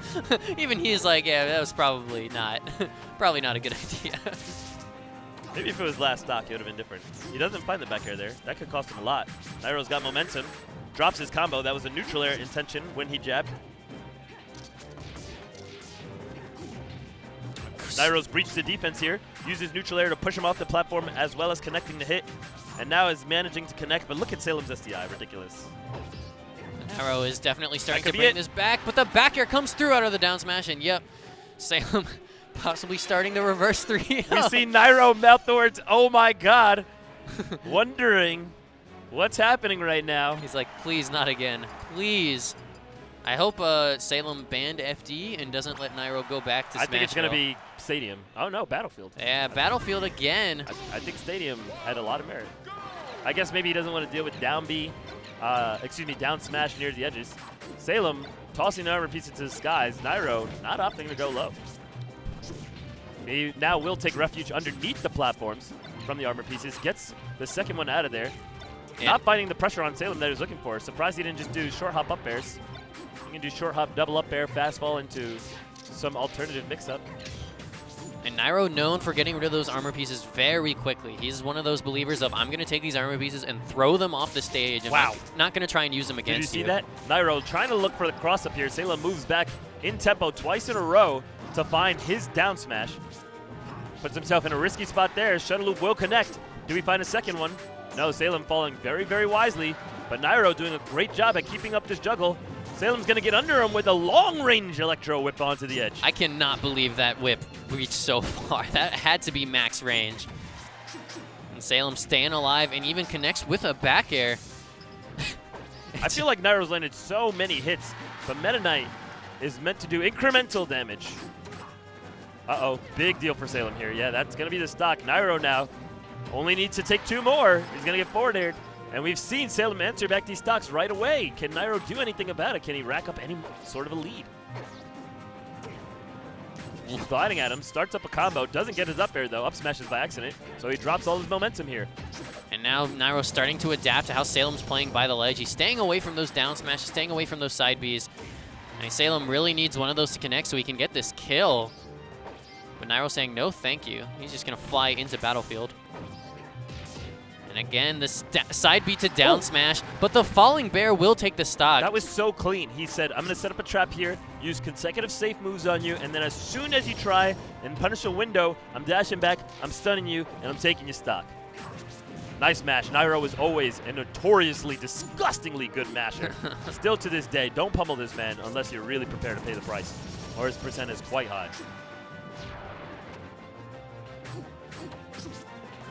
Oh, that is a terrible angle for Salem. He actually had the stock there. He could have just held the edge. Up B would not have KO'd him. There it is. Yep. Yeah, very nicely done by Nairo. So now he has a 2-1 stock lead. Salem possibly on his tournament stock if Nairo closes this out. And now this is the lead that Nairo wants to play with. He's probably feeling quite comfortable here. Maybe not so comfortable after that trip or this down smash. But he's going to evade this grab, start something here, gets the tech with Mach Tornado, or rather, gets the mistech with Mach Tornado, tries to find a forward tilt to continue the juggle on the platform. Now Salem underneath him, trying to make something work. Nice. And right now, Nairo's just playing so clean, so smart. He's got an edge guard opportunity. He's going to go for down air. I knew it, but he's not able to clean it out quite yet. But he's just continuing to just rack up the damage. He's got another stock after this, even if he somehow loses this one. Oh my gosh. Gets a trade, which was perfect, because it allowed him to recover to the stage as smoothly as he needed to. Grab armor. Salem complaining. He's like, man, I knew that was coming. Nairo finds his grab here and tries to find the stock here too. No, he's good, he's good. Run up, roll back. And he's out of there. He's like, yes, center stage. No, he runs into glide attack. Nairo takes it over Salem. 3-1, closes him out of the tournament, and he will advance to try and avenge Salem now against V115. Will he fare better versus the Meta Knight Extraordinaire, or will Zero Suit take yet another major? Yeah, this is going to be really exciting because I don't think Nairo and V115 have played in a grand finals like this. They played, I believe, at SmashCon in 2015, and Nairo ended up winning that whole tournament. And of course, V115 wasn't able to clutch out SmashCon 2016 either, where he placed second, and then he placed second again at Revival of Brawl. Yeah. So V115 is looking for a big Brawl win. He needs a Brawl major win. And this is his chance to do it, but Nairo, as his opponent, is scary, man. Nairo just managed to clean up Salem, and he said earlier, like I said, he is confident against Zero Suit today. He thinks he can make that matchup work. Yeah. So V115 has an uphill battle, in my opinion. I mean, perhaps you can say that, but you got to remember, this man's sitting on 2 chances. Yes. He's got the winner's finals set to his boon, so he definitely, even if Nairo gets the reset on him, he's got another opportunity, and V115 shows that he is able to play very consistently over a long game. He's able to adapt very well, and he doesn't falter, he doesn't break, so it's entirely possible that he could pull it out here. He did just come off a tournament win against Salem, who we've just seen exactly how incredibly powerful he is. Nairo, however, you know, is definitely going to be a challenge. V115 also beat Mewtwo King in pools. Let's not forget that. Exactly. That is one of the best Meta Knights in the world, and V115 was able to take him out. He clearly knows he can win this matchup, but Nairo is a completely different beast. I'm really excited to see this set. For sure. Is Nairo infinite dimensional caping? Yeah, and well. How is he so good at it? Do you practice? You Jim. Who practices the infinite dimensional cape? This man goes home with his controller like, I want to practice Meta Knights, and then practices infinite dimension. Okay, Nairo.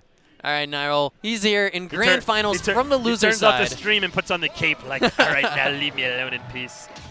Loser side of grand finals is going to be Nairo. Winner's side is going to be V115. This is grand finals of Brawl at CEO Dreamland. I'm so excited. I'm hyped. Did you see the way Nairo opened that match? He opened it up, said, I'm going to take this hit, and not follow up the hit, but instead, it's as if he won the armor piece, because he immediately took the opportunity to dismiss it from the stage.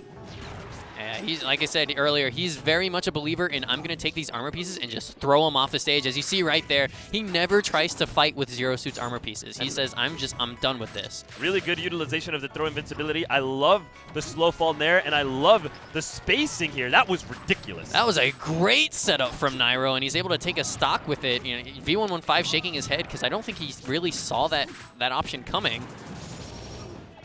Yeah, maybe you've never done one like this before, baby. V115 looking for the back air, missed spaces it. He pulled out. He pulled out of there. He wanted the back air off the up air, and he was like, off the up B, and he was like, you know what? Maybe not. Maybe I'll find a different one. He does indeed find it, but now he's in a rough spot here. He's gonna have to show that his Nairo's fine. That's but the stage V115 is not fine though. That's so unfortunate for V115. One of these characters is Meta Knight. Yeah, one of these characters is unlucky. Absolutely, that's so unfortunate for V115 after missing the tech on the stage. He definitely had such a great situation with that flip kick, but just wasn't able to close it out. And now he's suffering the consequences, down an entire stock and falling. Good shield resilience right there, making sure to angle his shield as Nairo hits him from all 3 sides and then gets a punish with an up tilt, but now he's just looking for solid ground. The trip might give him something. He is able to find the down smash off the breaking the momentum. Let's see if he's able to convert that to anything more meaningful. Gets a dash attack. Can he find the KO, though? It doesn't look like it quite yet. Nairo playing very safe, and now he's got another edge guard opportunity. V115 this time using that flip kick early to make it back, but he misses. No, he's good. I thought Nairo was going to grab the ledge, and then that would have been a real struggle for V115, who now is out of a jump. Yeah, no, that's it. 2 stock coming out. Nairo doing a good job as making his way up into that second set so far, taking game 1. Yeah, and that looked kind of dominant, honestly. He looks like, he just came off a 3-1 over Salem. I hope V115 was off on the side practicing against Meta Knight, because adapting to Nairo is no easy feat, man. Yeah, I think practicing against Meta Knight, not necessarily. Oh my God, we've seen that be missed so many times now, and he loses his stock for it. V115 is gonna have to shake that off because at this point Nairo has a ton of momentum and he's looking good for game 2. Even if V115 shapes it up from here, it's going to be very difficult for him to overcome the set from this exact position because at this point, overcoming the Meta Knight in this very game is just going to be really difficult. He's not going to have the armor pieces to take back that, the percent that he was able to accrue in the beginning of this match, and now Nairo is starting to stack up to enhance his lead even further. So at this point, V115, what he needs to make sure he's doing is to simply figure out how do you defend against Nairo's onslaughts, because he already knows how to attack Nairo, but he needs to say, where do I plug in the holes in my defense so that I can potentially take the second set? And to be fair, he's actually keeping it fairly even in this neutral game right now. It's just the fact that he lost that first stock so early. Yeah. It makes this game look a lot further behind than it really is. He's honestly holding his own. And that was a great footstool. It's not enough. And that's really unfortunate. Yeah, I'm surprised he didn't go for down smash there because maybe if he was a Meta Knight player, he would have known that Nairo did not catch the sweet spot there. And with no sweet spot, it just meant a free down smash, but we don't see it. We finally got a correct Canadian flag up. Raise the flags for your boy. And V115 showing that his strategy of trying to footstool Meta Knight on his way down has actually been saving him a lot. It's very good. He knows that spacing very well. He's beating out like holes in the up airs with it. And another tomahawk glide grab. Wow. Broke his ankles twice. Yeah, Nairo's movement is just so clean today. Put a cast on this man's leg. And press F to pay respects for V115 ankles. And press F to pay respects to this game too, as he's continuing to fall behind. To speak those facts. I'm looking for a nair from Nairo. No, he tries to go for down air. Yeah, it was a sick recovery from V115. The micro spacing off stage has definitely improved since game 1. Yeah. Nice wake up over 100%. Will break through Tornado. Not below though. This could be big damage here. Looking for the up air. No, he tries to find the Electro Whip. That wouldn't have even killed, but it is big damage. Yeah, nice back in there. He's got him off stage too. He could look for a finishing back air. He does, but it's not quite at the right timing. Oh! Sets him up. Great DI there by Nairo. I mean, that was really, really good DI. Even great corrected DI because he recognized the change in his momentum very, very smoothly. That was a great shuttle loop near the ledge. Clips him before he can grab it, and another one, not enough to kill it. It's stale now. We got good DI all around. Just all the players just not willing to give up stocks for free. Up throw could do it. Not yet, fantastic DI, though. Another one will do it. If it hits the top platform, it will do it. Wow, the up air from the ledge. Wow. That was some bad DI, I guess. Yeah. I guess from this point, what we're looking for is a flip kick setup. Yeah, I guess. Trying to go for a trade there. Thinking the same thing. Like, V115 needs to be on stage, down smash, flip kick. It's like, that's the only way he's bringing this back. Fortunately, Nairo plays it safe, takes the stock. We're going to game 3 of set 1. It wasn't that safe. He traded a neutral air with an up air. Yeah, it was a little scary. That was a little scary. That was suspect. He's just, let me finish this what game real quick. What if he just up-beat you, and then, you know, footstool spiked you or like down aired you or something? You know, like, I don't know. I want to see V115 pull it off. Meanwhile, in this game 3, did you see how Nairo opened up? He jumped over the entire stage because he knew V115 was going to throw up his pieces. Right. So he just caught the pieces at the top and threw them off stage. So they were gone, and he had taken 10 damage. That's such a good setup for Meta Knight. Nairo doing just an amazing job of playing both sides of his opponent. Nice tech out of the Tornado there. Unfortunate trip right there. And Nairo with the quick reaction time, and now he has an edge guard situation because of it. He does get flip kicked. So V115 able to find some solid footing. Yeah, flip kick coming out and connecting because Nairo got a little bit greedy there. He wanted to find the edge of the flip kick and get a neutral air, but it just lasts so darn long. Yes. that you should probably just spam up airs at it. And it's got a great bit of hitbox on it. You know, it's kind of hard to break through. Yeah, those are some combat boots. They don't have the jet propellers on them yet. Those came later, but... And a nice little grab release. Doesn't finish the stock. Even at 150. Oh, but that will definitely do it. V115 for the first time holding a lead in this set. In a game, rather. Not finding anything here. Could be a grab. No grabs here either. Looking for maybe even a fall into a down tilt. There it is. Finds a down tilt. Not able to convert it, though. Finds a second down tilt, but Nairo's not air dodging into the down smash. Yeah, why isn't he just going for, like, down tilt, up air, you know, go for his true combos? Yes, the bread and butter stuff. That was smooth. Does find the air dodge this time, making something happen right now. And this is looking like game 1 was on the reverse, but Nairo's got shuttle loop in his arsenal. And he's going to shut that down real quick. Yeah, but right now the difference is that we're not seeing those really early gimps from Nairo. That's kind of how he was getting those early stock leads, and then he was playing much safer. Do you see this SDI coming out of V115? Yeah, V115's SDI is pretty sick. What is happening? I mean, SDI is the future of Brawl. We all knew that, but like 2017 SDI is here. And Nairo takes the lead back just like that with a Gimp. And that's what I was trying to say. It's these Gimps that have been winning Nairo these games. When V115 is not getting Gimps, he's keeping it even, and he's playing fantastically. He's keeping it even in the neutral game. He's keeping it even off stage. But he's just struggling so hard when he loses early stocks. He can't play 2 stocks versus 3 every set. Yeah, but it's easier said than done. Just like, don't get gimped by Meta Knight. Yeah, for sure. Especially against Nairo, the artist of all gimps. He does find his an up air and another stock. 21 to make up. Definitely not out of it yet. Nice land into single jab, but Nairo has none of that. He knows exactly what's not safe on hit, and he loves to press buttons to punish your pressing buttons. Yeah, and he's just starting to go off a little bit right now. Great get-up attack from V115, finally adapting to all those nados that Nairo's been throwing out by the ledge. Oh, Yeah, although that get-up attack would not have broken Nado, he knew that throwing it out instantly would just trap up almost anything Nairo tries to do, catch him with some poor timing, so it was very good. Nairo looking for a potential shuttle loop, but he wants the one he wants. That's the one.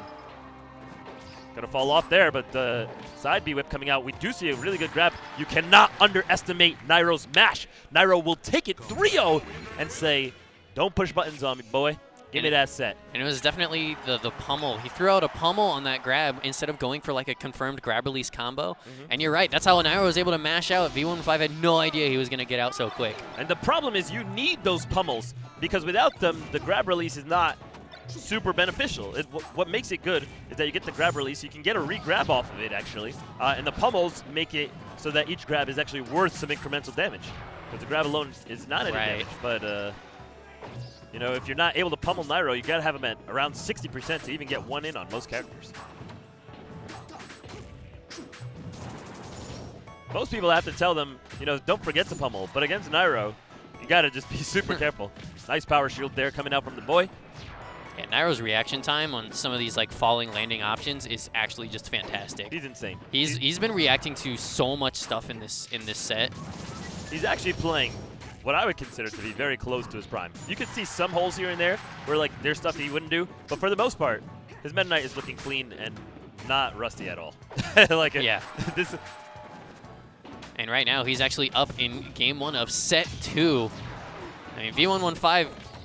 Is he going to play second at another tournament? This is going to be so awful for him if he can't just clutch it out. Yeah, because what is that? How does that feel, right? Like, Brawl is your favorite Smash game to the point where you've continued playing it even when everyone else has somewhat stopped. And to just know that you're never going to make it to be as good as the gods of old, that's got to hurt someplace in the soul. That like that really. That sounded awful to me. Like, it's like getting lemon juice in your eye. Like, God dang it. Well, so far he's managed to keep the stocks even. He's still playing a solid game. He does get the aerial grab release that time, but just a dash attack to follow up. But Nairo proving himself to be just a little too citrusy right now. Finds a dash attack, not able to convert anything off of it. Tornado, not going to really do much. Nairo making 2 mistakes in a row. Jab into back roll, not what he wanted at all, and V115 making him pay for it. Oh, that's really rough. He does have all of his jumps, though, and he is able to snap to the ledge. Pay for it, though, he did. See, and this is what I'm talking about. You get one grab, one pummel. And look, V115, he's like, you know what? Nairo's at 100-something%. Don't care. Adapting anyway. Grab one pummel, release him. And look how Nairo just gets out of it so quick. Yeah, as if he was at, like, 4. He definitely just pops out. I don't understand how Nairo mashes so well. He just doesn't care about his controller. That was a great nair from Nairo. Finally waiting out that flip kick so he doesn't fall for it like we saw in the last game where it clipped through his nair. I fully believe Nairo has like a Naifu controller fund where he's just like, guys, I'm going to break all my controllers getting out of these grabs, but you will hook me up, won't you? Find me the precious controllers. Reminds me of Mewtwo King back in the day, who was just always looking for the perfect controller. With his box? like it was the Elder Wand or something. Like, oh no! V115 doing it smooth on the boy. Hanging just low enough that he can't get punished by the drill rush, but not letting him lock onto that edge. Nairo's going to have an assist here by the platform. Confirms the down throw into the dash attack with a neutral air to follow. Now he's got him off the stage. Trying to end the game 1 right here. Neutral air is going to leave him with very few options. Can we grab the edge? We can. Yeah, he blew his down B and his double jump trying to get to the ledge the first time, and Nairo just nared him right out. And after that, you know, what are you going to do? V115 is out of time. He had 4 games to potentially figure out, what do I do against Nairo? Can I adapt? And if he doesn't take this game right here, it's obviously over. And again, Nairo starts out the game by going over there and he says, let me just get these item pieces out of the way. Doesn't do it as well as he did the last time they fought on Battlefield. There's still 1 left. And that'll be it. Yeah. And immediately into the downer to take the stage control. He actually slipped up there. V115 got a pummel in. He was so joyous that he was able to get that armor piece out of there. He gave him one. I like it. Both players playing really, really well right here on the defense. We get a setup. No up air. Ooh, this is a lot Look of at damage the coming in. That was crazy. Yeah. Up air, up B is a combo. But no. It's in a song. Neo wrote a song about it. No, it's up air, NATO. My bad. Dude, I miss Neo songs, dude. Yo, you the goat, Nathaniel. Hope he's probably somewhere lurking watching this stream right now. Another edge guard There it is, the situation neutral that's air. really bad, but somehow he makes it back. Now, see, that was really smart from Nairo because I could feel it in his mind that he was thinking of down being to the ledge to just beat him there after the neutral air, but he did not want the down B to get beat out by Z115, just getting the tether and then losing all the momentum. So he's like, you know what, let me try and drill rush this stage instead, because obviously you can't snap it with Mach Tornado. Right. And he couldn't snap it with up B from that angle. So he said, let me try and drill rush to the stage instead. I might clip him out of his tether with the drill rush, but it just didn't happen that way, and he got himself back on the stage. Still, like, very, very smart thinking there from Nairo. It didn't work out for him, but it was really good. And right now, Nairo, with that smart thinking, takes the lead. Right as I say that, V115 takes it right back. It's a dead even game.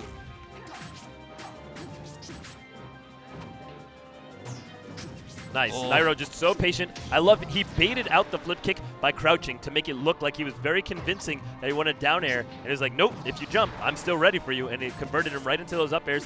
Nice momentum here. I love how quickly he adapts to his opponent's momentum in the air. He set him up for the up air. He said, you're going to DI well. It's okay. I'm waiting for you. Catches him with the back air. And now he's just dancing around him.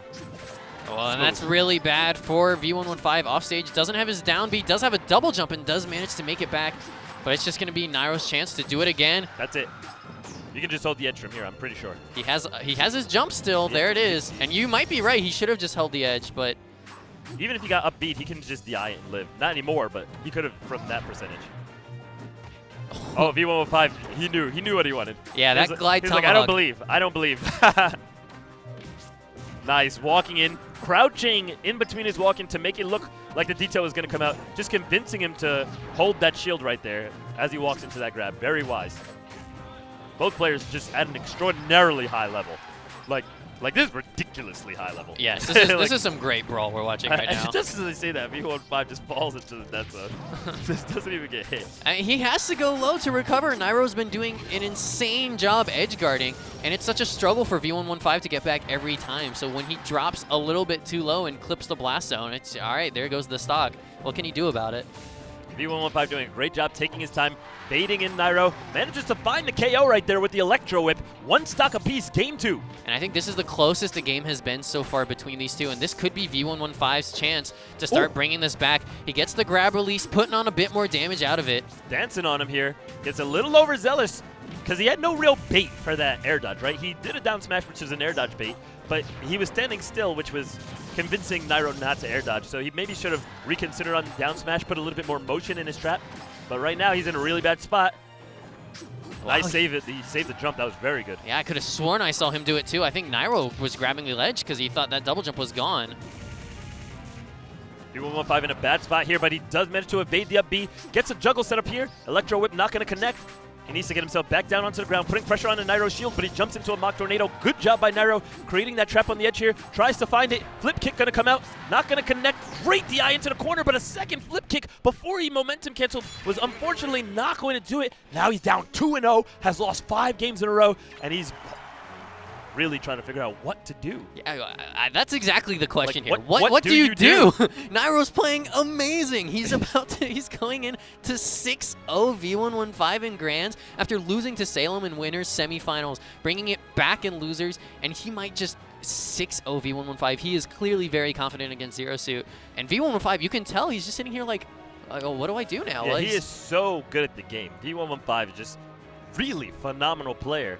But he has just not reached the god level status that Nairo has accomplished. And you know? again, how does it feel to play second at your 3rd Brawl major in a row? That'd be such a sad story. I'm rooting for V115 to make this 3-2 comeback because he's played fantastically. He's adapted to all the things Nairo's been doing, and right now he's keeping the armor pieces on the stage. If Salem can do it, so can you. Absolutely. You got yourself this far. Do you have what it takes to take it all the way? Nairo not going to make that easy for him. Not at all, and I think V15 starting to spam those buttons a little bit. You saw him accidentally up smash and forward smash on a platform. Don't want to see that kind of panic when you need a 3-0 comeback. His SDI, though, is not lacking for anything. Uh-oh. Trying maybe some older tricks? New to the set, old to the player? You just need something new, and you don't know what to do. Yeah, for sure. And still Nairo with the lead, and he's just continuing to keep that pressure up.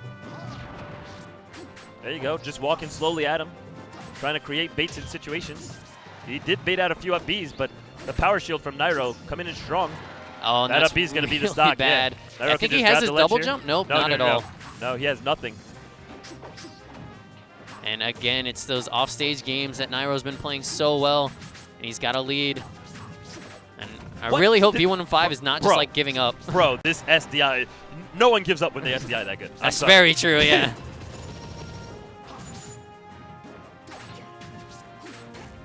But his technical skills are waning now. He's made several input errors this game, and he cannot afford it. Yeah, that is what I'm worried about. Boom. Great momentum cancel, and not Nairo enough, is not yeah. going to make it back. Yeah, Nairo's like, all right, you got it.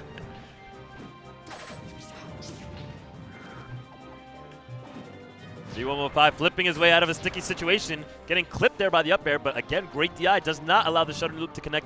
Nairo trips, so he gets himself back on the ground. Safe back air, going to give him some center stage, but Nairo, again, just finding himself inside with a grab, now gliding to the far platform, trying to get himself back onto the ground so he can continue his onslaught against V115. And V115 just not able to find any pressure, connects a grab into quite a bit of damage there, 4 hits. Follows up with the up air. This is unsafe for Nairo, more hits coming out. Up B not going to connect. Now Nairo looking to make something happen. Whiffs the grab. And V115 starting to feel himself a little bit, even going for a grab right there. And his combos are starting to look a little cleaner. He's not making as many input errors as he did at the start of this game. He's got himself He did make one right there, actually. Yeah, that's a goofy edge guard situation as well, and Nairo's still with the lead. It was really hard to tell, but actually when he dashed back and dashed back in, what he actually wanted to do was a further dash back into an Electro Whip landing trap, but he messed it up. And he dashed back in too soon, so the Electro Whip didn't come out and his spacing was off. But he did find this grab. Just takes one dash attack. He wasn't confident about the grab release the second time because of the platform. The right platform on Battlefield could have interrupted it and allowed Nairo to land in a spot that wouldn't give him a follow-up. So tries to find something here. Not able to. Back air going to come out clean. Bad DI off Nairo for the first time here. And now the game's still very, very doable for V115, but Nairo on a rampage. And Nairo potentially here could 6-0 with this stock and become the Brawl champion at CEO Dreamland. All he has to do is close this out, and he has an edge guard situation. No jump. Oh, we do find it here. V115 trying to make something happen. Not able to block that tornado in time. Nairo looking to close it. Here's a grab, down throw, into a run and down smash. Down. Ooh, Running that's down it. air does it. And Nairo with the 6-0 on V115 will be your Brawl champion at CEO Dreamland. And look how happy he looks, man. He's like, yeah, I did it. I'm still the king, man. But I'm still look the how king. sad V115 is. We've been talking the whole tournament about everybody just having such a good time. But you can see in this man's soul, he wanted that win. And even if he didn't get the win, not like this, not a 6-0, not you can't play with the big boys. That is always a rough feeling, is the 6-0 in Grands. When you're in winner's side, he hadn't had to run into Nairo in this tournament so far. He did beat Salem in winners finals. That's a huge victory. Very but having the impressive. Nairo comeback is so rough for V115. Yeah. Still, he put up an incredibly impressive showing. And you know what? No one can take it away from him. Nairo deserved this tournament win. Yes. When you saw the play, the caliber of this man's Meta Knight and his Brawl performance, and just how skillful he was at sheerly destroying his opponents, his offensive oppression, it was his. It was his to take, and he took it. He did. And it wasn't like Nairo came to losers because one person beat him and he never ran into that person again. Yeah. He lost to Salem in winners, got the run back in losers, just taking him out. Nairo definitely beat all the best players here and did it pretty convincingly when he had to. Big shout-outs to all the players here. Of course, big shout-outs to VG Bootcamp for doing the production of this segment of the event. Big shout-outs to the tournament organizers, Steph, Jabela, you guys are awesome. Of course, big shout-outs to you, Rislived. Make sure you check this guy out if you enjoyed his commentary, which I certainly did. You can follow him at Rislived on Twitter. I am, of course, Pierce7D, who is honored to be here before you guys today for yet another Brawl tournament. But we're going to switch back over to Smash 4 Smash 4 Top 48, I believe, and we're going to kick it off right now. So we will see you guys in just a bit before we head to a break. I got some coaching to do, so I'll see you guys later. Take it away. It was a pleasure, man. Definitely.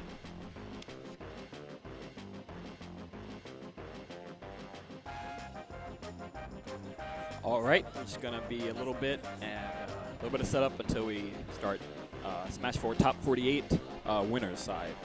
So sit back, chill out, and we'll be back in a bit.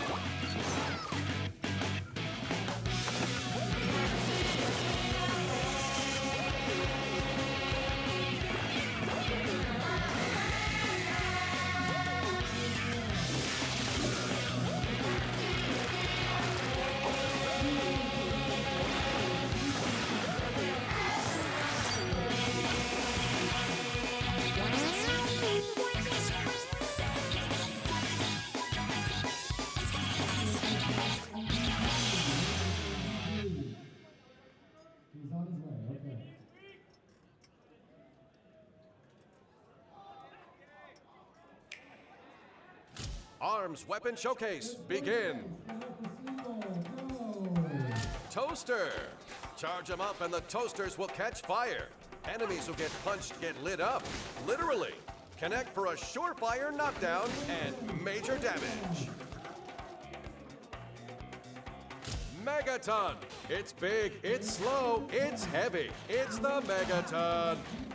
Charge them up and they'll get even bigger and bat away enemy punches like it's nothing. Sparky. Sparkies charge up with electricity. Your opponent will get rocked, shocked, and stunned. That's your chance. Go for a throw.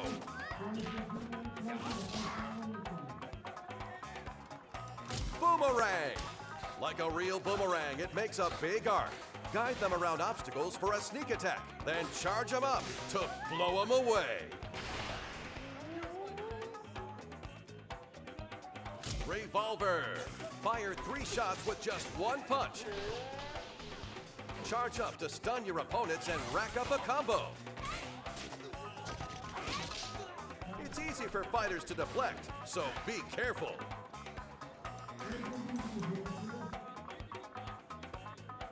Slap-a-mander. The Slap-a-mander cracks like a whip, mowing down opponents in a wide arc. Charge up to light a fire and boost your attack power. Remember, play with fire and they get burnt. By the way, as you can see, you can equip different arms on the left and right side. Try out lots of combinations and gear up for a win. Arms, coming to Nintendo Switch this spring.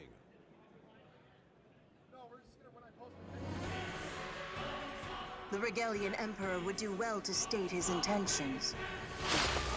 You know what it signifies. Just as Orm has chosen his path, it would seem you have chosen yours. There's more to be done than simply fighting the foes laid before us. He's leading the deliverance, isn't he? Zofia is full of innocent people who are looking for help. You! Celica has proven she has the strength to make hard choices. Yet what of you? On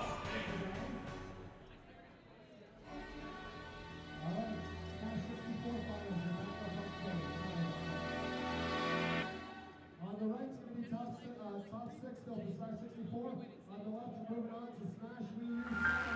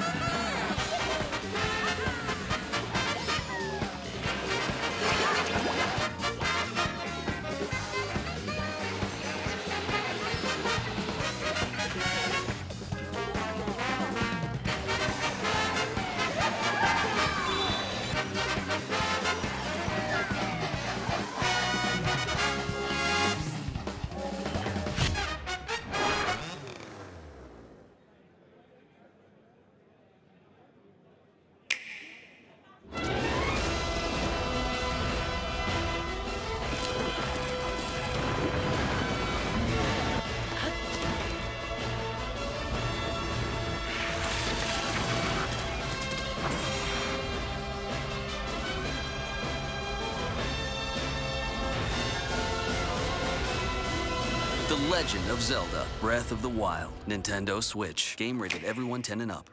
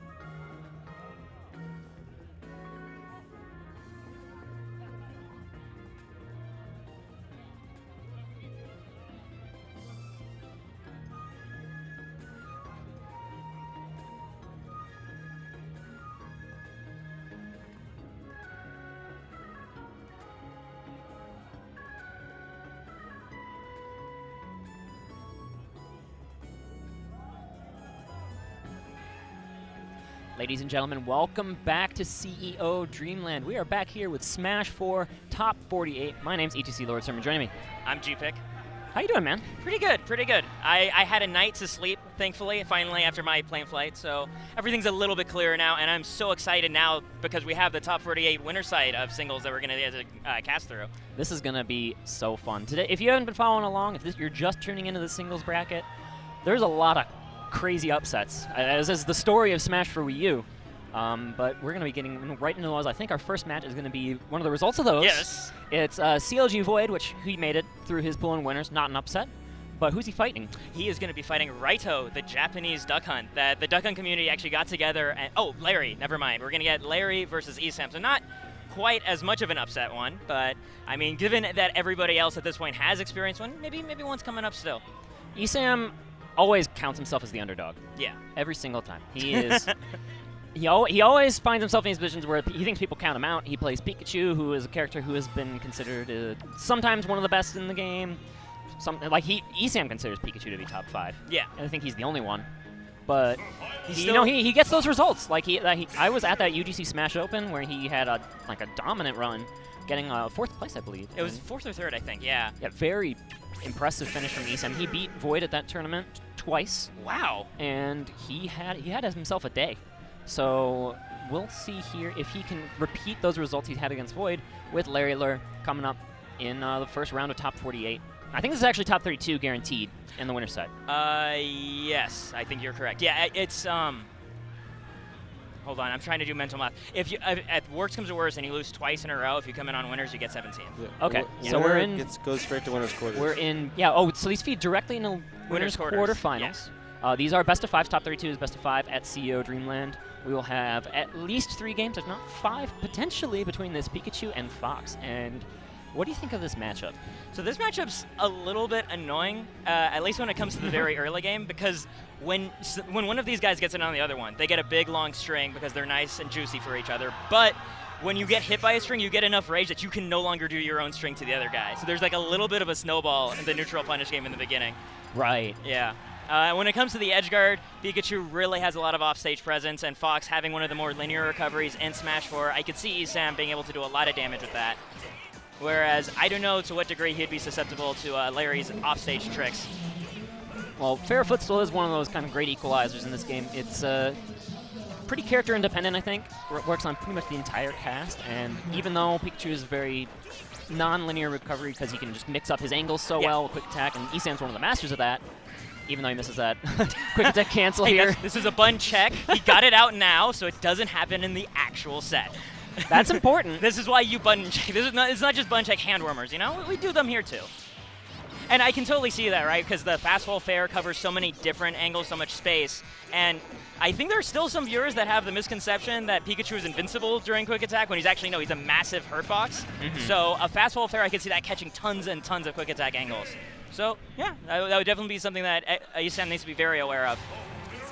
Esam, of course, a professional. He's sponsored by Panda Global here on the right side of your screen. Larry there, sponsored by Misfits Gaming over on the left. And we'll see which one of these two competitors makes it into winners quarterfinals. That would feed into the match we were talking about earlier, Void versus Raito. Yeah. Which could set up another SoCal showdown, which seems to always happen outside of SoCal.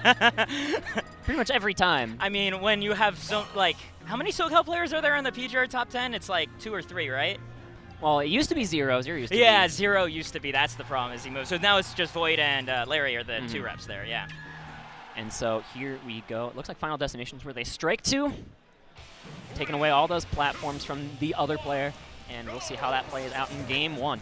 I could see, yeah, both of them wanting to Esam not wanting to deal with Fox's platform continuation game, and Fox not wanting to deal with Esam's ability to cancel on all those ledges. Look at this big combo. Yeah, and now when Larry gets in, he's gonna get such a smaller punish, relatively speaking, right? He only gets that one dash attack because of the rage it gave him. Pikachu being on the ledge also helps stop Fox from continuing like a dash forward out of that dash attack to continue the chase. Yes, that is true. All right, now it looks like after the kind of volatile opening where someone gets big damage. Okay, I was gonna say they're feeling each other out, but Esam don't want none of that. He's just going for that forward smash. Tomahawking in here is Larry. Larry getting the ledge, does not read correctly the get-up option. Esam's pretty much dominating the stage for the most part of this first game. Oh, that smash DI, though, by Larry to fall out of that forward air. Really impressive. Oh, and the confirm works. The DI not at me. It looked like good DI, but I think it just killed regardless there. And that's going to be Esam taking first blood. Looking pretty sharp, like you were saying. Here we go, up tilt. Able to keep it going, actually. Wow. This combo right now from Esam, getting a quick 41% with those re-grabs. Using that Nair out of shield. Very quick punish option. Oh, I'm not sure what happened there. I think maybe he lost his double jump. Wasn't aware of it. Unfortunate, but you know, Esam's still in good position. He does not look at all shook. And one thing I always admire about Esam's play is even though sometimes Pikachu can be one of those suicide-prone characters, he still goes for those aggressive edge guards even after he does a flub like that.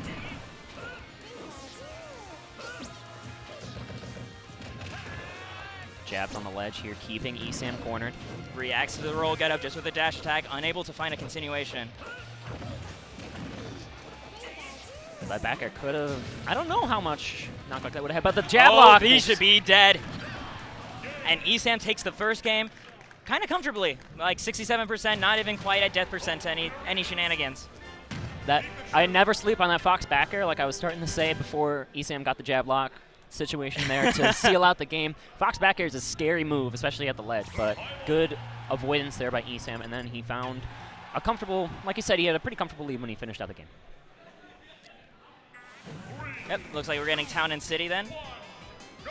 Game 2 here between Esam and Larry. Esam getting on the board first. Now, why do you think Larry likes this stage particularly as a counter pick? I have a feeling it's really just the ability to quickly seal out stocks with just up air chains all the way off the top, given how much lower the ceiling is here. Right. I mean, he's clearly comfortable on FD too, because when this transitions, right, he's just going to be getting FD again against Pikachu. It just means less ledge cancels for Pikachu. And actually, now that I think about the platforms that appear here are at more awkward locations, so I don't think Esam will get as much off of those ledge cancels as he would on, say, Battlefield or Dreamland. Esam does not look slowed down, though, at the beginning of this game, too, getting big damage already, and almost a forward smash onto the Fox Illusion on the right side of the stage. And Esam coming out swinging again here. Just needs to find a way to close out this stuff. Oh, right there. Larry trying to bait out an air dodge, but Esam not only doesn't give it to him, closes it out himself with an air. And here comes another combo for Esam. Not going to get a very long string, and he's still stuck in this corner. This is Larry's chance to even this up. Fox is back to the ledge. It's so scary because he can cover so much right there. That up tilt can 2-frame. It's a very scary move on the ledge. And Again, again, Esam stuck. Oh. It also allows him to quickly throw in a back air, and then he's facing forward so he can run up and up smash if you try to roll. Esam sneaks behind, but the up tilt again catching him. Oh, this is a scary spot. Okay, here comes the punish for Esam, and then continues. Ooh. It's a bold attempt by Esam, but it was still the beginning of the Fox Illusion. Hard to beat. Fox got the stage control now, really trying to keep Esam away from anything, and the stage control buys him a back air. Right now, just staying cool on those platforms, not trying to rush his way in. Esam finds it, though, with a back air, and another jab block, and once again, Esam takes the next game. Esam up 2-0 against Larry. Esam's playing pretty well today. And Esam, he's always he's one of those players that's so fun to have, because he's just talkative. He likes to talk about his character. When we had him in Chicago a couple of times, he would say, I don't get when people say Pikachu can't kill. When Pikachu finds kill confirms like that, sneaky jab lock, setups, things like that. I mean, Esam's always on the lookout for him. He's not like fishing for them or anything, but he just always knows how to present the situation to Larry, saying, you tech this or you die. And right now, Larry's not on the point with that. I can tell Esam is really feeling confident. He started this game with just walking up slowly and attempting a grab on Fox. You have to be feeling yourself in this matchup to think of that. Yeah, not exactly in the Fox versus Pikachu like handbook there. Just walk up slowly. He won't move, I promise you. And the thing was, it would have worked too if he just walked up a little bit closer to Larry. With that said, Larry is not playing any kind of games right now. Getting a big 100% already. But this is Esam breaking through with these fairs. Oh, and then a falling back here. Larry at a really good position right now. Here comes Esam right back, and a couple of little percent starting to close the gap slightly. He has a lot of work to do, though, in this game. Don't be mistaken. I like this patience from Larry's neutral right now. He's still exploding when he gets in, but otherwise he stays extremely backed off. Wow! That was almost enough to take the stock. It was almost enough to show us why Larry likes this stage. Even if Esam does lose this game, and he will lose it apparently. But go on. Now the hypothetical is real, so your analysis is more important. Go on. Esam does get his counter pick in games 4 and 5 if they were to potentially happen. Yes. Which means this 2-0 lead that Esam built is certainly very significant. And what kind of stage do you think we'll see Pikachu counter pick to here? I know Pikachu loves Lilat. I have a feeling there are still stage bans in best of 5s, right? There should be. Yes, so I imagine Larry is definitely banning Lilat. I think there's a stage ban in its modified DSR, which means the last stage you won on, not every stage you won on, is banned. Otherwise, we would just run out of stages. Yeah, we'd be at game 4 and we're like, oh god, I have to take you to the stage you counterpick me on because I'm out of my own stages. Back to Final Destination. Back to FD. Okay, yeah. It's not the last stage that Esam won on. Esam won game 1 there. He can return. That is true. You're right. Yeah. Modified DSR in action. So here we go. Game 4. Esam not looking as a... I mean, his Badoo movement right now is actually very good, though. See him using these pivot crouches, trying to mix up his timing here onto Larry with his approach. I love just the calm, empty hop back to the stage, no buttons pressed. And he's going to get a grab out of this falling forward air. Looking for a punish. They're thinking Larry would not do the full jabs, but those jabs are so safe. Like, Fox is just one of the best jabs in the game when it comes to that. The first and second one, yeah. Leads itself into a nice little... Oh, I thought we were going to see some sort of fair shenanigan. Using that reflector to just break up the electroshock here. Very useful here for Larry Lure. Just buying him a little bit of time in this neutral. Larry still just hanging back. Oh, finds himself a side B. We haven't actually seen him use that in the neutral yet. Nice little mix-up. The Sakurai combo almost killing Esam actually as well. Which one's the Sakurai combo? It's the side B to up air. Ah! And not enough though. This is Esam still hanging on. Not too far behind. He can find something here, but no tech from Esam this time. No reaction to Larry to punish it. Doesn't need it. Nice. Up there seals that deal. And Larry is a stock ahead here in Game 4, looking to force a Game 5 situation. He does not want to go down to losers early. I mean, Larry actually just tweeted out how happy he was that this is the first time in a while since Zero Saga that he's made it out of pools on winner side. So to immediately be sent to losers after saying that would be a real bummer.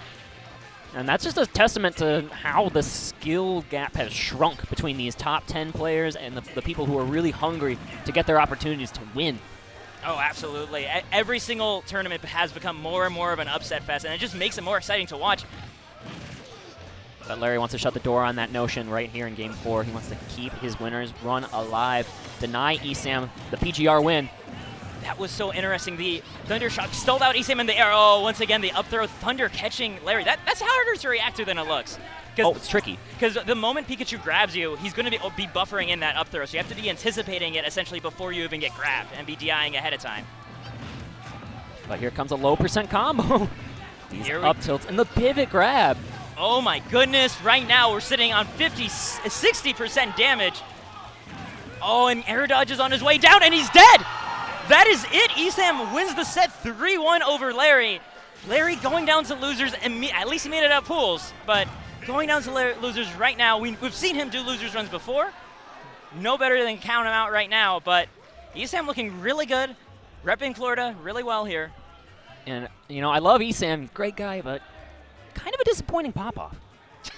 Like, he had one of the most legendary pop-offs at Civil War. Yeah, but like, Ally. that was against hasn't he never beaten an Ally in like the course of 5 years or something? Like, when you have a demon that long. In the course of Smash for You. Okay, he gave us the funny face. Good enough. Thanks, Esam. Okay, That's all I wanted. Had to cut it. Told Esam. If he ever does that face on my stream again. So apparently Gimmer had warned Esam to never do that face on his stream, so we had to cut away as soon as possible. Unfortunate, but you know, Esam's a great guy. It's a shame that he'll be banned from VG Bootcamp for the foreseeable future. It's going to be a real bummer given how important this stream is. So I guess kind of a big deal, guys. Yeah, so I guess TOs are going to have to accommodate around this. It sucks if you have to fight Esam. That from now on you're never going to get that stream. winner's quarters next round will be off stream. Researching the Pikachu matchup is going to be really hard now. It's what can you do? Why did Esam have to ruin that for everybody? Why? What a jerk. Yeah. Selfish jerk. Nah, Esam's the exact opposite. We love him here. Fantastic guy. Glad to see him moving on. I mean, both those people that were on the stage are fantastic. Very fan favorites, yes. Mm-hmm. I mean, I'm still thinking about that last string that Esam did. Like, that was insane. Yeah, he dialed it up to 11. Yeah. He really brought the heat, and it continued into that edge guard, and he just had that forward smash right where he needed it. Wasn't able to find those forward smashes onto the Fox Illusions in Games 1 and 2, but right when it counted in Game 4, he saved that bullet. Yeah, I think what helped in that last one is the illusion actually started far enough away, because like the first third, from what I understand, is invincible of the illusion. So you have to actually be a little bit away from Fox in order to catch him with a move. And that was excellent from Esam, of course, finding the punish, getting the 3-1 victory. He will play the winner of this match. We started to do the preview on that. Yes. When we were talking about upsets, because we haven't even gotten into like half of the upsets in this tournament. This tournament's already crazy. But on the right of your screen, we have CLG's Void, of course, upset-proof in his pool, making it all the way here so far. And on the other side, why don't you tell me about this player? So Raito is a Japanese duck hunt. He came originally in Genesis 4, wasn't able to make explosive performances the way we saw from Brood and Yusan, but still very strong. The duck hunt community had a little fundraiser, managed to raise enough money to fly out Raito to this event, and already he's beaten Dyer and Anti to make it out of his pool on winner side. Looks like he's going to finally have that chance to make his own duck hunt splash as well. I mean, we keep seeing this character bring it a step up, right? Like at Midwest Mayhem 8, right, there is Ozone beat Fallen. Ozone is one of the sleepers of the Midwest. Happy to give him a little plug here on this stream. Oh, He's a fantastic duck hunt player, one of the best in the United States. And he was able to beat Fallen. Yes. Like, I don't know if I interrupted you, but I think you started to say it. I know, I actually already said it completely, but it's okay. It was just a nice little recap. We have the same voice, so it's like if anybody walked away, it's like, okay, that's what has happened. It's like we finish each other's sandwiches. Delicious. Look at that Duck Hunt plush hanging out on the Wii U. Oh my god, there are 3 of them! He's got a Duck Hunt pair. Oh, you know what? I bet it's the other Duck Hunts that are at the event, because they're all like in a posse There's a right big now. Duck Hunt posse, you're right. I ran into them at Popeyes the other night. Oh, nice, yeah. They were all getting food. 10% off for all people at this event at Popeyes. Yeah, if you have your CEO badge, you can Shout get outs to 10% off Popeyes. there, 10% off at Wawa. Yeah. Pretty good deals here. Jabali knows how to run an event. Oh, absolutely. I am definitely going to try to make it out to the main CEO after this. I would love to as well. That sounds like a party and a half. But all right, this is going to be an interesting one here. Let's see how this turns out. Duck Hunt versus Sheik on Town and City. Let's get down to it. So, Duck Hunt already has one of the worst recoveries in the game, right? And you pair that against a character like Sheik, who has some fantastic edgeguarding tools, and basically if Raito finds himself off stage, he's going to die very, very quickly. Void's no stranger to an edge guard either. Yeah. Against characters in the meta who have fantastic recoveries, so we'll have to see how it plays out. Void, he looks pretty content to slow down the pace of this. I mean, that's basically what you have to do against Duck Hunt, right? The whole character's kit is designed to get around wanting people to approach. And don't forget that can comes out at frame 1, the exploding can from Duck Hunt. So we're seeing it already come into play here, using it to like interrupt these combos and get some chip damage out. It's something that Void will need to be very aware of. If he sees the can is already out, then he can have that full reign to go all in on his combos. But if it's not, and Raito's still alive after that bouncing fish. Oh, the can sending Void away, but still dying for getting hit by the bouncing fish. Raito had nowhere to run there. Like I said, that Duck Hunt recovery is so linear, has no hitbox on it to speak of. Yeah. Raito's only option in those situations is to toss out can and hope he covers the right angle to interfere with the opponent. It did not work out for him in that situation. Void right now is staying completely away from the can, not going to be frame trapped right now by trying to block it or air dodge it. That's exactly what Raito would like to see. Now Void is known for his aggression, so seeing him play this methodically is kind of a breath of fresh air, considering the style we're used to, but the back throw into the can, not going to be enough to kill yet. Can is so important for Duck Hunt's neutral. It will end up being stale a lot of the time, but not enough to kill there either. Yeah, it ends up, again, this is why can is more of an intimidation tool, because Duck Hunt has so many other tricks like up tilt, nair, any of his smash attacks to actually seal out kills. That's not going to kill either. This can beyond stale at this point. Void grabbing the ledge pretty safely, using that grenade to help cover. Oh, you saw right, that was such a good F-tilt by Void. Clanking out the up tilt by Raito right before it came out to cover the roll get-up. And he's dead!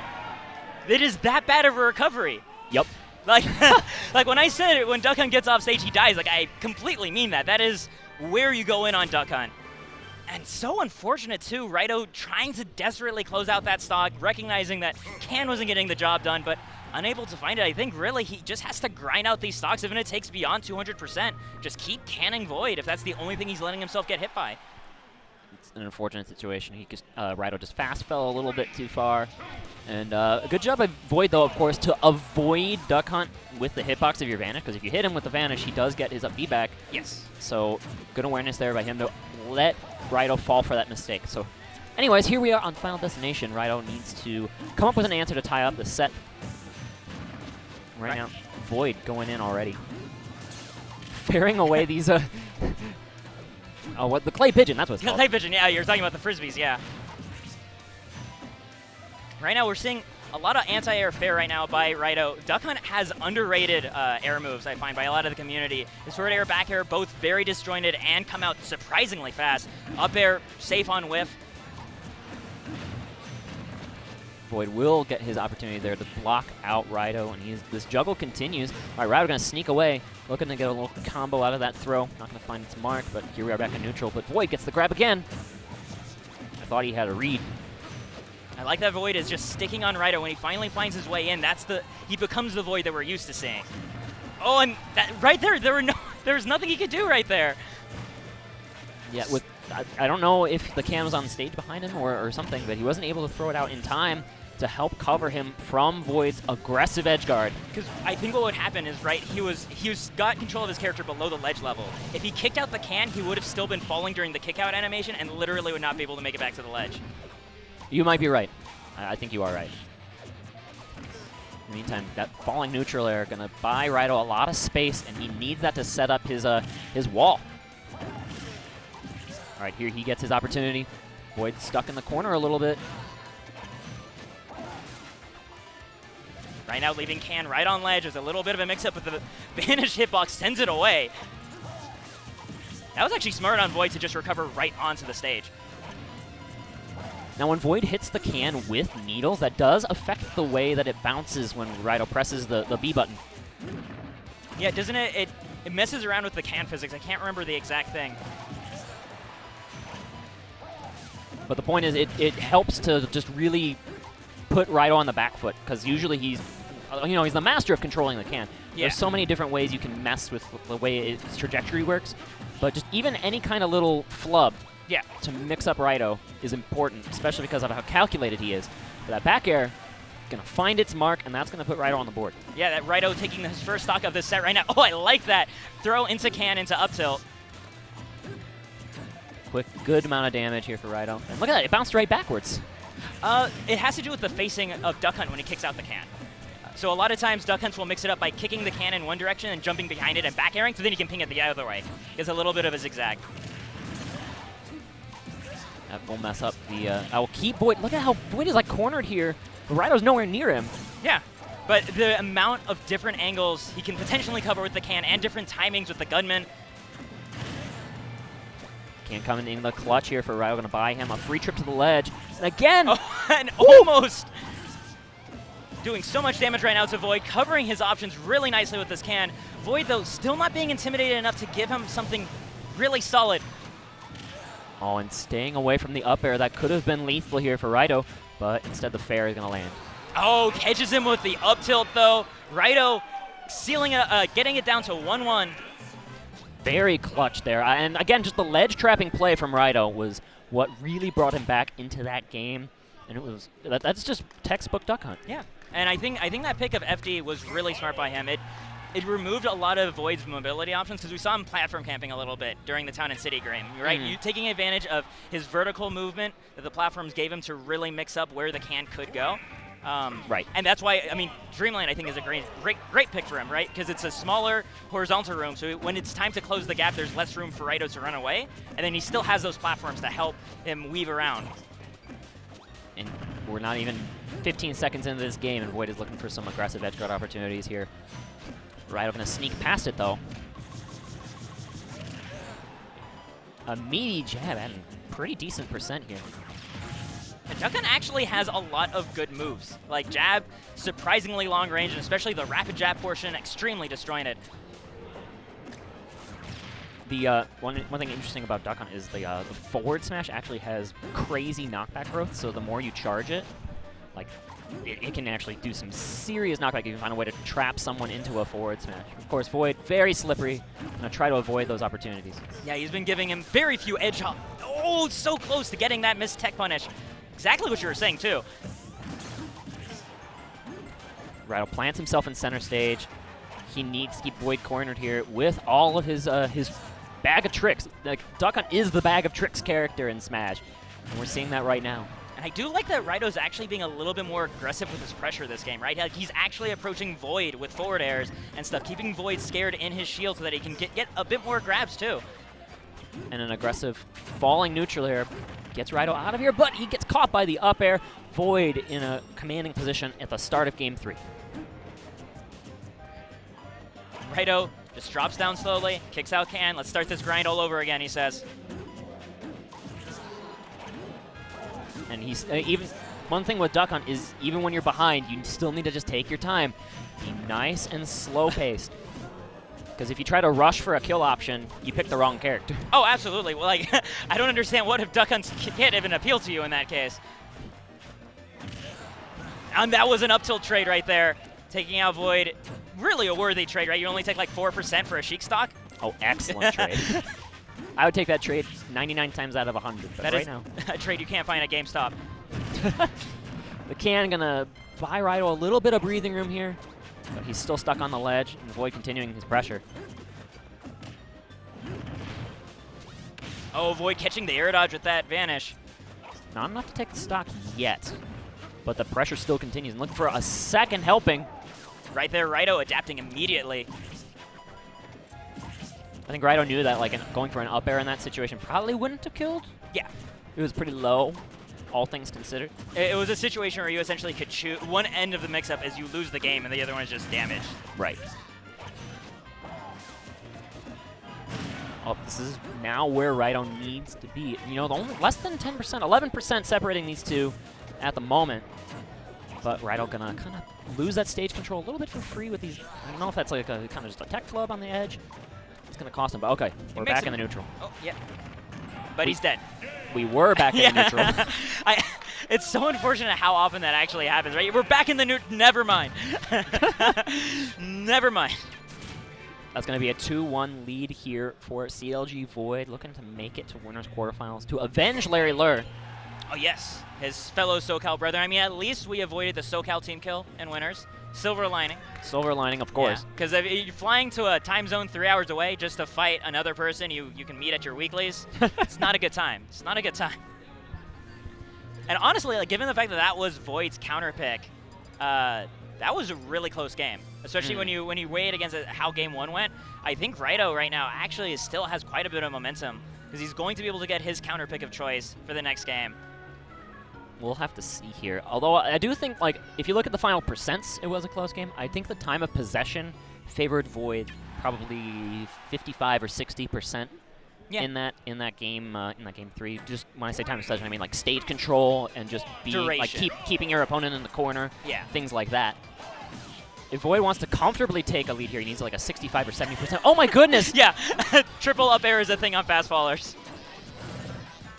This Zero Suit Samus combo coming out here for Raito. And that's the thing, right? It has such little end time that you can actually frame trap people in their shield on their own platform. Just keep up airing them, and if they try to drop shield early, they get pecked. These tomahawks coming out from Void, putting on good pressure in his own juggles. Pretty slick stuff right there. Oh, Light Pigeon is so risky to throw out. If the opponent power shields it, it's usually a free punish for them. That was almost enough for a stock, but whoa, this combo from Raito all over the screen. And he's got a percent lead. Right there, just stands there and blocks inside of can. There's not a lot the opponent can do if you have can right inside you, because if they grab you, you can just start pinging the can and explode immediately. It's a good get off me option here for Raito. And again, you see him do that same thing. He launches the can and then dashes forward. And just sits in it. This is my can, leave me alone. You can't camp without a can of beans, you know? Oh yeah, for sure. Can not going to save him from that tip or down tilt to up air combo. Void getting on the board here, looking to finish up a 3-1 victory. Yeah, Raito tried so hard there too. He was pinging it like crazy. These ledge traps from Duckhand. Oh, somehow barely missing. So close. If he was slightly spaced a little bit closer, I think that would have covered roll get up and that jump air dodge. Unfortunate here for Raito. He needed that stock, and he gets it. Was that just did the can just two-frame there? Your guess is as good as mine. That's what it looked like. Because it's hard to tell, right? Because Sheik just got hit the moment she reappeared, so we don't actually know. But Void not slowing down an instant. Wow! And Void takes it 3-1 over Raito. Raito laughing, having a good time. That was an insane finish from Void. Yeah, wow, just going to the very, very heights of Town and City, claiming that stock pretty early, too. That was, I want to say, around 60-70% that Raito died.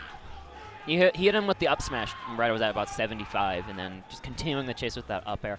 And like we were saying at the beginning, that Void was kind of slowing down the tempo, like kind of taking his time, throwing needles to maybe feel out the matchup. But by the time Game 4 rolled around, he found that aggression real quick. Yeah, he figured out how to just exploit Duck Hunt's openings when they were available, and when he got in, he knew where to put the pressure, knew where Duck Hunt was weak on his reversal game. Excellent play from Void, as we've come to expect at these events. Taking a 3-1 victory, he will go on to face PG ESAM. And that should be an entertaining match in winners quarterfinals. Yes, coming attractions. Right now we still have the rest of winners round 1. And those should be good too. I think I saw Zero and Rich Brown walking to the stage. Okay, yes. And this is a matchup I actually haven't seen I'm trying to remember when the last time I saw it specifically Rich Brown fighting Zero, because I know they've actually had really close sets where like Rich Brown has taken Zero to Wasn't game it that 5. invitational tournament back in like January? I think so. I don't remember the details of that tournament. That was in SoCal. Zero was still living in SoCal at the time, or was he? I think he might have just traveled out to that. Yeah. I think maybe what happened was like the invitation was been put together when he lived down there and he was invited and he was like, well, you know, I'll still show up. Zero knows free money when he sees it. A lot of tournaments are free money for Zero. That is not a shot or nothing. It's just him being the best in the world. I mean, thankfully these days the money's looking less free for him. Yeah, he had quite a run to make at Midwest Mayhem 8 last weekend. Yes. Where both these players were there actually. Yeah. Rich Brown getting a 7th place. Zero did win the tournament, but Ned sent him to losers quite early. The thing that I realized recently, and correct me if I'm wrong, the last tournament that Zero won without dropping a set, I think was Midwest Mayhem Saga. You might be right. That was back in February? Yeah. Early February? Second week of February. Like every other set, people have at least caused him to bleed, if not eliminated him outright.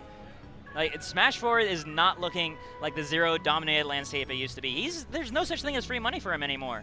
We're a far cry from 2015, ladies and gentlemen. Yeah. And that's very exciting, setting up to the end of the season where we'll have, of course, CEO Prop. There's so many tournaments in May. There's like Combo Breaker and MomCon and a bunch of cool stuff. Smash and Splash. Royal Flush. May is chock-loaded with events. June is going to be chock-loaded with events. There's Nairo Saga. There's Glitch. There's what was the one I was thinking of? There was a big one I was thinking of. CEO Big! Yeah, Real CEO! I was going to say, let me help you out here. You can turn behind you and see the CEO writing, but... Don't mind me. I know very little about things besides this video game. So let's go. Zero versus Rich Brown. This tends to be a highly publicized matchup as poor for Mewtwo. Yes. There's the Dragon Ball Z theory where Mewtwo resembling Frieza, of course, loses to the monkeys. I can't say I've ever heard that before. That's new. You can't deny it, though. You're not wrong. Monkey Flip gonna buy Zero a lot of stage control. Right. Zero just won neutral once and has refused to let Rich Brown touch stage proper. Which is, I mean, we're used to seeing Zero do that, but seeing a player as good as Rich Brown be denied, it is a reminder to how good Zero is, even now. A minute hasn't even gone on the clock. Zero just boxing effortlessly almost. I mean, it's not effortless because these are good players. These are amazing players that Zero just sometimes makes look like his round 1 of pool. But I'm not counting out Rich Brown, of course. He is a fantastic player. We'll see if he can claw back into this, but Zero not even letting down the pressure yet. Oh, I love that ground movement by Zero. You saw those little foxtrots to just keep following Rich Brown's air drift. All right, Rich Brown going to dodge that particular exchange, but the second back air finds its mark. Yeah, right there, Zero jumped up because it would get around both the dash grab and dash attack options.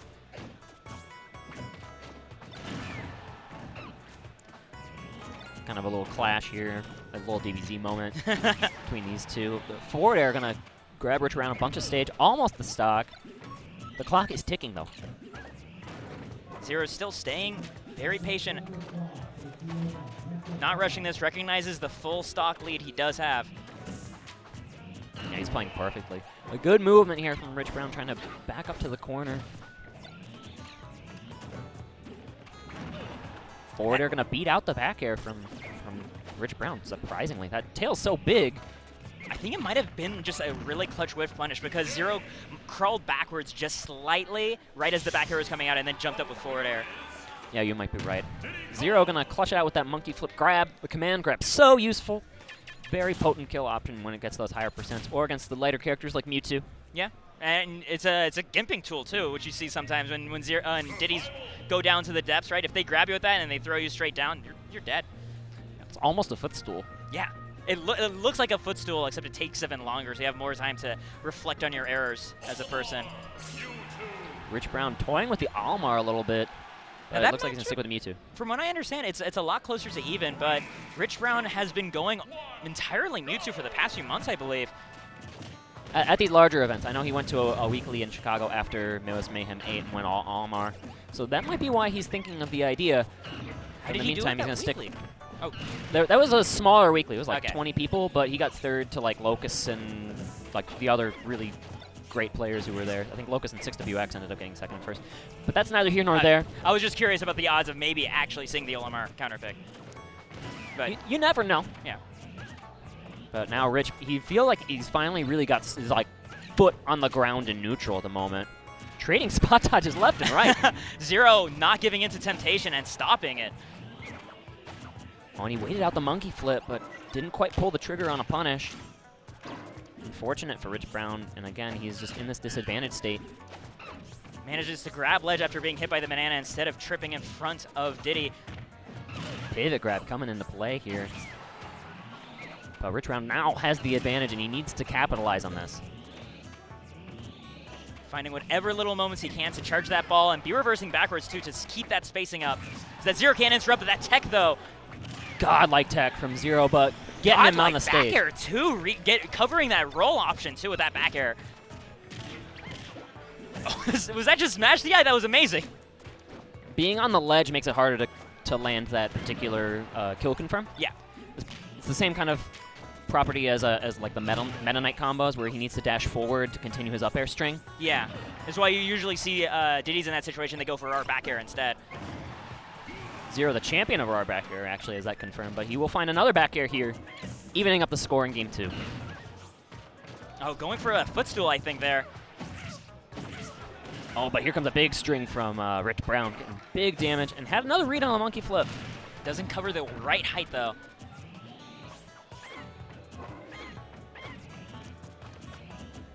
Slowing things down, just really feeling each other out here in this neutral.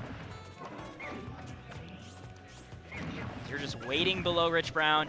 Right now, just waiting for the right button press, and then just punishing it with a fair right in his face. Trying to get off of this ledge. Okay, get up attack enough by Rich Brown, and very needed stage presence. Zero reclaims it, though, immediately with that fair. Banana in hand. Nice perfect pivots by Rich Brown. That was some classy stuff. His movement is really on point at the moment, although, of course, his monkey flip punishes are not quite there. We've seen 2 or 3 of them now, not quite finding the mark. Rich Brown staying alive. Okay, gonna throw out that dash attack, unfortunately. Eat big damage, and Rich has to be very careful. Oh, wow. Just no air dodge there, expecting, I think, Zero to try to psych him out. Because I'm pretty sure that wasn't true. That did not feel true at all. No, he went for 2 of those. That was Zero changing the timing. Zero changed the timing I on see, it. I see. Because there were 2 up throw to up airs that Zero tried beforehand. Yes, and they both whiffed. They both whiffed. The air dodge came out in time.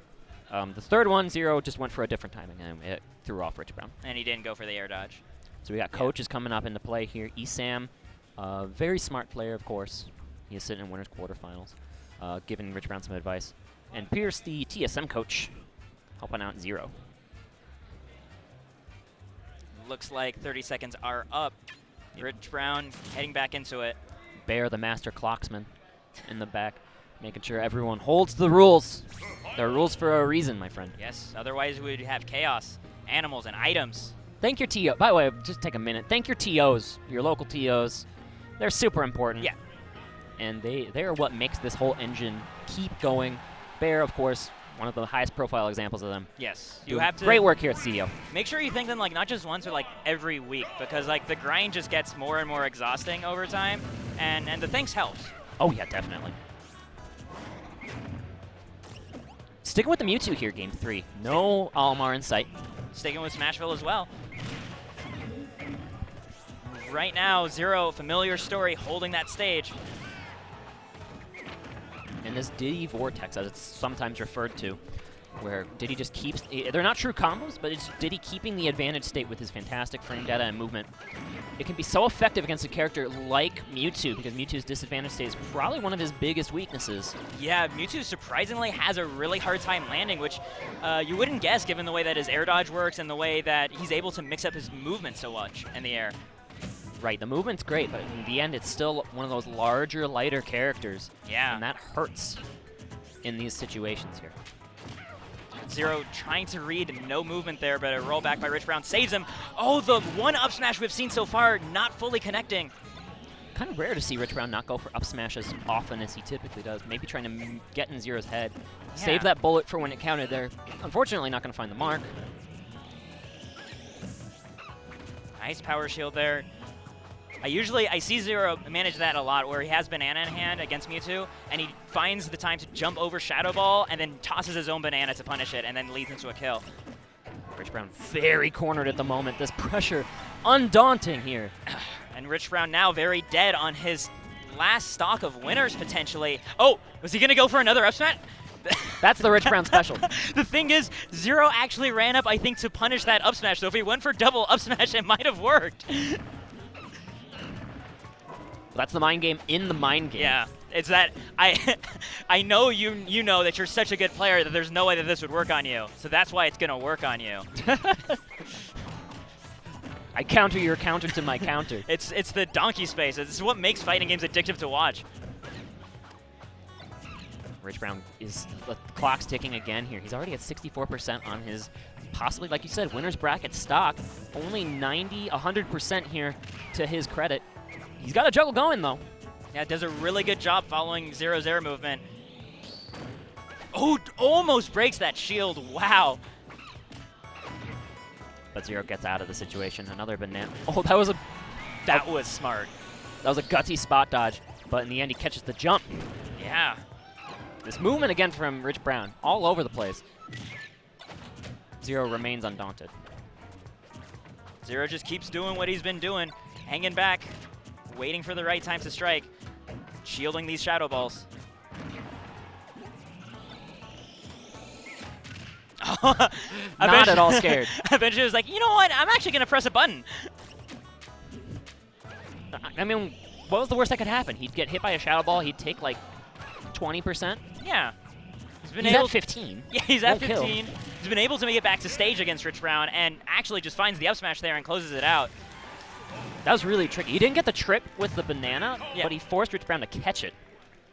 And so in the catch animation, sneaks in, gets the up smash, seals the stock. It's interesting how Diddy's do that. Like, I've also seen Diddy's, they'll throw the banana at a shield, and if the opponent power shields it, they'll put in forward smash immediately, because the human reaction when you get a power shield is to drop and immediately do an input. The forward smash just catches them during the shield drop. So, like, punishing the opponent's correct reaction to banana, which should be correct within a smash attack, and killing them for it. So it's a nasty little mix. It makes you feel really dumb when you get hit by it. Zero's one of those players who can just confound even top 10 players in the world. Yes. So not at all, of course, like a bad loss. No, losing, it's losing not to Zero. Rich Brown will hope to continue his run in the loser's bracket here at CEO Dreamland. And yeah, Zero is going to move on. Another SoCal player falls to the loser's bracket right now. Void so far still surviving of the SoCal here. That made it to winners anyway. Is Nairo, not Nairo, is Nico in loser still? I actually don't know. Nico I haven't seen in the bracket. We'll have to go take a check later. Yeah. But right now, this is, speaking of upsets. Oh, yes, please. We got one or This two or ain't three no or upset, four. I'll tell you right now. Gimmers. Talent, ZD? I think he's like top 5 in MDVA. I like checked, he's 16 fourth. or 17. Yeah, he's 4th. He's amazing. A year ago, he played Luigi, or whenever Luigi didn't get patched yet. And I literally like almost JV3 stocked him. And as soon as Luigi got patched, he like just changed his mindset. In a year, he's like gotten so much better. He has switched to Fox, etc., etc. He's really good. Yeah, we have ZD here on the right side of your screen, wearing the traffic safety Fox outfit. I'm amazed I have not heard that one yet. That's a good one. That's a Chicago staple. That's nice. a good one. And, you know, even though ZD, of course, made a bunch of upsets to make it over here to this far, I think he beat 8-Bit Man? I'm going to check his pool. In the meantime, we have 6WX, who also made an upset, 2-0ing Captain Zach. Yeah, very nice stuff from him. I believe he had lost the previous 4 times they had met in bracket. Has to be really refreshing to get that break at a tournament like this one. ZD 2-0'd Fatality in his pool to make it over here. And then also beat Mekos. Who had caused his own upset, yeah. Beating Nick Riddle to make it to that winner's finals. What an interesting pool.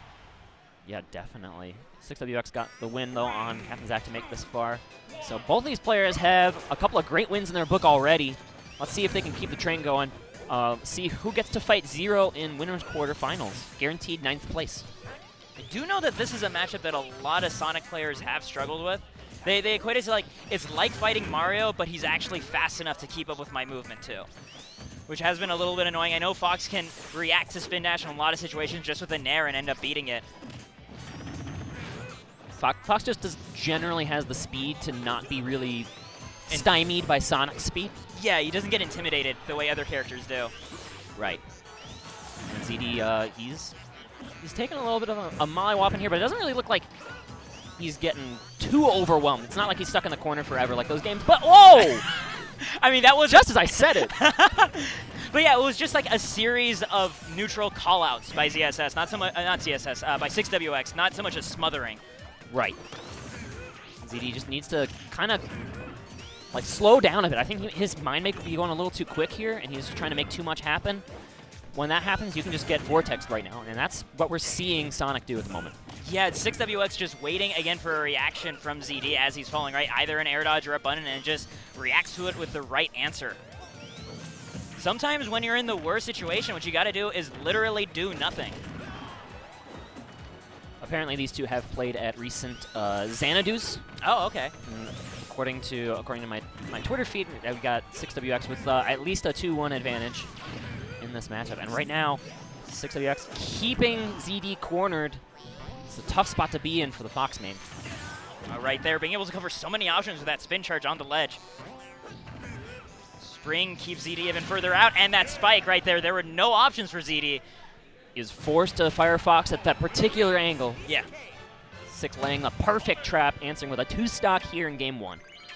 That looked extremely confident in the Fox matchup. 6WX is very prepared for this. He was all over him. And like I said, I think ZD just needs to take a minute, you know? Yeah. Like maybe he hasn't been on like a stage of this caliber before, being a winner's side of a big tournament. And I think that he has what it takes here. Yeah. He at least has 1 win on 6WX, as far as I am aware. And so he's going to take it to Final Destination to even up this set. Pretty good stage here for Fox. Fox can do his own little vortex with his own up airs, no platforms to sneak away from it. Exactly right. He's going to be able to cover Sonic's landings very consistently here. And Sonic, when he's forced to spring like that, he doesn't really have any movement options. He just has to sort of fall down to the stage. He lands with no landing lag. Yeah. So you got to still jump up and catch him right before he touches the ground, but you have much better odds. Yeah, it's a pretty predictable trajectory that Sonic falls in. But Sonic right now, again, opening up a quick 51%, dashing straight through those lasers. Second hit of clappy feet, not quite connecting there. I never heard that one before. That's a NorCal special.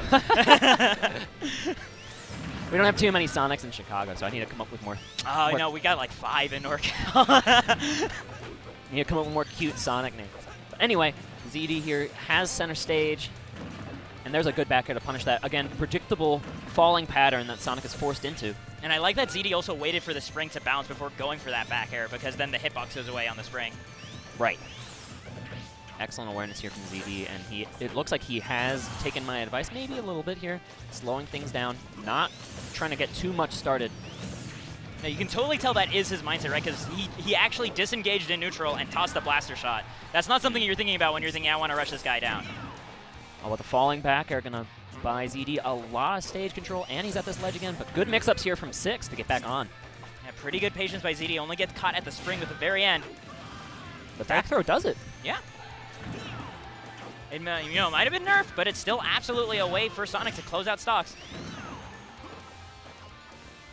6WX, yeah, just going for the drift option. No buttons.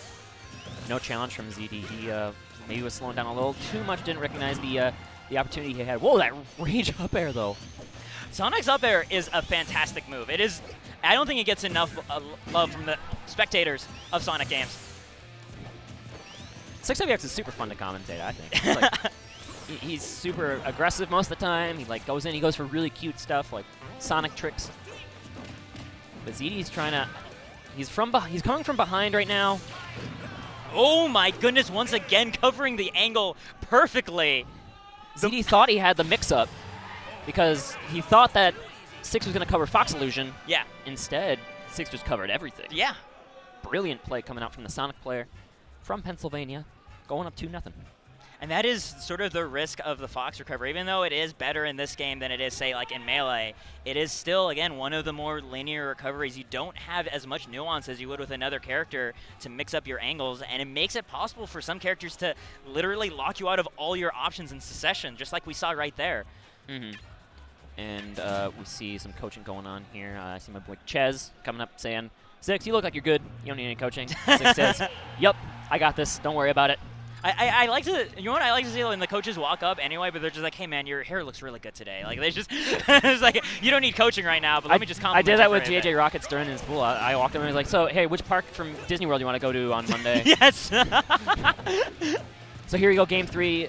ZD continuing to state that Final Destination is his counter pick. Let's see if he can make it happen here. Start the reverse 3-0 potentially. Oh, wow, what a great call out there. Immediately reading the cross-up attempt and then getting 2 grabs off it, but not able to keep the momentum going.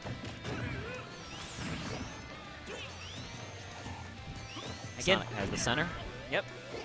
Short hop up air, auto cancel so fast, comes out frame 6 and then has no lag. It is a terrifyingly good short hop option for Sonic. And what's crazy is you can mix up going in with spin dash. Spin dash, of course, a pretty safe approach option. Being able to mix up crazy confirms out of that with high damage potential. But then he also has that opportunity to just shark for those short hop up airs. And once again, covers it exactly the same way, recognizes the Firefox startup, and then starts his own spin shot. Excellent play from 6WX, making a statement here in game 3, saying, I want to play 0. Okay, maybe no one wants to play 0, but that's the fate of whoever stays in this winner's bracket. Are you kidding? These days, everybody wants to be the next one on the list. That's true. It's a very exclusive club, the I've beaten 0 club. It's getting a little bit more generous with the people who he lets in, but I mean, right now we're speaking too soon. This set's still going on. Yeah, ZD again here. I think that it looks like he's slowing down that pace. He might just need a minute. He's using his shield option a lot. Like I've noticed in this game, I don't think 6WX has really been grabbing that often, in the neutral anyway. All right, and he's going to jump over that spin dash in. That was a punish opportunity there. The back air did not auto cancel.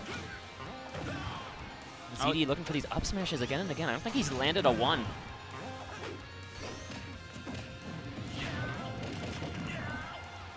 Quick conversion here for 6. Percent's adding up slowly but surely. And it is the way when you have the lead.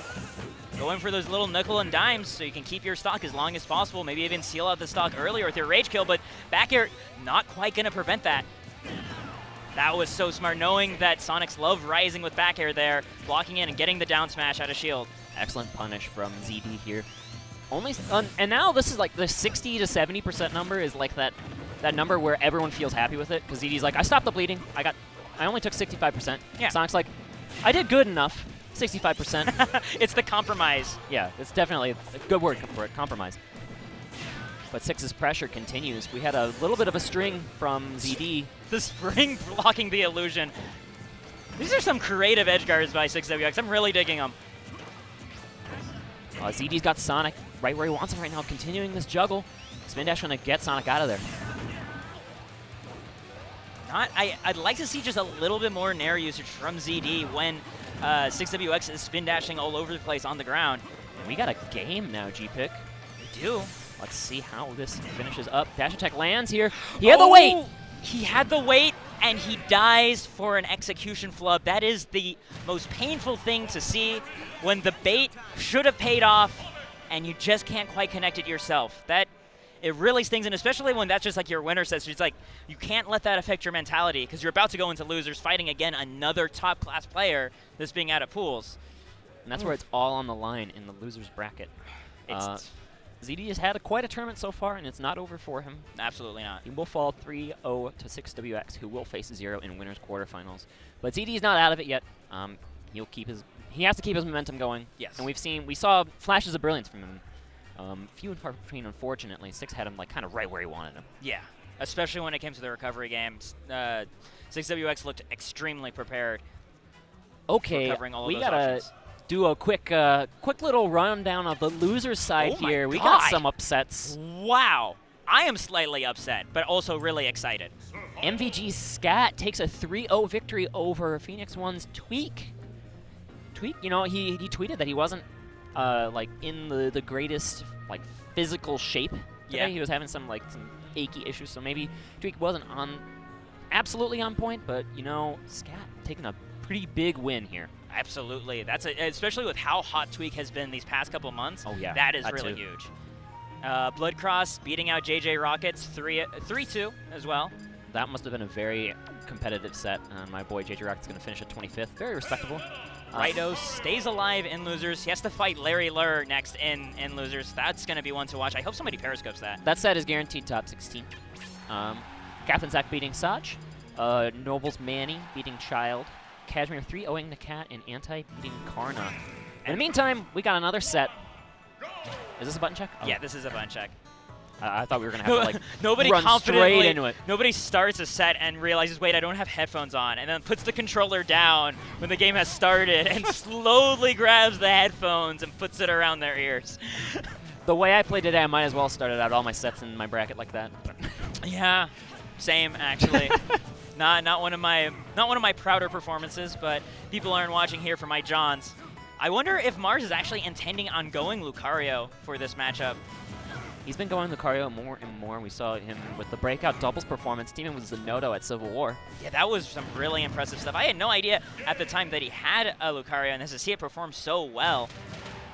I've seen him go Lucario in the Diddy matchup once or twice before, but I don't know if Bayonetta is going to be the matchup he wants to go in. I believe Captain Zach beat him at Civil War, yes. right? Yeah. If I remember correctly, it wasn't a completely dominant win. Oh, but I guess he is actually staying Lucario for at least game 1. So here we go. Denial Esports Mars on the right side of your screen at the moment, but his player profile's on the left. Facing off against Most Valuable Gaming Salem, the Bayonetta extraordinaire, getting top 3 in Brawl with Zero Suit Samus. He still got it, man. And I am going to be curious to see how well Mars can hold on to his stock, because that is usually the strength of Lucario, and that often dictates what his matchup spread looks like. Does he die regularly at around 80% or lower? If so, this is usually not a good matchup for him. I don't know how well he can hold on to stocks against Bayonetta, though. He has to trust in his SDI. Yes, and he has to, because these are actually all mix-up, and right there, gets caught by the Witch Twist, dies with only a little bit above average strength aura. He will have aura, extra aura being down in stock here to help him seal out this and even the deal, but it'll still be an uphill battle.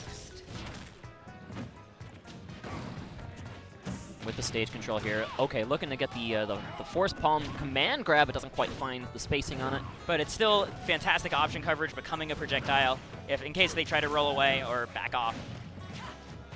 These neutral airs from Salem being so omnipresent. Really great read on that jump by Mars immediately. I mean, this is Lucario, so I was going to say just, yeah, straight up evening up. Yep, this is not over yet. The comeback kid here, Lucario, might have what it takes. 120%, 130%. This RN rage adds up quick. His back air is already looking really devastating. This is Smashville, smaller side boundaries. But the chase continues here for Salem. Oh, great up tilt to catch the extreme speed, but still alive. Mars on the verge of, actually, given the fact that he has a stock, no longer stock deficit, no longer a stock. I was going to say, that is looking max aura, Lucario. That is such a terrifying position. It feels like you can never be actually in the lead against Lucario. That's why I like Salem turning up the heat there. Like, when he has Lucario off stage, he needs to edge guard so aggressively. Yeah. You just need to take that state of disadvantage and just shut the door. Yeah.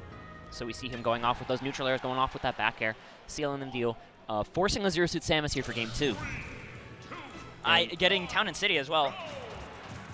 We'll see how the Zero Suit Samus works out for Mars. Mars, of course, a very high-profile Zero Suit Samus main.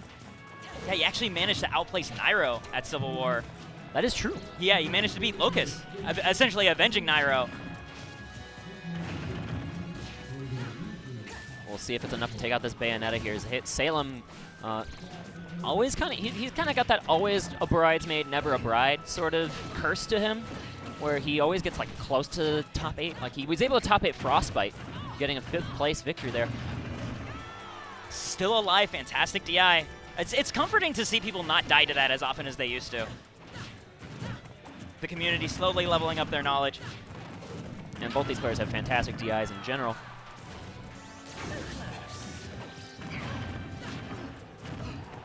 Salem getting some good stage presence. That neutral are going to buy Mars the stage right back. Good mix-up. Wow, I'm surprised that connected, and that ends up taking the stock. Really nice stuff, because Salem had moved back to try to cover a wider range, covering that roll getup, and instead gets flip kick for it. That's a painful way to go. From a state of advantage to a state of being behind a stock. But that's Mars, though. Mars will take any kind of like small error you give him and turn it into a monster punch.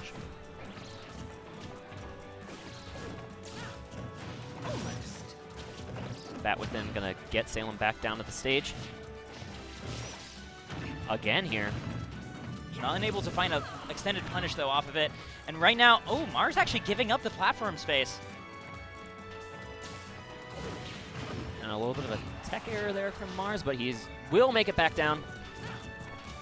Back in the neutral, and Mars going deep here. That tether, though, I mean, he can afford to. If that flip kick had landed, it could have started like a stage bounce or something crazy, and Mars does not want to mess around with Salem on the ledge. Goes all the way under town and city. That is something I've seen Mars. Ooh, yeah, actually a couple tech errors now by Mars. Sort of concerning. Maybe that's why he went to Cardio Game 1, that maybe his tech wasn't exactly on point with Zero Samus. However, realizing he needs to play the Femme Fatale to get this win, potentially. Oh, it's just so close to lining up that F smash and punishing Salem for all those air moves. Whoa. Okay, that was interesting. Salem must have been DIing towards the left side of the stage, because I think that he was thinking a second up air was coming. Yes, that would make perfect sense in that scenario. Because usually that's when the ZSS gets that scoop with the first up air, they're all looking to convert into a potential off-the-top kill. So if that was a DI mix-up, which it's very probable it was, nice stuff, Mars. Going to even up the score 1-1. Battlefield is going to be the pick. We see Salem go to Battlefield quite often. We saw him do it in Brawl as well earlier on this stream. But here we go, game 3. All knotted up, one apiece. Nice spot dodge there. Gets himself in an advantage situation. Keeps up this frame advantage. I think we're going to see Salem mix in those spot dodges more and more, because taking away the grab option from Zero Suit Samus is super important. Oh yes, she's sitting there for like 60 frames of end lag. You get your pick of what you want. You're punished with like a forward smash from Salem if you wanted to. Yeah. You can even charge it a little. Yeah, give it a little juice. That was a nice little whiff bait there. Going for that up smash is Mars, and then getting the jabs. And here we go. Doesn't get the sweet spot though, no spike. But so persistent is Mars. On there, he reversed the flip kick, or sorry, boost kick, looking to get the one of those pop-up SDI hitboxes. Unable to really close it out. That's not going to quite do it either. Does buy him an edge guard situation. Edge guarding Bayonetta. It is a lot trickier though, I know. Used to be so much easier when they didn't know how to recover. That's enough to kill. The up air must have been pretty fresh, as it turns out, here for Salem. Yeah, on actually, Battlefield, no less. Yeah, he had not been using it up until that point. I'm looking to pull off a witch time here on that flip kick. Not going to find it. Salem keeping this aggressive pressure once again very nicely on Mars. Starts a combo. Recognizes the drop and just goes for a back air instead. Oh, and that back air not going to be enough to kill either. Those are the Battlefield blast zones we're more familiar with. But great tech from Mars to stay alive. Yeah, against that witch twist. He tried to challenge it too with the flip kick. Mars is so close to landing some of these tech chases, but Salem is just one step ahead, and this'll do it. Dead. He has time to turn around a little bit too as he waits for the right spacing he wants. All these Bayonettas, man, they're swag. They got swagger. I mean, if you're going to main a character that sassy, I would like to see you to have a little bit of that sass too. You know, a little bit of synergy with your character personality. Oh, very fair. Very fair point. And looks like both these players are going to be getting a little bit of coaching. Mars on the left side, you see him huddled up with Nairo. ZSS Alliance. As you always see amongst character mains. Oh yeah, for sure. It almost overcomes. The only bond stronger is region. That hat has lights in it. Yeah. Whoa. That's a nice hat, actually. I'm actually kind of hypnotized because like it slightly changes shades. So I'm just staring at that only right now. Like, this is a commentary hazard. I'm not even looking at the screen right now. I'm just looking at that hat. I think they're going to Battlefield because my peripheral. No, that they're looking at Smashville. I think. Yeah, it's Smashville. Because I couldn't look. I only had peripherals. And I'm just sitting here with this Splatoon hat. That the Splatoon 2 guys are giving out. These hats are sweet though. If you're at the venue, you probably got one of them. They're super cool. If you're at the venue, I'm not sure if you're watching the stream right now though. You're watching the bots. Yeah. I trust you are. Game 4. Smashville's the pick. Mars has made some crazy stuff happen on Smashville before though. Like we saw the fair kill in Game 2. That was on Town and City. Yes. But Smashville, you can do the same kind of trickiness if the platform allows it. Yeah, very similar side boundaries between those two stages. Oh, big damage coming out here from this Witch Time punish. Oh, waits for the air dodge. And that time holds the up air to really cover that option. Mars is not letting Salem land at the moment, catching these up smashes. Platform comes over there just in time, giving Mars a little bit of a hand.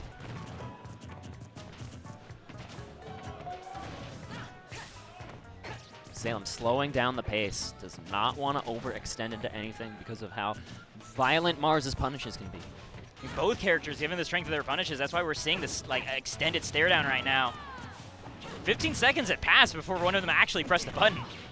It looks like Salem is the one who blinked first, and this buys Mars a lot of stage, but looking for that ledge jump kind of gives it up. Looking for another anti-air up smash. Salem sneaking right by, getting a throw.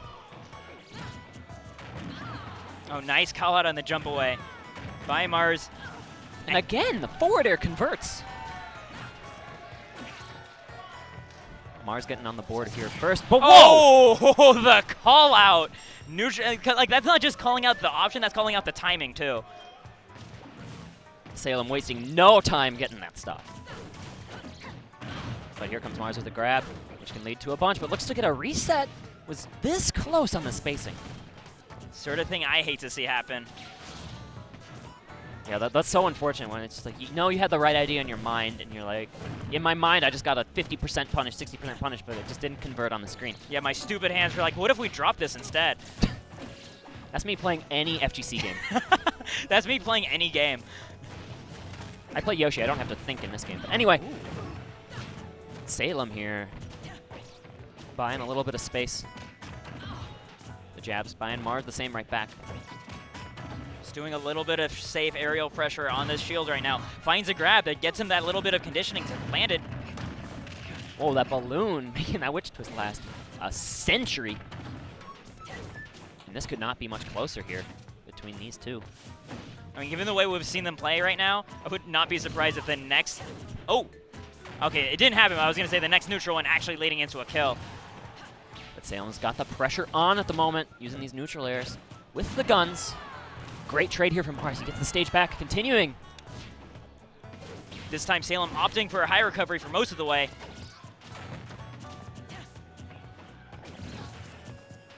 Oh, but the chase seals it. And we are going to game 5. That was so beautiful, right? Because it was a little bit of a stutter dash. He dashed forward and immediately doubled backwards to catch the roll in and went all in for the boost kick and got it.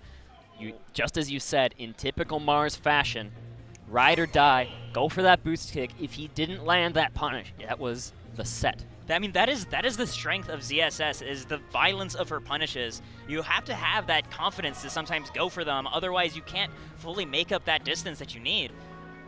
It's like you said, it's a momentum-based character where if you just have momentum and you have the punishes, you can just ride the whole way. But if you're off by a mini, like a microcosm, yeah, you can just get punished just as hard in return.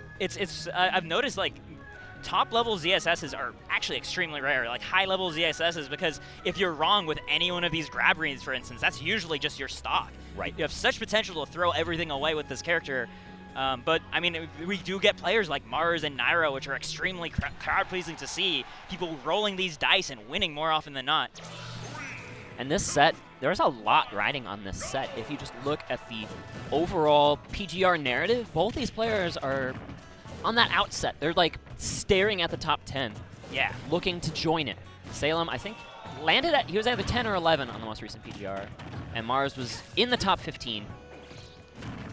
Mars, one of these players, if they can keep their run going in winner's bracket here, continue to make noise, that would be huge for them. Ooh, right there, I like the air dodge bait after dropping that combo. It's not really it's the FGC Bob Ross, right? There are no drop combos, only reset opportunities. Exactly. Both these players are so aware of the many opportunities you can find with the punish kits that both Zero Stamps and Bayonetta have. I've been really digging lately how Salem has been opting for more of the bullet arts as a way to keep out very meaty hitboxes and punishing air dodges. And he used to be so persistent with those bullet arts.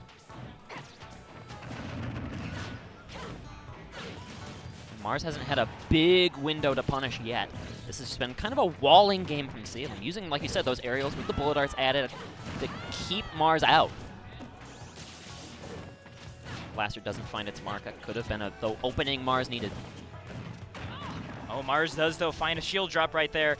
Gets himself a bit of real estate, finally. And he needs to convert. The Zaire not going to lead to much. Ooh, interesting option, short hop dare by Mars. Looking for an air dodge. Doesn't show here from Salem, but the boost kick again. I don't think Salem was even in any lag of any sort. Mars is just like, you're not prepared for this right now. Die. He just caught him. Caught him landing. Boost kick. No one uses boost kick like Mars, and it cashes in again, getting the stock, and looking to extend this lead. Okay, I was scared for a moment that Mars would SD again. Looks like he's staying in and manages to land that flip kick, too. Mars is spacing very well right now, and it looks like he's going to turn up the heat. Does he got it? No. Salem's still alive, still holding it together. Oh, this is full rage ZSS right now. We have seen terrifying things happen with this character. And now who's walling out who, G-Pick?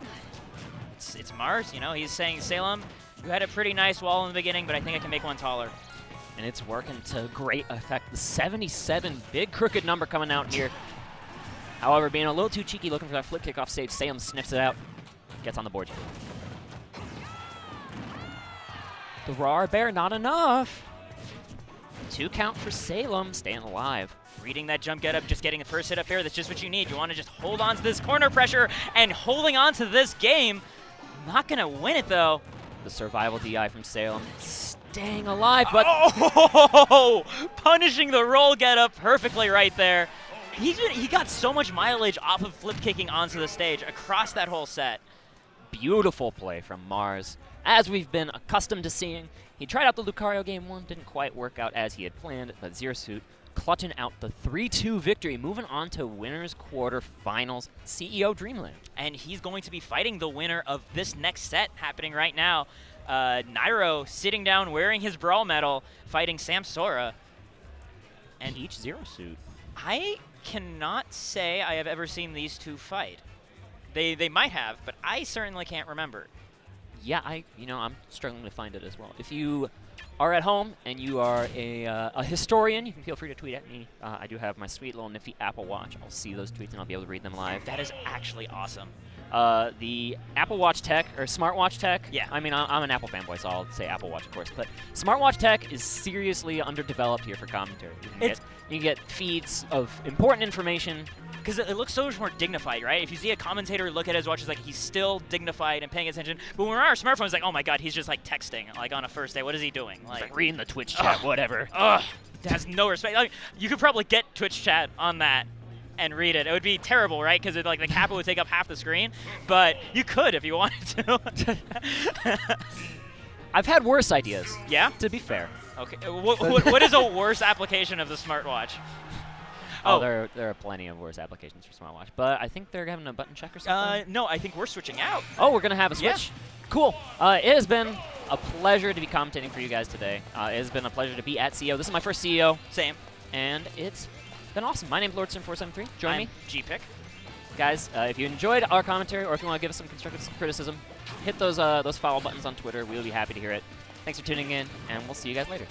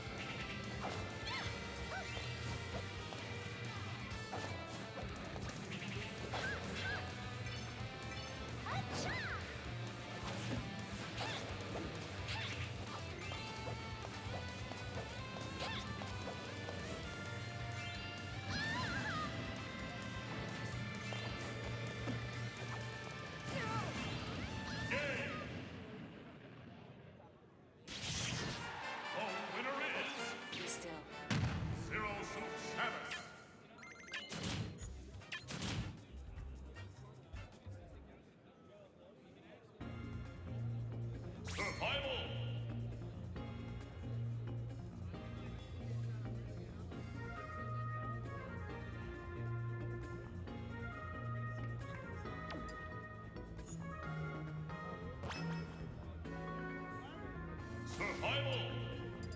Teach. Zero to Samus.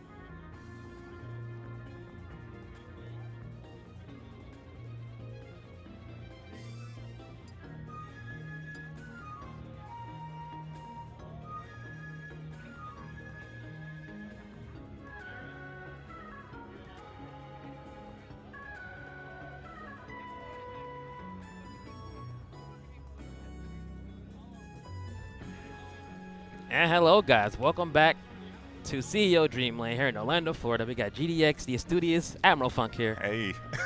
Continuing on top 48, we got coming up as Nairo versus Samsora. Wow. And I was looking back at the history that we have, and I was not able to find any history between these two. That seems to be the theme of this winner's side bracket. Yeah. A lot of matches, a lot of players we know, but haven't played each other very often. Right. So, I mean, this event, CEO Dreamland, being a start to a brand, I think it's great to lead off with these kinds of unprecedented matches where we haven't had these clashes before. Definitely. And it's not a shortage of talent. So these guys are still established, but the shuffling of the players is actually kind of refreshing. Yeah, you got to respect it, too, because we saw all the upsets this weekend. Let's go over just a few real quick. Danny Penguin over Mewtwo King earlier. PK Kid over Mr. E. Ches over Seabrig. Raito over Good Dyer. Lord. Promelia, that's a DQ. Raito over Anti. 6WX over Captain Zach. The hit list is strong. Right. Like, you know by not coming to Florida is like, you're going to catch some hands on someone you never heard of before. You need to be prepared. So these guys getting here in winner's bracket is all that much more impressive. And, I mean, the Nairo had a great run going up to this point. Okay. Actually hasn't lost a single game. Ooh, so wow. Leading up to where we are in top 48, he hasn't lost a game to anybody. That is He pretty 2-0'd insane. player one. He 2-0'd Cells, which is on the loser side. He's now out. But yeah, hopefully continuing to tear and try and go for that perfect. Yeah, they already won Brawl. I'm winning this too. Let's go. All right, so going to left for game one here. I'm just happy we get a Peach on the stream because I love watching Peach. A very underused character, in my opinion. One of those characters that she really got fixed from her past iterations, but still not very popular yet. Yeah, and it's great to see Samsora stick to it. Samsora does have a couple other players in tow, but leading with the strong hand and the practice character is just great, man. To have someone in the forefront. That's a feel-good story, but not feel-good so far. Oh, nice dunk. 10%? It's only been 28 seconds, Nairo. Calm down. Yeah, we need to shift gears. Like, can we just talk about this for a second, please? Samsora's just trying to play a game here. Oh, okay, striking back. Oh, wow. And the re-grab. Very nice play. That's one of the best things about watching Peach is that fast, jagged movement into that large amount of tech skill. And I think something that's causing Samsora a little bit of distress is that he's not able to establish the float game. Nairo's all on top of him as soon as he starts to try it. Yeah. He says, I'm not having any of it. Samsora doing a pretty smart job of using those forwards to get Nairo off of him so far when he tries to get something started. Looking for that first kill. They're both testing the shield. That nair, a little costly, but no big follow-up after that dash attack. Yep. They got to make sure you use that block button, man. I have to check. Oh, my goodness. Deep for the win on that one. Follow-up. Got a little off track. Oh, they're up here. They're reading Rainbow. Okay. Take a look. Despite that ridiculous first stock, Samsora not too far behind, all things considered. Yeah, 57% is definitely a workable deficit to come back from. Yeah. Get it here. Oh, great pickup there in the up air. Got him on stage. Yeah, just trucking Samsora back and forth here. Still only managed to tack on 90%. I'm sorry, 13, now 26, Samsora. Still trying to open up Nairo, whose defense is still proven to be that wall. Samsora doing a better job getting stage control so far as this game's gone on, but hasn't turned it into too much damage quite yet. Still the deficit. Oh, okay, that won't be enough. Oh, tried to get underneath the Peach Bomber. Looks like Nairo had the read, but a little off on the timing. Speaking of read, one strong read here by Samsora with a smash will wrap it up, so Nairo better watch his jumps right now. Peach is a walking killing machine. I gotta get a fix from that. Yeah. Oh, no, that should be it. Oh, the Okay. fancy stuff. I respect. Oh, he's going to do back airs. He's going to spike him. What's he going to do? Oh, up air. Just all right. Standard stuff. Standard stuff. All right, Nairo's going to take game one there. Okay, good stuff. Good stuff. Yeah, very nice play. Continued out. Didn't really get phased at all by the momentum that Samsora started to build towards the end of that Yeah. game. I'm more impressed that Samsora not had the minute fortitude right there. He got bodied that first 30 Absolutely. seconds. Yeah. And then to bring it back to that close is still very impressive. Straight up buried after that down B spike. They're going to the Florida Classic here. Smashville for game two. Pretty smart stuff. Yeah, the blueprint. Uh-oh. Oh, not Flashbacks? this time. Okay. And not again. Now we're trying to really pressure Peach, keep her up in the air. Too high to use that float damage, but Samsora able to get back on the ground. And that tether grab is going to be a little costly. A lot of delay on that one. Oh, just got out of it. Good job there. Yeah, great DI to get out of that boost kick. Oh, that was cute. Yeah, the size on down smash's hitbox is sometimes surprising. Still caught that roll. Did I really get hit by that? Come on, man. Like she wasn't even there. Just look at the movement by Nairo. Just so impressive. Usually, the Peach would be the best mover in these two characters, but Nairo's so proficient on the sticks. Yeah, the sheer speed of Zero Suit. Even though Samsora's controlling the skies, Nairo's covering everything else. Yeah, crazy people say this character sucks. That's crazy she looks. She's not even top 10. So I'm looking for first blood here. Oh, went for a super roll read, but not able to catch that one. Yeah, no real loss on that one. It was a risk, but we'll keep it going. I was going to go for a jab up B there, but just jab, jab. Okay. Super close stuff here. Oh, my God. Roll read again? Big follow-up. Oh, there it is. Just like last time. The up air follow-up. Very familiar. I just saw this episode. A little early for reruns. Some CEO Samsora Dreamland does. syndicated already. Oh! That was a little odd. He'll make it back from that. Still, though, Samsora doing it leagues better, and just like that wraps it up, ties it up stock-wise. And as you would say, Game Dragon X-Men, heavy lies the crown.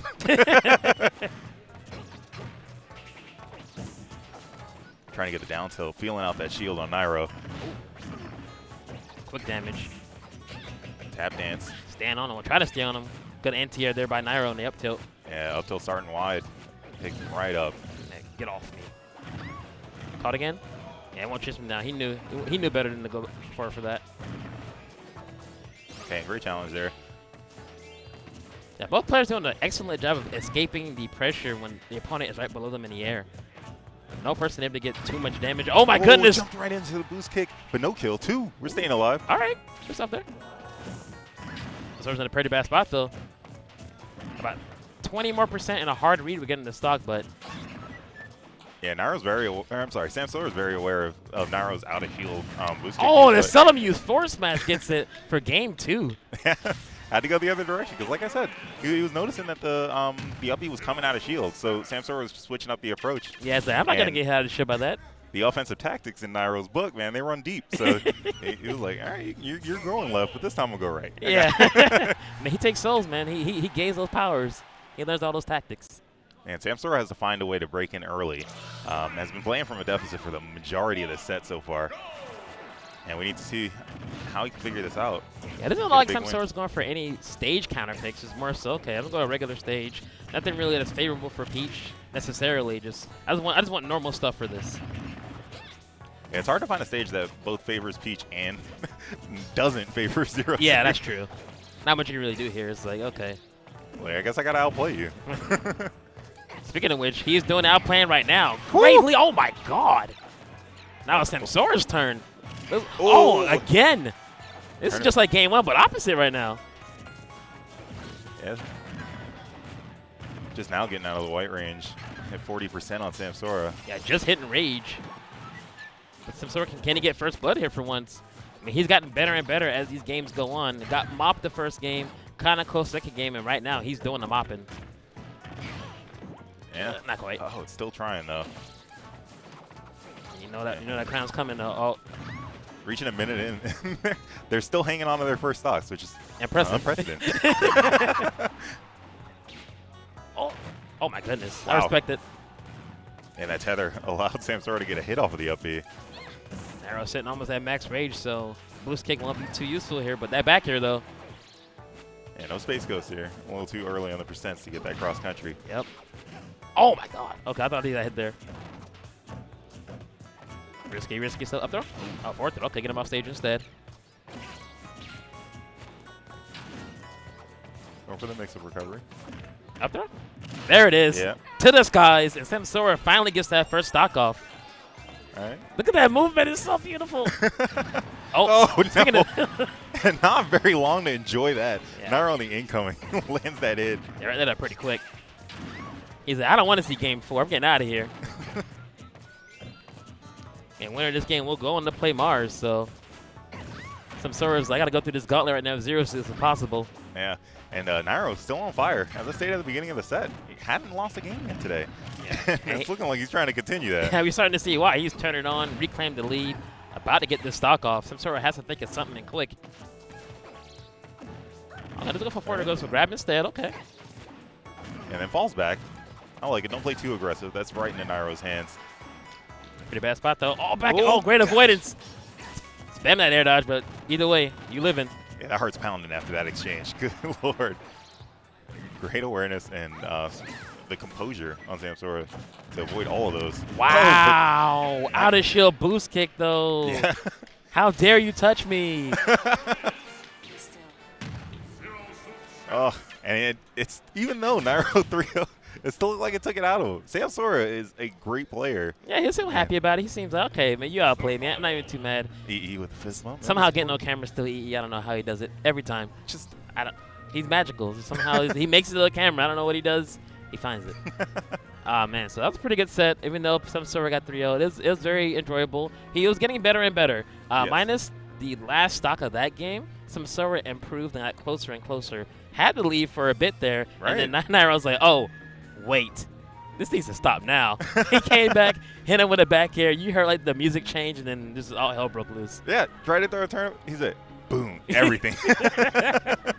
Oh, man.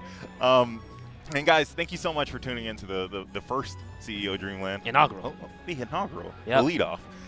But, man, hopefully this happens for many years. Like the CEO brand expanding, the major CEO, which marks the end of the PGR season. Yep. It's happening in June. In middle of June. And CEO Taco also later on. So I like the way that this is going. The event overall is fantastic. Oh, yeah. The Rivals of Ether setup, the Brawlhalla tournaments that are going on the side streams. Yeah, all Smash games. Overall, yeah, 4 Smash streams, all these games going on overall. It's pretty crazy. You had Nintendo, shout out Nintendo in the back with Splatoon 2 and ARMS. ARMS is the truth, guys. ARMS is so TROOF, truth. Truth. I mean, you might turn on motion controls when you buy it, but still, truth. And wow, just on the stage, Okami, the wizard. Our Florida boy, Yeah. my nephew, my favorite nephew, he's come through and he's put hands on people. Earlier, he was one of those upsets, beating MVD, and then he beat PK Kid, who had previously beaten Mr. E. So that bracket pool did not go as anyone planned, honestly. But Mr. E, MVD, there, no one saw this coming. So we got his Mega Man and Greninja main, one of the flashiest players, honestly, we have in the state. Not around very much. He doesn't have really much transportation, so he doesn't come out as much as he would like to.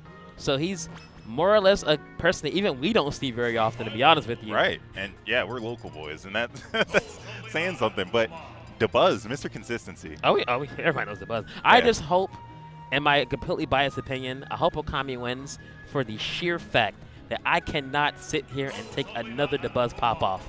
Can't do it. Can't do it. I refuse. You mean Silver War didn't do it for you? I want to cut the camera. If he wins this match, no, I don't want to see it. Wow. Unless I have written proof from his trainer that he's taken a pop-off class since then, I don't want him on camera if he wins. Game Dragon X. don't want it. So you're willing to put in the time? Just go to the training area? He ain't in my state. Boxing gym? Be like, hey, I look, don't got to DeBuzz. coach him. You know, all right. I don't got to coach him. It's up to you guys. That's why Okami has on those nice Astro headsets from our tournament sponsors to make sure he doesn't hear the pop-off in case he loses. Yeah, Astro came through huge. They have audio setups at every station in the event. Yeah, and they're giving away free rentals on headsets too. Yeah, it's giving you an ID. You can have it for any station, any Smash game. So they came through for us. So we're gonna have here a fan favorite character in Greninja. One of those characters, again, not very popular. Osaka's coming up for different tournament series, but not a character many people really know much about, but they love watching him play. They love typing OS Frog. Scream, just for me. Oh my goodness. Big drop. Oh no. They don't love recovering though. Unfortunate flub there. A little Botchamania on Okami's first stock. Yeah, and 7% on the bus. It's not really where you want to be on your second stock. Yeah, it's going to be hard getting 7 stock to his second. Yeah. You were saying he's reached consistency for a reason. It's so hard to get these stocks off of him already. Suicide's not going to help. Look at that. He said, I'm going to send in my mans, the mercenary. Yep. That's the warden right there. Okami looking for someone to get some offense started. I'm actually very surprised that we started both games on Lilac game 1. Yeah. Weird how that worked out. Very uncommon pick. Yeah. And interesting that Arosa really agreed to that. I think the recovery is a little odd with the tilt, but now here we are. I mean, it hurt Okami more than it hurt DeBuzz. Yeah, he knew. Oh, no, again! The tilts. Well, that's a little bit of his recovery as well, but let's blame the tilts. It's fine. Yeah. Always paint Lilat as the villain. Always blame Lilat, no matter Whenever what. possible. Wow. So quick game going to DeBuzz for game 1. Okami happy right now, so he's like, okay, all right, I understand. Maybe he's thinking I wasn't really outplayed, quote unquote, because he didn't have time to get outplayed. He didn't get to play. Yeah, he didn't get to play. Yeah, he was just out. Man. So going to Battlefield here, okay. Actually, pretty good stage for both characters, but he's going to try to use those platforms to get some safer up air pressure if he can. So we guys should go along with it. It seemed difficult because a lot of Greninjas like to use that water shuriken at different charges to really establish the ground game. You know, make the character shield, and then walk up and grab or jab or some kind of shield pressure, but that's something you can really do against Rosalina. And the recovery woes continue for Okami as DeBuzz. My goodness, put on the clinic right now. Will he ever touch the stage again? Find out next time on CEO Land Z. Man, the Renegade's Air Marshal, what is happening? Wow. Good Lord, just stopping every recovery. Jeez. And that stock was a slaughter. That is impressive by DeBuzz. That's why he's Mr. Consistent right there. Yeah. Off-stage game like that. How many 2 frames did he catch just then? Too many. Oh, well played. Yep.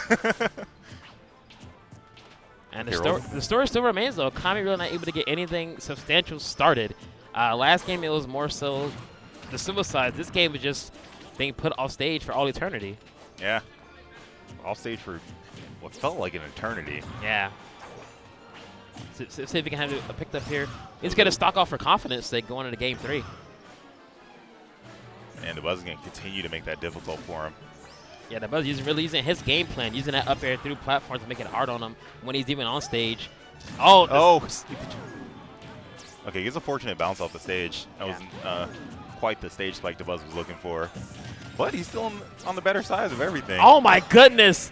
Top tier privilege here. Tried to shadow sneak Luma, and Rosa's not having it.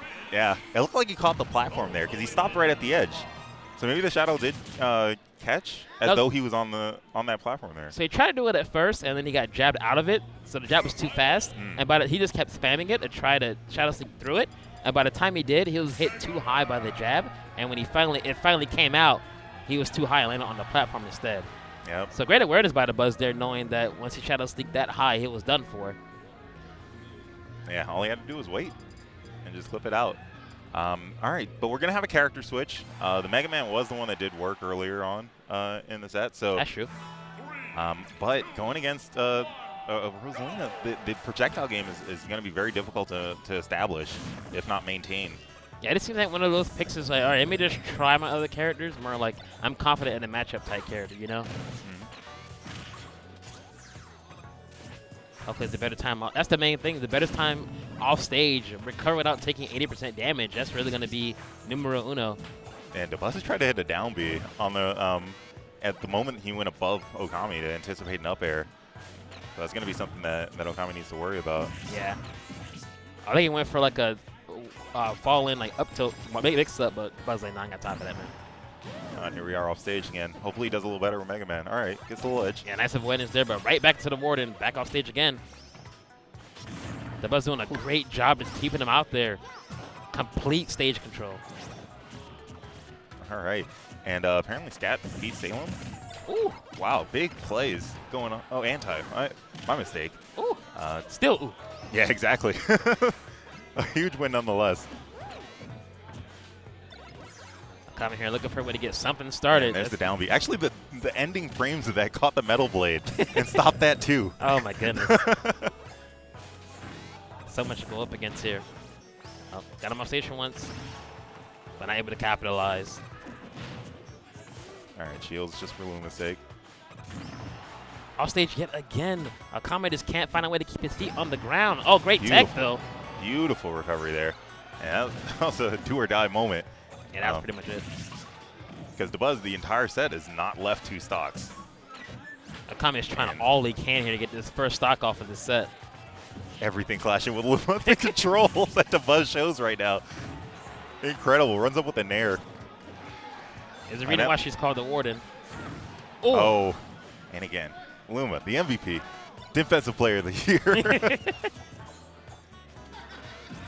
I definitely want to comment at least take a stock here again for confidence going into loser's bracket if you can't bring this back. It's not looking too good right now, but DeBuzz wisely threw that nair off the metal blade dash. There's the air dash here, just jumps out, smart stuff, but yeah, DeBuzz is one of those greater players that doesn't even worry about the fact that Luma's gone. Yeah, whatever. Yeah, the entire time. Even though Okami has managed to get rid of the linebacker, hasn't made any big damage after that. Yeah, laterals like to be very elusive when Luma's gone. Oh my goodness! Oh, the down B does it again. Almost pulled Okami up with him. Nice try, guy. You show pressure, but not gonna be enough. So he gets grabbed for it. Down there. Smart by Okami to put that that mine there to make sure he can't like stay there.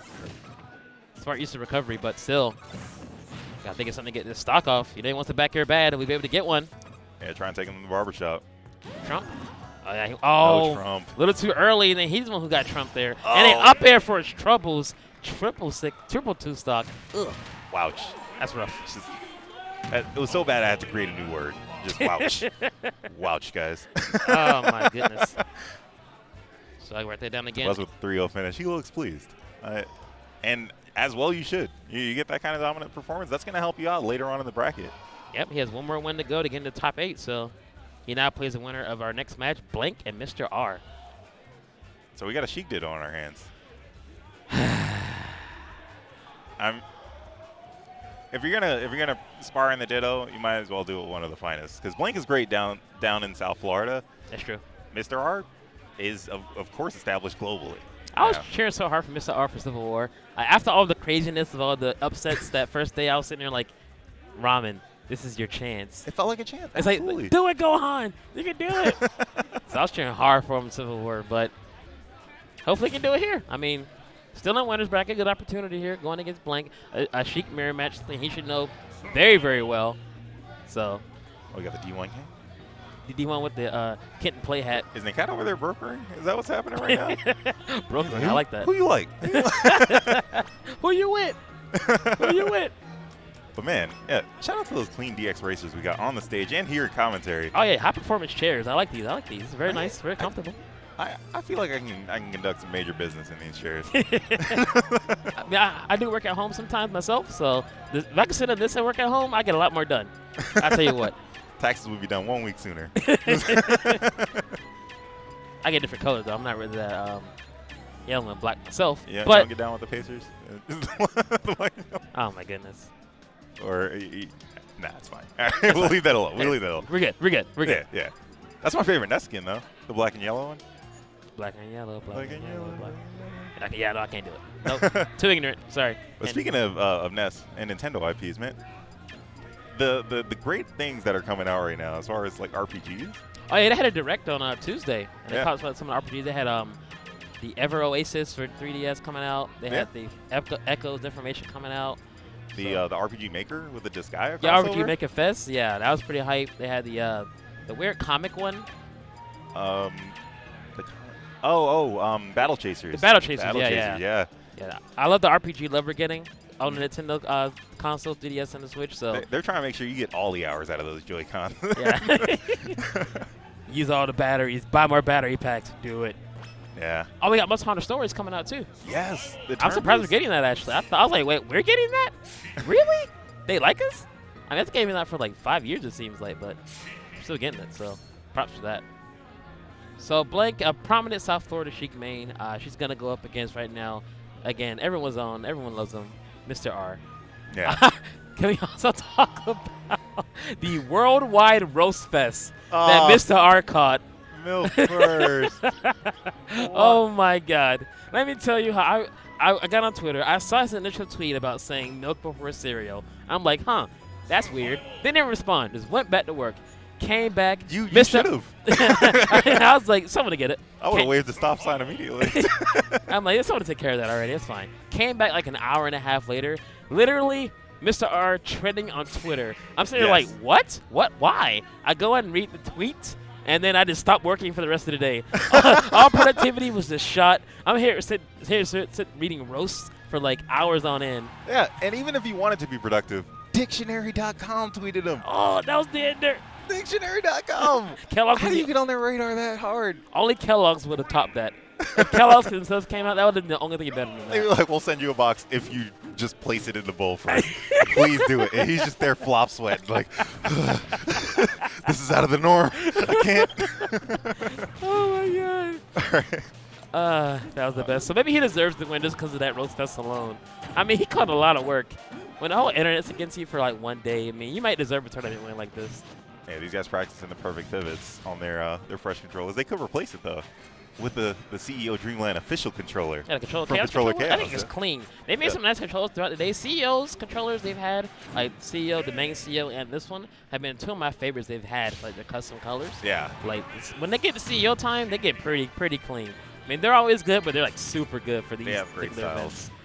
The only other organization that had a controller that I really like was Gamers on the Edge. They actually have one too. Okay. Sponsored by 8-Bit Man and some other players that you've seen here. But Nice. no, absolutely. CEO's controller is always tight. Controller Chaos. That promo code CEO, you get 10% off. So that's nice. Let's go. And yo, let's get into it. Game one, Mr. R versus Blank. The Netherlands versus the U.S. I'm trying to tell apart the colors. It's tough. So Blank's with the purple one, but like when they're moving quickly, it's hard to tell which one's purple. All right, Yeah. I'm good now. You got to look at the hair. The light blonde is going to be Blank here. So if you're a fan of fighting games and you love the neutral, if you like Street Fighter, this is the set for you. Right? This is two characters who can have a hard time getting kills off, who have a lot of safe pressure, forward air, needles, tilts, so a bunch of neutral here.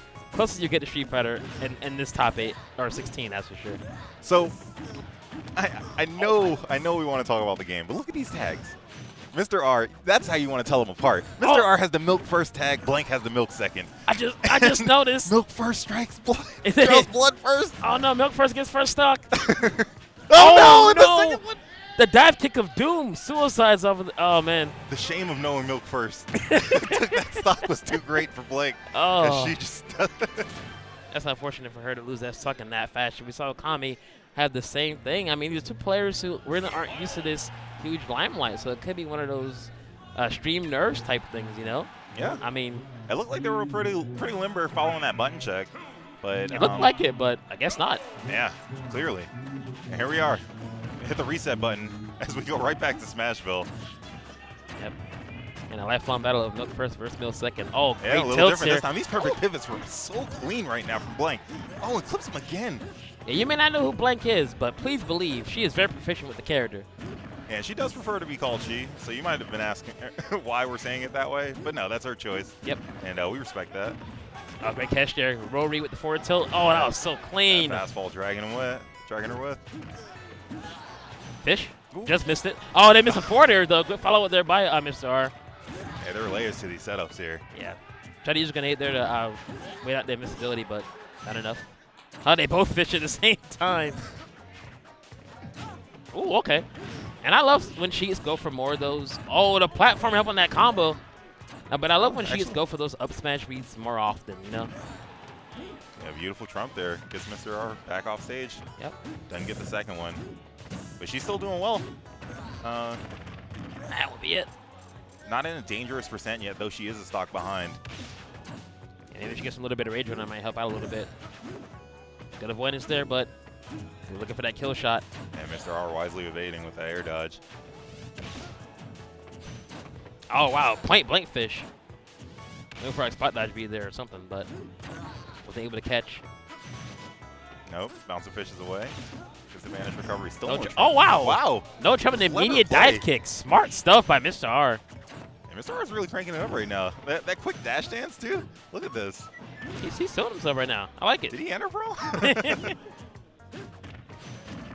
Go follow up. All right, clean setup off that nair. He loves using that weak nair to bounce that fish. Oh, gets tagged on the stage. Oh, dive kick. Oh. Huge. Wow.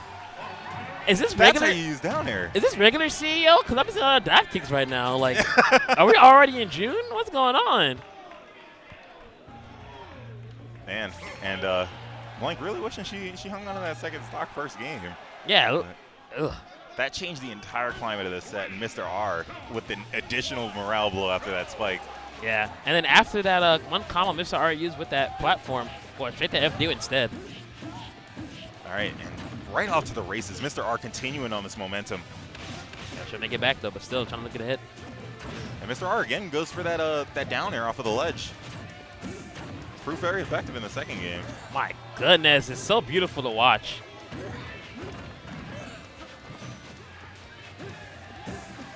Okay, Pirate Shield, then get the grab. Oh, up smash read. There it is. As I want to see more of the Sheiks. A quick break check from Mr. R, and then just committed to that up smash.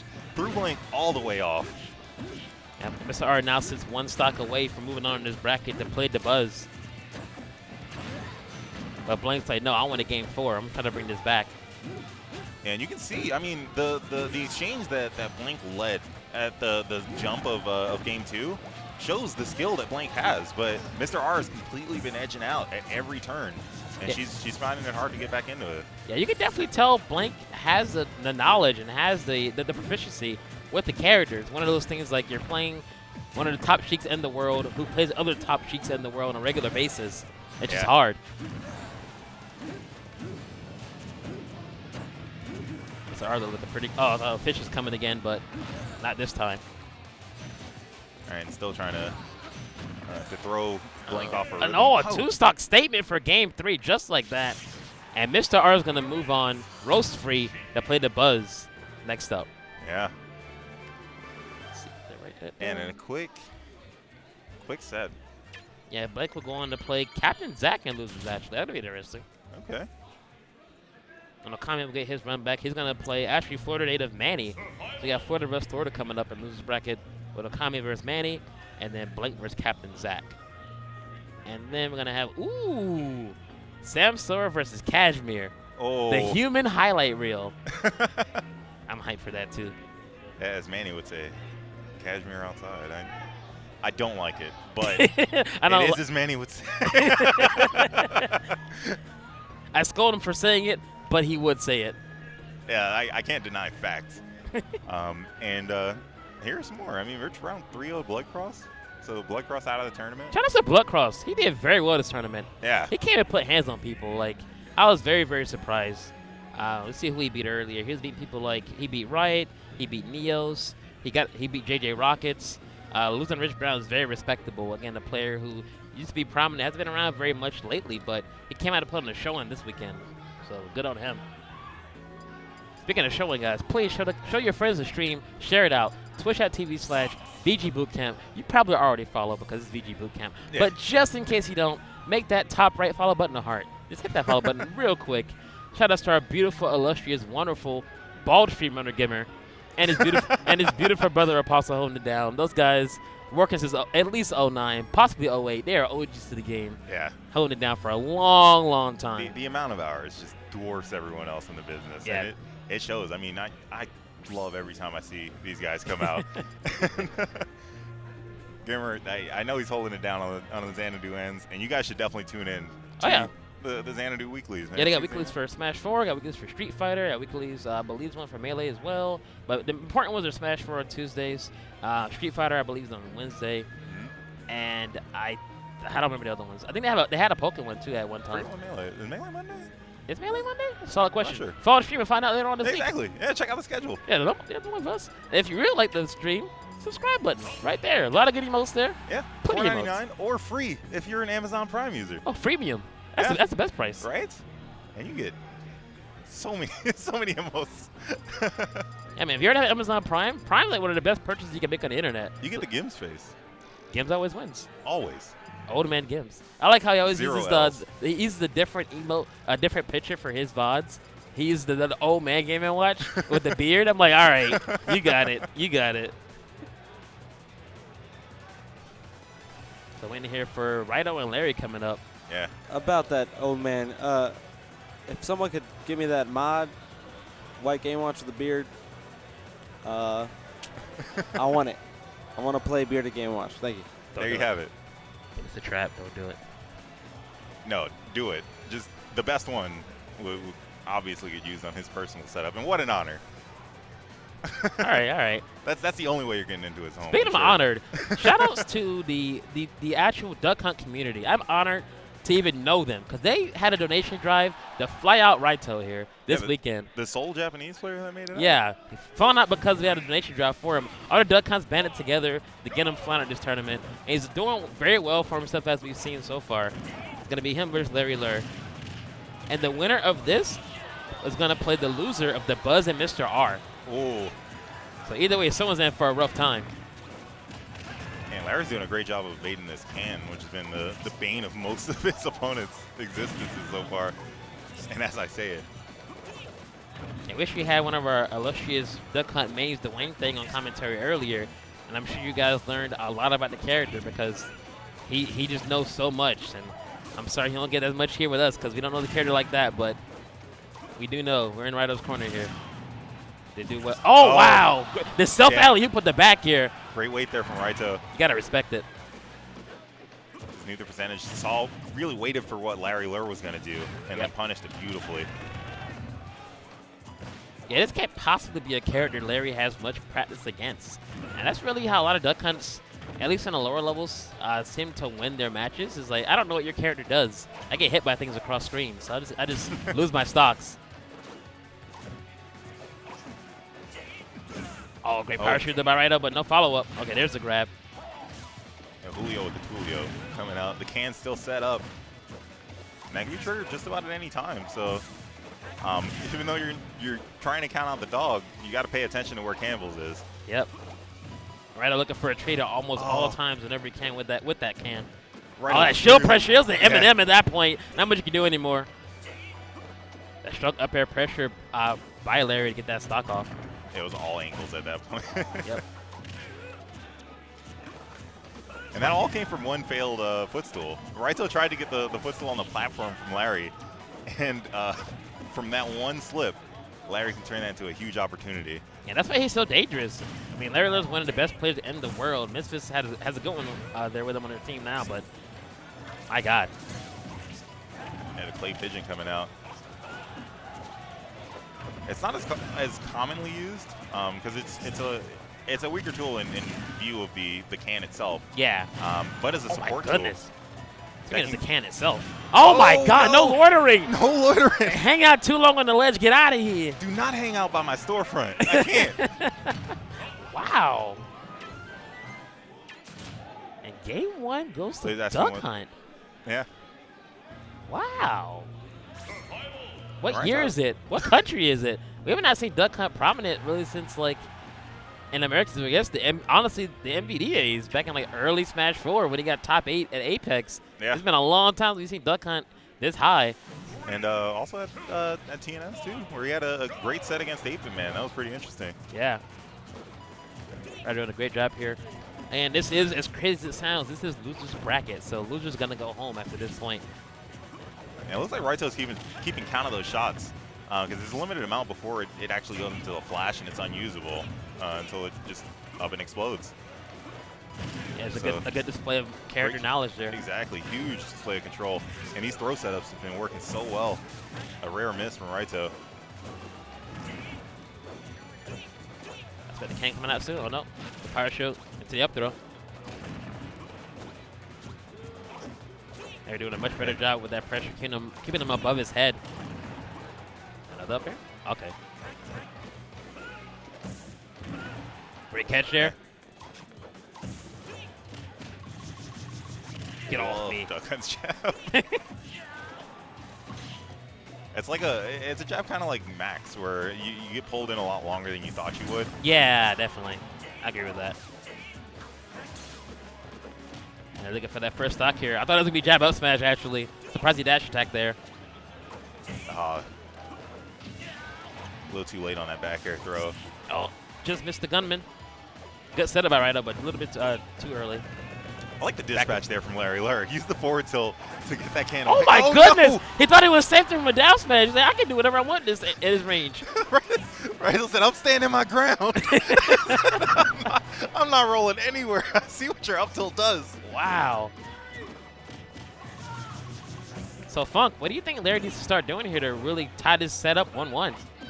It's hard to say. I know he's doing a great job as far as keeping the can out when it's left alone. Yeah. But if you apply pressure directly to Duck Hunt Dog and that can isn't there, it's just mere frames, and then that can's out again, blowing you up and him with it, where he can get a big setup like he did in game 1 with that back air.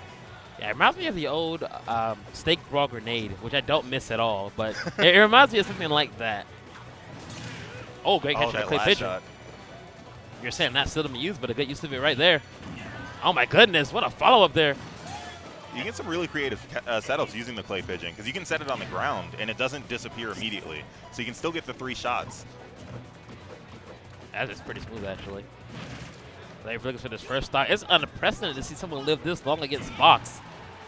Fox himself a walking killing machine, but be at 180 right now. Max Rage. Oh my goodness. Can right in the path. Great avoidance by Larry. Oh, Nuclear gets it, though. Apparently, that's a kill move. Well, Max Rage anything is a kill move, I guess. Wow. Yeah, if anything, Raito was trying to get just a little bit more time with Larry off stage. Yeah, so just get away from me. Let me get a new setup, but he died from it. So, Raito with the the edge guard game, I think right now, after seeing what DeBuzz did to Okami, yeah, close second. That is a close right second. There. Yeah, that edge guard game was great. Best what we just saw is pretty strong. Any other night that'd have been top notch, but right now is a strong second, as you were saying. They were thinking about staying Fox for this, so he does have other characters as well, but his other prominent character is a DK, and I don't know how much it'll help him here, so he's going to stick it out with Fox. Yeah, you really don't want to switch to a larger target. So Raito up 2-0 right now. My goodness. And we already saw that can, just like the grenade usage already coming out. Yep. You even touch my dog. Explosions happen just like that, and he wants to trade. He's perfectly fine with that. I'm already getting comboed. If we ends with a trade, I'm fine with it.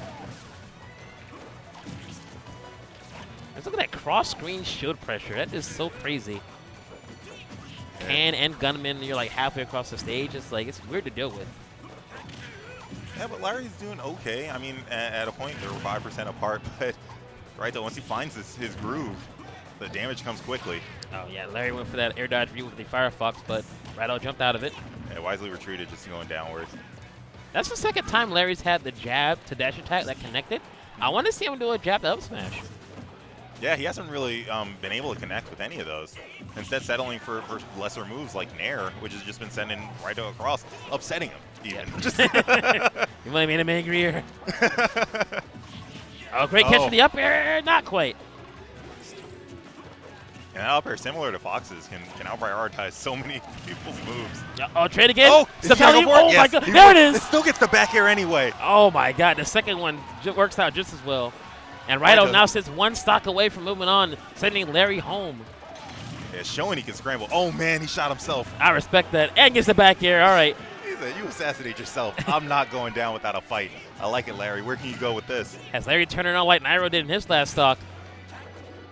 Trying to stay on him right now. He's like, not yet. We're going to game 4. What a fake out with the can there. Right in front of his face as it came back. Yeah, the can still moves in the direction it's originally facing. Unless it takes a major hit. But Raito's just not letting it land, so it continued to roll backwards whenever he tapped B again. Yep. Larry's reestablished a lead here. He wants that game 4 bad. Oh, just gets up. Wow, risky stuff by Righto. Yeah, and a great call from Larry, because honestly, the last 2 times he had that kind of setup, he went for an F smash, got punished. So instead switched it up, went for a grab, and I like his choice.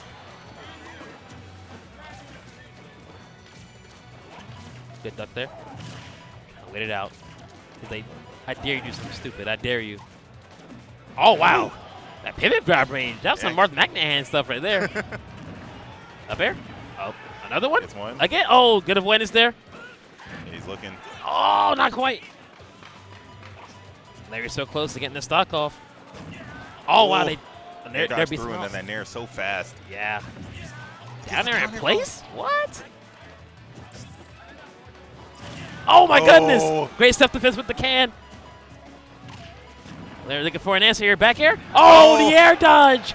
Against Fox, you have to know if he's in jumping distance, you can't air dodge. You can do whatever you want to do. Just don't let it be air dodge. You can throw out an attack in defiance. You can try to jump away. You can try to fast fall out of the area. But once you air dodge, you know your stock's 80% chance is gone. Yeah. And you really don't want to hang the carrot in front of Larry. He's going to grab it. But the set height, like I understand Righto trying to go for that air dodge.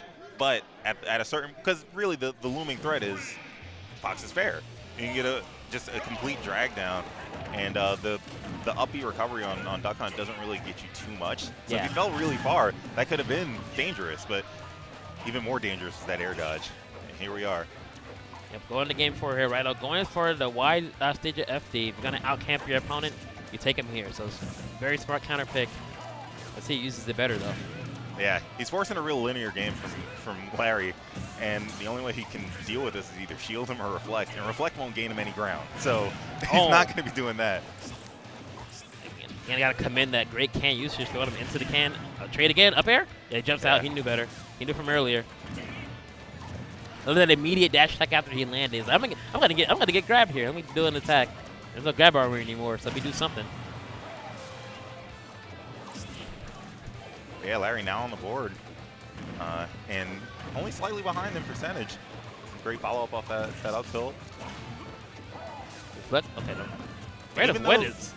Yeah, even though Fox's bullets don't really have any knockback on people, it is actually affecting the trajectory of his cans. For a chump. Very good for a way to get his stock off. Who's going to get first blood? Yo, where can I get that code?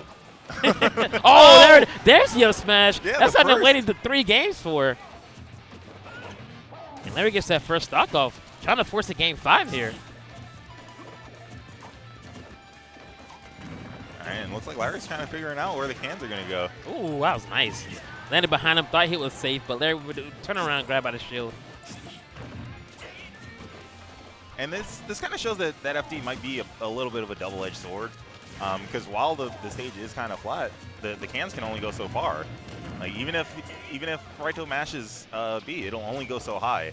And Larry's finding a great way to jump over him. I didn't way to block that one though. Oh, raised again. 2. Great avoidance. That has him to up air. Larry is trying to get a 2-stock here. Sitting at max rage. One up smash might actually do it. Oh, alleviates that threat. Good job by Raito. Oh, the return to sender. And that bullet almost stopped the can, and that could have killed Raito. So very dangerous to throw those cans off stage at a higher level. So you can use it to mask your recovery, which is great. Using the up B, just send a can out first, and it's kind of your chaperone. Yeah. But above the board, Fox is going to throw the gun out there if Larry has caught on to this impact that he's having on the cans. Yeah, it's catching on right here. He's looking pretty healthy right now. One back off the ledge to do it. Don't jump off. Oh, jumped instead. Great stuff by Larry, forcing the game 5. T1 over there, looking like the Jesus over Rio. Just arms outstretched. Oh, man. This is my guy. But complete turnaround here for Larry. Lost the first 2. Was like, nah, not like this. Yeah. Runner, game 3 and 4. Now we're going to game 5. And after that FD game, I wonder where Raito's going to go. I mean, as you were saying, he really turned against him there. Not really one. He may not want to go back there. It's like, you know what? I might want platforms back. Yeah. All right, so he got a win on Battlefield earlier. So Dreamland is not a too far-fetched pick. Yep, and he's going to more likely kill up. So he's going to go to the stage instead. Okay. Here we go, game 5. Yeah. Again, winner is going to play loser of the Buzz and Mr. R. The final chapter, Larry Lur versus Raito at CEO Dreamland. Again, one of those unconventional matchups we don't have very often in this bracket. The inaugural CEOs having some weird stuff for us to watch.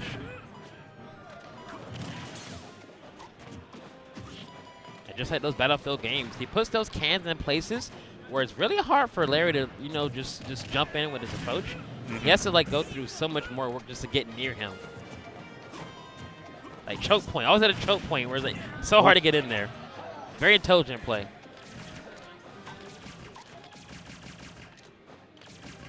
Yeah. All right, I'm not going for any attacks on him because he is stopping the can. So. Yeah, he figured something else in this set. I don't know if someone told him, but great try by there. Back air's coming. He was just scouting him. He actually didn't throw a move. Okay. Data for later. That's fine. Yep. Oh my goodness! Right into the can again. I was gonna do a back air into it. Smart by Larry to jump over it. So the back air to the can was coming off stage. Yeah, Raito's building a bit of a fort when using the can here because he has a bit of an umbrella of the platform itself. Exactly. Platform plus can equals choke points. Makes it super hard for Larry to get in there. Yep. Oh my. Okay, that worked out. I'm not sure what happened there, but he caught the bullet trade just there. It happened again. Okay. So the can not quite exploding, but there is a splash off of the gunshot. Larry almost had max rage here. Looking to get something started. Percent is doubled now. Oh, snip snaps. Oh, Spammer to get it off. Smart stuff. He'll make it back, but he's got to think of something here. He can't really jump in. He can't really run straight ahead. He has to wait for Raito to mess up something.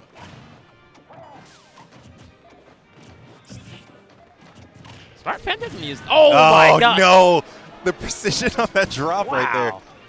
The 25-yard pass. So trade again works out for Raito, and he now sits 1 stock away from moving on in this bracket yet again. Yeah. And 94s for most of what we've seen. Raito's been staying alive as far as 170 plus, and at 120, he's still got a lot of life left. Yeah, not really known as. Oh, he tried it once for me, but it didn't work out that time. At least he tried it. I was looking for jab up smash the entire set. The reflector clipped the bullets, but not the can itself. There's like, come on, man, really? Yeah, right? It's like, I had it. What do I have to do out here? Oh, right in the forehead. Yeah, still got a host of that gun. Oh, my goodness. The sub alley-oop there. The crowd's going wild right now. Yeah, they're feeling it. And so is Larry.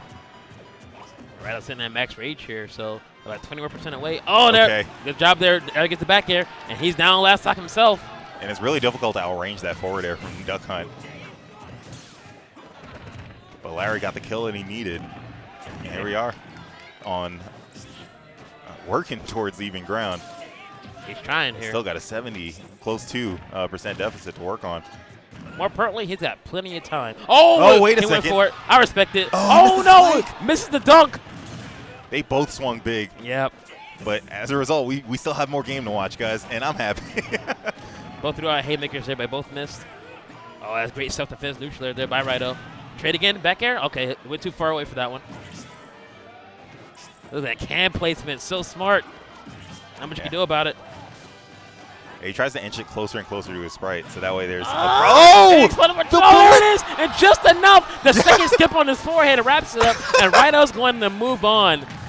I think a part of Larry thought he was safe because it hit him in the back of the head, and it didn't explode. He's like, oh, I'm good. And then the second was like, nah, just kidding, guys. Yeah, right. Crowd loves it. Everybody's tapping it up. Wow. Whoa. Someone's leaving no it. cash right now? I got it. Hey, you do you, man. That's the result of the donation drive. Legal tender. That's how he got here. This is how he got here, guys. This is how he got here. Oh, man. But, man, I hope you guys are loving these sets as much as we are. I'm Admiral Funk. I'm GDX. And here you are at CEO Dreamland, streamed to you by the lovely guys at VG Bootcamp. Love you, Gamer. Wherever Apostle is, love him too. Wherever Big he is. hearts all around. Oh! And, wow, I can't believe it. This event is so crazy. It's only the first one. The first CEO Dreamland won't be the last. Can't be. It's been pretty amazing. Not with the leadoff like this, not with partnerships like this. Astro, Nintendo, the DX racers we're sitting in, these players are sitting in. Yeah, those hats come from the Nintendo booth playing Splatoon 2, the demos. And, man, we played that demo earlier, and we mopped the other team. We got to play 2 games. Yeah. And they got mollywopped. They were lucky that wasn't streamed. I went 11-2 on our second game. I was calling in airstrikes like it was Call of Duty. So when I was watching another game, someone with 13-1. 13-1, I was like, bruh, someone get that guy. Draft him. Meanwhile, speaking of drafted players, we have Panda Global's Rich Brown versus most valuable game in Scat. Yep. Boy driving down from Georgia. Rich Brown catching a flight cross country. And just what a trip these guys have taken to get here. The path that Rich Brown has followed. I'm sorry, I'm just going through my information here. Let's go. Fucking stats. Yeah, right. No affiliation to Aussie stats. Rich Brown 2-0'd Manny earlier. Wow. And got to pull over Zephyr to make it to top 48 before reaching this point where he won against Bloodcross. Yeah, we were talking about Book Ups earlier, how he had a great run. Rich Brown, he lost to 0, but he yeah, won to 0, so that happens. Yeah, it was. You want to do better, but it's okay if you. Yeah. If it doesn't go the right way. But they beat Bloodcross, and Scat recently beat ZD, who did very well as well. ZD's out of the tournament now, lost to 6WX, and then lost to Scat. So shout outs to ZD doing well in this tournament as well. So good job on him. Good job on him. Bloodcross, all the other players here who you don't see very often, and this crazy top 48 who got this far. Yeah. Scat 2-0'd Soul earlier. He 2-0'd Dandy Penguin, the other big duck hunt making moves at this event. Because why? Duck Hunt Saga's here in Florida. I don't know what's happening. But has there been a Duck Hunt Saga yet? Because not at all. It might be time. Right? it might be about that time. Fly Dwayne thing. He'll throw all the stats. You guys can hear everything there is to know about that character. Everything you want to know, he got you. But he also 3-0 Tweak. Ooh. So Scat and Rich Brown are going to have some sparks fly right now. And leading in with sparks is Rich Brown with the dare. That's just a scary matchup. I feel like Mega Man's going to win this matchup, obviously on the ground. I just feel like once Mewtwo gets in there, Mewtwo racks up so much damage so quickly. And that's usually how it goes for Mega Man in most matchups, honestly. But Mewtwo especially. And Rich Brown finds a way to get close enough to get one down tilt until he'll get forward airs like that. He'll get those neutral airs. He'll get a lot of big damage. Did you see the stutter steps? He's like, he was tapping walk. He's like, careful, careful. Whoa, real dangerous. Yo, shout out to man's best friend. Roll. I'm sorry, Rush, getting him out of there. I wish it was Brawl, actually. That's No. That's a different story, though. I know there's a top to a little bit, but no. Oh, no, it went for the Abadongo, but went the wrong direction. I love the attempt, though. Mr. R again was able to capitalize on those times, was able to get it in on Scat, and has a nice lead here. Yeah, Rich Brown nursing a pretty healthy lead right now. Just shy of double the percentage that Scat's taken so far. We saw some great movement last game. I like this movement as well with Mewtwo. Oh, for there? Oh, went for the up air instead. Okay, very interesting. Yeah, it looked like Rich Brown was a little unsure. Like, he's like, should I go for the disable? Or, Yeah, he thought about it after the fact. All right, I'll do it now. He got the down tilt instead, which is still a very reliable move from Mewtwo. Yep.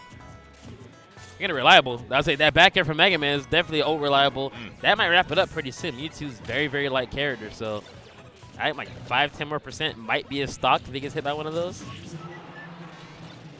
Yeah, from center stage, not just yet.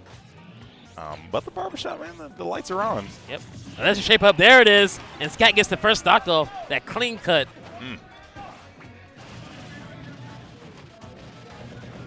Leaf shield on. I love how Scat had on his leaf shield at the same time as Rich Brown. Oh, no! Gotcha Mania on the recovery. Unfortunate suicide there for Scat. That's gotta suck, especially doing so well early on in this match to lose your stock like that. A lot of SDs today on stream. Everybody nervous? Like, what is this? Yeah, but Scat is a very composed player. He's still doing great. He fortunately had that cushion of a second stock. Man. But you really don't want to see that go. You really don't. It's still unfortunate. Great follow-up there with the shape up. Oh, just barely caught the wind box on the upper. I think 1% too. Yeah. But it threw Rich Brown's game way off. Oh, great power shoot there. He knew it was coming out. Oh, great shield pressure. The Z drop blade to grab. Smart. See that ledge grab with the leaf shield? Yeah. Oh, did he jump out? I think he did. Rich. No, Rich, no. And it still happens, but he just air dodged twice. He was dead regardless. Oh, yeah, air At that percent, he was done. Okay, I thought I was like, did he jump? I couldn't tell if he jumped, and I was like, okay, he was done. All right. There's actually something you can do. You can like spam fastball, because for some reason you could fastball even while you're going up, and try to like say no, like no. Try to push back down, but sometimes you're just gonna die regardless. You hear that? We still got metagame minutes out here. Holding it down. Oh, you see my YouTube channel? All the time, non-stop, man. That's the homie. Gamer be labbing. Yep. All right, so going to Battlefield here for game 2. Pretty smart pick, but if Scat chooses to go a campy playstyle, it may be a hard time for Rich Brown. That platform can give you a little difficult trying to approach the character, but oh, I love that. Use that the actual hitbox of the neutral air. Yeah, beautiful rhythm there from Scat. Just using the third shot and retreating every time, not overextending. There's that down tilt. It leads into everything. It does it all.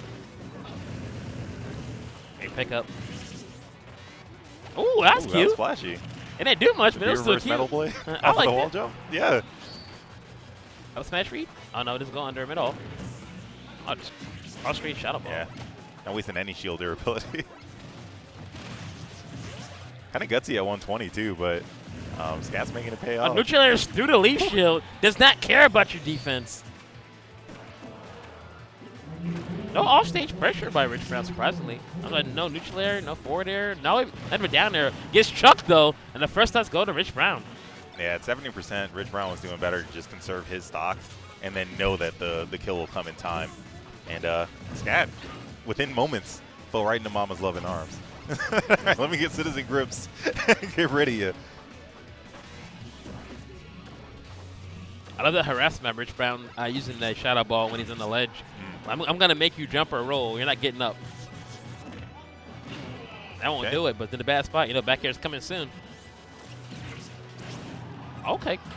Yeah, nice follow-ups from Scat here. Unfortunate that he's going cross-country, but the damage being racked up is still pretty helpful. And again, Scat using that third lemon to use the actual hitbox. Oh, just misses the back air. Great wins by Rich Brown. That won't do it either, but. Yeah, the ledge cancels. Rich Brown trying to lure Scat in.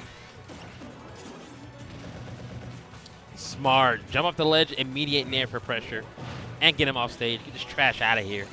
Send that max rage. This guy better watch himself. Oh. Ooh.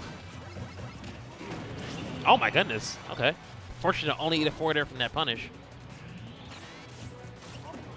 Great avoidance by Rich Brown. Oh, just And that time he did.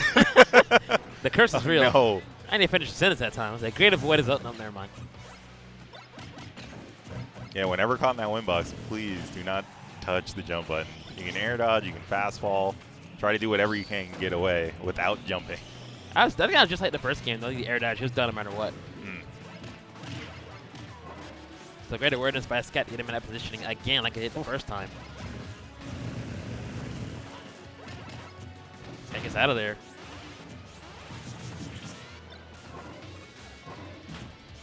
Looking for a disable, I'm not able to get it yet. Or confusion, I'm sorry. Yep. Scat slowly bringing it back. Mainward slowly. Yeah. And those slaps to the face, they start building a little bit of aggression towards you. Yeah. I'm like, damn, you won't stop. Scat's got about, I'd imagine, like, oh, never mind. I'll say about 10% more before he's in danger of really being thrown to death. But that dash attack's going to do it now, so he's really got to watch it. And Rich Brown trying to go into game 3 tied up 1-1. Does that one have to win on all these counter picks back to back to back? Got the transfer back on the crash bomb. This guy's almost at max rage. I think back here might do it right now. The shape up might take Rich Brown's stock, so if you're going to jump, don't do it very high.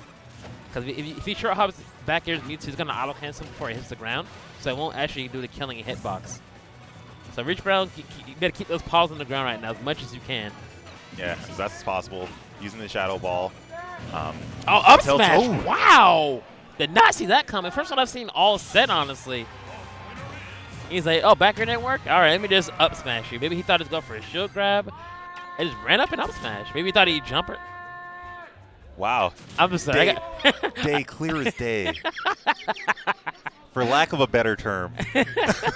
I love it. I love it. I got distracted by the great black people chant. That was nice. And clearly a tense set. Scat patting his chest at the end of that second game. It's taking a lot out of both of these guys. But Scat coming out better for it, man. 2-0, the counter pick. It's going to be Battlefield. So it's so hard to win on your counter picks 2 in a row to win the set now. Rich Brown has to win this and then win against Scat's counter picks back to back. And it's so difficult at such a high level of play. That's why it's so important to win that game 2 to tie it up for game 3. Well, let's see if we can at least get a game 4 right now. Yeah, Rich Brown at each of the beginning of these games has gotten away with an air, just approaching nair to open up the set. Yeah, I like the one when he nair, like, even through his leaf shield. It's like just defiant, like, I don't care. I'm the perfect being. And just like last game, Rich Brown had an early lead. But he got to bring it back that time to see if he could do it again here to wrap up the set. It's getting close to that climax of the Pokemon movie where it's like, this cannot be my destiny. Your destiny's eating these lemons right now. This guy doing a great job using that neutral air. Oh, good follow-up there. Again! Ooh. Okay. Had a little air combo string going on for a second there. He thought he was back in Marble 2 days. Yeah. Oh, that'll do it! Oh, no, not okay. Quite 2. Please don't count him out. I thought that was it. I'm sorry. Till the hand hits the mat. It's not 3 yet. I'm sorry, I didn't believe in him. Okay, forward to get him off. Yeah, but clearly can't take too many more of those. Ledger grab. Oh, smart by Scat. He knew he couldn't grab the ledge. He knew Rich Brown wanted him to do it, so he jumped again to avoid the Shadow Ball. Still trying to get the trumps, get whatever he can. A difference in play between Rich Brown and Scat. Scat is still playing aggressive, even though he has that similar percent difference that Rich Brown capitalized by just hiding, waiting for the grab, and then getting the kill. Okay. No, Scat chooses to apply the pressure continuously. And I'm standing on him. Back to the one to do it. Offstage back here? Oh, no offstage pressure at all. Rich Brown, again, opting to try Shadow Ball on stage. Although it'd be up throw, back throw instead. That'll do it. And now Scat is one step away from moving on in this bracket. And the winner of this is actually going to play the loser of Mars and Nairo. Okay. That full shadow ball. Chuck it. Yeah, Scat great. Wisely hanging on to his jumps in each of these situations where Rich Brown lets those rip. Rich Brown able to get that damage on Scat consistently. Ooh. Oh, that was down there? Yeah. Still not enough, though. Mega Man's hefty. There it is. Great air dodge read by Rich Brown there on the shadow ball. And Finally gets that stock off. Yeah, only 18%. He's still pretty clean on his stock. And not much at all.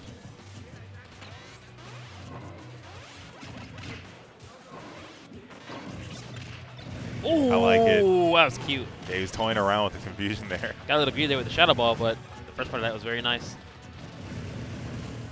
Great neutral usage there. Complete hitbox pressure.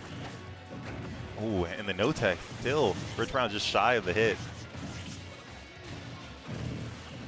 Neutral doing much work for him. No tech can eat a forward smash for it. Rich Brown's turning on here. He feels it. He feels his tournament life coming to an end soon. So he is turning on to make sure, no, I'm not going to know how to fight. I was going to go for a grab there. Went for another neutral instead.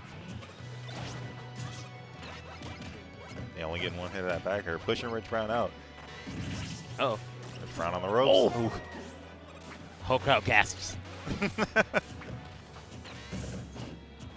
I love that front jab. I was going to do a jab grab, but let him go. Hopefully there's that max range down tilt, but no follow-up.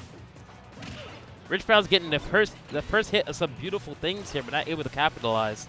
Yeah, Scat's eyeing some of these setups, too. He's doing great as far as evasion. Hiding away from the down tilt. Oh, there it is. Oh! And the shape up wraps it up. Scat's going to move on in this bracket over Rich Brown. Untouched. 3-0 finish. Clean. Very impressive from Scat. Most valuable game, man. They got a good boy in their stable. Oh, they do. Stable. They got a few of them. They got a squad. Yeah, Scat's gonna move on again and play the loser of Mars and Nairo coming up later on. But that'll be a good match as well. So Georgia's own Scat, happy he can make it out. Always happy to see him. He's an OG, so I'm always happy because he was a Brawl player as well. Even though he played that awful, terrible, horrible characters. I hate Snake. Despite that, I'm still happy. I'm still happy to see him. So I miss Snake. I don't miss Snake. All right. If they fixed his hitboxes, come on, really? Nope. That wouldn't save it. D1. D1's a clown. Yep. He's having a great time. He's like, wait a minute, I'm not in the clock. Uh-oh. He's got something to show us. Where are we going? Is someone asleep? Where are we going, D1? Slump Mountain? I think someone's on Slump Mountain. You got to move that DX Racer out of the way. Come on. Move that beautiful chair. Move the chair. Move the beautiful chair out of the way. No. Oh, Rich Brown, why are you doing? Is that Eric? Is that Anime Global, why? Esam, are you ruining the stream? Oh, he moved it. Move. XX, please. XX, please. XX. Sir. Move. Oh! Anti! Slump Mountain. Immortals. There's another visitor. Oh, no. There he is. He's like, sir, no. I wasn't sleeping. I was not. Miss Johnson. I wasn't sleeping in class. Oh, that's unfortunate. Oh, no. You thought you were safe. Nobody's safe. Oh. Please, at whatever major you go to, don't sit in the front row and pass out. Look at it. Don't sit in any chair matches pass are great. out. Don't do it. Yeah, that's true. You can be out in the lobby. Someone's going to take a picture and be on Twitter. Yep. And you never see from Slump Mountain, guys. If you go to the events, like he said, you don't have to be a known player. If you're asleep and you're a human on a chair, you got to get got. Just like that. So. Anti. Hell, not an L today, man. Sir, what do we say about you? I mean, he may have beat Salem, but he lost against the internet. Yeah. The internet's undefeated. That's like 12-0. Oh, 13-0. Oh, my goodness. You got coming up next. It's Void versus Esam. So we're going to bet the winners now. So these next two matches and winners, the winner gets top 8. So we're going to have Void Esam, 06WX, Mars Nairo, the Buzz Mr. R. All household names. You know them, you love them. But each of these winners, again, they win, they're in. Yeah. And it's better be on the higher side. Man, the grass is greener on this winner's side. Let's keep it there when we get to top 8. We got to break in on the top shelf. Like. Before they get started, guys, please one more time, share the stream, twitch.tv/VGBootcamp. If you don't already follow the stream, please also follow the stream. But share to all your friends, your loved ones. CEO Dreamland here, top 48 winner's side. Technically, this is top 16 right now in the winner's side. So please share the stream out. We'll be here a few more hours tonight, getting everything finished up until top 8. But until then, enjoy the stream, enjoy the bracket, enjoy our beautiful, illustrious sponsors at the bottom. You're watching it on Twitch. Yeah. People on stage using the Astro headsets. Well, ESEM is. Void has his own music. Hey, Void's got his jams. The new Kendrick album, maybe? Yo. The truth? It's fire. Have you heard the good word? It's fire. Fuego. But man, Controller Chaos, of course. Is he using the Controller Chaos controller? Yeah, I think he might be. That's customized. Yeah, it's customized. That's customized. It might be. Use that CEO promo code. Yeah, 10% off a controller. Ooh, So you gotta say that money, you man. too can be clean. Yeah, CLG's like, you know what? Even though I'm CLG, I'm gonna save some money too, man. You know? Yeah. So we got team Counter versus logic. team. We got Anime Global here versus CLG. Yeah. Funimation boys. Funimation boys. That's I know you got Geico. I know you got all those other people, Panda, but Funimation, That's the only important one. That's the one I care about. I got raised on Funimation. Yeah. We also got raised in this Pikachu Sheet matchup. Something that we've been watching for a long time in Smash. Many iterations. Yeah, especially being in the home region of ESAM, we've seen the Pikachu versus Sheik very often. And I love how Isam was using that Thunder to get the combo broken up there. It's like, he's telling me, let me spam Thunder to make sure he gets off of me. So you'll see more of that in this matchup. But we saw earlier when we saw Blink versus Mr. R, neutral versus neutral. It's going to be more or less the same thing here, honestly. Yeah, it's really trying to get these shield pokes for ESAM.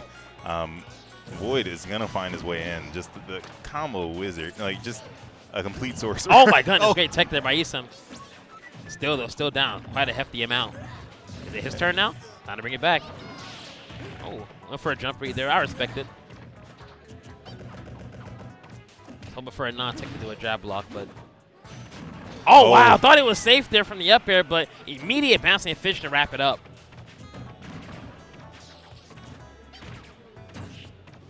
Boy, honestly, one of the prettiest Sheiks to watch. Man, just above and away. Like the clips that you'll see of Void are nothing short of fantastic. Yeah, and Ethan began going for that jump read with the Thunder in the air. Never got from that time either. Max range forward tilt into bouncing fish. He's trying to get something started here. At least get this first stock off. Oh my goodness, great with the forward smash. And Ethan ties it up. Yeah, tough call rolling towards the ledge. And Ethan punished that in kind. Yeah, well, I can roll towards him and hope I roll behind him, but I probably won't. Or roll away and just hope I'm too far from forward smash. Ethan picked a very good spot to cover all options. Yeah, hit the auto cancel there. Oh, good catch. Yeah. Good call out. Great coverage from the time. Whoa! Skull bash. Okay. Thunder, too? Ethan's like, it's my turn now. I know you got some cool clips on Twitter, but hey, watch this. A very creative string there from Ethan. Yep. Oh, creative suicide as well. Another botch in the recovery. How many times are we going to have this today? Yeah, he's just recreating the steps there.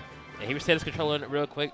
Held down XY start just to make sure, but that's got to suck. We said it so many times in this winners bracket and losers too. It's like, guys, I know you're hyped for the inaugural CEO Dreamland, but please control your characters. Yeah, this isn't the time. Top 8 on the line, you really don't want to get these SDs.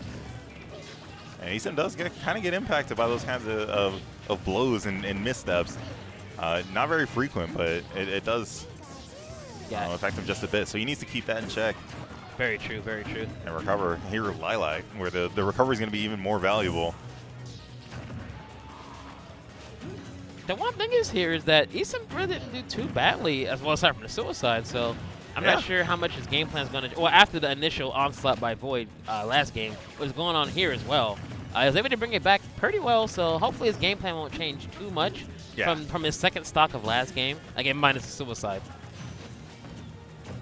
Yeah, he's still really tentative with the approach. He's not going for anything too huge, which is great because you can tell he's not really overly aggressive after what transpired at the end of this last game. Yeah, he needs some time. Oh, the drag down? Oh my god, I kind of hope he hit that. Caught out again with the forward air on the bouncing fish. Second time he's done that. Ooh. return trip or vanish. Flipping Esam. Yeah, that weak vanish got him out of there.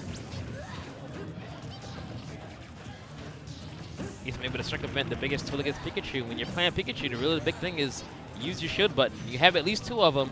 Pikachu wants to use his up B to go through you, and Thunder to go through you as well to get that stock off.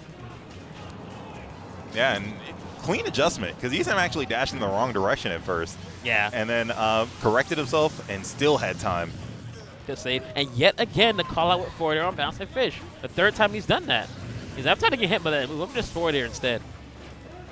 Yeah, that's a bit of experience, because really, once you get to the higher levels, you really don't want to use that jump too early. Void's trying to conserve it, but in doing the bouncing fish at those same intervals, it becomes pretty legible. Like, I'm going to start reading those. Yeah. I know Void was doing very well early on, and still doing pretty well, gets that bouncing fish for the kill, but I want to see him block more. Pikachu wants the quick attack through you to get something started. Quick attack into aerial or to jolt or to some kind of lock. So just block. Block. You know it's going to come. Just block it and follow up afterwards. That's what I want to see more of out of Void right now. I mean, he was doing it earlier, so he'll get back to it. Yeah. I'm confident.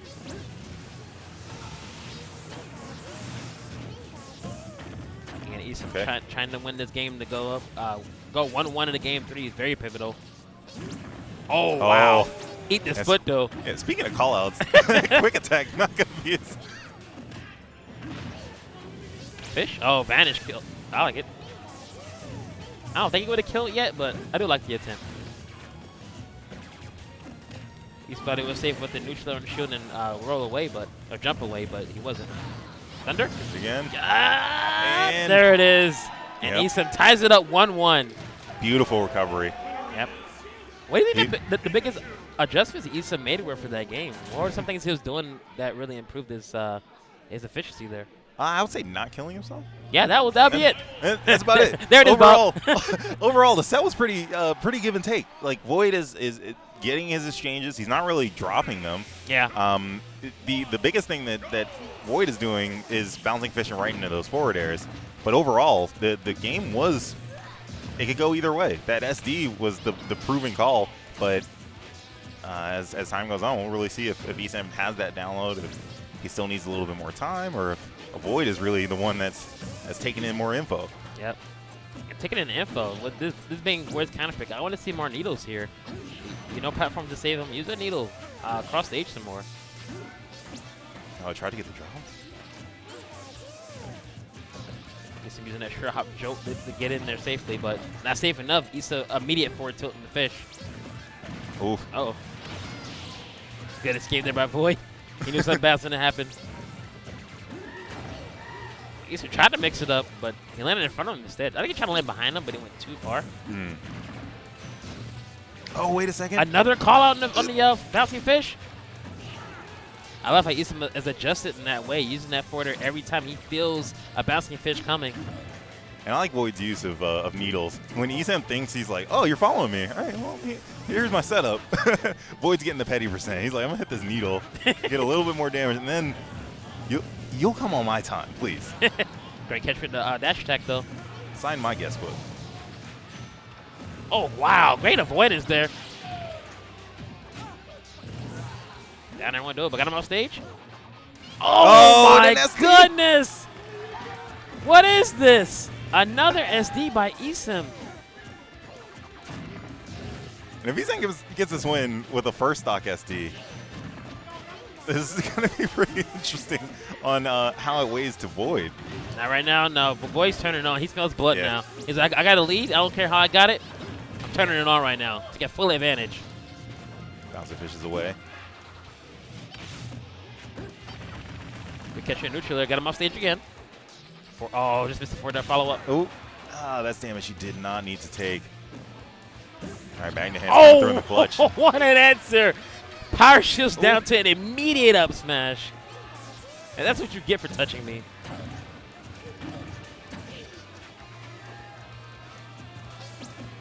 Oh, no Trump there. He had an input buffered. Great noodle usage. I want to see you in FD. Chuck him out. Vanish? Oh, no, just forward. Get him off stage. No rage quite. No percent yet. Oof. Not a long rage, so was a risky call there from Esam, but that nair paid off. Interrupted the vanish. That would have. I'm not sure, surely, but not quite. I'm not sure. Either way, it serves as a warning. Yeah, just so you know what I can do. Don't forget. Void, no rage quite yet, but We tried to go right into that F smash, and Void, similar to Esam, gets the wise call at the right time. oh wow, great follow there by Esam. Turning on here. A quick 65%. All right, back here sending Esam into no man's land. Oh, wow, that was a great exchange. Esam not at max rage. I love how deep Void went for that, but he just missed. Thunder? Down smash? Oh, that was a regrab. Oh my okay. God, forward smash! He still did it though. And that's huge. That is major. Esam SDing the first stock, still closed it out. Against all odds, really. That was incredible. That has to be the biggest confidence boost you can have. You're going against Void, one of the top Sheep players in the world. You suicide your stock, and you still win the match. You feel like you're on top of the world. Like, you know what? I could do anything right now. I got this. Let's go. And it was borderline robbery. They both hit regrabs. Neither one punished it, but the neutral get-up is what did Void in. Yeah, I really thought Void had that because once Esam suicided, Void smelled blood. He got a quick burst damage on him. Tried to use the Thunder to get out of the combo, but wasn't able to use it. All right, now it's Esam's turn. Or is it? No. The breakaway from Void. Yeah, you can eat this foot, though. Great pickup. Again, that great shield use. You know, Pikachu wants a quick attack into you. Just shield and then punish afterwards. Avoided that time. Okay. Oh, almost had to call out there. Good self-defense bouncing fish by Void. The forward air fell for once. He tried it a few times earlier and it worked out for him, but not that time. Okay, winner of this game is going to go on to winner's top 8 tomorrow. Oh. And the anti-air up smash gets it. Wow. And all of a sudden, Esam now sits one stock away. Man, that was very close. That up smash, Esam actually passed, and there was a risk of that being a soft hit, but got all of it. You can hear all of it here in the background. The crowd getting into it right now. Getting one more stock. Yeah. And this is the textbook Florida crowd versus non-Floridian player where they roar. Yeah, this is the standard stuff, guys. Support. Speaking of roar, Void's roar back here. That's a nice combo you put on him. You said it, GDX. Oh, I got one too, man. Like they're playing horse right now with combos. Just taking turns. Void trying to stave up Lulu's bracket right now. Oh, good catch with the forward tilt. All right. And trying to stifle each of these landings. Man, Void is making it really difficult for Esam to hit ground. I haven't seen an up smash in a while by Void. I expect to see one relatively soon, actually. Good escape. Oh, wait. Wow. The self-defense forward tilt. Smart. But he hit the ground again, though. Esam got him off stage. Oh, trying to get him with the Tinder. Great spacing. Up smash. Oh! Two still alive. Great DI. And the crowd is with us. 1-2 that one, though. Yeah. No, that's the 3 count. Guaranteed. And here we go. Game 5. Everyone in the back is going crazy right now. Yeah, Esam versus Void. Man, this is an event for players, commentators. Everyone is into it. TK's on stage sitting. He's lurking in the cut. He's like, yo, are you seeing it? Yo, I'm loving it. D1's praising someone. I don't know what. Bam's over there yelling at people. I don't know what Bam's on, but he's angry. Oh, man. So here we go. Game 5. Yet again, winner of this goes on top 8 winners bracket tomorrow. Losers will go down to lose and never go play actually either Captain Zach or Manny or Samsara. So they got a little ways to go. Loser of this. So. But they would love to win this match and then just go to sleep. Yeah. I mean, I'm not sure how well you can sleep, seeing as the next match is either going to be the winner of 0 or 6WX. So you could be on the rough side. I mean, you might have a lot to think about, even though you get this win. That's so, true. You can celebrate, but how much? But first off, we got to get this win. I gotta say, great counter pick usage so far by Esam, using that platform to full advantage, making it really hard for Void to jump in and start those combos as he was doing earlier. The Void's like, he adjusts and does combos a different way. Beautiful shark there from Esam. Oh, see that block? You block one quick attack, leaves 30% damage, just like that. Got to use that shield button. Yeah, and I got to challenge it. The intangibility is about a quarter of a second. It's frame 18. So you really don't want to challenge Vanish. Oh, wow. Esam backed off. Great chase down through the platform. 1% difference right now. Very, very close stuff. Up smash. Oh, joke. And okay, that worked out for Esam, actually. A little bit bad spacing by Void. Oh, going really deep there, Esam. I was getting scared. He's suicidal so much already. I'm like, not again. Yeah, Void tried to catch the 2-frame with a down air. So you really want to weigh those risks. Where did her down tilt? That was nice. Ooh. Oh, wow, okay. Yo, way to hit the brakes there from Void. Yeah, immediate. That was amazing. Force match? I would have saw a force match coming. I would have got hit by that. That's why I'm on commentary, because I would not have saw that coming. I'd have been slapped up in the losers. I lost both stocks off of it. And make it back from that. Very, very close stuff. Up air? Oh, just misses it. Yeah, both of these players very tenacious. Just like living fast percents where you usually see them out. Great block. Oh, no forwarder afterwards, though. And still slugging it like they're at 40%. Oh, back air trade positions. He should make it back from that. Oh, great tag by Esam. Trump. Is he going to down smash? What's he going to do? Oh, the advantage push. Push back. So smart from Void. Use the wall jump to get a little higher, get the win box off of the return advantage. Jeez. He got a perfect SAT, didn't he? Right? Up throw. Tossed. Get him out of here. And Esam, since again, one stock away from getting top 8 winners bracket. Go under the stage. Waste that timeout. We're looking for that up air or up smash for you to get that stock off, but Esam putting that damage on first. Oh, great wait there. Wasn't able to follow up, but it was very intelligent to wait it out. Oh, nice. Got the Thunder Jolt there. You got to block those, man. You got at least 2 block buttons. Use one of them. Oh! I thought he almost got spiked. We're looking for an answer here to get this first stock off.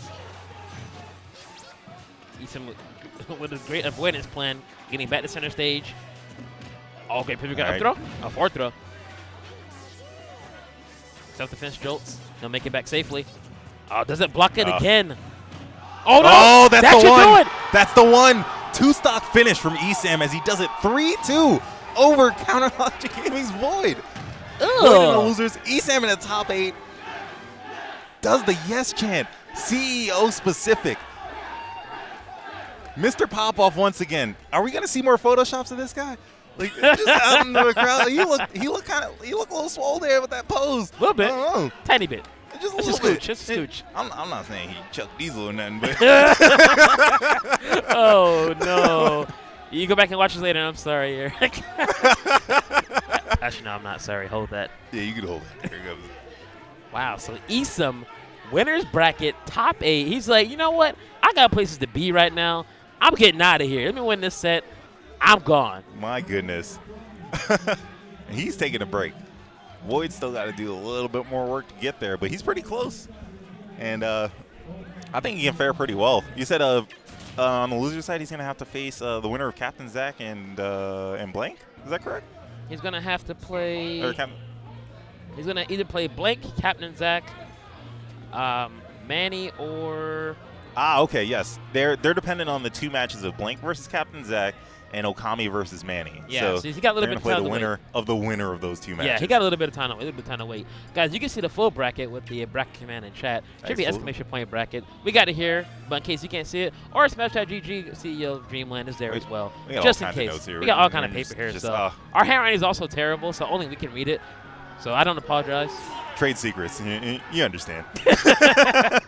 But again, in the meantime, please share the stream. Twitch.tv/VGBootcamp. Follow the stream. If you really love us or love the streams, sub to the stream.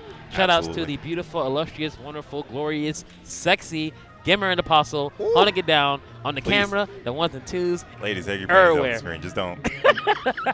Hold back. Oh, my God. Yeah, shout out to all our beautiful sponsors. Shout out to the stage. I mean, every CEO has his own special stage. CEO Otaku looks like an otaku's room. Yes. A lot of drawers, a bunch of anime stuff on the shelves and stuff. Comics on the wall. Yeah, comics on the wall. Has a bed in the room, like a bed on for commentators. I think they have a body pillow there too. They got a lot of stuff. Yeah, if you're not into that kind of thing, it might turn you off. But if you are, it's authentic. Yeah. And so is this Wispy Dreamland. Yeah, see, in Dreamland, we got the Wispy tree. We got the AstroTurf grass here. The Wispy actually blows out air. Yes. There's an industrial fan inside of Wispy. Yep.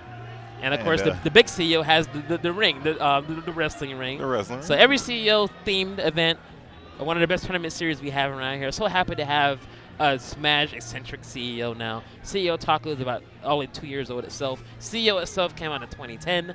So happy to see. From the hangar to this. Yep. Good Lord. The trifecta is complete now. CEO tournaments. We got Anime CEO, we got Smash CEO, and we got everybody CEO. Yeah. So we got the trifecta now. And landing big, like starting the Smash-centric CEO, Nintendo in the building.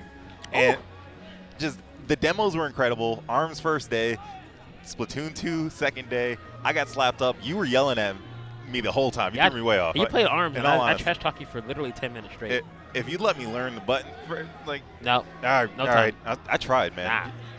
I can't get nothing I mean, off of you, bro. Here they only had on motion controls, but you can turn them off, guys, when the game comes out retail. So if you don't like motion, you can turn them off and still play with regular buttons. So But play the demo. Like yeah, but the game's very fun actually. I was surprised. I was like on it, but I bought it and I looked at it. I was like, wow, I'm in. I bought in. I'm buying it day one. It comes out the first day of Big CEO, June 16th. Yes. ARMS comes out. ARMS is going to be a big weekend here. And continuing this large event, 6WX versus 0. We got to finish this big weekend here. Yeah. We got to make it there first. I don't know if we will. Explosions everywhere. It's weird because it feels like a lot of Diddy's, for some reason, they think Sonic wins this matchup, and I'm not really in agreement with them. I think top Diddy's think they win, but I think mid-level Diddy and under think Sonic wins. It's interesting to see that disparity between the same character but different levels of skill, you know? Yeah, it's pretty interesting. I think the banana's a pretty useful tool. It serves as a speed bump. It stops Sonic out of the spin dash short of the jump, so the side B is going to be a little bit more helpful. And it's on the Sonic to really throw that mix-up game into play. Speaking of which, doing a good job so far. 6WX, one of the better ones to do it. But of course, he runs in a pretty wide camp of other proficient Sonics, like Wrath, Supergirl Kells, Manny, of course, who is here. Making a proficient forward throw, get chucked. Yeah, he got Jazzy Jeff out of that first stock. Oh, payback though, instant karma. Trampoline. Oh, good avoidance by 0. He knew it was coming out. Yeah, he hit the smash monkey flip, so he didn't get shortchanged on that. And he's been doing that all weekend. That spin dash into the late forwarder for the connection. It's not against as Jade as well earlier. He's been so good at that. And this is really more like the comeback 6WX. I mean, he's always been a great player, but he's not been as high as he was early on. But this weekend he's come out strong. He beat Captain Zach earlier in this bracket to get here. Yeah. He's still in winner's bracket of this great tournament. So he's, I want to say, quite a renaissance because he's always been good. But he's definitely stepped it up this weekend, that's for sure. And it's good to see just the player depth of the people who traveled out here. Oh, my God. I was so smart. I forget the number of states. It's in the 20s. Wow. Went for the homing attack. Speaking of in the 20s, all these suicides going to be in the 20s when we finish this bracket. What a segue. Game Dragon X King. We're already at like 8 right now. How many times? And that's since we've been here. And we've only been here like an hour and a half. Like, still, like, that's ridiculous. Yeah. Who is making all these people SD? Who? All right, 6WX going to have to pull it together here against 0, who will bury you if you showed the slightest sign of weakness. And the one good thing is that he's always a very calm player and person in general, so he's not one to be like too hard over it. Yeah. He's like, all right, man, let me just start over and try it again type person. So. Exactly. I feel like he was trying to go for if 0 went out hunting, the homing attack would have keyed in on that. Yeah. because he had the option. Of course, Uppy likely would have made it to the stage. Yeah. But he also didn't want to be wide open with Zero there looming about.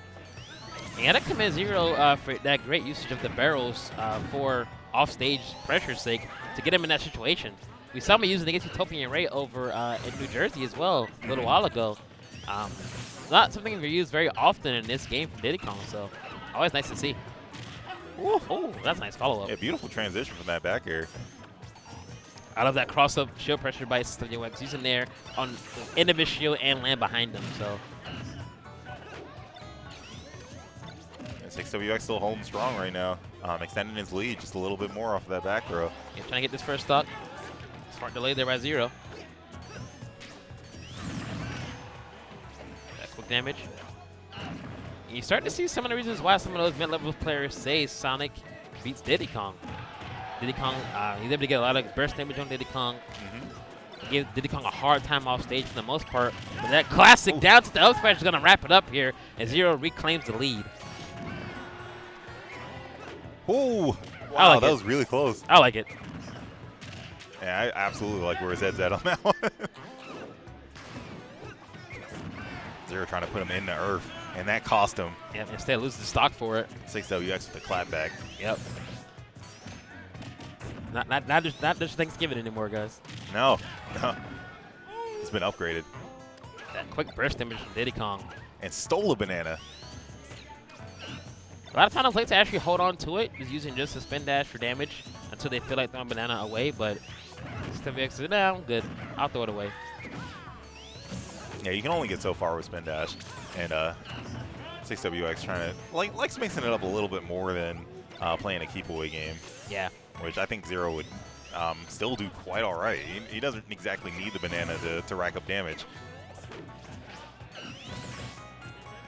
Might work a little earlier in bracket, but against Zero, you got to adjust accordingly. Picking him trying to adjust his way to get this game off. They're going 1-1 to game 3, but that'll be getting anything going right now. Zero doing a great job keeping him off stage. Yeah, 6WX had a great lead early on, but as time has continued, Zero's been making his way, and now he surpassed him. Yep. So 65%. Oh, and the Looney Tunes. It does it. That's the fight cloud, man. You get hands, feet, everything in there. Scratching his head a little bit, say, what do I do? What do I do? What next? You're down 2-0 against Zero. What would you do as a Sonic, GDX? What would you think? As a Sonic, as Diddy Kong? First thing, I'll go to Battlefield. First thing I would do. Makes it really hard for Diddy Kong to catch you, especially if Diddy Kong isn't going to play campy against you. Because if he's not going to be campy against you, you're going to go to a stage of platforms that are able to go dash through him easily and escape to those platforms. Right. Okay. So I expect to see a Battlefield here. If he wants to go for timeout, which I doubt, the SWX. Oh, the Smash Ball? Okay. Smash Ball, yeah. Never mind. Forget everything I just said. Ignore it all. I felt like either way he went, he had to go to a stage that was a bit smaller. You don't want to give Zero more ground by going to a stage like Town and City, in my opinion, because you'd rather bamboozle him up close. That's where 6WX was kind of gaining the ground early on in the first game.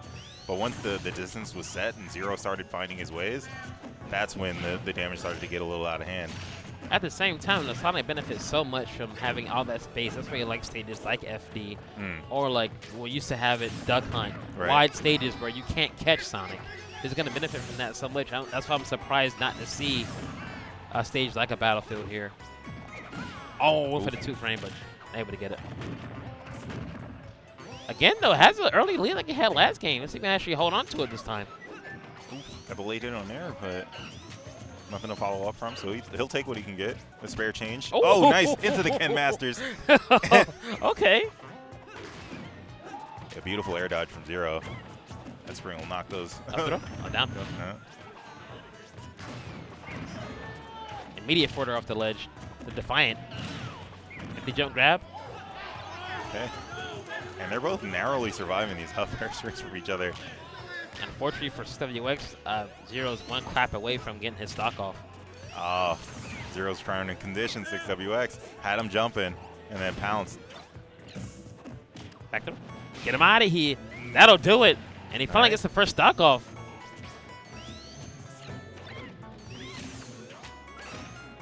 Great escape there, but still he's damaged for it. And this is when you want the wide stage for Sonic. You want to go, okay, well, I have a lead now. I don't want you anywhere near me. Yeah. Try to aggravate your opponent. Exactly. Despite all that, though, still looking out for him. Not quite. 2 still staying alive.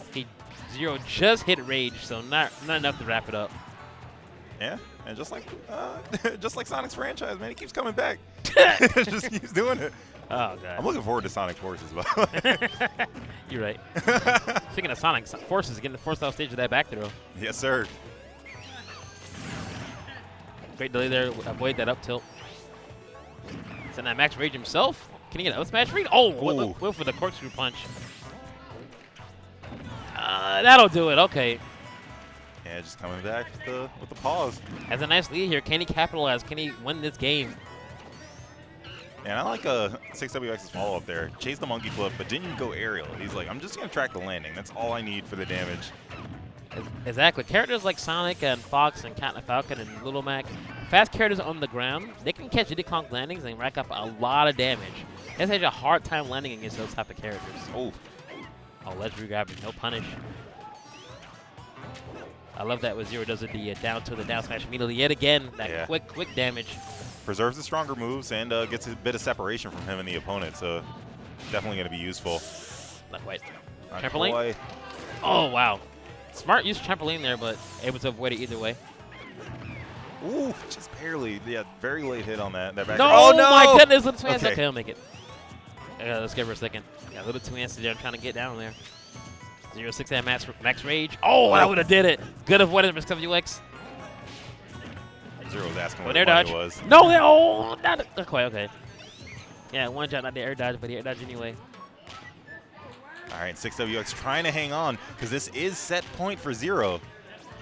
48% behind him, but Zero with max Rage. Oh, Again, no! Again, the back throw. Look, I got his hand in the honey pot a little too deep there. It's like, all right, a little bit of pressure down to. No, you're not safe. No. Not against the speed of Sonic. Look at Day there. Day's also taken out of it, but 6WX, man, he's doing a great job trying to mount an offensive here. Coming down from 2 games, gets one on the board, and hopefully he can rise this wave, continue on, because you still just want to stay on the better side of winners. You got a ways to go, man. Yeah. You don't want to go on Losers right now. Losers is a dumpster fire. You don't want to go down there. Yeah, piranhas everywhere. It's a mess. Absolute mess. I mean, he's had the lead starting out a lot of these games, so he's had a great game plan. The thing is, Zero's adopted to his game plan. He has to find a way to adopt back, you know? Yeah. He's had a great start about every time.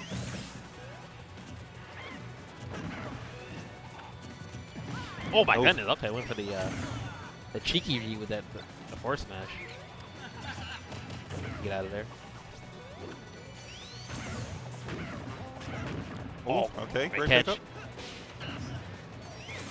Thought he was safe on his dive kit, but just got caught with the back here. Still, though, has a slight lead, just like the last games. He has an early on strong game plan. He has to find a way to adapt his adaptation. Just late on the grab. Yeah, had the right idea, but yeah, a little bit too late. It had Zero whiffing, and that's key. The first step is making a miss. And the real question then becomes, how do I capitalize? Speaking of capitalize, you know the capitalize. Down to the down smash, forward smash. Looking for a way to get in there. That banana in hands, I can't do much here. I can't spin dash. I'm just gonna wait it out. Oh, paper grab. Great chase. And no time to air dodge. Oh, I think he's waiting to shield grab that, but he's a little bit too fast. Okay, pressure by Zero. Yeah, we're gonna wait. That's okay.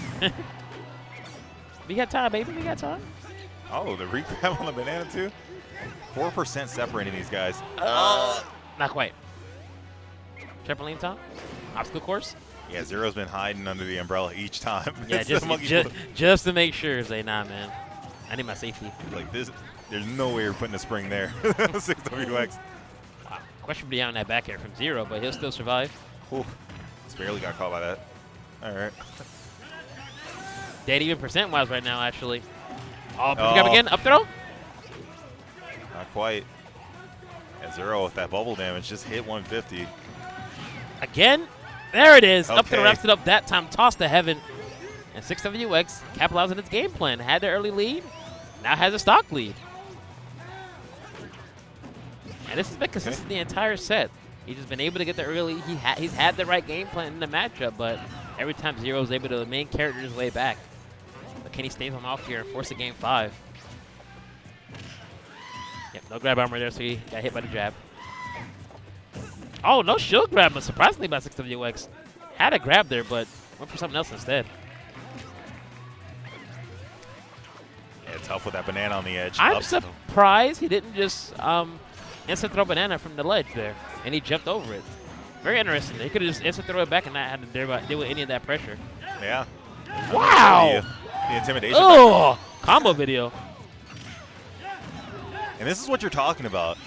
Zero's adapting and making larger strings in lieu of being a stock behind, and it's creating these openings that Zero's been completely taking advantage of to get to this point where we are.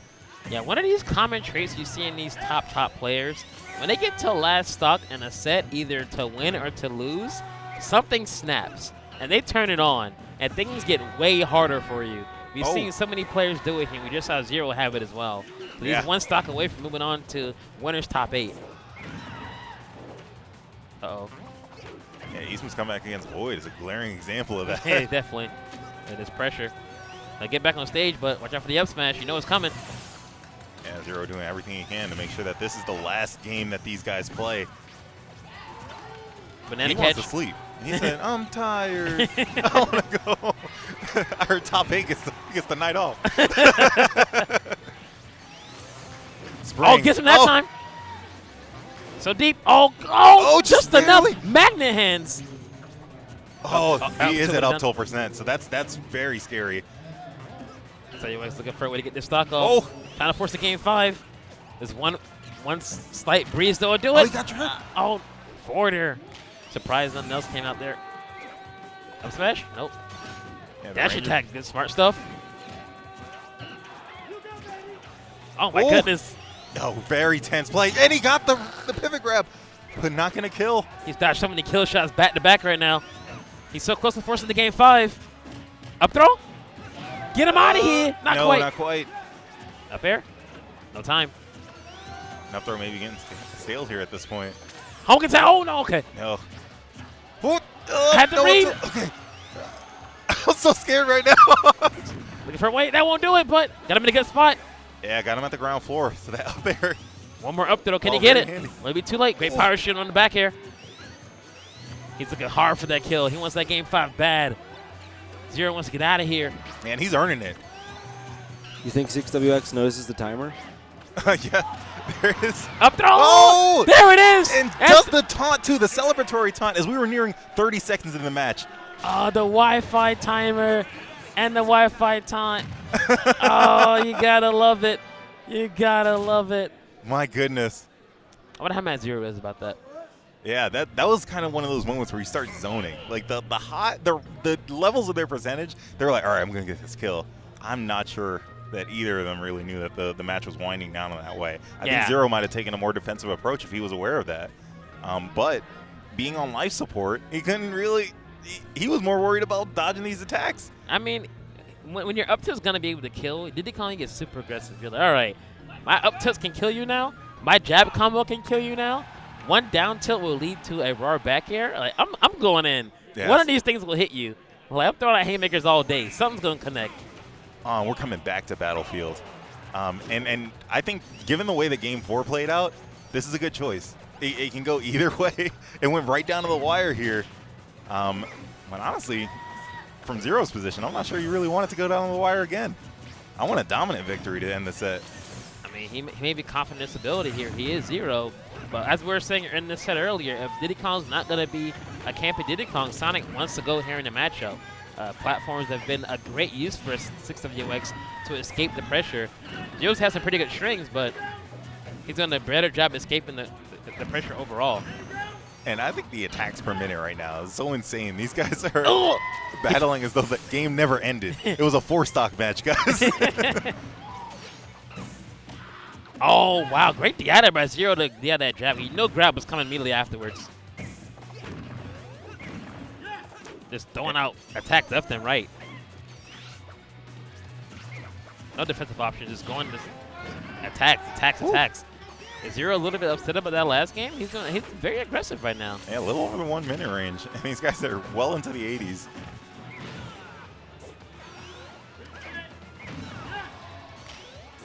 Great frame trap there by Zero in that back air and the forward air. Not much Sevis could even do there. Oh, good avoidance there. Punish for the banana. Escapes. Yeah, fast characters can punish him across screen with that banana pull. Oh, his own back air. Banana on the stage, he'll go for it. No jump cancel throw, just regular throw. The classic, that'll do it. And Zero again back at 1 stock range from going on the winner's top 8. Yeah, can 6WX get this quick kill? Because you really don't want Zero to start sliding downhill on this set. Yeah, he's got plenty of time. Double up tilt for damage. Neutral air, okay. Again, that down tilt down smash he keeps doing for that quick burst damage. Almost tried to swing with a forward air instead of the up air that he's been favoring. Yep. Back throw, get him off stage. Yeah. Oh my God! Come on and slam, and welcome to the jam. 1 moment of hunger, and Zero says, "Oh, I'll feed you." And dunks him out of the winner's side of bracket. Dunks him into loser's bracket. So like, you belong down there. Oh wow. No, 6WX going down hard, but he's still not out. Circus can still be proud. Zero is going to go on to play ESAM tomorrow. Yep. In top 8. That's one of those things. Like he wasn't able to hit a dunk all set. That was the first dunk he hit the entire time. Yeah. And he's like, right when it counts. He overextends once. And another person always gets on camera somehow, Pierce. Shout out to Pierce. Yeah. I love that man. Always finds a way to get on camera. Pierce but is a yeah, monster. yet again, though, it's like he overextended just one time. He's like, you know what? Just this once. Let me go out there just a little bit more just to get an extra bit of damage. Yeah. A vision. Oh, my God. That's got to suck. I mean, you can't be too mad about it. It's like, all right, you read me. The one time I reached for the clicky jar, you in my hand, you got me. Back. Back, Vile Beast. Oh, wow. That was good. That was good, though. Ooh. Yeah, we have a Nairo versus Mars. So I'm sure the stream was not happy about that set because the whole internet hates Sonic. Yeah. However, hashtag Flashy Boys right now. Mars and Nairo. Something hilarious is about to happen. I'll say the only bad thing that can really be seen about Sonic play is if it goes to timeouts, and it only went into that kind of danger zone once. Time was running down, but they were both well into the deep percents. So these guys are going to run a button check, but I think we have a switch. Look at that button check. Look at that movement. Yeah. I can dance all day. I can dance all day. I can dance all day. They both have it. Look at the form, just the motion. All right. That technique. So yeah, we are going to swap off. So these guys are going to go through the button check. Yep. Once more, of course, I hope you guys enjoyed and you continue to enjoy CEO Dreamland. Yes, please do. But I'm Admiral Funk. I'm GDX. Yeah, share out that stream. We have TK and Bam coming up for you next. Black people. Hey guys, thanks for watching the stream. Switching out commentators coming up for you to finish out this top 48. Again, stick around. We'll be back with more commentators in a second. Let us know feedback on Twitter, good or bad, how we did. Absolutely. And peace out. Deuces.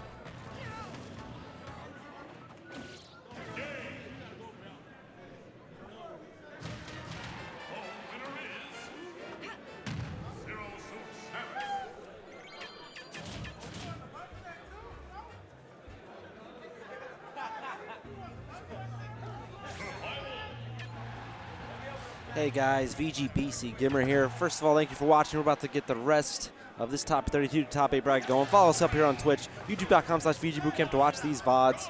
Mopbob's uploading them right now. Also,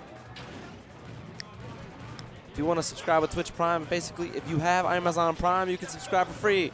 Put some money in our pocket. You get 20 emotes, ad-free experience, not affected by slow mode. But if you want to be it doesn't auto-renew, so if you want to be a little more helpful, you can do a regular subscription too.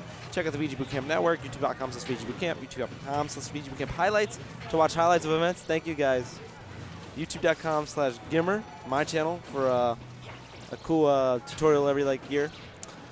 If you really want to support super hard and you don't have any money, you can turn off ad block. It's how we make part of our money, a lot of it. You have to deal with a little annoying commercial, but we're not going to be showing matches during the ads anyways. Also, if you want to see this VG apparel, go to gaminggenerations.com. We're under, I think, the apparel section near the bottom because it's alphabetical. Well, let's freaking go.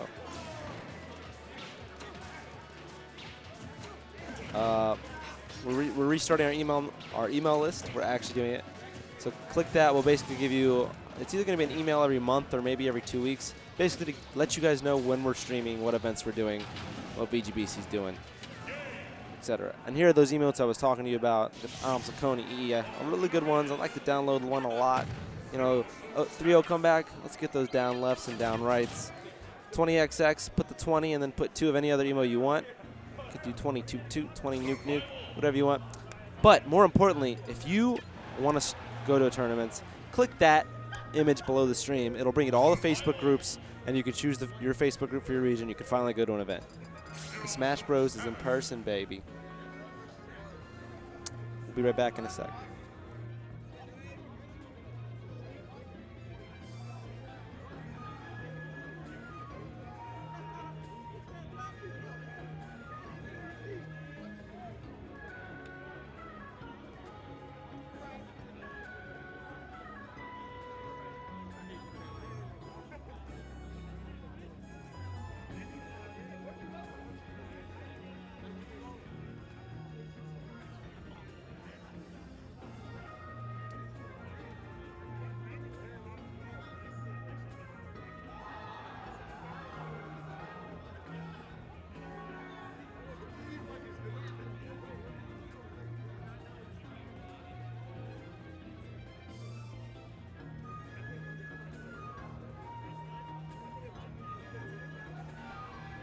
Welcome back, guys. You already know what time it is. CEO Dreamland, brought to you by amazing amount of sponsors. We got Controller Chaos, Brawlhalla, Rivals of Aethers. But what we don't have is Nestle Pure Life. Get that up out of here, man. Yeah, Who brought that? Who brought that in here, man?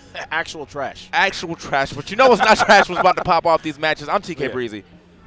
Of course, 2G Band, man. ESA, how you guys doing today, man? I'm ready to go, man. All right, Yeah, we got. We already have on stage that our competitors ready to go. We got Mars and Nairo. Okay, so we're gonna have a ZSS ditto. Most likely could potentially see some secondaries too. You know, my man Mars has actually been working on his Lucario for a bit, and then Nairo has always had a multitude of secondaries that has worked out in his favor in this tournament. So let's see how this goes out this time around. But I'm actually very excited to see these two playstyles clash. Yeah, man. I just love because it's interesting that they have differences in their playstyle, but ultimately these guys are both really aggressive. So I know this is gonna be a high octane match.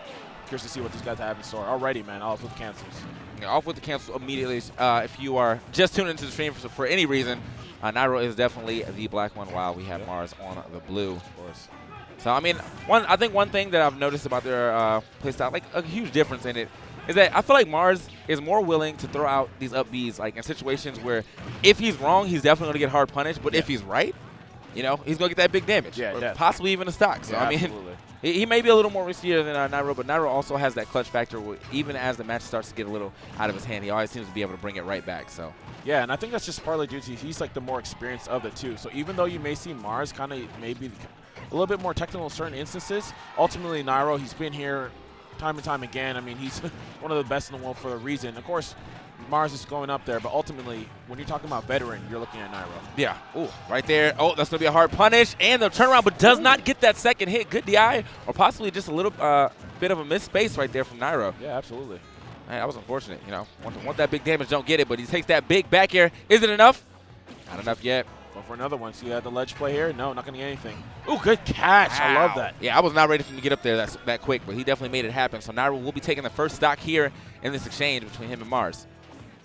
Yeah, and those are going to be big instances, too, because at those kind of percents, they're not going to be able to get those crazy guaranteed damage as they usually do from the up air, up B string. So good call right there for Nairo to get that up air to close it out. Oh, okay, that was about to be an imminent doom right there. Yeah. But managed to get through that situation. Yeah, light flash before your eyes, man. Here we go. And again, I mean, you know, there's not much you can say about the matchup here. This is just player versus player. Who knows what to do at the better situations, basically. You know, when you have a Ditto, you know, you can say that rage takes a factor, and it does. But at the same time, you know, a solid player who knows his character should be able to go ahead and win this one out. But just like that, man, as you can see, these guys are neck and necks. 26-5. We're now 44. Still definitely in it. Yeah, great stuff right there from Nairo going ahead. Get that clean up B, gets a simple amount of damage. Let's see if Mars can get anything started. Because for the most part, what I've seen right now is Nairo's just been controlling the tempo overall. Yeah, you can even see some like nice hits from Mars, but you need to take that tempo. You need to take that stage control. Because that's going to be really major in this Ditto because both characters are not going to be really the greatest in terms of neutral. Uh-oh. Is he going to get out? Oh! Wow, just barely living that, though. Lucky enough, man. You know, Mars almost stealing that one right up from under Nairo. You know, with Nairo having such a good lead right here, it's nothing he can't lose immediately, but Nairo starting to add on the pounds. Oh, the back air? Yeah, good catch on the landing. That's a clash, yep. That's your life. That's the clash, and the one that he needed definitely sent that man packing out of this first game. Good stuff to Nairo. No, I feel like he knew the risk reward of that trade right there, yeah, too. Absolutely. He was kind of like, look, I mean, if I get hit, I won't die, but if I get the hit, you're definitely gone. Yeah. I feel that. Yeah, definitely a good play. And, of course, like we talked about earlier, like Mars is going to be someone who's going to take a lot more of those risks, too. So it's a good play from the assess that and be like, all right, I know you're probably going to whip this out, try to get me a kill. No, I'm going to take the trade, take that game. See what he does here in this next game. Yeah, I mean, this is it's definitely. I feel like there's going to be some down-in-the-wire games. Even if it becomes like a 3-0 in Nairo's favor for whatever reason, I feel like every game will definitely be on a last hit situation. Yeah. If that, so. Oh, that's going to be unfortunate right there. Missing the grab. Going to take a huge punish. Quick 32. Yep. Nice call. I like how he's trying to maintain him airborne regardless, not just going for the maximum standard damage because, again, Zero Suit Samus as a character, it's going to have some kind of trouble in terms of landing if you're going to be able to kind of scout out that flip jump. So yeah, I think that's a really good play for him. I think you're going to see that a lot during the set. Oh, my gosh. Wow. Okay. I mean, all I'm seeing is destruction of these back airs right there. Every single one he lands just seems like that's the end of that stock. Yeah. Oh, my. And Mars finally getting his first grab right here. Also, I have to give a shout-out to Nairo's punishes on those missed grabs earlier, too. He didn't go for just the, oh, well, you missed your grab, so let me get mine. He actually went for the down smash and then got a huge, like, combo punish off it instead. Yeah, so. optimized, man. Yes. Here we go. Nice. So the unused move down tilt right there. He's obviously won the game now. Yeah, right. I've actually seen him hit him twice already in this set. This is actually ridiculous. Yeah, I was trying to pick this character up for like all of like 3 days, and I was like, this has to be the worst move of the game. Yeah. I don't know. Like, I just feel like it has no necessity at all. And next thing you know, now we'll keep busting you joint out. It's like, I mean, it's got some use. Yo, next step, man. Here we go. All right. Man, oh, okay. Nice stuff right there. Keeping the pressure on. He lands at the back air. Nice. Sock, yeah. Beautiful play from Mars. One of the first times we kind of seen him maintain a good amount of stage control there, not just from a raw combo. So that's actually boding well for him throughout the set. Okay, Mars is trying to find a way to get back on stage. Now we're going to go ahead and let it fly, but not enough. Yeah, here we go. High enough there. Yep, damage. Oh. I like the idea, though. You know, most people probably won't go for that second down smash. Yeah. But Nairo, being aware of that, going to go ahead and flip kick out that situation. Almost get another back air finish. Yeah, Nairo is moving, man. He definitely is moving right here. Moving and got the perfect placement of these back airs so far. Looks like Mars is adopting that strategy so far. Some extra damage, kind of slowly but surely bringing this one back, especially at the percentages he's at too. He's probably in a. Oh yeah, charged up. You're dead. Yeah, you gotta go. Yeah, you gotta go. you out, man.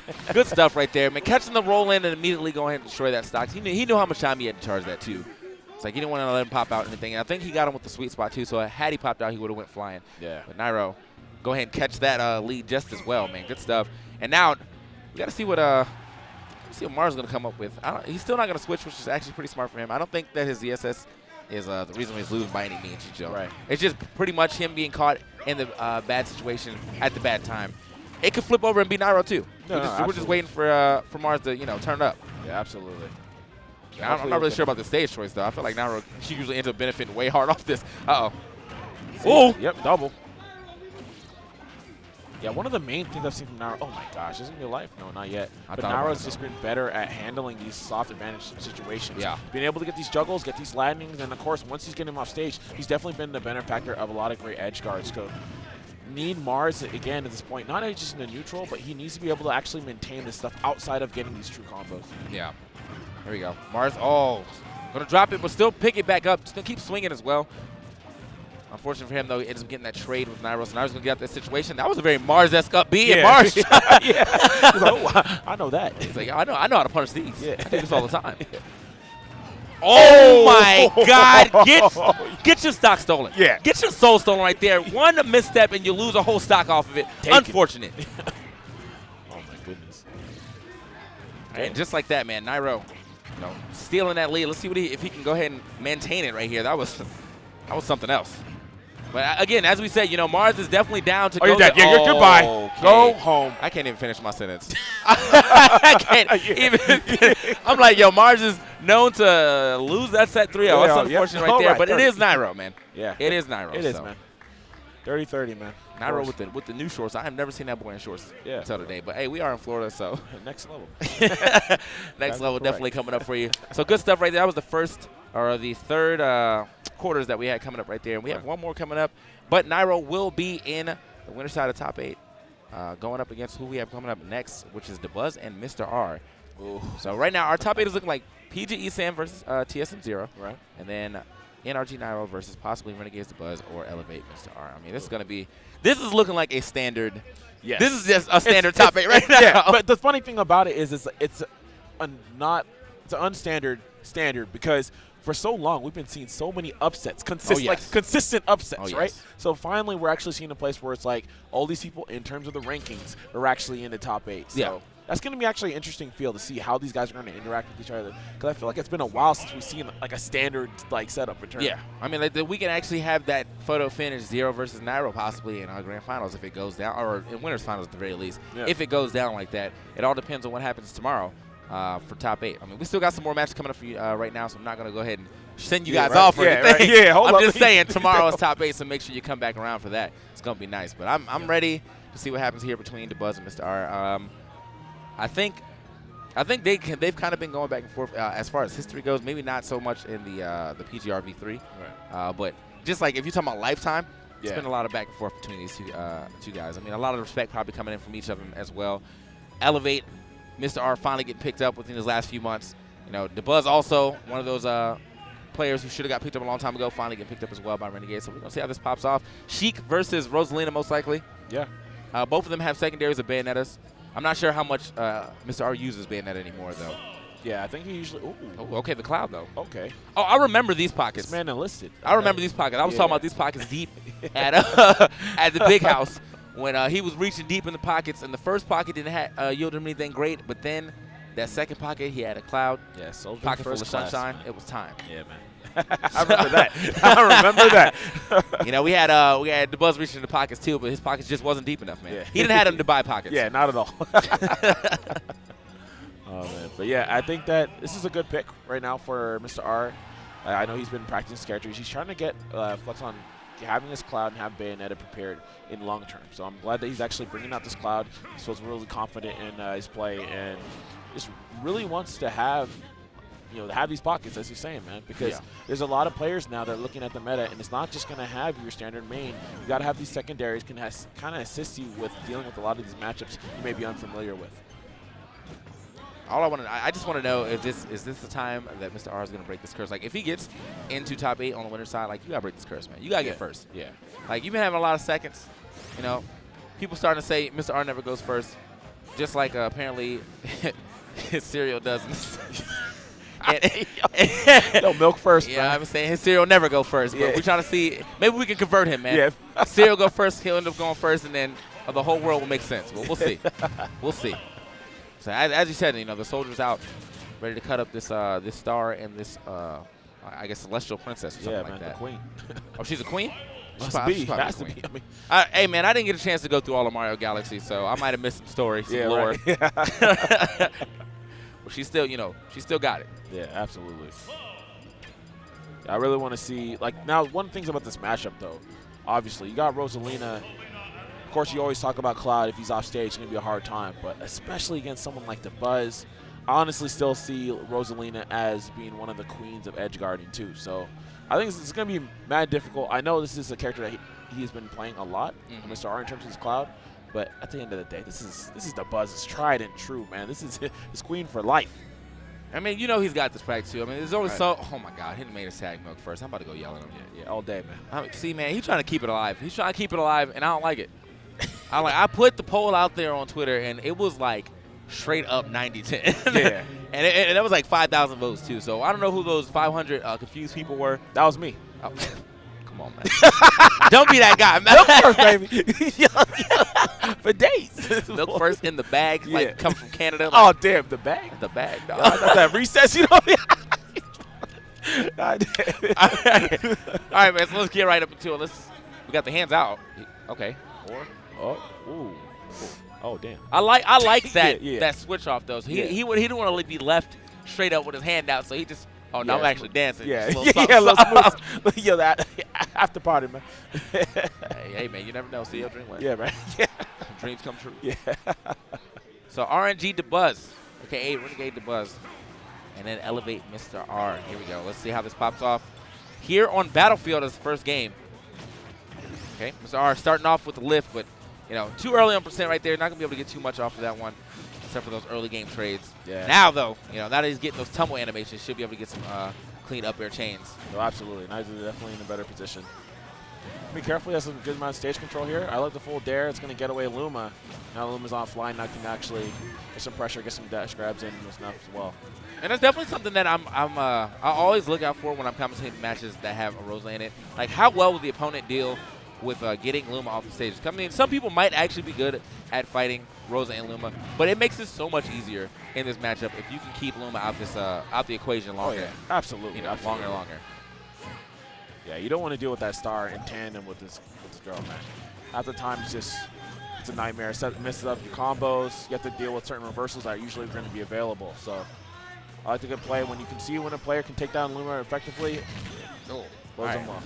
And that was yeah. I don't know what kind of cross slash that was. Yeah. Well, that cross slash I didn't even have. I had words for that one. Yeah, like, you know what? Moving on. So he's gonna let that one go. But just like that, he's gonna let that stock go too. Again, man, it does come down to how well can DeBuzz manage his Luma, or how well can you get rid of it. And this Luma has had a long life expectancy, finally losing it right there. But I mean, it was on stage for a good 30, 40 seconds. So it did his job, man. Yeah. Absolutely. I don't know. Oh, okay. Yes. That was good answer. Good answer, Mr. R, because I was ready to say, don't let that man just get off the stage for free. You know he ain't got no hitbox opponents up. Yeah, absolutely. Blessing on Battlefield, man. That's something that you don't see it nearly enough. When you are on the stage, obviously Cloud's going to get so much off these platforms, but most importantly, that short hop dare is so damn good against any recovery. Oh, yes. Just like that, man. You saw him get the full combo on both Rosa and Luma, but as soon as they split up, he decides to get that Luma out there. So DeBuzz going to be a little defenseless for the next 10 or so seconds. Yep, it's going to be trouble. Uh-oh. Finally back in it. Yep, good full nair. It's going to hit him away. Get him in the ledge position. See, that's the thing about Rosa Luma, though. Like, even when you have okay, big damage. And, okay, just barely living that one right there. The Benihana, chopping him up, yo. You shoved right in the front. Yeah. Got the onion volcano on Sir. deck. Here we go. So, I mean, he doesn't have a limit right now, but he's very close to getting right back, and you know the next cross slash will definitely finish this game. I mean, honestly, he might be able to finish it with a Blade Beam, too, possibly up B out of shield. An option that a lot of Clouds are starting to be using more often as of late, but good stuff. Just get the clean back air, finishing it up. I love the spot dodge at the end, too, making sure that Luma doesn't come correct. Yeah, but that's what I should say, man. Even when you have, like, the stage advantage, Luma just being on stage anywhere near you, it still forces you on shield. Yeah. Because the minute that you're just standing there like, all right, I got to wait for Rosa to come back to stage, and then Luma comes zooming by, you get hit with a neutral air, you off stage now, and you're like, how did this happen? Yeah. Where my life go? I thought I had my taxes done right now. Yeah, man. Why they hit me so hard? Yeah. You never want to get hit by that Luma drive-by, man. That thing is dangerous, without a doubt. So good. I mean, good stuff right there. Good adaptation and great awareness just of the matchup coming in here for first game for Mr. R. Let's see what he does here in the second game, though. Or is Buzz going to adjust? We're out here to Town and City, these smaller blast zones. could potentially help the Buzz go for these, ladder combos with the up airs. But at the same time, the Buzz are Rosa Luma are very light characters, so he's still got to watch out for these cross slashes and things like that, killing him a lot earlier. Like, if that cross slash from the last game hit him here, he's definitely dead. Oh, yeah, I know, absolutely. Now, do you think that we're going to see the Buzz actually switch to another character? I think if he gets handled in this game, it's possible. I don't think it's going to be like Olimar, though. It probably will be Bayonetta. Yeah. I don't think he really much likes Olimar versus Cloud, which, I mean, I don't know, man. Like, I don't like Olimar myself, but I feel like if you're playing against someone who really knows that matchup, you're gonna have a bad time. Yeah, absolutely. Either way, though, almost finishing him off the top right there. Good crossover or turnaround grab right there. Oh, hold up. Damage. Oh, good chase. Yeah, that disjointed hitbox also going to go ahead and beat out that down air. Not a lot of people getting that opportunity to do that against Cloud, but Rosa Luma getting that opportunity indeed. Nice. Okay, good pull down. No tech chase? No, nothing. Wow, no, he didn't even, I thought he was going to go for the grab after that or something. Man, well, hold up. He was shook because he was at limit. Yeah, wake up limit. I ain't never seen nobody do that, but I'm about it now. Yeah. He's definitely got to play around it, though. It's one of those things. When Cloud's in limit, you definitely got to respect him just a little bit. You don't want to land on a shield with anything too crazy. End up getting limit cross slash, and you're like, I knew that was coming. Yeah, absolutely. Oh, okay. I'll take that. Yeah, easy blade bang. Get him off the back. Wow. Oh, wow. Okay. My man got swept. He definitely got swept right there. Exit stage left out here. Let's go. There's the gentleman, but not enough to fit. Oh, okay.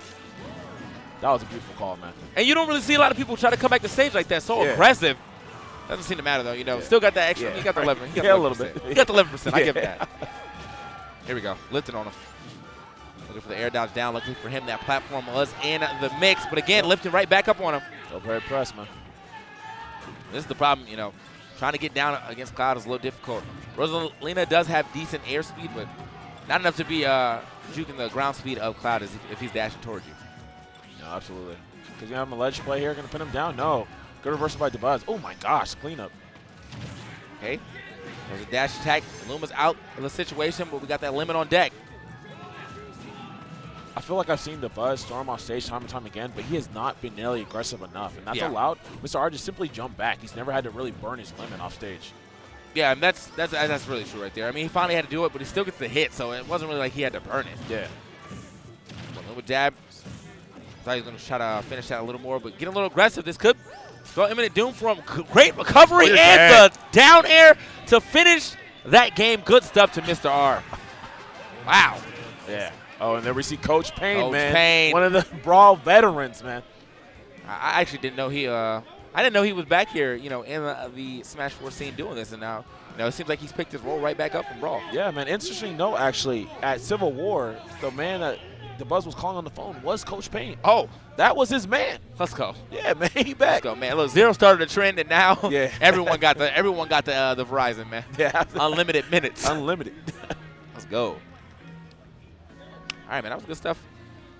Again, Mr. R. I didn't expect him to come out out the gate so explosively right now, but he's definitely put on a show for me. No, absolutely. It's crazy because these two players are some of the most studious, most consistent players that we have in Smash 4. Yeah. So I'm actually really surprised that DeBuzz doesn't seemingly really have an answer to this, especially after the fact that these guys, this is the very same Cloud that was able to body him. Yeah. I mean, honestly, I was actually sitting with Mr. R earlier when we were eating lunch, and we were watching some of the matches, and he's hella smart. That's all you can say, man. Oh, yeah, absolutely. When we're watching matches, like, if he was a commentator, he'd definitely be the smartest commentator. That man was dropping all kind of knowledge. So, it's good to know that, we have these studious people out here, and they're, it's paying off. They know so much about the game, and it's gotten them very far. Yeah, absolutely. It still kills me whenever I see Cloud get a combo out of a throw. Yeah, man. When he first came out, everyone was like, this character sucked. Yeah. I just looked at people, man, every time. Good times, man. Yeah. Him and Ryu, both. Yeah, this character sucked. He ain't got no grab combos. Right. And then they were like, but Keep wait. talking, man. But wait, you can kill a 60? Oh. Okay, wow, still getting the hit. Yeah. Ooh, all right, good spacing right there. Yeah, well done, man. I mean, he was like deep in his shield when he hit him and then still managed to drift back. Yeah, I think it's just he's someone who's been consistently so far, even in the set. Oh, That's your life, yeah. That's absolutely life. He's definitely not coming back right there. I don't care how how much you tried. It just wasn't happening. Yeah. Either way, though, we got the 75 on DeBuzz, but DeBuzz now first time in the set having a lead. Let's see if he can go ahead and capitalize on that. Maybe Coach Payne's tips. Just saying. He used the full 30 seconds. Yeah, absolutely. Yeah. Maximum. Yeah, I like this. Good wait. Some patient. Being a little bit more aggressive, too. Yeah. With Luma offline, which I really like here. I feel like all the time he's giving too much space to Mr. R during those situations. Okay, Luma's going to be back online here. Yeah, I was clean back right there. He kind of snuck that one in.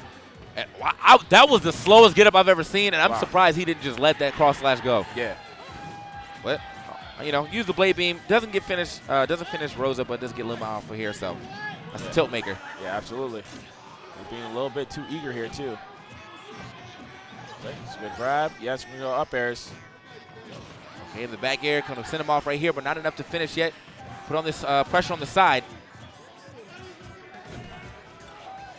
I actually really love that recovery from DeBuzz, man. Able to get back on stage. Yeah. And also kind of take up some stage control already with Luma. Okay, still.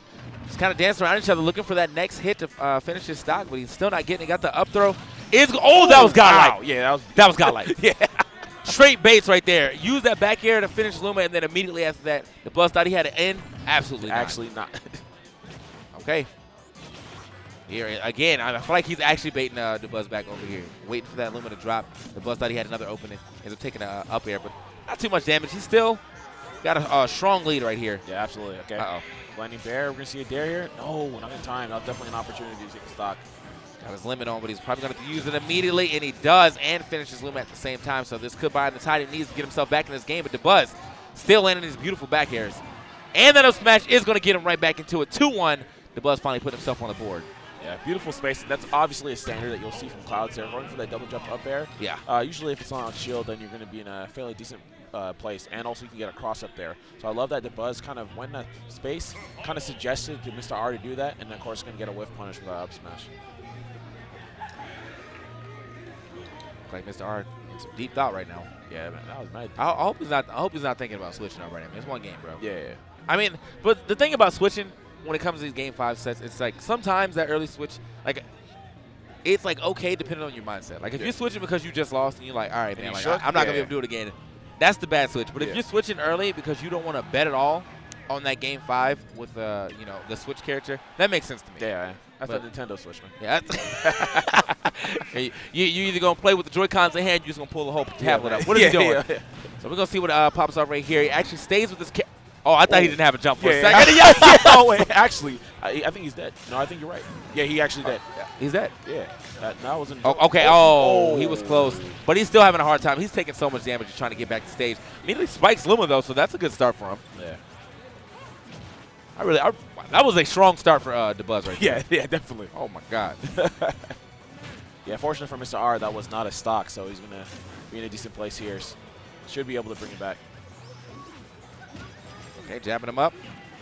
Not gonna get too much off of that one. However, again, I mean, I'm loving DeBuzz's spacing right here too. Running up, using that back here, but also drifting away. Yeah. Kind of hard to punish, and that's what you got to watch out for, man. If Luma's still on the stage, you know, DeBuzz just hitting a button is gonna allow Luma to get that stop or that attack out as well. So yeah, absolutely. A good job at getting the landing up airs as well. He's doing a lot better being more preemptive because we see Mr. R get him with a lot of cross-up aerials too, which is making it really hard for him to deal with when he's shielding. So I love that DeBuzz is being preemptive here. Down here, yeah, you're dead. There was no way he was getting through that. I mean, that was a tech situation, but still, you know, there was no way he was getting through that. That was a beautiful setup right there from DeBuzz. Yeah, absolutely. So DeBuzz obviously woke up here in this third game, and now we're in the fourth game where obviously he's still up, man. Yeah, coached. All right, Coach. Hey, Coach Payne woke him up, man. Yeah, man. Coach Alarm Clock. Yeah, man. What up? He didn't even take his first break at work yet. Damn. Here we go. Our beautiful double up smash. Some amount of percent. Tech chase? No, he's not going to get it. Nice, though. And again, man, DeBuzz, the level of control that he's had from game 2 to now, or I guess game 3 to now, has been so much more than game 1 and 2. You know, game 1 and 2, it seemed like he was just on the ropes at all times, and now it seems like he's definitely able to hold center stage again. Another one of those wild cross slashes from Mr. R, which is not really that wild because DeBuzz has been getting up, doing standard get-ups quite a bit. Yeah, but definitely. at the times that I would expect him to do it, he doesn't do it. And I think that was kind of the moment right there, right? Yeah. When it's just that when you have a player at the caliber of DeBuzz, he's going to be paying attention to those moments, right? And Yeah. I'm sure that also Coach Payne has seen it as well. Probably told him you need to be a little bit careful. That's probably something he's going to scout out and go for a punish. So good play on him to actually take that away from Mr. R's repertoire. Indeed. Mr. R, though, still firing back. I mean, not going to get a strong enough hit to get that Luma out of here, though. You can see the DeBuzz, excellent Luma control, shooting that star out, and also just controlling both parts of the stage by being under both platforms. Very smart. And definitely using the battlefield to his advantage. Oh, there's a lost shield. Oh! Yep, floaty. Yes. It still gets that dash attack, man. That was actually a really good roll, too. A lot of people don't really have an answer to getting out that situation when they get attacked from both sides of the shield. But he managed to get out that situation and also gets another Luma gone. That blue Luma had no life expectancy. Blue lives do matter. Yeah. A good side B, got a good amount of damage, and has this ledge play here. So he's going to go on. Again, he's trying to get him with his fake cross-ups now, but they're not working nearly as much as they were earlier in Game 1. All right, I was pretty surprised he got away with that. Oh, beautiful. Wow. That Luma ate that. Yeah, Secret Service, man. I was surprised he got away with that roll on the left side a little earlier, but now a respectable game from both competitors. I like that. The Buzz trying to hit him with the sneaky. Okay, next up, trying to go for that cross-up roll he's been utilizing a lot earlier on. It's not working good play right there, Mr. R, but not getting enough damage here. He's going back into neutral so he can get the first hit. Go back throw. Yep, just going to go ahead and push him off stage. Luma should be coming back any second now. Not liking this up B usage just yet, but now we got Luma back on deck.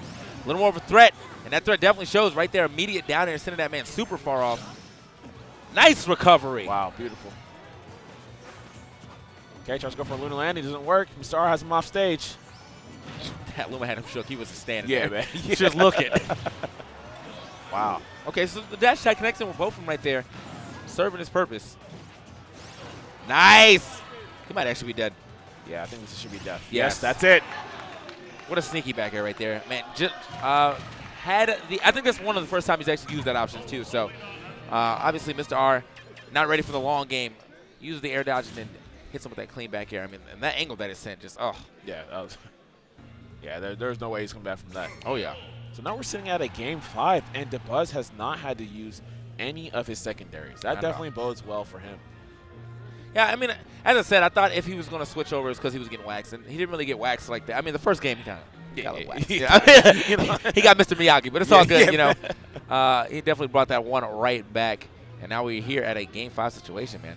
It's been happening quite a bit, actually, on this stream. These looking like it's going to be a clean 30 and a handshake, and then it somehow turns into Game 5, so. Yeah, man. People just get, like, after they get hit with that Game 3, they get woke, man. They just remember. Yeah. Oh, wait. I'm good. So here we go. Let's see what happens here in this 5th game. The next person, or next win, gets these guys into top 8 on the winner semi side. Going to be pretty big for both of them. Again, DeBuzz also coming off a pretty huge win of Civil War. And then Mr. Ari, I'll say, I don't think he's won anything too major, but he's definitely had some good placements out here in these, few of these tournaments. Yeah, absolutely. And DeBuzz obviously trying to keep his reign going on, which is good for him. That was his first major win. Yeah, definitely what a major win to get, man. Indeed. Nice. Okay, dunk it. Just dunked it. Yeah. Dunked it out of existence right there. Man. Okay, nice. Good tech chase. Clean right there. Just immediate turn that back, that grab around. Getting that stage positioning yet again. I'm surprised I didn't finish that a little bit. Yeah. That must be a stronger one. Yeah, right. That little bit in the gym. That's strong. Okay, up airs, of course. Get him with the lift. A juggle situation here. And I'm also liking DeBuzz using these star bits too. You don't really see that too much, but he used it to lock him down so he gets back to the stage safely. That Luma's going to be out the equation yet again. And the get-up attack, okay. Don't really see that. I mean, DeBuzz is coming off the ledge pretty nice. Every option he chooses seems to be the right one so far. And that's what I was waiting for. Yeah. Him to be able to punish that standard get-up. But I think that covered 2 options. DeBuzz might have been able to, jump and then air dodge, but he still would have got hit by the late hit. Maybe not killed, but would have gotten that damage. That was godlike. Wow, yeah. That was godlike. Still living, though. Yeah, this should. Oh, no, he's not going to get in time. Okay, here comes Ramen. Nice. Stomping his way back onto the stage. Ooh, I like that pivot grab, though. Yeah, that was clean. Or pivot grab attempt, at least.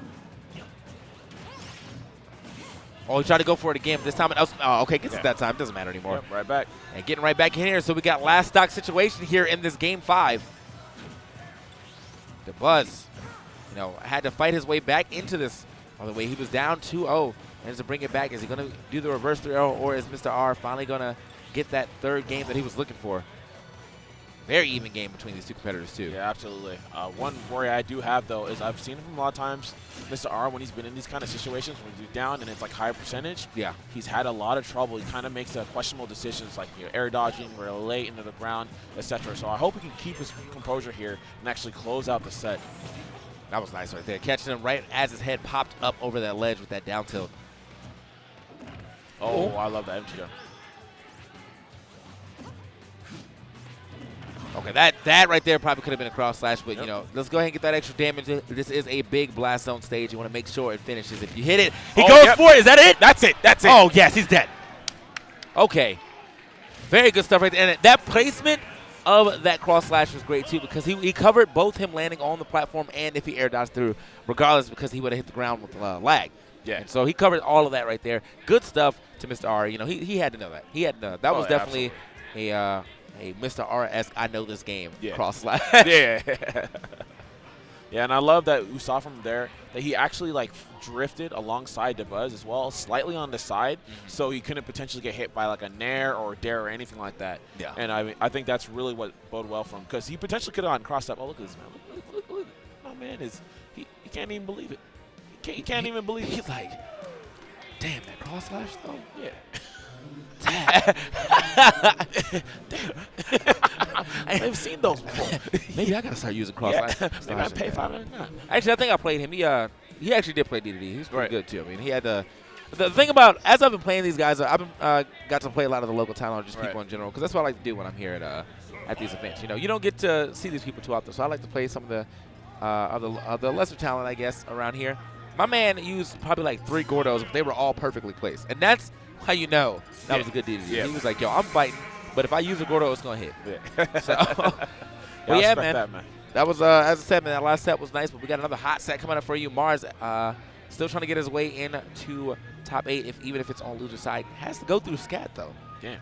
And my man Scat has definitely been making a name for himself. Just took out Rich Brown, who, wow. Okay, I see you, Blood Cross. My man was doing work today. I didn't even notice that. But Rich Brown just took out Blood Cross, then lost to Scat. So Scat also took out ZD. I heard he was took playing. out Tweak as well. Yeah, he's definitely got a nice little name for him right now. Dandy Pink and Tweak, ZD, Rich Brown, and now he's trying to add another one to his name by taking out Mars right here. But Mars obviously trying to get this run back at some way, some way or another by getting into this top 8. So yeah, absolutely. Yeah, I love seeing Scat, man. I think that a lot of people have just, ever since kind of the advent of Kamehameha, people have just been like, oh, that's the premier Mega Man. That's all we know. But people kind of forgot about my man Scat, man. Hey, Scat does work, man. Yeah, absolutely. Do not forget. So he's definitely gonna try to show you right now. I mean, he's definitely been doing work here today, just in general, man. Setup's been looking real crisp, getting a lot of those saw blades, the back airs. I'm still looking for that jab, that jab lock setup, or just an up tilt in general, man. I still remember he threw one of the best up tilts I ever seen in my life. This man did an empty hop from the ledge, and then spot dodge and up tilted, and that joint hit, and I was like, bro, I lost it. Yeah, so yeah, I need to see the return of that up tilt. We'll see how it happens right here. I guess he's talking to maybe one of his coaches or his boys right there. This is going to be a New England versus Georgia battle, though. So I didn't really see too much New England representation, too, but I'm sure New England's in the chat blowing it up for Mars right now. Georgia definitely showed up in a major way, and, of course, Day with his patented Black People chant. Yeah, man. If you hear anyone yelling at you, know it's him. Automatic, man. Hey, so who do you got for this match? Who are you feeling? I mean, it really does depend on how. To me, it kind of depends on how Mars is playing. Is Mars playing like he's flustered because he just lost his Nairo, or is he playing with that fire because he wants to get in the top 8? True. And if he's playing with that fire, then I'm gonna give it to Mars. But if he's playing like he shook, then obviously I'm gonna give it to Scat. Nothing to take away from Scat. That man has obviously been playing quite well today with the amount of upsets that he's done. But I always have some faith in some ZSS, man. Yeah. And just the level at which Mars plays, man, it's just he has to just he has a play style where it's just instant pressure, man. So I think it's really hard for a character like Mega Man, once you get in that position, to kind of get back. So it really does come down to, I completely agree with you. It's going to come down to Mars. If he's able to play his A game, I think he's going to move on forward. If not, if there's any kind of hesitation, if he's shook, then I think Scat consistency is going to move on forward. Yeah. Wow, that was like the farthest. What the? Yeah, I mean, that man is getting some distance. Yes. Yo, mileage, man. Let's go. Yeah. All right, man. I'm really excited to see him actually use this in set. I know he's got quite a bit of those into back airs. But we're gonna see how this goes. I thought for a minute he was about to play Cloud. Now he's definitely had a few secondary come out. They didn't really bode too well for him. Yeah, I remember that at MLG Roy. Yeah, man. Yeah, that was. You know them girl jean pockets, man? You know, oh, yeah. You can't fit nothing in that joint. Like, yeah. Your pockets really ain't pockets. Yeah, like, man. Yeah, like, come on, man. You got a lot of me. Yeah. Oh, damn. All right, it looks like we're going to head on into that game 1 on Smashville. Now Mars going up against the Scat. It's time. Just like that, man. Scat out here with this Mega Man. Mars out here with the DSS, as we said. It's going to happen. Great denial. Now, that's going to be denial. That's going to be something that he's going to have to look out for quite a bit. Just trying to land in general. He's definitely not going to be able to